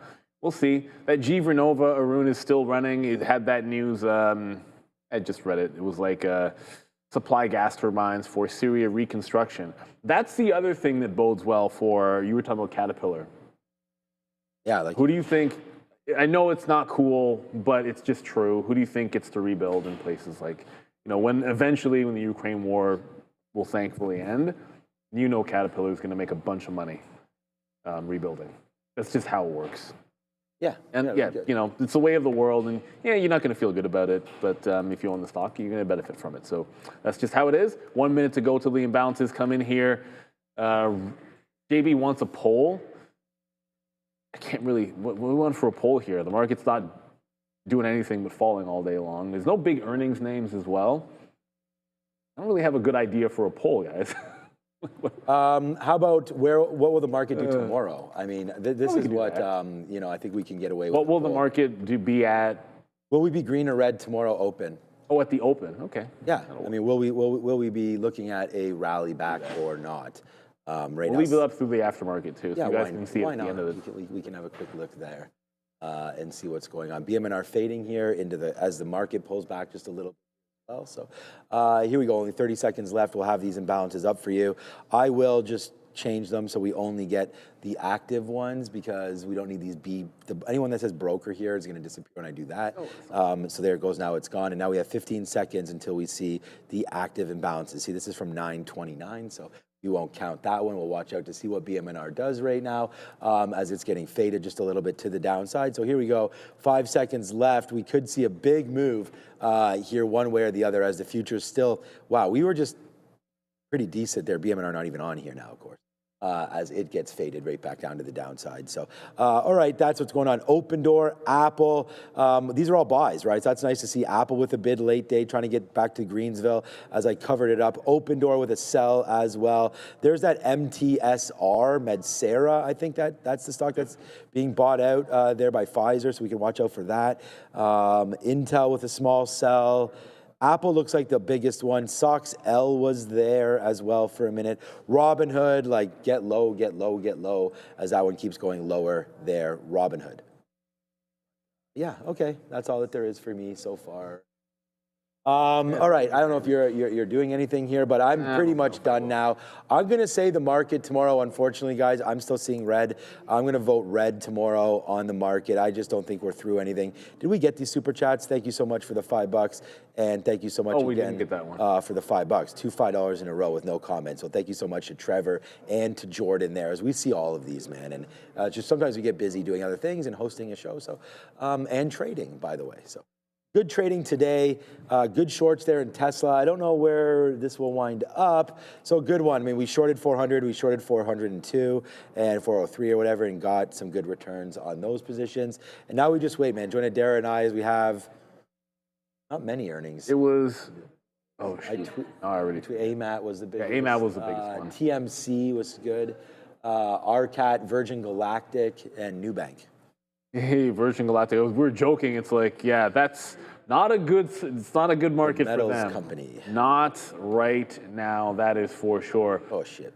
Yeah, I don't like that, but there's certainly a trading opportunity in a name like Virgin Galactic. And if you want to have enough capital, like so many traders do not have, or risking your own money, then this is changing. And that's because Trade the Pool is transforming how you can access the markets. Right. The limited risk trading model allows traders to use funded capital, while Trade the Pool absorbs the downside. This allows traders to focus on what truly matters: discipline, discipline, and more discipline. Also consistency and growth. When you hit the profit target, you keep 70% of the profits. No fear, no barriers, just real opportunity. This is the revolution of limited risk trading powered by Trade the Pool. Visit tradethepool.com or scan the QR code now to get 10% off your first evaluation. Thank you, Trade the Pool, for sponsoring as part of the show. Open Door, by the way, is 1.3 million to the sell side, if you happen to be interested. I'm not terribly interested in that for Open Door. There's a lot of volume. That 1 million is not going to do a heck of a lot to Open Door. You need a much, much bigger number, unfortunately. So it hasn't been a good day for the markets. James Choi, hey, I voted for what I wanted to happen over what my brain's telling me. Like I'm looking at every single chart and where we're gonna close, and then what I think about where we're gonna close, and like all those, like the MUs of the world still look like shorts. A bunch of the chip names still look like shorts, but I kind of want us to have a little bit of a bounce. But just because, I think we'll be green at the open tomorrow, but that doesn't mean I'm thinking green tomorrow. That's the question. I think green at the open is very different from. But if we're there, I'd short it. What does the question say? It says, will the market be green or red at the open? I think red. I think you think green at the open will be green. I don't think that's going to matter much. That's okay. So what is the vote right now? So Neil and I are split. Yeah, it's pretty split right now. So we'll see what happens tomorrow morning, and hopefully it's maybe it'll be flat, and then we can adjust our expectations at that point right there. But yeah, so far so good here. Thanks for everybody for watching. We only have 4 minutes now until we close up shop. 6 minutes. Darren and I will be doing the recap show, but end of trading. We are on a prop floor here as well, so we have to be flat at the end of every day, and I'm just not willing to do anything right now. Tesla's marching lower. The NASDAQ may close at lows, so that's yucky right there. We don't like to see that kind of action here at the close. Closing near the lows, not great. Would have rather us sort of tried to hold something up there, but apparently it's hold my beer. We're not doing that at all, and we're going a lot lower right now. So, yeah, not a great movement there at the end of the day. Tesla might not even hold 4 bills. So yeah, just some obviously some upset traders there today. Yep. If you've been waiting for a rebound, it just doesn't look like it's going to happen, and that's why you get your stop orders out and you trade accordingly every time, and you just trade the market that's in front of you, and there it goes. Like, look, We got stopped out at Tesla at 403. I mean, now you're back down to 399 and really going lower. I mean, what's going on right now? This market is just bleeding right here downside. Bitcoin low. And there it goes. And it was just at 398. Now it's at 402. So Tesla, something just switched up there real quick. And that's why when you see us in these trades, man, you can't be in it for a very long time as this market just keeps going back and forth here today. And these imbalances, they're affecting stocks more than normal from what I'm seeing right now, as that was just $3 straight to the upside there. FXI a bid, that's the China stocks right there. Hood turns, was a sale, turns into a buy. Amazon, I just saw was a sell as well into the close. I don't see that MedSera on here or not. Ethereum, still a bid. No, it's like 500K. It's really Still a bid there for Ethereum. Look where Ethereum's going out at the lows today as well. So, what is yuck. it? Probably Apple was on the nice little rebound okay. there. It's not at the lows, but it might as well be. I don't know. Meta You guys like down. long anything? Meta's almost Meta a might be view the up. key. Meta's almost a view up. We already know things like Boeing. We're talking about tech names. Like, what are the tech names that are not at the lows right now? And Meta seems to be one. It could go green today. So, you know, Right. there's always, what's the line? There's always a bull market somewhere. That's So, Kramer's I mean, like, line, yeah. we showed that MedSera. It's pretty small. I'm going to go quarter what I would have before and just take the print and see what happens with that. But it was only 500,000 shares, right? Let's double check for that. You know what? I'm not here. Here, I do this. You guys can't see, but it's like 500,000 shares to sell. I'll take a small amount of this bad boy, see what happens. But it's just a nasty.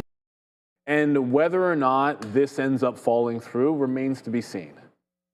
You know, just like a single bad day in here. And yesterday was down too as well, but nothing like today. We are at the 50 period in the Qs. From the highs, the Q down 5%, maybe. That's 637 to 607, so $30. And that's 5%. We're at 5 off the highs on the NASDAQ. That is absolutely nothing. Like, the degree to which, if this is a bigger pullback, and if we do have some fears that we're not going to get a rate cut, like, are you kidding me? Like, we could go much further than this. And that's why, like, I think it might be sideways on a Friday, come at the open. But when I see what happened to these names, like, my starting to turn. Remember we're talking about SNDK? Look at SNDK today. How do we feel about that? This is one of the strongest names, like the memory names, which have been leading things so much. Western Digital as well. About that. Does that feel like we could be making a bit of a top? I'd like to think that it does. So, you know, that's what it's about. Busy Trader said Marvell wasn't that bad today. There you go. Look for those kernels of strength. Is it bad? Load. Only 2%. Yeah, that's not so bad. That's not so bad. Only a couple of points down, I don't think is the end of the world. I mean, it's not up, but certainly could be a heck of a lot worse for them. Jason, I think when you start looking, we're talking about tech names, so when Jason just mentioned Costco, certainly this is a day diversified, you were doing a heck of a lot better. Costco up a point. Berkshire was great today. Lilly made an all-time high today. That's a strong one, certainly. And then, of course, you know, we talked about the banks, how they had been a point of strength. And this is something which is also a bit of a change, which is worth monitoring. You would have had relative strength in the banks during all of this move, and now they're even pulling back. And this is where it starts to feel different, right? Like if the banks were still strong and maybe if you didn't have so many double-digit movers, that deal. Trevor Brucker, Tesla to 420 tomorrow. I kind of doubt it, but I wouldn't put anything past Tesla. That's not where my head's at. My head is at, you could easily be at 406, maybe even like 410. But if we were gapped up that far, I would be surprised. It just doesn't feel like that's the way we're going here. You know, even the reversions, like the way that some of the moves reverted off the lows, just a little bit weaker and a little bit different today. But that's just, you know, you can change your mind on that tomorrow, and I reserve the right to. But it does feel a little bit different here, the way that some of these bottoms, the way that gold moved at the end of the day, GLD with that crazy crash, like I think that spooked some things. And the closing bell, because we're here right now, brought to you by Beta Pro by Globe. to them. It hasn't been a good day unless you were short, but those types of ETFs allow you to capture profits on these types of days. So the market is now closed. The final tally is 2% to the downside. Lo and behold, I think it's like, what, a third 2% down day in the last 5 for the NASDAQ, 1.6 on the ES. I'm not really that into the Dow if you happen to be, but this was an everything down move. It's just how it is. Almost nothing was spared today, but the action was quality if you were holding some shorts and just about everything out there. So managed to hold on to some gains. I'm sure that'll get talked about as an earnings name that made an all-time high, as we mentioned, Lily. Bitcoin closes, I mean, it doesn't close 24-hour market, but we're at 98,000. That continues its bleed. ETH is almost at 3,000. That's another thing we didn't even. What if ETH breaks 3,000 tomorrow or on the weekend? Like that could get real. It could get real if that breaks 3,000. Watch out for anybody in BMNR. I didn't even realize that ETH was that far down. Yeah, BMNR is in trouble if that 3,000 cascade. The good news if it breaks on the weekend, BMNR has a couple of days for it to recover because they wait for the Monday. But it's been a wild one, everybody. We do have AMAT reporting the bell. They're the only big one. You'll have Sean and Adara recap. Looks like they're already out. And hey, AMAT's actually up. Stocks can go up. They have beat earnings. Let's get numbers from Adara. Your market recap show with Sean and Adara starts right about now. Go AMAT. Guys, yeah, hey Adara, how you doing? I'm good. How are you? Good. You mentioned that you're maybe overly tired today. Yeah, not feeling the best. We're going to try to truck it out and through the rest of this here show. We are not going to try. We will do, because there's no try. We will accomplish. There's only do. We will be here late for everybody. So I have AMAT earnings also. Yeah, AMAT right now. Nice little upside play for AMAT, but like we already said, the more we sit here and trade names and watch out for these earnings plays, come back down regardless of what those earnings were, because there's AMAT just hovering around 225 and change. What do the numbers look like? So EPS, double beat here. Adjusted EPS 217 above estimates of 210. Sales 6.8 bill versus 6.65 bill expected. So that would be a double beat, as I mentioned. Quarterly revenue, though, was down 3% year over year, even estimates. Now, apparently, their GAAP EPS up 14% year over year, but their non-GAAP EPS is actually down 6%. Record annual revenue, though, so for the fiscal year of 2025, their revenue grew by 4% year over year. Now, they're guiding, Sean, Q1 adjusted earnings between $1.98 and $2.38 per share. Midpoint more or less in line with estimates of $2.13. Sales, they're guiding between $6.35 billion and $7.35 billion. Again, here midpoint in line with guidance, but double beat despite a revenue decline on a year-over-year basis. Yeah, you can see right now 222 to the downside. Yeah, it seems like more of us come in here not feeling that well than maybe we shouldn't be coming in. There it is. Downside move here for AMAT now as it turns red. So there we go on a double beat. So not great there. We will look at more earnings plays right here. The metals company, TMC, we could definitely have a quick look to see what that's doing right now. TMC is only a $5 stock, but that also has earnings gapping just a little bit down here into 504. RCAT, you know, that's going to be coming out very, very soon. Of course, there it is, Red Cat Holdings. That'll be out. These are just all little small stocks. And then we have Space, Virgin Galactic coming out today. So as these numbers cross across your screen or our screen, we'll flash them to you and get that going. Virgin Galactic down 7% today. So, oh boy, man, I mean, what a day it was here today as more nervous hands still continue to be in this market as we get some worries about AI valuation. We have some concerns here about recent earnings calls, the spend in the data center. We had $600 billion in data center spend for Meta, $500 billion for OpenAI. We know is in trouble as they look for financing on their spend as well. But there's the NASDAQ down 1.9%. A little bit of a bounce here in the after hours, but not a good day as the NASDAQ approaches its 50-period moving average one more time right there. Went out on all-time highs yesterday on the diamonds, which of course is the Dow Jones. So there we go. The DIA down another 2% today, just off of all-time highs. So there that was covering up the last 2 days. Nice downside play. And as we get nervous, and it was a good point, many people in the chat there, that as we get on Fed watch right now, gold making a move down in. And someone brought this up to me. I had, didn't even realize that this Fed interest rate right now, this is the tool. This is December. So right now it's 50-50. or I got to take a drink here, for an actual rate cut. We're closer than we normally are. Yeah, the cameras. Over here. Yeah, this looks not great. All right, so that's 50-50 right now on the Fed rate cut. So, you know, that started sending I think to the market, right? We need that rate cut. So although we have AI names in trouble here today, especially the large cap names, we had Tesla down 7%. We're going to cover that in a minute as they had some battery worries. We had the S&P, the S&P 500 down 1.5% today as well, as I think it's worries that are now starting to hit the market for Fed. So now not only do we have worries about valuation in names like NVIDIA, it's not even the valuation for just how far it's ran. NVIDIA's valuation is still a premium to the market multiple, which makes sense to me. But there it is, NVIDIA falling quite nicely off of its back into 187, so that's down 10% now from its highs. So there you go on that one.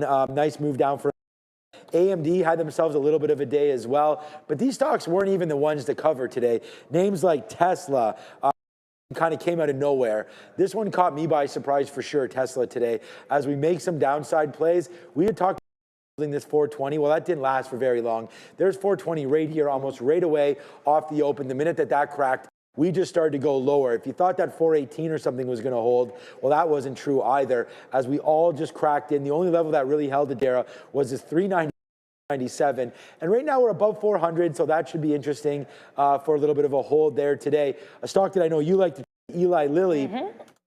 And again, this is why it pays to be a little diversified. Obviously, on a day like this, Eli Lilly was much higher to start the day here, but you could see a nice little fall back in, but still up 0.56% as we hold out on 0.5% and over that $1,000 marker there. So, you know, we have NU Holdings, new holdings coming out today as well, but I think we're out pretty much now. I don't know if RCAT came through, Adara, if we have any earnings. There goes RCAT. I have TMC. Okay, TMC, and the I metals also company. have 13F filing starting to come out here. Okay, so, that'd be interesting to talk David Tepper with Appaloosa Management, biggest one I'm seeing here looking through this, 30% reduction of VST or Vistra, but a pretty massive for Qualcomm, adding 255% here for QCOM.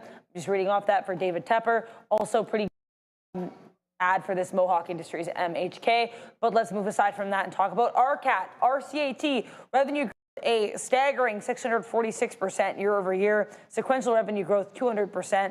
Guiding Q4 revenue to a whopping 1,455% year over year growth. I am not joking. And Q4 revenue guidance they're expecting, or sorry, fiscal 25 revenue guidance expecting 124% year over year growth. So for every single metric for this quarter and then for next quarter, they are either expecting or reported at least triple-digit percentage growth.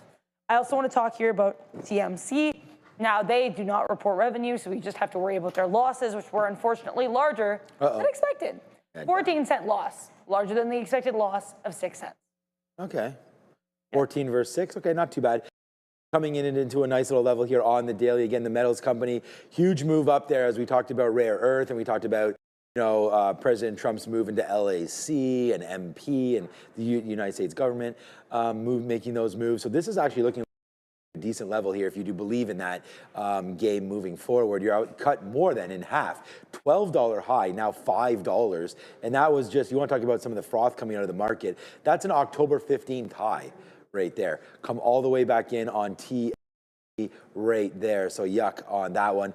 Look, I mean, you might have just caught me there looking at Robinhood, because Robinhood today, bad. And the reason why I wanted to talk about the rates was because of Robinhood, right? The Fed uncertainty can weigh on Robinhood because the higher for longer interest rates typically suppresses real retail trading activity, right? That's its largest revenue driver. So if you reduce investors' appetite to trade and to trade things like options and whatnot, that makes a problem for Robinhood. So they rely on steady cash flows coming through. Obviously, that $2,000 check would be great for Robinhood. But as the market starts to fall down, some of these longs that traders are sitting on turn into losses. And then maybe Robinhood, all of a sudden, if these higher for longer rates suppress trading, that's not great. We saw a huge run in trading with lower rates, and we like to see that as more exuberance coming in. And a lot of the names that are traded on Robinhood, like a Beyond Meat or I mean, now this is only $1. Wow. You know what, Beyond Meat, actually, wow, down 10% today. Again, an $8 name down to $1 again. Let's see if we can hold. Did we break $1 today at all for Beyond Meat? No. We should be putting this one on the radar for tomorrow. Neil's left already, but this is one that I want to write down because if we can bounce sort of off $1 there, that might be good. But look, man, lower rates is better for names like Open Door, better for names like BBAI, better for names that don't make any money. They want to borrow money and they want to get charged. I do want to thank Beta Pro, Global X here for sponsoring our closing show before I forget to do that. But just a little bit of a story here. Okay. And, you know, if you're going to go downside on Robinhood, I mean, check out the big dog here. JP Morgan down 3% as well. So Robinhood's down actually is pretty controlled. When I see a major name like JP Morgan to the downside, we saw Goldman Sachs lift the Dow to all-time highs yesterday. Goldman Sachs had a hell of a day yesterday. And look at this, whack, right back down in as if yesterday didn't even count. So there we go, man. So we can't celebrate too much. And then we also talked about gold getting hit here as well. So I just wanted to bring up some of these names because we do talk about them a lot on the show. But we're often sort of distracted by trading, but I don't mind this play here for gold. I think if you want to get some more into your account, that's a good one. And then silver, there's been a lot of talk on silver on the show. I know Neil's been looking at this on his watch list and whatnot and traded a little bit of it. They've had quite a week as well. Silver ticking up near their highs. We'll wait to see if we can break through $50 and get a new high there for silver. So, you know, unfortunately, much earnings there. We do see space. I have more on RCAT. You have more on RCAT. Did you see Space? Space just came out and kind of didn't really orbit here or anything like that. But I have Space. Yeah, not too dramatic of a move. Anything you're seeing there? You want to talk about RCAT first? Whatever you want. Yeah, well, I'll do RCAT. So I mentioned RCAT. They keep talking about how strong their revenue is, and I want to be very careful here with their revenue guidance because they're saying they're guiding like multiple digits of revenue. Like when you actually have the numbers, apparently those guides. Yeah, it's heading lower right now. Yeah, so that's basically what happened. So they, like I said, the way they describe this report is, it's up 124% year over year. Their fiscal 25 revenue guide, their Q4 revenue, they're expecting it to grow by like 1,400%. But the Q4 revenue guide, guys, actually missed estimates. They're guiding Q4 revenue between 20 mil and 23 mil versus estimates of 26.39 mil. Now their fiscal 25 sales guide, they lowered heavily. They're now guiding between 34.5 and 37.5 million, well below estimates. 1 mil. This visual was just a fun look at the billionaires, given the big drop. Okay. I haven't really updated since October 1st. Larry Ellison's net worth has dropped by around 100 billion since then, and Mark Zuckerberg went from man to the sixth richest man. So it's a tough time to be a rich guy. No, but all jokes aside, yeah, check it out in X at GTV Research, posted a couple hours ago, part of a thread. Yeah, okay. I just want to say, yeah, as soon as you started talking about RCAT there, as if we're the ones, you know, creating this move, but they were sort of. I know, I felt weird with that. But then it just goes bang right down there into 670 right now. So there goes RCAT. I have NU as well. Back in the downside. Yeah, interesting because this was always sort of called this. I mean, I remember this was a Warren Buffett backed to Berkshire backed introduction to the market when they IPO'd. They were a big supporter of this and a big backer of this name. And it looks like they're going to be fine. Again, often referred to as the SoFi of South America. I guess they have their charter. I don't know if there's a charter over there that they need in South America, but big in Brazil, I believe, new holdings. So here's the move today. Just pretty nasty heading into earnings, man. 1650, all 1550, but look how this looks on the daily chart. I mean, this is a great stock. Actually looking like it's performing a little bit better than SoFi right now. But what do you got on new? Because they are sort of just hovering around with not much volume here in the after hours. I want to clarify. So I'm not seeing these on Benzinga yet. I'm seeing these on, they've been posted on social media by a couple sources, these numbers. So let's tell you what I'm seeing. I'm seeing a slight EPS beat, 16 cents per share versus 15 cents expected, up 45% year over year. Revenue numbers here, $4.73 billion, above estimates of $4.04 billion, and representing 42% year-over-year growth. So if I get any more confirmation, that'll let you know, but that's what I'm seeing circulated here. We also had that LAZR, that Luminar thing. They reported earnings, 21% year-over-year revenue increase, and then 20% quarter-over-quarter revenue increase. We'll talk as well here about U.S. and Argentina apparently opening their markets to each other in key goods, so it looks like we get a U.S.-Argentina deal. I also want to talk about this infographic here on the shutdown and the market performance, if I may. Yeah. So before I get any flack for this photo, guys, this actually is Trump's official photo for his second term, and I chose everybody's photos based on like the term they were in, their official pick. So basically, 3% gain in the SPY during the shutdown. However, we've already erased that gain, or more than half of that gain, after today's drop. Right. So, oh boy, is what I'll say to that. But yeah, it's interesting too. The two largest or longest shutdowns in U.S. government history, Sean, they both happened under President Trump, but they also were the two best for the market. However, unfortunately, we've already, again, given up half these gains. Legit his like official portrait, I know that. Which is that so funny. Yeah. But yeah, so anyways, guys, this is the deal. I think it's interesting that Trump's two shutdowns, again, the longest, or two of his three shutdowns, ended up being the best for the market. Interesting stuff here. And again, market was up every time over the last 6 shutdowns over these last 3 decades.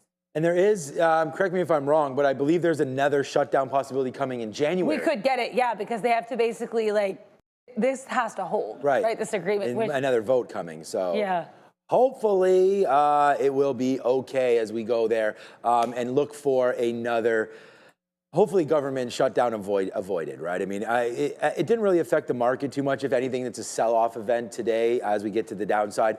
I just think this makes it look like we're just standing so close to each other. I don't, who's over there doing this? Don't Fabian? stand so. Yo, what's up, Fabian? To me, it's up to you guys, but I don't love that look, but okay. All right, so there we go.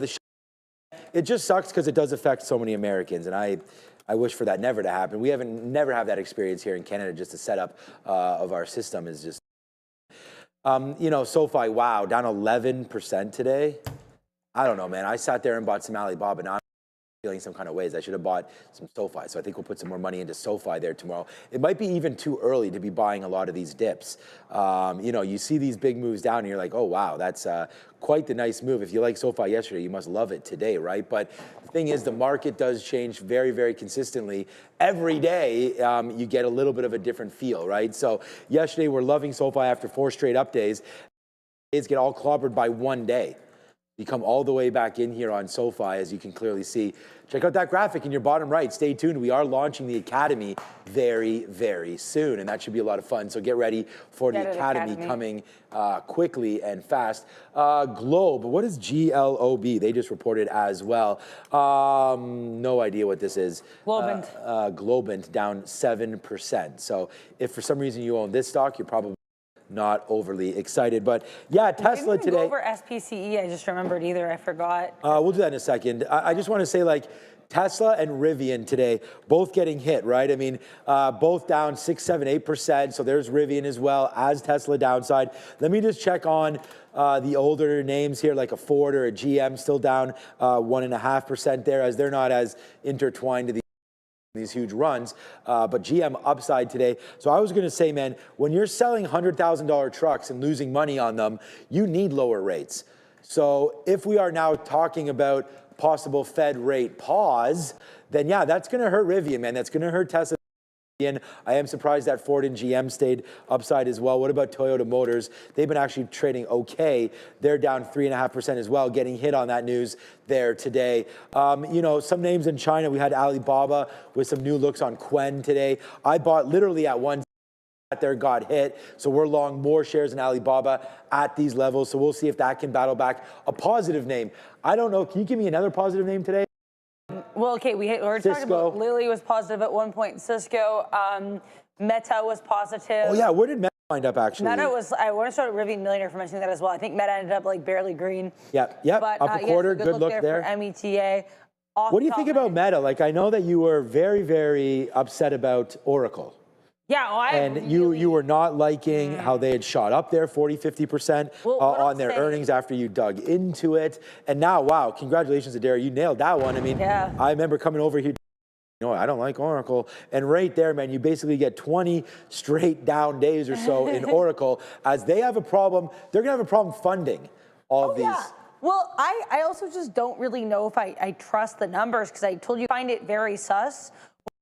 The big announcement that is deemed as positive after a double miss, like what happened with Oracle for that most recent quarter. And then I did the research. I looked at their reports because I wanted to do an infographic. And I didn't even have any bias at this point. I was like, I'll just do an infographic. I'll see what's their past cloud revenue been. And that's when I realized, guys, they didn't report this metric on their Form 8K until that quarter. They basically made this metric all nice and special so that they could cover up and I'm not just making this allegation blindly. I went through all the reports back like the next 5-6 years.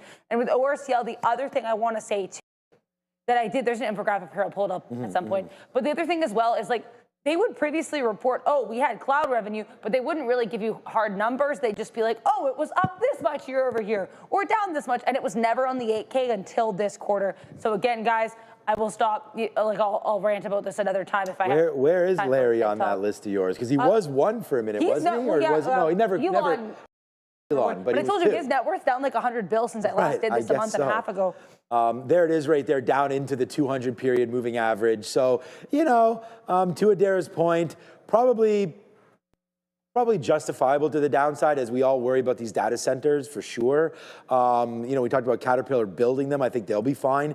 But another name, and that's why I thought about Oracle, was Meta, right? I mean, the amount of money that these guys have sort of earmarked and put aside there for the data center build-outs and committed to as well, nearing $600 billion. Like that is way much. Oops, that's not Meta.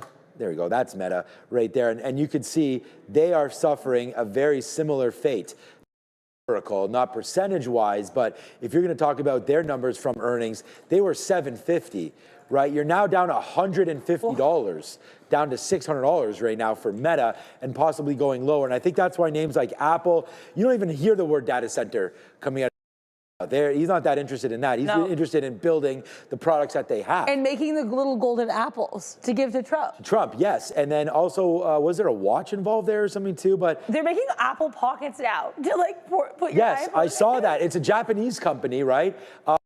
Because they're fashions. I don't know. So they were the actually interesting stat. That company, I'm not sure what it is, what the name of it is. But they were the ones that designed the Tim Cook, those tight black neck. What do you? Neck brace? No, man. Tim Cook turtlenecks. Turtlenecks. Oh, like the that he used to always wear. Steve Jobs, sorry, not Tim Cook. I was still gonna be, sorry, the Steve Jobs turtlenecks. Yes. So same company now apparently chilling around with your $2,000 or $2,500 iPhones is now a fashion thing. You know, like how you carry around your little Labubu? Yeah. Why the hell I paid $100 or whatever? People carry around their Labubu? Yeah, that's what you're supposed to do, man. My daughter has it like attached to her. But what does it do? What does it Absolutely. What does it do? It just, all it does is cost me $100 and something. They're $100? On sale, probably. I think it would pay more than that. They're that much money? Yes, Adara. Nothing is cheap anymore. You're lucky you don't have kids. Well, I'm lucky to have kids. But for expenses, yeah. Thanks, Marissa, for introducing them to Starbucks and everything as well. That was great. And Lululemon. But the good thing about it is Plato's Closet. So my daughter's actually in love with the secondhand stores. She there and buy clothes on the cheap, and that's really good. So I do appreciate that right here. Oh, we have a super chat. So let's go over that quickly here. And just going on my good friend here coming through about SoFi. Oopsies, where'd it go? Here it is right here. So Sean, you said it might be. If we go over to the screen here, we can show the super chat. You got it on. Okay, so thank you. We'll get rid of it, and then I'll talk about it right there as it shows up here. All right, Sean. Oh, damn it. Now I'm struggling because my screen is not moving. All right, let's read this together. All right, Sean, you said it might have been too early to buy the dip on SoFi. How to know when it's the right time?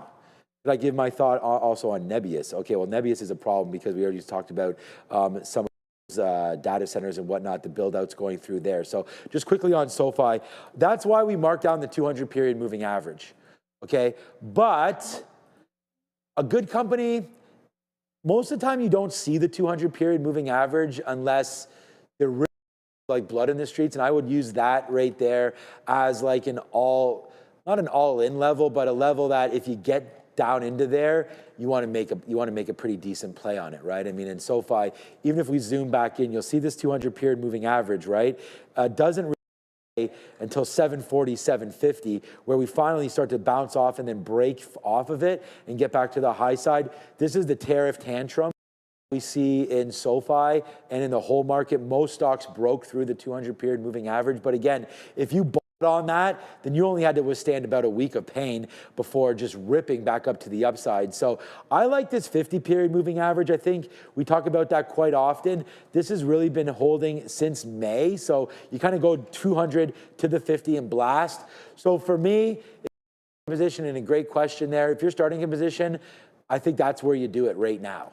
So like I just got Alibaba as an example at the 200 period to average, sorry, at the 50 period to average up into this position. I like this stock, and I just think that, I think today's NASDAQ move, although I think it's red tomorrow, we could be red even into next week. I don't necessarily think we rebound immediately, but this is where I'm adding. I'm long down into here on Bob, or maybe even lower. So I've added into the position right now as we finally get back to the 50 period moving average, because it was well supported there. Higher, you also had a good 200 period, but like now I don't add again. Like if we fall back into the 200, then that was where I would put on a quarter there, and then maybe 50% of the position there, and then keep that last 25% for potentially a rainy day, right? NBIS, so Nebius. Now, they got some lockups with Microsoft, I believe, OpenAI and whatnot, right? Nebius, they're just part of that whole. And they're not as nasty as CoreWeave on the way down or anything like that. But this gap, whenever you're seeing gaps like that, I mean, it's not true that all gaps get filled, but anybody that bought right here that's loving life and didn't get out, are they averaging in right here? Or are they potentially putting their stops in this area? It looks like you got a stop that hit today down to $84, $85, which got a lot of traders out of this name. But if you open red again tomorrow, all of a sudden these become like resistance. So then you'll have to look for support. So for me on Nebius, you don't really have anything until you start to clear down here. So if we have a nasty day tomorrow like we did today, I'd be picking something up around $74, $75. You know, to me, I think this is like when we don't have earnings, I really think the aftershow talk more about this. So I do want to say I appreciate some of the questions here, because there are a lot of names that we can finally start to calm down a little bit and start to look maybe at what do we want to do tomorrow. You know, I used to have a segment and actually have it, oh, it's not on here. Well, we used to have this Stock Blitz, where people would throw, because I used to do this show by myself, they would just throw like 10 names at me, and I would just sort of pick them and talk like that about some of the names. I know that was well received, but you know, more ideas as we continue to grow this after show. And I want to thank everybody for joining us again, and our sponsor Global X for everything right now. But that's a good question on that. So thank you so much for Nebius. But so we do talk about earnings a lot, obviously. We only had the big one was AMAT, so we only have 3 minutes left, and we can't go too much later. I'm pretty committed tonight. But AMAT down now. Numbers, you said it was a double beat. We did get up to 231 right there. The guidance was tepid, though. Yeah, and again, whatever these reports are, you have to look forward. The market, that quarter's passed. So now we look to see what are we looking for now moving forward. AMAT down 5%. I think that's one of the big ones. RCAT, as you were reporting it, turned around as well. Yeah, that's now down 21%. So you want to talk about anything here? 2 minutes left. Yeah.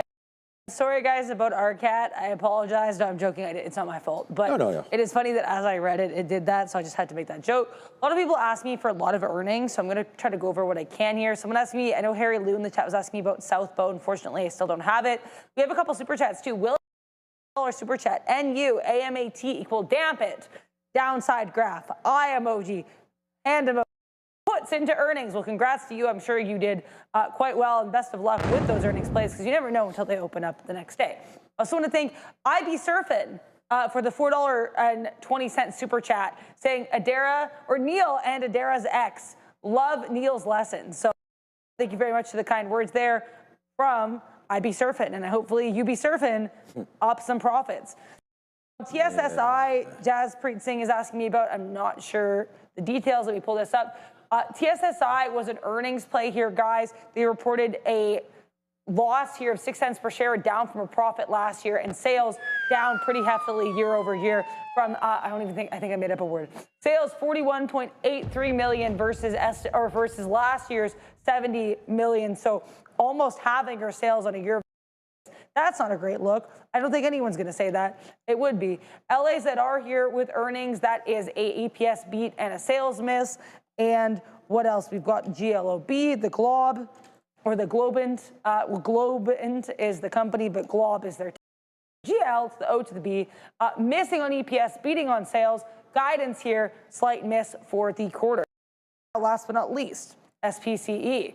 Shout out to Richard Branson. Let's go to space, guys. Q3 earnings or losses of $1.09 per share. That is better than the expected loss of $1.43, but sales 365,000. That's so tiny. Missing estimates of 5.8 thousand, and they're expecting Q4 cash flow in the negatives, negative 90 million. 100 million. So keep in mind, they're spending negative 90, or they're spending 90 to 100 million dollars, but they only made 365K. I don't know. So make that make sense, guys.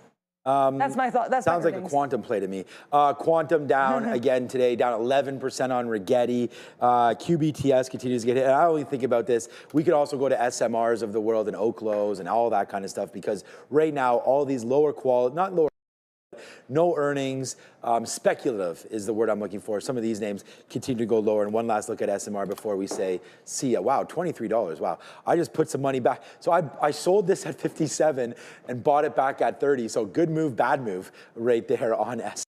They're 10% today. Okay, Derek, get lots of rest there tonight. If you're not feeling well, please, sign off tomorrow. You don't have to come in if you're not feeling that well, but get a lot of rest. We have DJT news. I'm sure you'll be fine. Thank you. We'll see how I feel. You guys know I like to troop it out when I can. Yeah, me too. I unless I'm really, really sick, like I feel fine. I completely feel. Yesterday, a coughing fit. Yes. I feel completely fine. It's more when you start to get those sniffles and everything, and plus you're kind of into flu season again. Like all I'm seeing on the news is get your COVID times flu shot over and over again. So I don't know. Some years I get the shot, some years I don't. I have to ask Marissa if I even got it last year. I don't know, but I got to get out of here. So stay well. What did you want to talk about quickly? DJT, yeah, James Street reporting a 3.7% stake in DJT during their 13 GA. We know they also have a stake in OPEN. I'm not being rude, Trump. Come on now. I'm just telling you guys what happened. So DJT. Thank you very much. There we go. You're welcome. Just wanted to know. All right, quickly. So tomorrow's vote right here, 58% green, 42% red. Adara, this is your pick. Green or red tomorrow at the Open at 9:30. 9:30. Is the ES, is the S&P 500 going to say, and that's what's going to happen? Green. It's going to be green tomorrow, yeah. I think we'll sell off, but I think it will open green. All right, so same thing. You had the same thought as Neil. I think red tomorrow. We open red and we stay that way, but we'll see. Hopefully I think we'll not. be down either way. I'm just not sure how we're going to open. Down either way. See, to me, I almost think the other way. I almost think if we could go red, have a decent flush, and then something happens where, boom, but it's Friday. Hopefully it's not Free Fall Friday. That's Adara. I'm Sean. Thanks, Fabian, for staying late and doing all this for us. Again, thanks to Ramin, to Joe and Neil and Brendo, and I think that's it, right? Fabian? I think that's it. And thank you to everybody else as well. Thank you for coming through today. That's Adara. I'm Sean. I won't see you tomorrow. Maybe Adara will. We'll find out. No matter out. what, we're live tomorrow at 8:30. So ciao till then. Enjoy your evening. See ya. I did everything right and they indicted me.